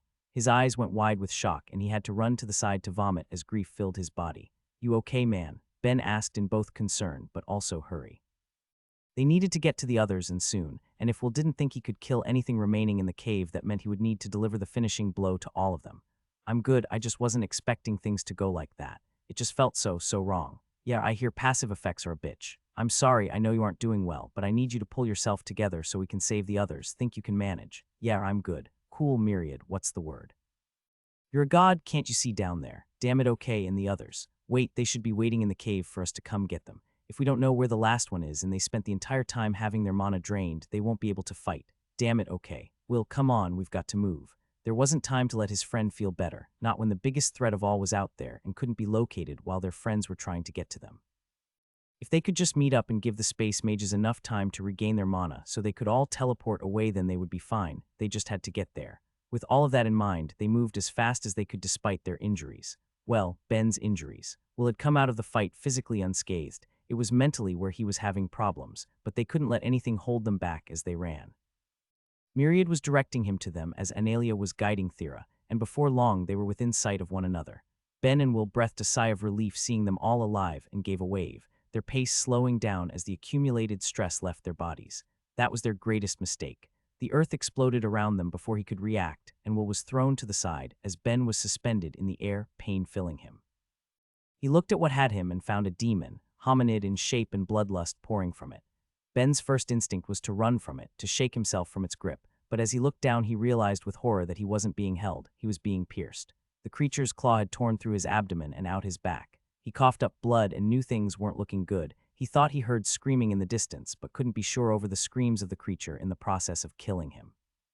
It roared with a rage Ben had never before experienced. You ruined everything. How could something as so pathetic and weak have the blood of so many of my kind on it? Ben knew with a level of certainty he was done for. A claw tearing through his internal organs wasn't something he could just walk away from, and he could already tell the monster that had him was leagues above anything he'd seen in the world. It was like being in front of a mountain he knew he couldn't climb. So this is an invader. And yet, despite all of that, Ben was still feeling like antagonizing it, says the guy related to a big pile of corpses.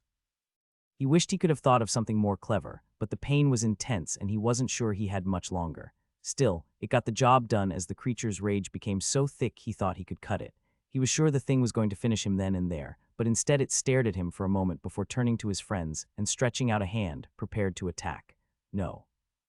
Ben yelled, unwilling to let this monster go through with whatever it had planned, and did the only thing he could think to do. He connected with it. All of the pain he'd been feeling from the beating he'd taken rushed into the creature, as the creature's overwhelming rage rushed into him, and Ben felt it preparing a skill. The effects of his connection not being enough to shake a monster like this, so he did what he could to make it worse. Using both of his minds and the effects of his 4 levels of blessed focus, he directed every bit of himself to feeling the pain he was in, exploring his suffering in the most horrifying way he could so the invader would have to feel it too, and it was just enough. The flow of whatever skill it attempted was disrupted, and it was enough for a swift counterattack from the others while it was distracted. Ben wasn't even sure what they did. One moment he was connected to the monster, seeing the rage on its face, and the next the connection was broken almost instantly, and its head was gone.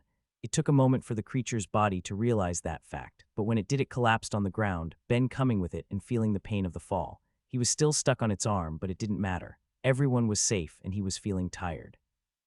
All of the stress that accumulated since Thera was taken had left him, and he closed his eyes.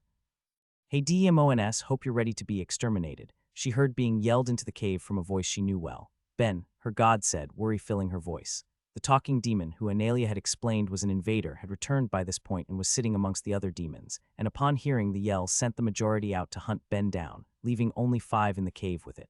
Thera couldn't help but be terrified for her friend. There was only him and Will. How would he manage against all of that? How am I supposed to do that, though? She was pretending to be asleep, her eyes open only a crack to watch the room, but the invader seemed to be able to sense that she still had abundant mana and was keeping a close eye on her to be safe. She wouldn't be able to fight it, let alone the other 5 demons in the cave. She waited patiently, hoping that an opening would come where they could escape, but the advantage she got was far smaller than she'd hoped. As the time passed, the invader began seeming more and more agitated until it left the cave, but the demons remained. Still, it was the best she could hope for. The only question was what to do about it. She supposedly had a staff waiting for her outside, but she wouldn't be able to get it.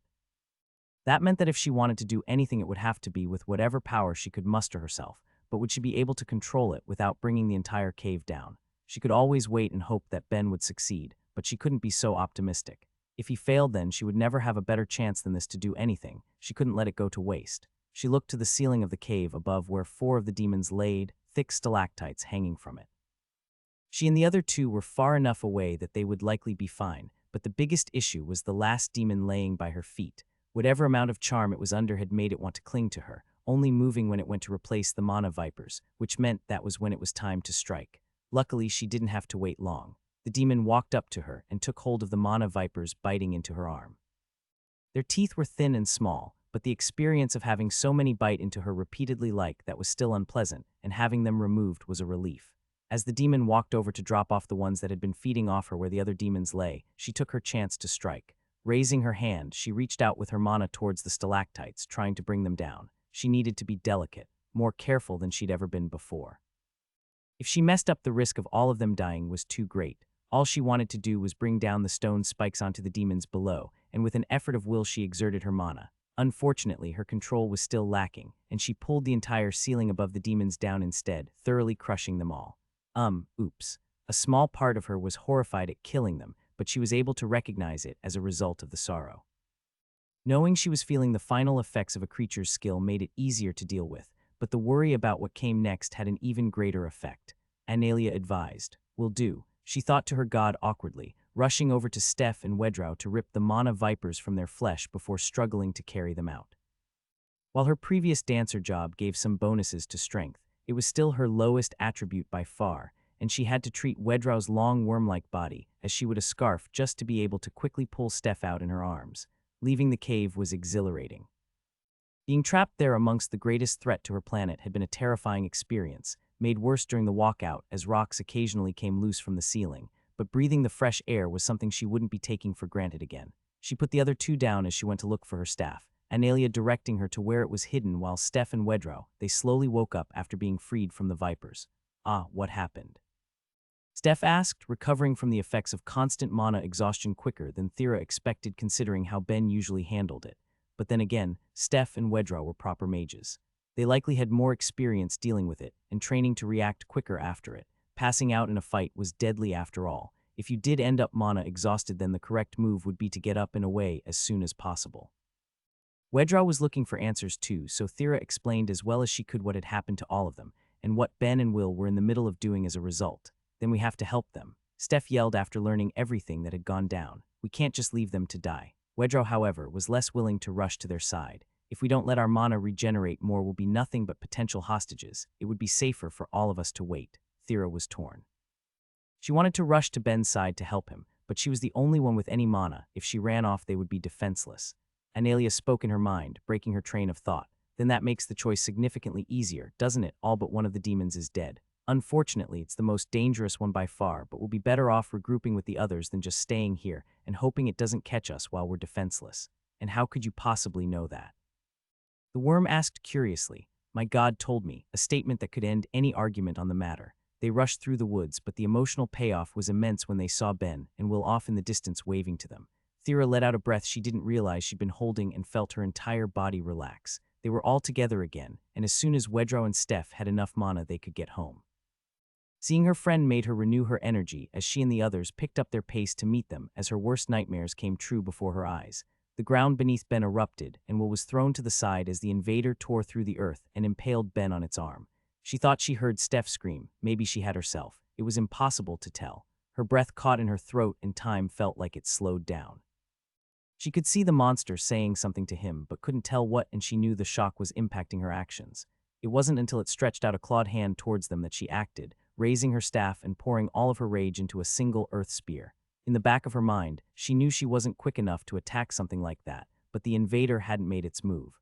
Ben was surely buying time, and she couldn't let it go to waste. More mana went into that one spell than she'd ever forced into such a controlled attack before, and let it loose with all of the emotion she couldn't contain watching her friends slowly die. Her staff turned to dust in her hand, as the speed of the spell firing created a powerful gust of wind around them. Her aim was true, and the demon didn't have time to react to it. Nothing could. Its head was destroyed in an instant as her spear continued to tear through the forest, but she ignored everything else as she ran towards it as it crumpled to the ground, taking Ben with it. She screamed his name but got no answer. All she knew was that it was bad. She wasn't sure about how human anatomy compared to that of other races, but it was likely multiple major organs were damaged or destroyed, all but a death sentence. When she got to him, she took his hand and tried not to panic. He'll be okay. He's always bouncing back from things like this. He'll be fine, she told herself as she noticed the others catching up and gathering around her. Steph, heal him, she told the girl crying behind her but not getting any answer. What are you waiting for? You're the only healer. You have to do something. Thera, even if I had the mana for it, I can't regenerate entire organs, Steph said, voice shaking. Something of this scale would be just below resurrection in difficulty. Perhaps she could do it if she was more practiced with her skill, or had all of her mana and days to work with, but not at a speed that could save her friend's life. They were all silent as Thera squeezed his hand tighter, tears falling down her face. She knew Steph was right, but she wouldn't accept it, she couldn't. Ben was constantly getting seriously injured and making it through. All they needed was a single option, even a sliver of hope, a sliver Will provided. What if you didn't need to regenerate the organs? Will quietly asked, reaching down to grab the spatial bag Ben had on him and pulled out the knife within. What are you thinking? Thera asked desperately. A transplant.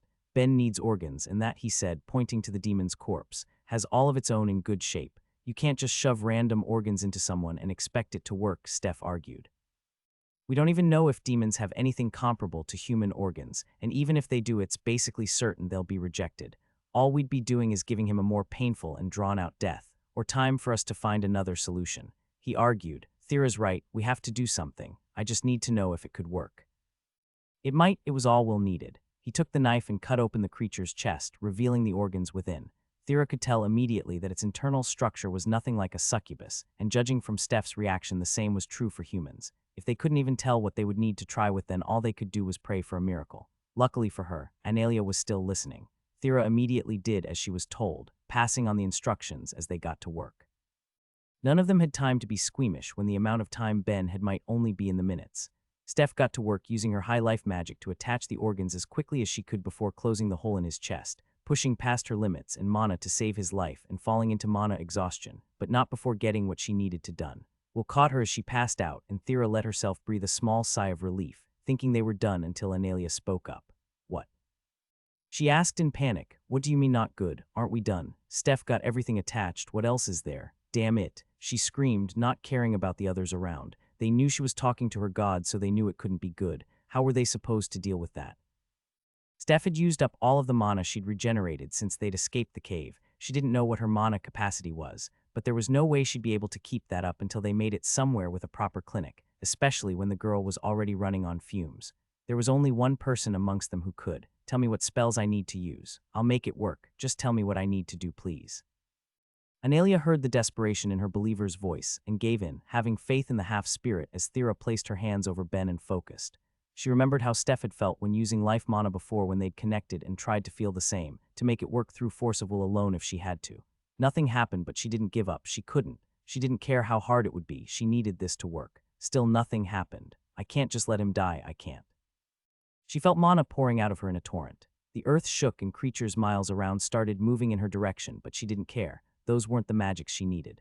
All she was trying to get was whatever tiny trickle of life mana existed within her so she could turn it into a stream. Rocks started pulling themselves from the ground and hanging in the air as the closest beasts in range got to them, needing to be fought off by Will to keep them all safe, but none of that was important. She would spend 1,000 people's worth of mana and permanently reshape the untamed lands if that's what it took, and she tried even harder, feeling more and more mana escape her.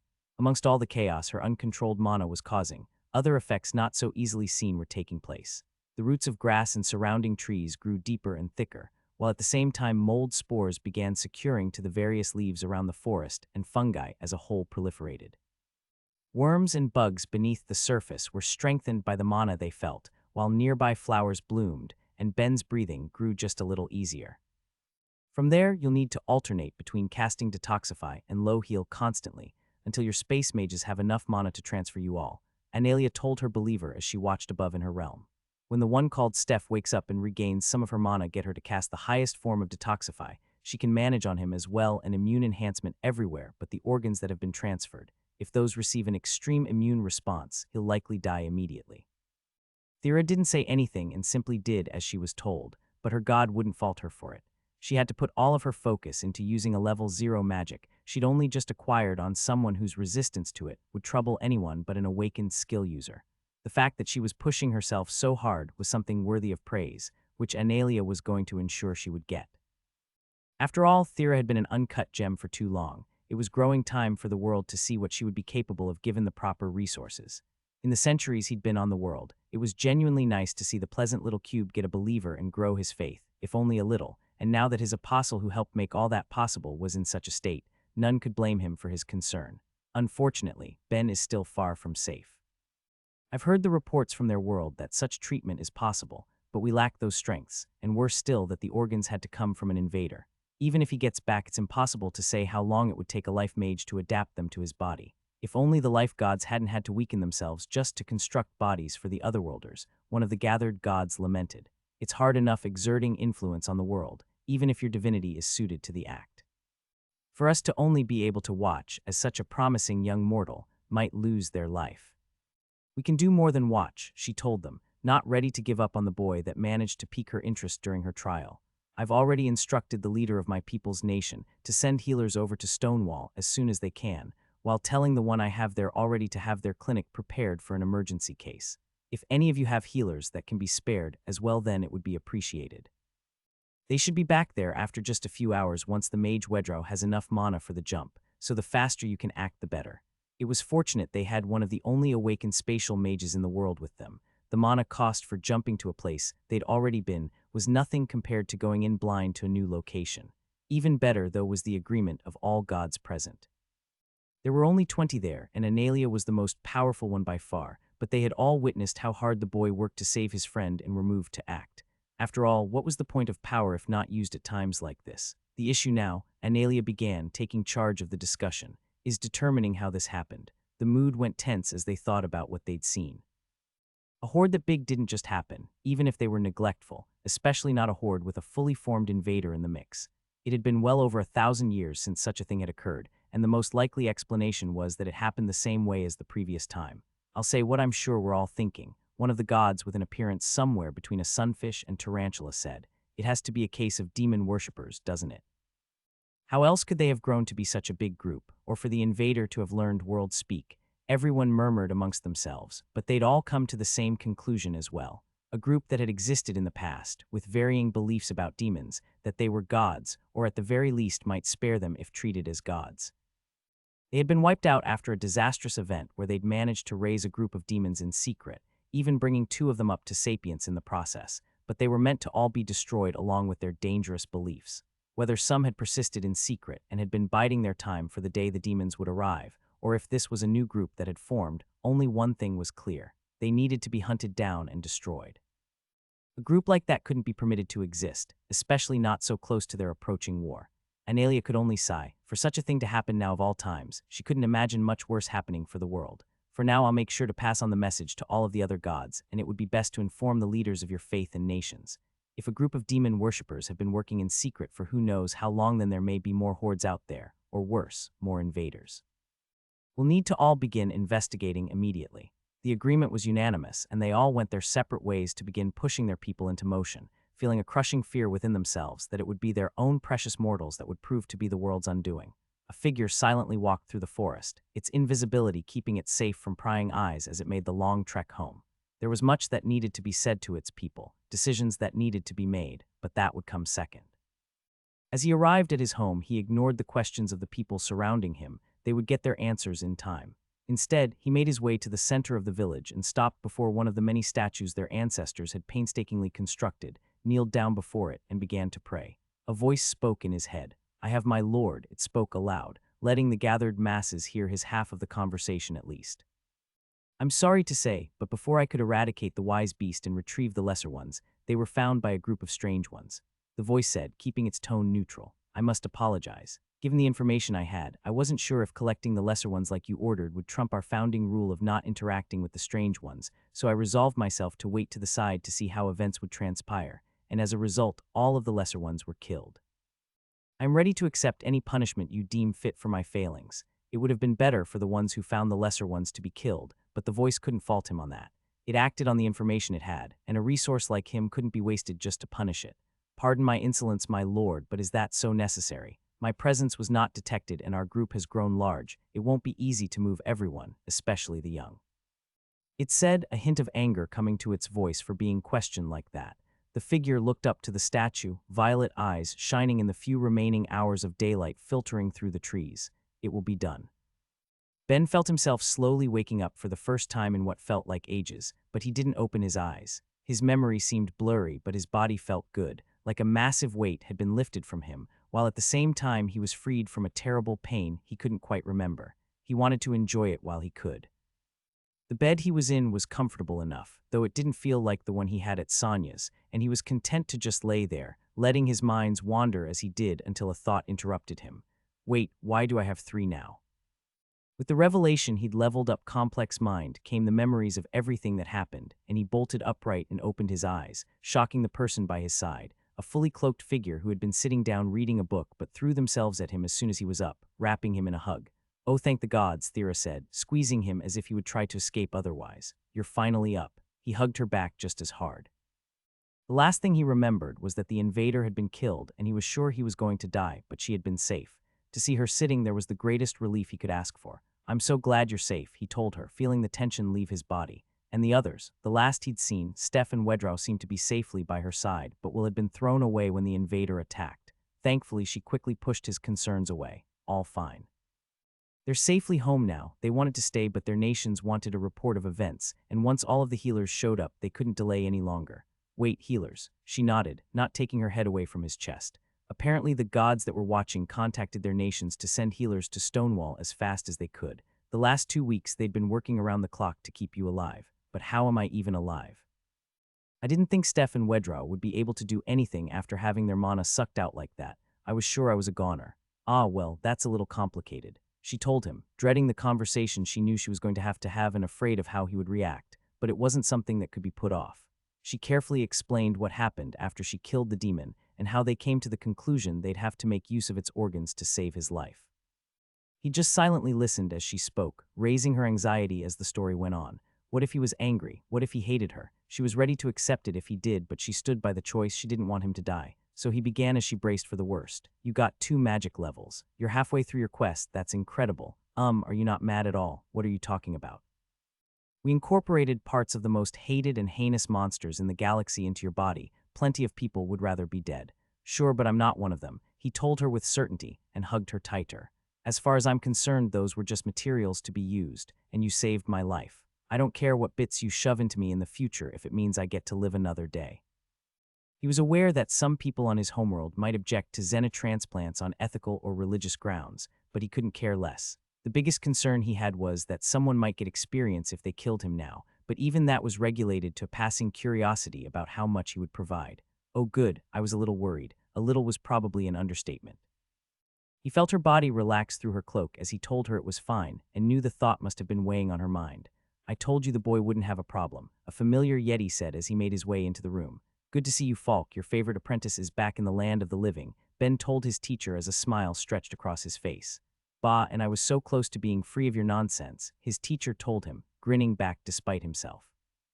Hey, now you can't say that. I'm a patient. If I can't talk like that when you're hurt, I'll never be able to. You're always a patient for some reason or other. It's part of my charm. Nothing charmin' about scaring everyone half to death each time you're pulled in here looking worse than the last, and no matter how excited you are to see your wife, maybe you should leave that sort of thing for when you've got some privacy. Thera was horrified to realize she hadn't let go of him since he'd woken up, and he was still hugging her, so she slipped from his arms and awkwardly went back to her chair, making a half-hearted comment about not being his wife as she did. His teacher gave a little chuckle at his niece's embarrassment before he went on. How's your body feeling? Anything off?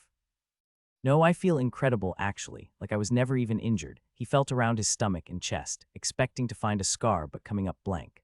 I'll have to thank the healers who worked on me. Seems like they did a great job. The mood of the room darkened a little, but the way Falk went on made him think it was all in his head. Most of them went to head home this morning since your treatment was completed, but you'll get your chance to talk to the main one later. If you're feeling up to it, you can come to the shop once Sonia gives you a look over if you want. A lot of things have happened that I think you'll be excited for. Sure sounds good, but what time is it? Even if I just woke up, I don't want to be out too late. You're fine, it's just before lunch, so you have plenty of daylight to burn. Wait, why aren't you watching the shop if it's this early? 'Cause I needed to check on my accident-prone apprentice, obviously. Now get that grin off your face and let's get you checked out.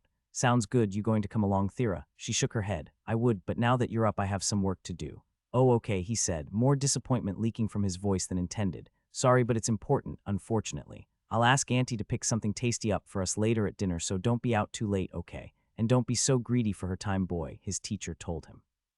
She's been stuck here every day waiting for you to get yourself together. Uncle, he didn't need to know that. She left Ben to get himself checked out while going off to do what she needed to. While she had finally been able to breathe a sigh of relief now that her friend was awake and out of danger, There was a new weight to bring her down, and it was waiting for her at home. She hesitated at the door for a minute, not wanting to go in when she could be relaxing instead after such a long few weeks. But Thera treated it like a bandage that needed to be torn off, taking a breath before she opened the door and walked in. Lounging on the couch comfortably, flipping through the pages of a book her Aunt Sonia had left on the table, was a void of white mana in roughly the shape of a succubus. She wished it was her Aunt Lux who she had a reasonable relationship with, but the one in her home didn't radiate light around her. Instead, she simply existed, as if something had punched out a hole in space to find a white backdrop behind it. "Hello, Vividus," she said, greeting her aunt, the great life spirit, with a voice filled with disdain. "Hello, child, I take it your pet mortal is awake," she asked, indifferent to the emotions in her niece's tone. She ground her teeth in frustration at having to deal with her. It was something she would never choose freely, even if her aunt didn't feel anything about it. As far as Thera was concerned, there was nothing but bad blood between them. But as much as Thera disliked her Vividus, she couldn't be too rude, not after getting her to save Ben's life. What do you mean by that?" The spirit asked in genuine confusion, the first emotion Thera had seen from her since she arrived in the morning. "What do you mean? What do I mean? You must have come here for a reason. I know you don't like leaving the Life Valley where you can run your little experiments, so what do you want?" "Child, I am here because you called me. If that's the case, then the air spirit misled me. I'll be on my way after I check the boy's condition tonight." She was about to pick up her book to continue it when Thera stopped her. "Wait," she said, head in hand. "If you heard it from an air spirit, I know what you're talking about. I just wasn't expecting you." When she'd requested the help of an air spirit to send any life spirits her way, she'd never expected her aunt. In fact, the only reason it wasn't the least desirable outcome was because of the timing. Her aunt seemed to want to know the reason she'd been asked to come here, and feeling awkward that she actually was the reason explained everything, albeit briefly. From learning that gaining other magics would help her improve her control as a whole to training with Funa and trying to come up with a solution to gain life magic as well, which ultimately led her to try to find a life spirit. But none of that matters now. I managed to get level 0 life magic not long ago. Honestly, I don't know why the spirits would bother you when I asked for a regular life spirit or two to make their way to town. As Thera spoke, Vividus began placing her undivided attention on her. "You really should try to know your place amongst the common spirits," she lectured. "Even if they aren't able to understand the nature of your relationship with a bruise, they can at least grasp its significance. Who amongst them would leave a matter concerning you to a regular spirit if they could avoid it?" I guess the nature of how typical spirits viewed her seemed as mysterious to her as it did to themselves, but she knew that even if they didn't understand parent-child relations as creatures that didn't have any themselves, they were capable of comprehending friendship and seemed to view her connection to her father as something similar to that, though much deeper. "More importantly, though, you say you actually managed to get life magic?" her aunt asked, a hint of excitement tinging her voice. "What are all of your current magic levels?" "Earth is 4, Charm is 1, and Life is at 0. Why, you've made impressive progress to get Earth so high so fast," Vividus said in a way she'd never heard from her aunt before. Her voice held approval in it. "All right, I've decided, no reason to waste a trip out here. There's a training ground nearby, correct? Let's go out there." She fired off a spell that Thera couldn't understand, but she wasn't going anywhere with her, at least not without an explanation. "Why, what do you want?" "Obviously to improve your magic." "All right, so what were you going to teach me?" They'd made their way to the training grounds and gotten plenty of strange looks along the way. Not many people in the world had the opportunity to see a great spirit, and since only a handful of people in Stonewall knew of her heritage, that meant the majority of residents they passed no clue what the mysterious white void they were looking at actually was, nor why it was with the town savior outcast menace, depending on who was asked. That was something she could ignore, though. Thera was used to receiving looks when she was out, and that chance that she might get something useful from her aunt for the first time was interesting enough that she decided to give it a go. She was aware that life magic had a couple applications outside of healing, but it would be hard to find anyone outside of the great life spirit who was knowledgeable at them, let alone as proficient as Vividus was sure to be. And yet, despite being willing to swallow her pride for a chance to learn more about the magic skill she'd gained, that wasn't what her aunt had in mind. "If you want to learn any advanced life magic, then come find me once you're at least level 6 and focus on the healing spells the average life mage is proficient in.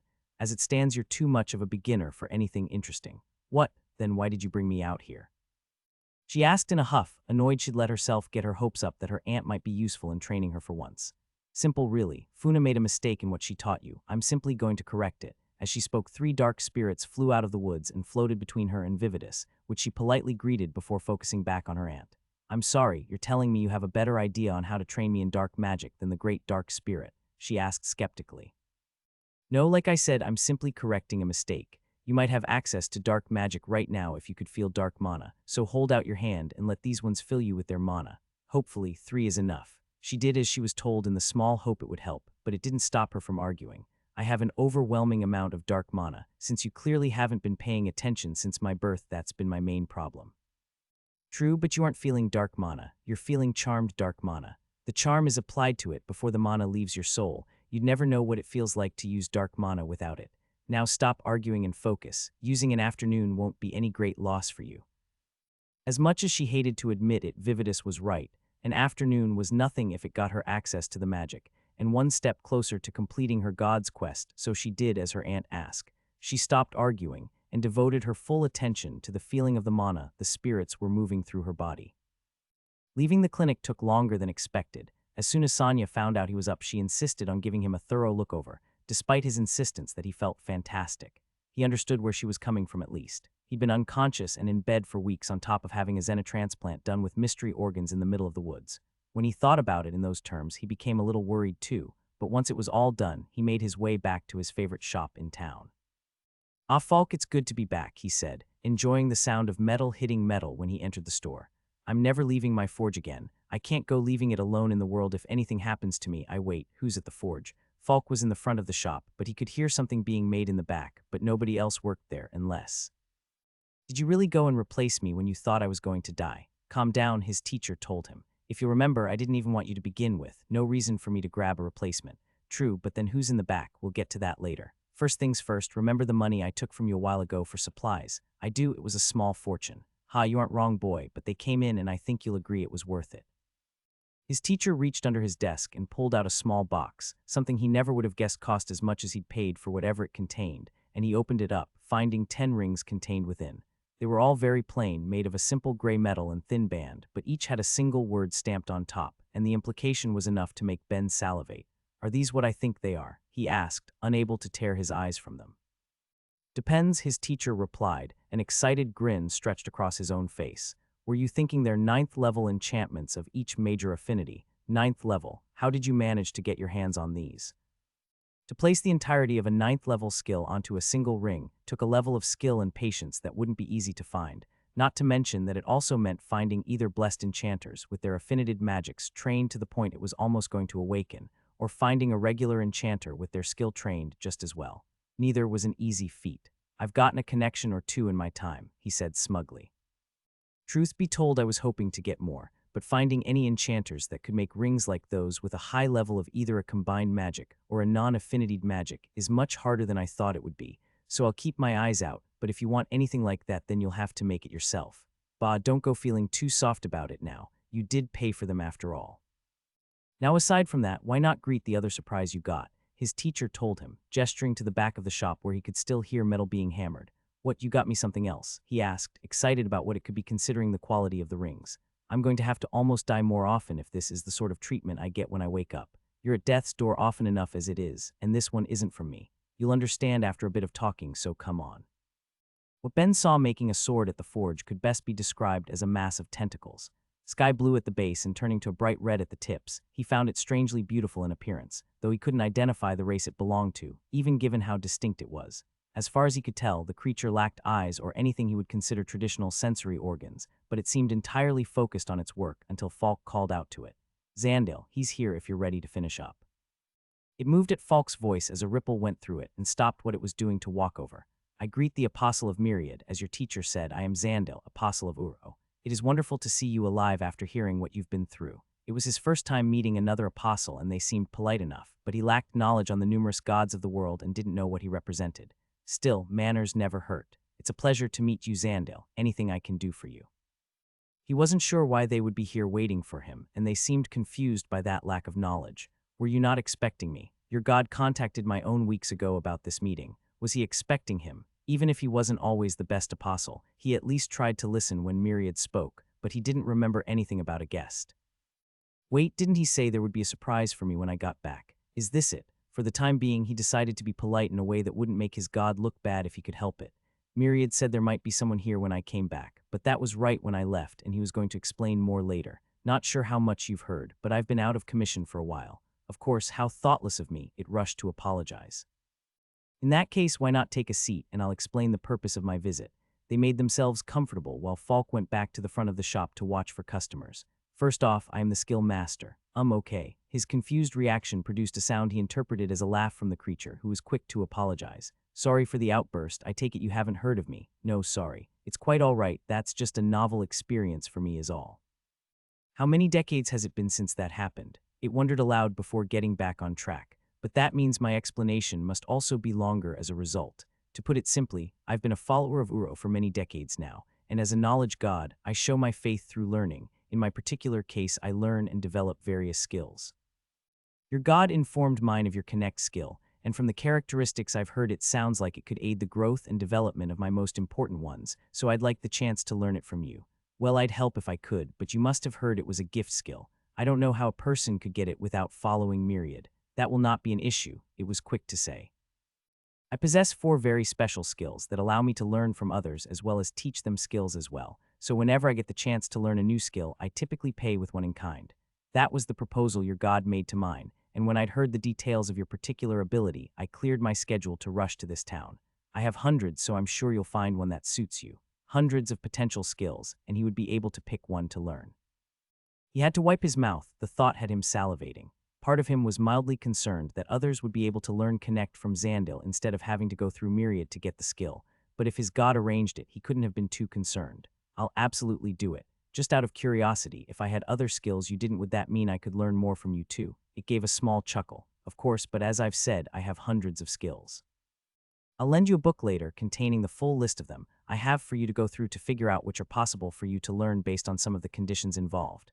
But if you find you have any not on it, you're free to tell me. I do love a fruitful trip after all. He would keep an eye out as he read, but he wouldn't get greedy. Being able to learn one new skill would be great enough as it was, even if it sounded like there might be some conditions to which ones he could.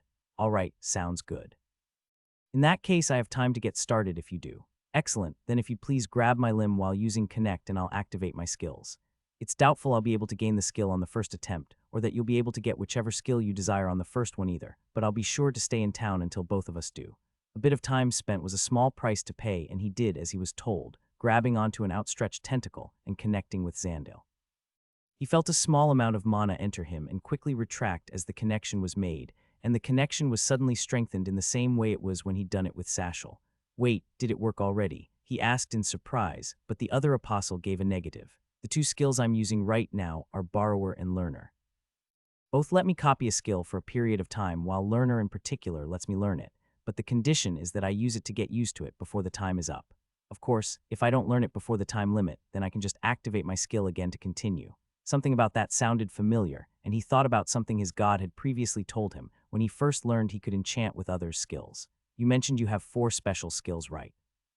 Does the reason you want Connect have to do with them having similar effects? Indeed. It said, the enjoyment Ben felt bubbling in its mind felt familiar compared to how alien the rest of it seemed against all of the hominid types he'd used his skill on.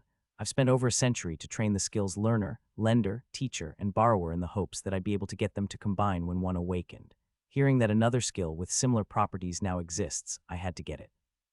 He could feel all sorts of positive emotions coming from it, as it thought about the efforts it went through to train those skills, and Ben understood its excitement.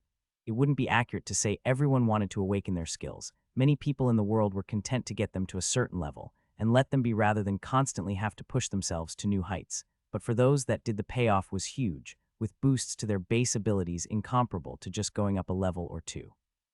So when you do, what will it awaken into? He asked, curiosity leaking from his voice. I don't know, no one has managed it before. Wait, so you've spent over a century working on something that might have no payoff. That's the risk of those who aim to learn. Sometimes the results don't live up to expectations, though I'm not too worried. When a skill awakens, it will almost always merge with other skills if it can, to reach greater heights. Interesting, I wonder if any of my skills will combine if I ever awaken them. It was a fun thought, but still a while off yet. As they spoke, both aloud and through the connection made, Ben took the role of a teacher, explaining everything he knew of his skill while Xandil eagerly listened, and allowed Ben to train with it himself given the bountiful resource he was connected with, enchanting with all of the skills he could feel coming from the tentacled creature onto some metal rods laying around in the back. He could get Falk to tell him what they were later so he could make use of them in the future if it was possible, but from the feel he could tell they were low level. It made sense to him at least. Training up hundreds of skills would be impossible, especially if they wished to focus on their important core ones. No matter how long a race lived, very few had unending lifespans, and even those ones could still die. Time couldn't be wasted like that. Zandale enjoyed learning how to use the skill by feeling Ben put it to work through the connection, and like that the hours passed until it was almost time to close up for the day. Ben Ankh yelled out as he got into the Adventurers Guild and quickly ran over to him. Are you all right to be up? The rumor was going around you were barely hanging on to life. I'm all good, he told her reassuringly. But what rumors? I don't think one injured guy is that important. There were dozens of healers rushing into town to treat you. Of course there would be rumors about it, she yelled before asking in a far quieter voice. Speaking of, you aren't a secret noble or something, are you? Everyone in the guild has been placing bets trying to figure out why so many nations mobilize some healers to treat you. Man, people are really starved for entertainment here, huh? Anyway, no, I just have a fairly important friend out of town that was able to get me help when things were looking bad. It was technically the truth. He counted myriad amongst his friends, and he wasn't exactly in town. It must be a good friend to manage that. An excellent one, and I'm all better now, so no more gambling on if I'd live or die or whatever you all were doing. Oh, neither the guild leader nor I would allow something like that. It's a little too barbaric. All gambling began and ended on how you were able to get treatment, so if it's nothing private, I'll pass on what you told me and nobody should bother you. Works for me. Excellent. And with that out of the way, what can I do for you? I know it's not my place to say, but I don't think you should be taking any quests when you just got out of the clinic. Nothing like that. I'm just here to use the job change room. She said, tilting her head. If she had a face, he was sure there would be a confused look on it. Weren't you just here for that not too long ago? What can I say? It's been an eventful few months, he told her, not mentioning that he'd already changed it once since then. All right, well, you know where it is. Make sure you rest up before coming back for any new requests, okay? Of course, Ankh, I could use a break, he said, waving her off as he made his way to the job change room. When he got there, he placed his hand on the crystal and let the options fill his mind. Available JOBS. Enchanter. Trap User. Tree Tamer. Craftsman Alchemy Path. Craftsman Artistic Path. Craftsman Blacksmith Path. Craftsman Cooking Path. Craftsman Stonecrafts Path. Craftsman Sewing Path. Heretic. Mind User. Holy Craftsman. Ken. It was exciting to see 3 new and potentially interesting jobs, though he was a little surprised there was nothing related to his new hammer and knife wielder skills, and assumed those jobs could only be unlocked once they leveled up once or twice. As curious as he was for the other ones, though, it didn't matter. He knew what he was picking and made his choice. Under his passive skills was a new one he'd never heard an announcement of before, presumably because it happened while he was unconscious. Partial Demonic Body. The skill didn't have a level, which meant he probably couldn't improve it, and as far as he was concerned, that was for the best. While he didn't have an issue with demon organs being used to save his life, he didn't expect any changes to occur. He doubted its inclusion on his status, simply meant he had demon organs in him now, but he'd been told time and time again that nothing the system did was negative for its users, so at the very least he would assume it was fine for the time being and just leave the option hidden on his card.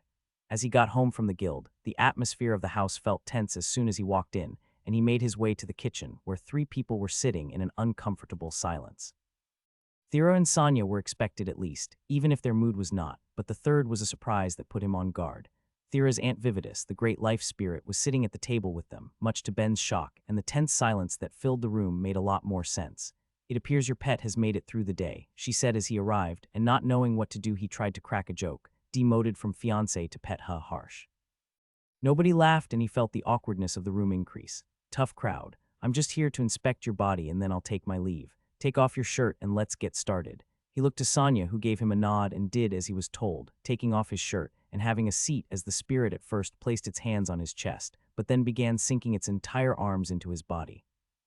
Visually nothing appears wrong and the organs themselves are functioning fine, having properly integrated with the rest of you.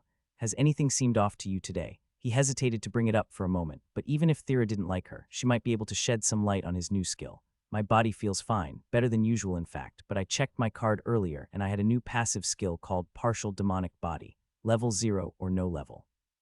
She asked, voice suddenly filled with interest. No level. Is your race still listed as the same on your card? Yes, why? Can it change? She ignored his question and focused on the skill. You should be fine. Technically, you're currently akin to a chimera, but you haven't changed in any meaningful way, especially if your race hasn't changed.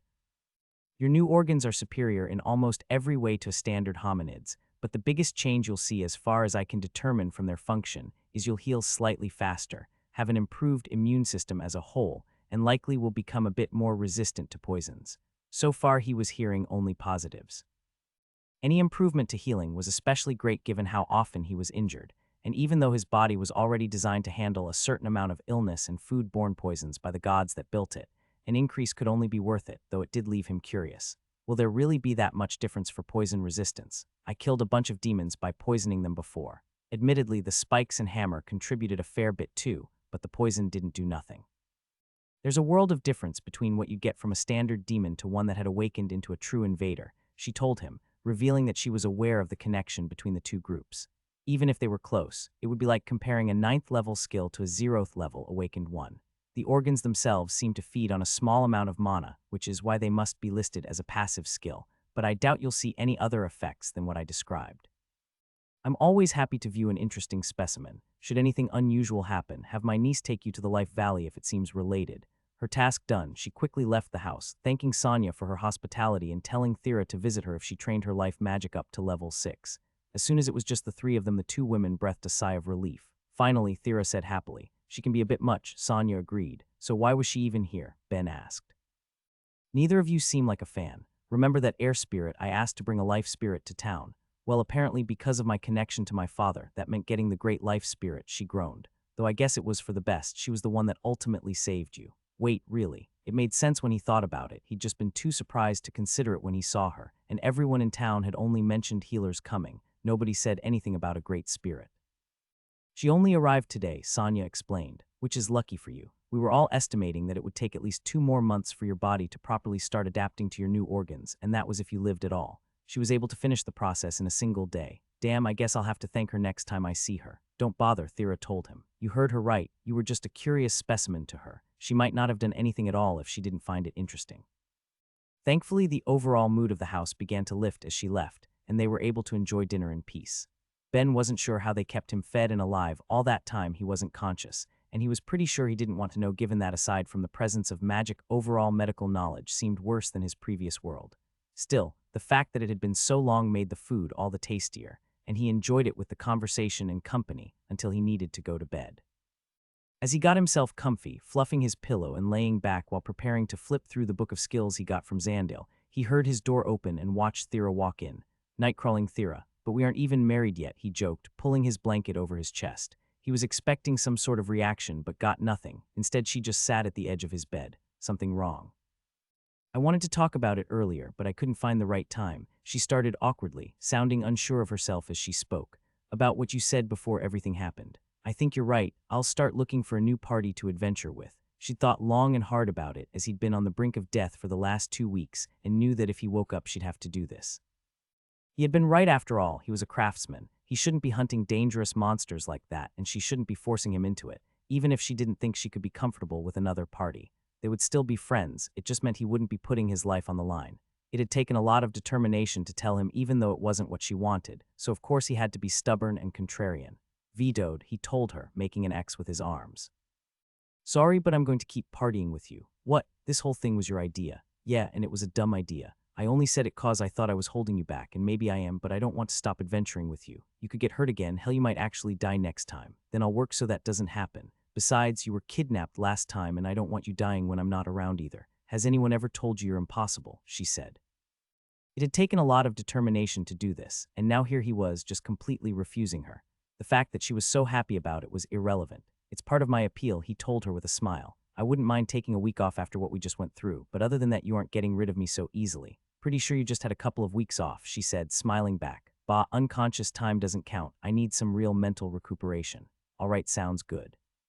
Anyway, I should probably leave before Aunt Sonia notices and gets any weird ideas. Sleep well, Ben, you too, Thera." "Ben, it's so good to have you back," Myriad yelled as he woke up in his god's realm. "Good to be back. I escaped death yet again." "Well, stop walking into situations where you have to. Thera literally just gave you an out and you turned it away. Hey now, do you really want to spend our first meeting in weeks complaining about something you know I won't change my mind on?" Myriad sighed, the sparkle he had when Ben first got there dulling with his attitude. "No, I don't know what else I would expect now, honestly. I haven't heard any other gods talking about what a handful their humans are. Heck, I haven't heard about any of the other summon getting in as much trouble as you do." "Ah, that can't be right. The rest of them are out prepping to fight for the fate of the world while I'm just a humble craftsman. You probably just don't hear about any of their near-death experiences because it comes with the territory of being a hero." He understood Ben's train of thought, but Myriad wasn't buying it. Still, there was no point focusing on the matter when there was so much else to discuss. Well, first off, I noticed you went to the job change room, but since you didn't call for me, I take it you took Enchanter as expected. I did, though since you brought it up, I did get 3 new ones I wouldn't mind an explanation on. Holy Craftsman, Mind User, and Kin. Well, I can tell you right away I've never heard of Kin, but the other 2 are simple enough. Mind User grants bonuses to all mind type skills, and provides major bonuses to the intelligence attribute, of course, given the fact that you don't seem to have any issue with raising your mind skills even without a related job. It might be less of a priority overall. On the other hand, that also means that if you did take it, you could likely expect an even greater increase to your various skills, so it would probably be worth it eventually. As for Holy Craftsman, you would have unlocked it by having taken the Craftsman and Priest jobs. The skills you get bonuses for would be the same as the ones for both jobs, and as a side bonus it would make it easier for you to make job change crystals. Wait, hold on, I can make those. Of course, where else would they come from? I kind of just assumed the gods made them or something. If that was the case, they'd be significantly more rare. It's a specific type of enchanting spell that has to be bound within a spherical crystalline structure, but as long as you have the ability to make the spell, a skill to shape the crystal, and a strong connection with a god, then there's no issue with making them, though selling them is frowned upon, so it's not something you could profit off of. Doesn't matter, teach me how later. If it needs a special enchanting spell to make, then it might give me some decent job experience. I will when I have time. Things have gotten rather hectic up here while you've been unconscious. Why, what's been happening? You probably wouldn't know this, but in the distant past there was a group that raised up demons and worshipped them as gods. Given the size of the horde you encountered, we're worried that that's happening again. Sounds bad. That's an understatement. This close to the war, having enemies within could be disastrous. Imagine our efforts being sabotaged before the war even begins, or a horde of demons coming to attack our armies hours before the gates are expected to open. Even worse, in the last few weeks we've been searching for them, we haven't found any evidence at all. Well, maybe you're wrong then. Maybe it was just poor luck and the group managed to get that big by its own efforts. Maybe, but we can't take that chance. After all, if a group had been managing to do something like this in secret for so long, they'd have to be good at hiding. It's just discouraging. So I'm hearing it would be a bad time to bring up the passive skill I got from my little demon organ transplant. Oh, infinite hells, what is it? Partial demonic body. Myriad let out a long, pained sigh. Just keep that one hidden on your card too, all right. Already doing it. Good. On a related note, I noticed you met with Zandil. Just pick whatever you think is best, but try not to get your hopes up. There are plenty of skills you won't be able to acquire even with their help because of your affinities and attributes. Hey now, my attributes aren't that bad anymore. Not bad, but not good either. You've mostly been raising the ones that were already above average when you got to this world. I'll admit it's good you were able to raise up your strength since coming here, but all you did was raise it from below average to the high end of what an average person might have. Combined with your terrible affinities, and you may be able to learn a quarter of the skills Zandil has available. Oog, the crushing reality of his god's words was inescapable, but he wouldn't let it get to him. A quarter of the available skills would still be dozens of options at least, maybe even over 100, and while the other apostle was here, he could take advantage of their presence, and his skill to create a library he could enchant from. Heck, he'd already started earlier when they were training Connect together. He'd need Falk to identify the skills for him since he couldn't determine them by feel alone, but his arsenal of abilities to enchant Wish was about to explode, a fact that made him salivate as he thought of the possibilities. Well, it's good you have a decent mentality about it at least. One more thing before you wake up, you completed your quest. Let's get you another one. Wait, really? I was a little curious about how I finished the priest job so fast. He had been under the impression he'd have to get Wedro to spread around the fact that the Apostle of Myriad had helped save them and kill a horde of demons, and since he hadn't been able to do that since he was unconscious, he couldn't make that request. The gods watching knew you're my apostle, having gained their approval for your acts as my representative in the world, successfully completed it. Of course, the main reason for finishing your job has to do with just how many demons you killed, but let's get to the heart of the matter.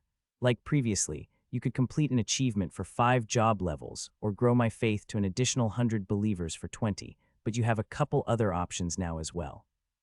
If you take charge and lead my believers to achieve a great goal, then I'll raise one of your skills up by 1 level, provided it's no more than level 3 already, and each of the believers will get a bonus of 3 job levels. Alternatively, if you succeed in an act that earns me a large amount of faith from a sufficient amount of non-believers, then I'll raise a skill level up by 1, so long as it's currently level 2 or lower. I'm into the new options, but they already feel a little vague. How many believers would I need to lead for the first option, and how many people would need to give you faith for the second? A minimum of 3 would work for the first, though there's no maximum. Of course, the more people involved, the greater the achievement would need to be. As for the second, at minimum you'd need around 50 people. Well, the rewards are good for the work at least, though I wish you could give me something as nice as Analia gave Thera. Analia is one of the more powerful gods in the world by virtue of just how many of her race she was able to save. There's no way I'd be able to give something on par with what she could. Lame, but okay. I'll think about it for now, but I'll leave it until I can find anything worthwhile. All right, sounds good. It's better you take something you can accomplish. The stronger you get, the better it is for me after all. Ben woke up early and immediately read through the list of skills before heading off to Falk's shop. He was a little discouraged having gone through it. When Myriad had said he might have access to a quarter of skills, it looked like he was being optimistic. Ben did the math after reading through it all. He could only take advantage of 1 in 6. Interestingly, while it seemed like he could learn Xandel's 4 main skills, they and a variety of others would take upwards of half a year to gain, making it so he would only take the time to teach them if either the person looking to learn them had over 10 skills for Xandel to learn, or paid an outrageous fortune to make it worth his time, on top of traveling with the apostle for all of his business. Other than that, it seemed like Xandel was suited to the light, water, air, and fire affinities, and as a result had multiple skills that required decent compatibility to get. What's more, they had a few non-affinitied magics, but because of his low mana level, it wasn't something he could get, no matter how much he wanted to. As always, my own magic remains out of my grasp, he thought sadly, and the other options weren't much better. There were a few mind skills he could learn since he had more than enough intelligence, but none of them stood out to him compared to the ones he already had, and he was pretty sure if he really wanted them, he could gain them himself with only a little effort. As for combat skills, they frankly didn't interest him. He already got the 2 that could help with his crafting, and he already established he didn't like to fight like that, so why would he waste an opportunity to learn them? There were other ones that seemed like they might be convenient in his day-to-day life, but really it came down to not wanting to waste this opportunity on something he could do without or could get himself. Thankfully, there was one that stood out to him, a single skill that shined bright in his mind that not only could he take based on his affinities, but also desperately wanted given how the world had seemed to want to treat him so far, and as soon as Xandel got into the shop, he intended to ask for it. Until then, however, Ben had a different task. As he was leaving for the day yesterday, Falk mentioned to him he wanted him to come up with the items that Wedro had requested for his friends after getting the chance to see them fight, and that if he was confident enough he could make them himself, though Falk would have to approve of them, and he jumped at the chance. Given the things he'd already gone through, he could only imagine how bad things must have been for Will and Steph, and since they didn't mention anything like that in their letters, he had to assume it was too hard to talk about. Stay strong, guys. Your favorite craftsman is here to keep you safe. His god chimed in. I mean, sure, they're being properly paid for it, but they're being trained to be a powerful fighting force. If I could just keep wandering into situations worse than what they're being set out to do, wouldn't this universe be too unjust and cruel? He took his god's silence as agreement and got to work, pulling out the items he was going to use to make a weapon for Will from his spatial bag. At first he'd thought of making a pair of brass knuckles since his friend focused on hand-to-hand combat, but with what he was going to use for materials, the chances of Will getting himself killed from handling them wrong was too high, which meant he'd have to go for a gauntlet instead.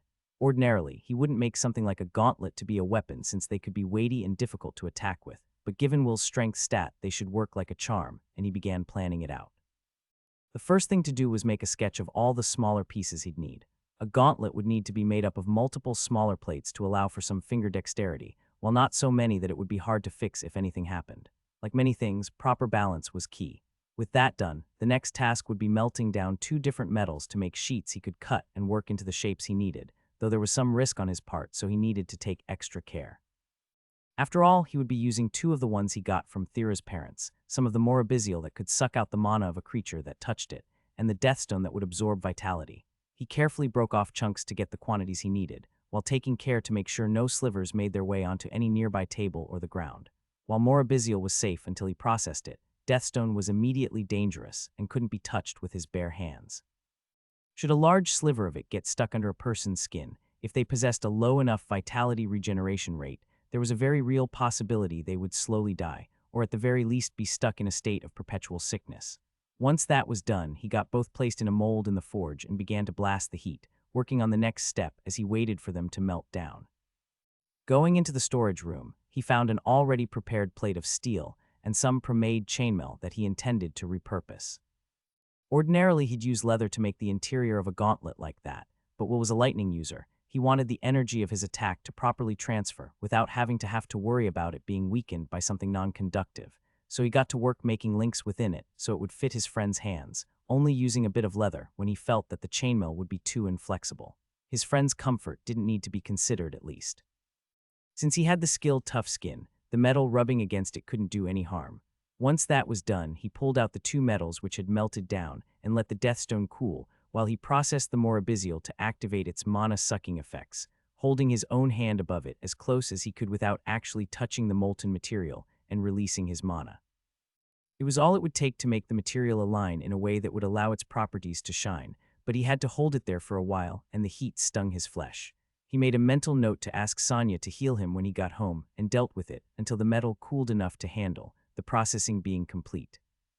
That done, he cut out the shapes he would need from the two magic materials, as well as the ordinary steel, and got to work forge welding the safe steel to the backs of the more dangerous plates to protect his friend's hands before he got to work shaping each piece. Once that was done, he was left with a thing of beauty. Two gauntlets where the hands and palms were covered in Morabisial and Deathstone plates, making any punch, choke, or slap exceptionally devastating for the enemy, and once he got Falk to put on the finishing touches, it would be devastating. The parts that covered the arms were safe only by necessity. What would require some part he could safely hold to pull them on and off, but it wasn't a significant sacrifice. Oh hell yeah, level 6 crafting baby, he cheered, thinking he was still alone. Congratulations, Zandel said, fixing him of that assumption. You must have made a particularly fine work. He turned to him embarrassed and found Falk there too. Sorry about that, I was a little excited. Don't worry about that, boy. Let's see what pushed you over the edge, his teacher asked him, curiosity plain on his face. Ben placed them down so Falk could have a look, but made sure to give a proper warning. Just don't grab them by the hands, it won't be a pleasant experience. I can see that, he said with a low whistle. These are downright savage, I approve. Also, you made it to mid-rare. Oh heck yes. He thought he'd be getting to low-rare considering the materials he'd used, but getting to mid-rare was even better. It was a shame he didn't have a crafting job for it, but his skill itself would still get some good experience from it. So these were for your friend, I take it. They'd be good to send as is, but were you going to attach any enchantments to it? I was actually hoping I could get you to do that. I was thinking you could add the strongest drain spell you could to the Deathstone pieces to enhance its effects and attach it, so it would draw its power from any mana the Morabisial sucked out of his victims, as well as applying Harden and any other spells you think would enhance the longevity of the items. Well, I don't mind, but you've already done such good work. You sure you want me to finish it? Especially with your fancy new rings and everything. My friend is going to be using these to protect himself. I'd much rather have you handle the enchantments since you'll be able to do it so much better than me at my current level. He had also been harboring the suspicion for a while now that some of Falk's skill levels were higher than he'd been told. If he was wrong, it wouldn't make a difference, but if he was right, the gauntlets would get a significant boost, and there was no harm in taking that chance. Falk couldn't see the thoughts in the back of Ben's mind, but he accepted. All right, no harm for me since I'm the one who was commissioned anyway, but what about the item for the girl who was here? Got anything in mind for that? Yeah, actually, but I'll need to do things backwards for that, he said, pulling the second last material he'd brought from his spatial bag. I was thinking I'd do something similar to the mithril I'd used for my jacket, but make a cloak instead and cover it with resistances to keep her safe. The only thing is, I can't work this myself. The material in question was orichalcum, a metal with such intense physical resistance that Ben had no actual way to work the metal himself. It would have to be done by magic, and even with his rings, trying it with his level of mana would take far too long, meaning he had to leave it to someone else, as disappointing as that was. Falk gave out a low whistle. I'll have to make it an alloy with something else to give it the flexibility you're looking for, but even then, combining that level of physical resistance with your magic resistances, it's gonna be quite the final product. Hey, nothing but the best for my friends. They discussed the details a bit longer before Falk got to work, and Ben was able to direct his focus to Zandil. Sorry about that, didn't mean to keep you waiting. Not at all, as someone who only has the 3rd level in blacksmithing, that was all incredibly impressive. But with that done, have you found a skill that has grabbed your attention? When Ben had been going through the book of skills, it had Zandel's level in each 2 and Ben was sure his smithing had been lower, but assumed it must have just not been updated recently. With so many skills to keep track of, nobody could be blamed if 1 or 2 slipped through the cracks. Besides, he had more important things to think about as a smile unconsciously formed across his face. I did, but you remember saying that if I had any other skills you didn't I'd be able to learn more. You have another skill, 2 others actually. Hidden mind and complex mind. Technically he had 4, but he wasn't sure an apostle would be happy to have the chance to learn sacrilege, and he was pretty sure you needed a demon organ transplant to get partial demonic body, so he left those two out. No need to risk scaring Xandil off because of them. Hearing this, the tentacled creature took out his card, from where Ben couldn't say, and started scrolling through the information on it, checking to verify that he didn't have those skills. "Oh my," he said in astonishment. "I think it's been around 3 years since I found someone with that many skills I didn't already possess, but it looks like coming has been very profitable indeed. In that case, have you found 3 skills you'd like to acquire?" "About that, there's only one I really want. There were very few skills that would be of more value to hold and train personally compared to just enchanting with them as far as he was concerned, but there was a different option he hoped to explore. Would it be possible to get you to train 2 other people in a skill each? Of course, I've done such scenarios before and have no issue with it." "Excellent, in that case, Falk, did you hear all that?" His teacher had been near enough to know what they were talking about, and Ben gave him a wide grin. Even if he didn't want to take him as a student initially, Ben felt he owed the man a great deal. He patiently taught him the best he could, helped him develop his ideas, and provided stability to his life when he was first making his own way in the world. Giving him the chance to learn a new skill was the least he could do. Falk, for his part, seemed initially shocked, even slightly bashful from the offer, but turned his student down. "That's mighty kind of you, boy, it really is, but don't worry about me. While we were waiting for you to wake up, Xandil already taught me a skill in exchange for some smithing and enchanting lessons." He gave Xandil access to the Connect skill, so the other apostles' time wouldn't be wasted, and ran off to grab the 2 other people he thought would be able to take proper advantage of a gift like this. Stopping by the clinic first to tell Sonya she needed to take a break to go to Falk's shop, and going back home where he knew Thera was studying dark magic in her efforts to gain it, dragging her along without explaining anything, much preferring to make it a surprise. Once everyone was gathered, he explained exactly why they were there. "All right, guys, Christmas came early this year, and you 2 lucky ladies get to benefit." "What's Christmas?" Sonya asked, not understanding what he was saying at all, nor why she'd been asked to come. "A fantastic question. It's a holiday from my homeland that involves giving gifts to the people you care about. With the gift you'll be receiving is the chance to learn a new skill each from my fellow apostle, Xandil the Skill Master," he said, directing his hands to the lovely tentacled figure in the back of the shop. "Wait, you know the Skill Master," Thera yelled out while Sonya had a different concern. "Ben, you can't waste that much money on us." "Huh, what do you mean money?" Xandil answered for him. "I sell my services as a skill teacher at a high price for those who don't have skills to trade. A person can't live on knowledge alone after all." "Fair enough, but you guys don't have to worry about that. I have 3 skills they don't, and only one I want to learn, so flip through this book and find something for yourselves." Thera happily took it and started flipping through the pages after thanking him, but Sonya was more hesitant. "Ben, this is too generous. You really should at least take 2 skills for yourself." "I don't need one. I'm still not sure." "Just give it a look, Auntie. I'm sure there's something in here you would want," Thera said, waving Sonya to her. "There's so many options, I wouldn't be surprised if you could find something to help you at the town clinic as well. Of course, hope you pick something good." With that done, Xandil got to the main point with Ben. "So what skill would you like? I'll transfer it to you right away, and then we can focus on training it until you acquire it." "I was hoping to get defense enhancement." He'd thought long and hard on it and was positive it was the one he wanted, but he felt Xandil's mood immediately change when he asked for that one in particular. "Are you sure? You did read the explanation on how you'd need to acquire it, didn't you?" "I did, and luckily for me I happen to have 2 life affinity mages here in case things get too bad." Of course, there were drawbacks to it. He would need to keep getting injured to raise its level, a situation he wanted to avoid, no matter how common it might be, but he already had a solution. He'd known for a while that eventually the quests he would get from Myriad would start letting him raise his skills up, at least a little bit, and even if they wouldn't be easy, this was the skill he intended to raise. He handed them over to Xandil and took hold of his tentacle, feeling the 3 skills the apostle wanted to acquire being copied over, while Ben had the defense enhancement skill placed within him, and wasting no time, Xandil began hitting. It sucked. A lot. He felt bruises start forming all over him with every hit and wasn't sure if it was actually working but forced it to continue, waving off Thera and Sonya when they saw what was happening.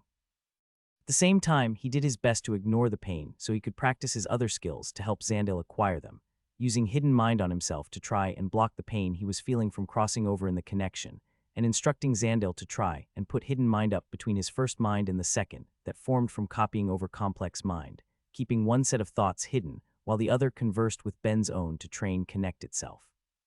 Even if it just looked like Ben was receiving a one-sided beating, what was happening between them was very dense mentally. At least it was for a while before a certain blow got too painful. "Ow damn, why did you just hit harder?" "I didn't, it looks like the copy of the skill ended, I'll reapply it." Give me a second first. It was good to know there was a noticeable difference at least, but his entire body ached and turned to his two friends with life magic for some help.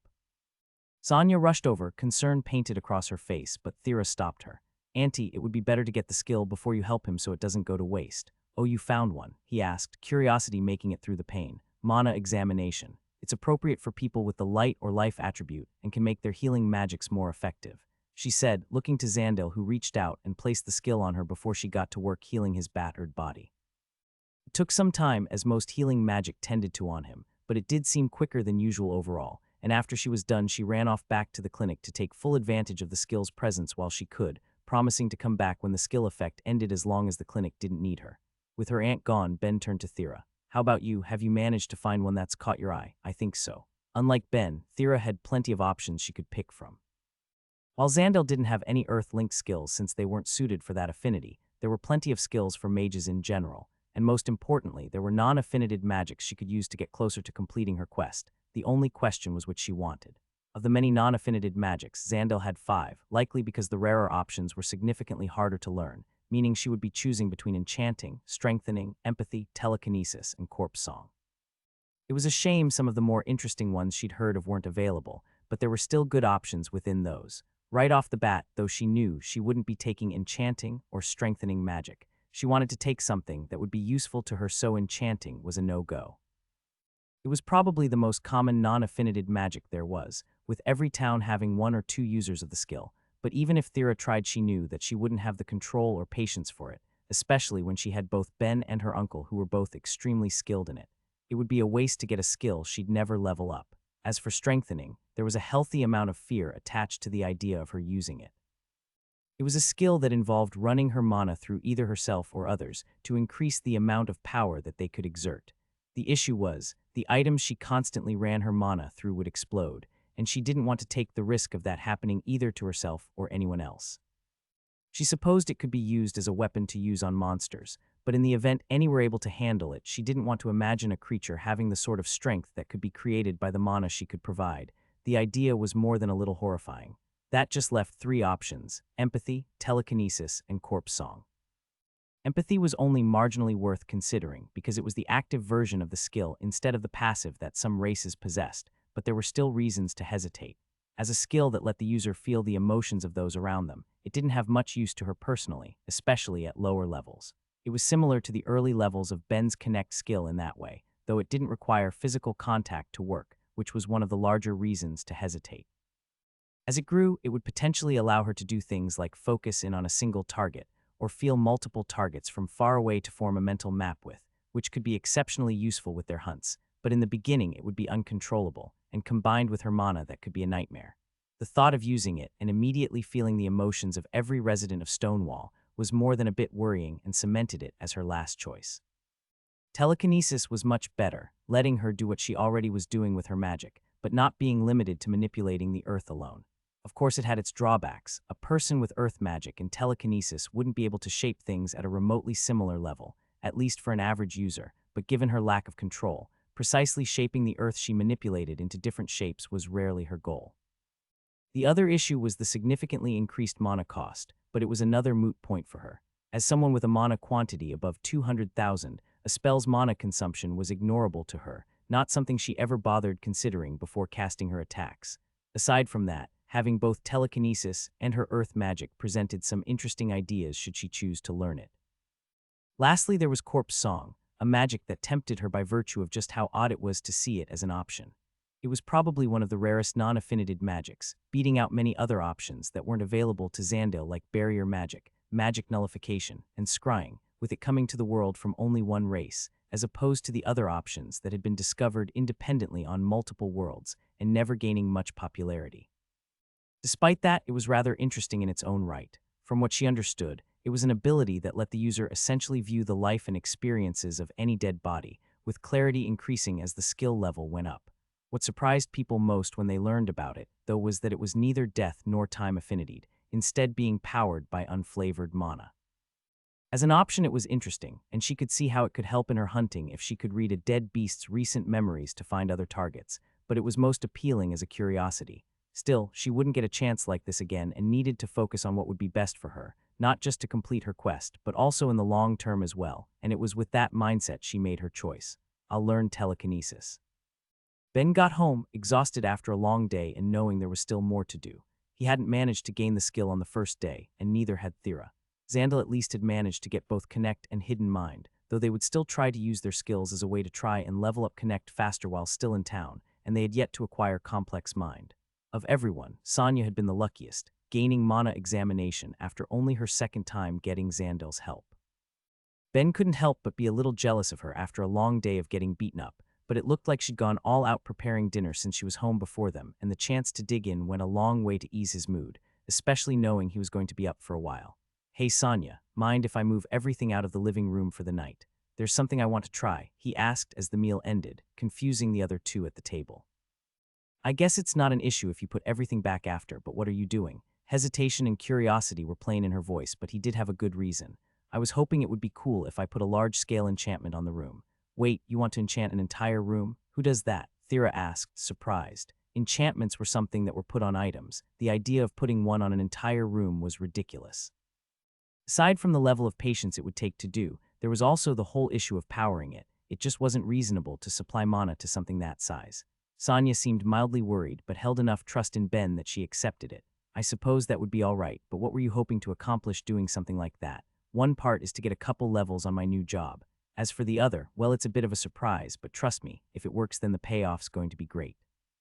The answer filled neither of the women with confidence, but considering how much he'd done for them today, they gave him their trust as he emptied the living room of all of its furniture and got to work.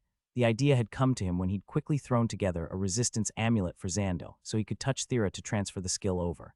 It started as a question really, what would happen if the enchantment for it was placed on an entire room? The answer to which was nothing really. Anyone within would be safe from the passive effects from any charm leaking in from the outside, but sufficiently thick and sturdy walls were able to block it to an extent anyway. Thera's was powerful enough to create issues despite that, but Falk had apparently reinforced the outer walls of the house when she'd moved in, just to be safe. Still, that meant an enchantment of that size wouldn't actually help anyone in the room if the charm user was there as well, but what if it could? The enchantments on the amulets were set up in a way that they covered the user, but what if they were made to fill a given space instead? Would it have any effect? It was worth a try at least, and he wanted to see how far he could take the idea, so he got to work. All he could do for now was construct the enchantment slowly and let the hours pass. He let himself get lost in the work, planning the most optimal locations to lay his enchantment and weaving them to reduce the overall mana cost as much as he could to ensure he could get the most out of how he intended to power it. It was still more efficient than when he'd created the one for Thera's arm brace at least, by having two minds dedicated to enchantment construction and one focused on regulating the mana cost. He was able to increase the speed by quite a bit.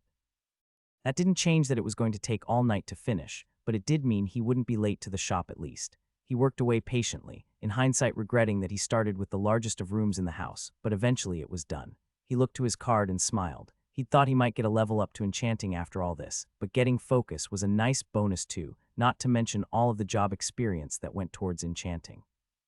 Even better was the fact that this meant all of his blessed skills as well as Connect had reached the level where most people stopped raising them up.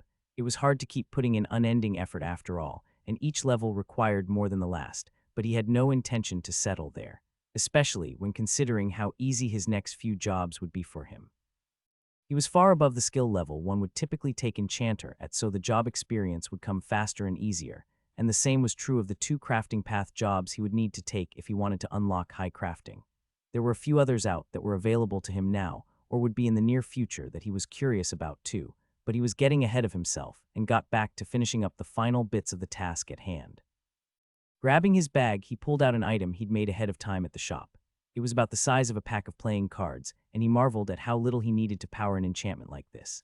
It was such a simple thing, a small block of rainbow mana crystal that was set in some processed abyssal to extract the mana contained within, as well as a small plate of it across the front to do the opposite, pulling mana into the crystal at a quicker rate to ensure it didn't run out.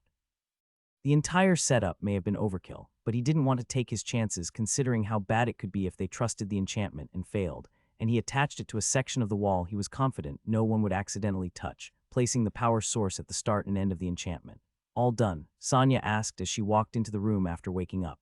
Yep, I'd say it was quite productive. So are you ready to say what you were trying to do? Sure I guess, he said after a bit of thought. I won't be able to test it until later when Thera's up, but I wanted to see if I could neutralize her charm in a given space by inverting the enchantment on a resistance amulet. Won't know if it worked until she's up, though. Her eyes widened slightly upon hearing just what he'd been attempting, and she let out a small chuckle. This in helping her get a new magic skill. You're really going all out for her first birthday as her fiancé, aren't you? Wait, her what? He asked, thinking he misheard her. Did she not tell you it was soon? For that matter, do your people celebrate such things? She didn't and we do. How far off is hers? It's a week from today, but you don't need to worry too much. You've done plenty. Of course I need to worry. Do you have anything planned for it? He couldn't believe he was just hearing about it now, and with such little time to prepare. He wasn't sure how succubi celebrated such things, but he wanted to do something for her if that was the case. We don't have too much planned. I've bought a few books to gift her, and I believe Falk has something for her too, but you know how things are. This will be the first year she has a friend to spend it with too. I thought she might mention it herself, but it looks like that might have been too much to hope for, Sonia said, regretting not bringing it up sooner. No, I was injured for a while, so even if she wanted to, she probably didn't have the chance, he bemoaned, cursing the timing of everything. I'll think of something to do for her and get your advice on it later. Another thing on his ever-growing list of stuff to do, but this just shot straight to the top. Thera sat in the training grounds, staff outstretched as she focused on using the skill placed on her. Telekinesis felt similar enough to how she used her earth magic, to the point that she worried she was using it by mistake, especially since she had no choice but to use it with raw earth. It may have been a skill that would let her move anything through mana, but the training ground near town didn't have anything in the way or trees or water, so she had no choice but to practice with dirt as she always did. At least after a couple days of using it, she felt like she was getting the hang of the skill and had got to feel the difference from her typical magic of choice. This was only at the 0th level after all, and she could feel the mana drain significantly more compared to her earth magic. Unfortunately, since the level was low, her control was far worse, and it took longer to pull together her spell than she'd expected. All she'd been doing to practice was pulling the earth from the ground to throw it. Anyone watching would assume she was just practicing her earth magic, but unfortunately her options were limited when it came to ways of training the skill. If she had a normal level of magic control, she'd be able to practice in a smaller way, maybe making cutlery fly around her home or something similar, but for now she had to take the options she had. At the very least, when it came to her earth magic, she believed she was feeling the results of gaining multiple magic skills her god had mentioned to her since gaining life magic, though it was hard to be sure since her earth magic leveled up at the same time. Still, she thought she'd know for sure when she could test it against the effects of having gained telekinesis, and feeling that she was almost out of time before she'd need to go back to have it applied again, went for a final push, throwing her lump of earth as far as she could and feeling her staff shatter in the process. No longer anything to be concerned about since her mother had promised to back her, she didn't give its destruction a second thought, instead trying one last thing since the effects of the magic were still with her. Using her earth magic, she gathered dirt from across the ground into a ball. This was already an improvement over her skill in the past. Before, if she lost her staff, she could maybe raise a cloud of dirt into the air for a few moments and do nothing with it. Now, though, she could actually shape it into a proper sphere, even if it was still far too large, and she couldn't do anything but have it hover in the air.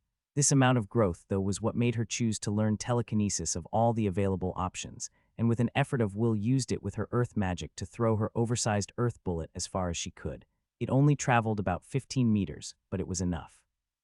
Even though it couldn't go far, the size alone made it a threat to anyone unfortunate to be in its way, and she'd finally have a way to fight if her staff broke. Perfect timing, she thought to herself excitedly, a smile hidden by the hood of her cloak. With only a few minutes left before it wore off and with her staff broken, receiving the skill now was more than she could have hoped for, and she rushed back to the shop where Ben and Zandil were still training to let them know. Good news. She called out as she opened the shop door. I got the skill. That's great, Ben said, or at least he tried to. He still hadn't gotten his own skill yet, so he was laying on the floor being hit by Zandil, and it interfered with any conversation. She couldn't imagine what any customers thought walking into this, but then again the place already had a rough image from her uncle's initial demeanor and occasional rough handling of problemed clients, so she tried not to give it too much thought and left him to it, but Ben got up and stopped her. Hey, sorry Thera, I have a bit of an awkward request and I was hoping you could help me out. Need me to hit you too to try and speed things up, please no. I have a guy who's going to be here soon to pick up some dark resistance amulets. Any chance you'd be willing to stick around so they could be tested out?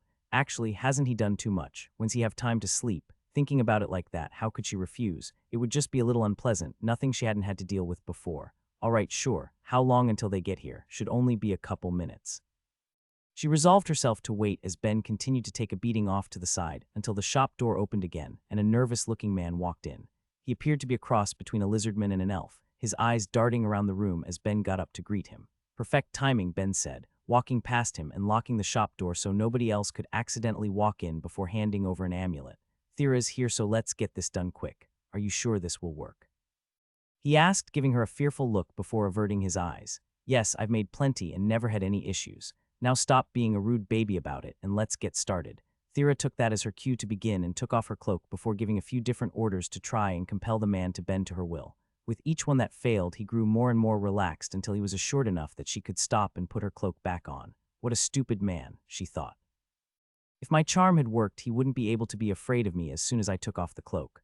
"Well, it looks like it works like you said," the man awkwardly told Ben, seeming a bit calmer. "It should be acceptable to take your deal." Ben shoved a bag into his hands and all but forced him out of the shop once he had his agreement. "In that case, make sure you have everything ready. I'm sure there's plenty to prepare for everyone, so best get on it." Once they were alone again, Thera couldn't help but question his behavior. "Is that really how you should treat a customer? What sort of deal are you making with him anyway?" "MMH, well, considering everything else, I guess it's not so bad, just don't make it a common thing," Myriad said as he was waiting in the evening. "I know I wouldn't have chosen to do things that way either, but since they wouldn't just trust my work, I had to do something. Hopefully, the surprise is better than any unpleasantness she had to deal with." "Are you kidding? If they do, I'm raising hell. With the amount I'm paying, I refuse to let them be anything but perfect." He was already in a bad mood from a few days of beatings, with no success at gaining the defense enhancement skill. He'd managed to level up both Hidden Mind and Calculate in that time, which eased his pain a little bit, but being free from this particular training would be far more desirable. He knew it wouldn't be easy, especially given that some of his attribute values left the skill at just the edge of something he could attain, and he was more than willing to act out a bit as a stress relief if things were bad enough.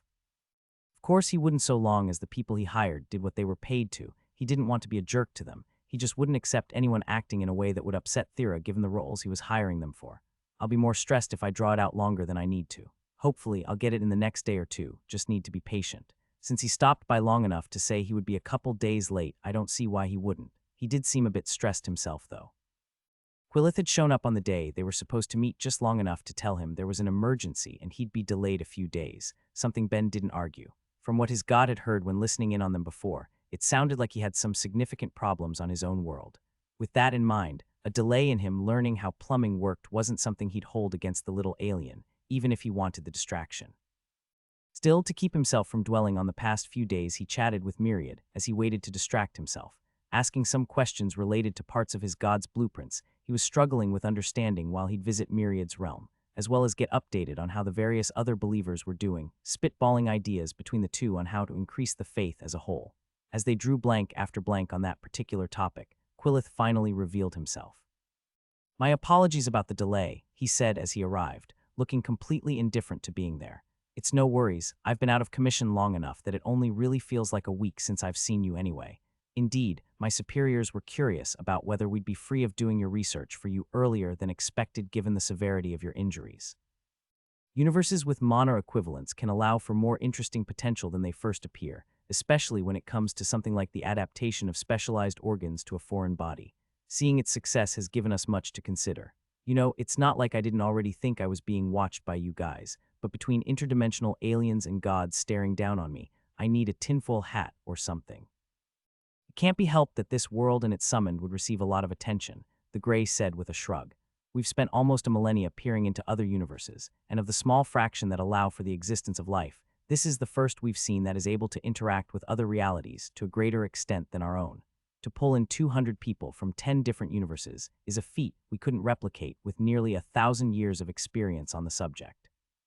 I'm not going to argue it doesn't sound impressive, but it was just our souls pulled over. I don't get the impression they're huge or unwieldy. Don't underestimate the weight of a soul," he warned, sounding surprisingly serious before getting to the matter at hand.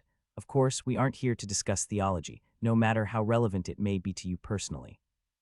As I warned, our information regarding weapon and communication technology for this world is still developing, but I got you what you wanted to know as far as plumbing goes. Hope you're ready to be up for a while and take some notes. This is going to be a lot." He was in fact very ready to take notes and got to work as Quillith began reading from his own, explaining how plumbing systems were managed on Earth as far as they could learn. with the reason behind not teaching Ben how greys would manage their water being that aside from their race making use of it in different ways compared to humans, their technology to do so was different enough given the how advanced they were even when compared to his own people, that the replication difficulty would spike significantly. And there were a few aspects of it where minor physical laws might leave it impossible to replicate. At least on Earth, they relied enough on gravity and pressure to get things done that it seemed likely it would be replicable with minor changes. As Ben took his notes and listened with one mind, the other two were devoted to trying to come up with solutions for the various problems presented. Since his main goal was to be able to have the occasional shower every now and then instead of having to rely on washing up with a bucket of water, the main issues that he could immediately spot were getting the water itself, applying pressure so that it would run, heating it, and dealing with wastewater. Heating and pressure he was pretty sure he'd be able to manage with both fire and water enchantments. The main thing would be to design them in a way that the intensity of both could be controlled to match the user's preferences, and to ensure they had an external power source so nobody would run the risk of suffering mana exhaustion and drowning in a shallow puddle. The other two were a bit harder to figure out. Since Stonewall wasn't a modern city like from his world, it wasn't like water was pumped in from anywhere. There were multiple large wells around the town could draw from if need be, and many people had a magic tool that could draw water from the air. So long as the users made sure to fill it with mana in both the morning and evening, they could have a steady supply at home, but that wouldn't be enough for what he wanted. There was always the option of drilling down into the ground to access the same water as the wells, but that wasn't exactly an easy thing to manage, and it also related to the final problem. What exactly would he do with the wastewater? If he thought about who might use it, he didn't think that he, Thera, or Sonya were so dirty they might contaminate the groundwater if it was just dumped, and it was what people would do with their wash buckets anyway, but he still wanted to find a better way, especially since he wanted to make it right. After a couple hours of dedicated note-taking, Ben finished everything Quillith had to tell him. Of course, it will need some experimentation by you to work, so we're hoping you'll share the results you get as you go if you learn anything. If you're already watching me, what's the point in repeating it for you? Just cause we can see what you do doesn't mean we can hear what you think. Make things a little easy on us, would you? Fair enough, he told the alien with a shrug. But don't expect anything too exciting. I'm already pretty sure I'm going to have to cheat a lot of this by using enchantments and some magic materials to make it work. Not exactly anything groundbreaking. All knowledge is useful when trying to understand the principles a universe is built upon. Speaking of though, with that out of the way, did you have any questions you'd want us to try and bring you answers to next month? Ben gave a shake of his head, feeling regretful he hadn't been able to think of any for the second time the alien had come to meet him. Being knocked out for a couple weeks messed up my sense of time pretty bad, so I forgot to think of any in time. Come next month and I'll have a few for you. He expected the gray to leave it at that, but instead he offered Ben a suggestion. In that case, what about the opportunity to learn some foundational material science from us? I expect it would be handy for a craftsman to learn some of the underlying principles of the natural elements and how they might be extracted. He thought about it for a moment. It seemed like a good suggestion, if not for the obvious problem. I'm not against it, but none of the materials here would be the same as the ones in your universe, would they? How are you going to teach me anything? Well, for one, these are basic experiments we're having various nations testing to figure out so we can instruct you on the results. But also a large part of what I was thinking of teaching you was the principles on how to go about discovering the information yourself. The fact that we don't have a complete list of the physical elements that make up the world, as well as their properties and how they relate to each other, is an inconvenience we want solved. If teaching you this can help us learn anything faster, then it would be a bonus all around. Well, I'm not sure if I'd end up doing any basic research like that, but sure, I don't have any issue learning that sort of stuff, and it sounds like it could end up being handy. I'll take your offer and see you in a month. Sounds good, the alien said, standing there as if waiting for something else, a fact Ben chose to ignore. Anyway, I need to get some sleep for the few hours I can. Don't stress if you have anything that makes you a little late, and I'll see you in a month. With that, Ben got in bed and turned his small lamp off to send the point home, making Quillith leave soon after. Maybe, but if he wants to say something he can come out and say it. I feel like if I ask I'll just get dragged into whatever problems he has. No, and I'm not going to. As flattering as it is that they think I might eventually have the potential to help them if my skills grow more and are dealing with my requests to sweeten the deal, I'm already worried about One World's future. I don't want to bother with a second.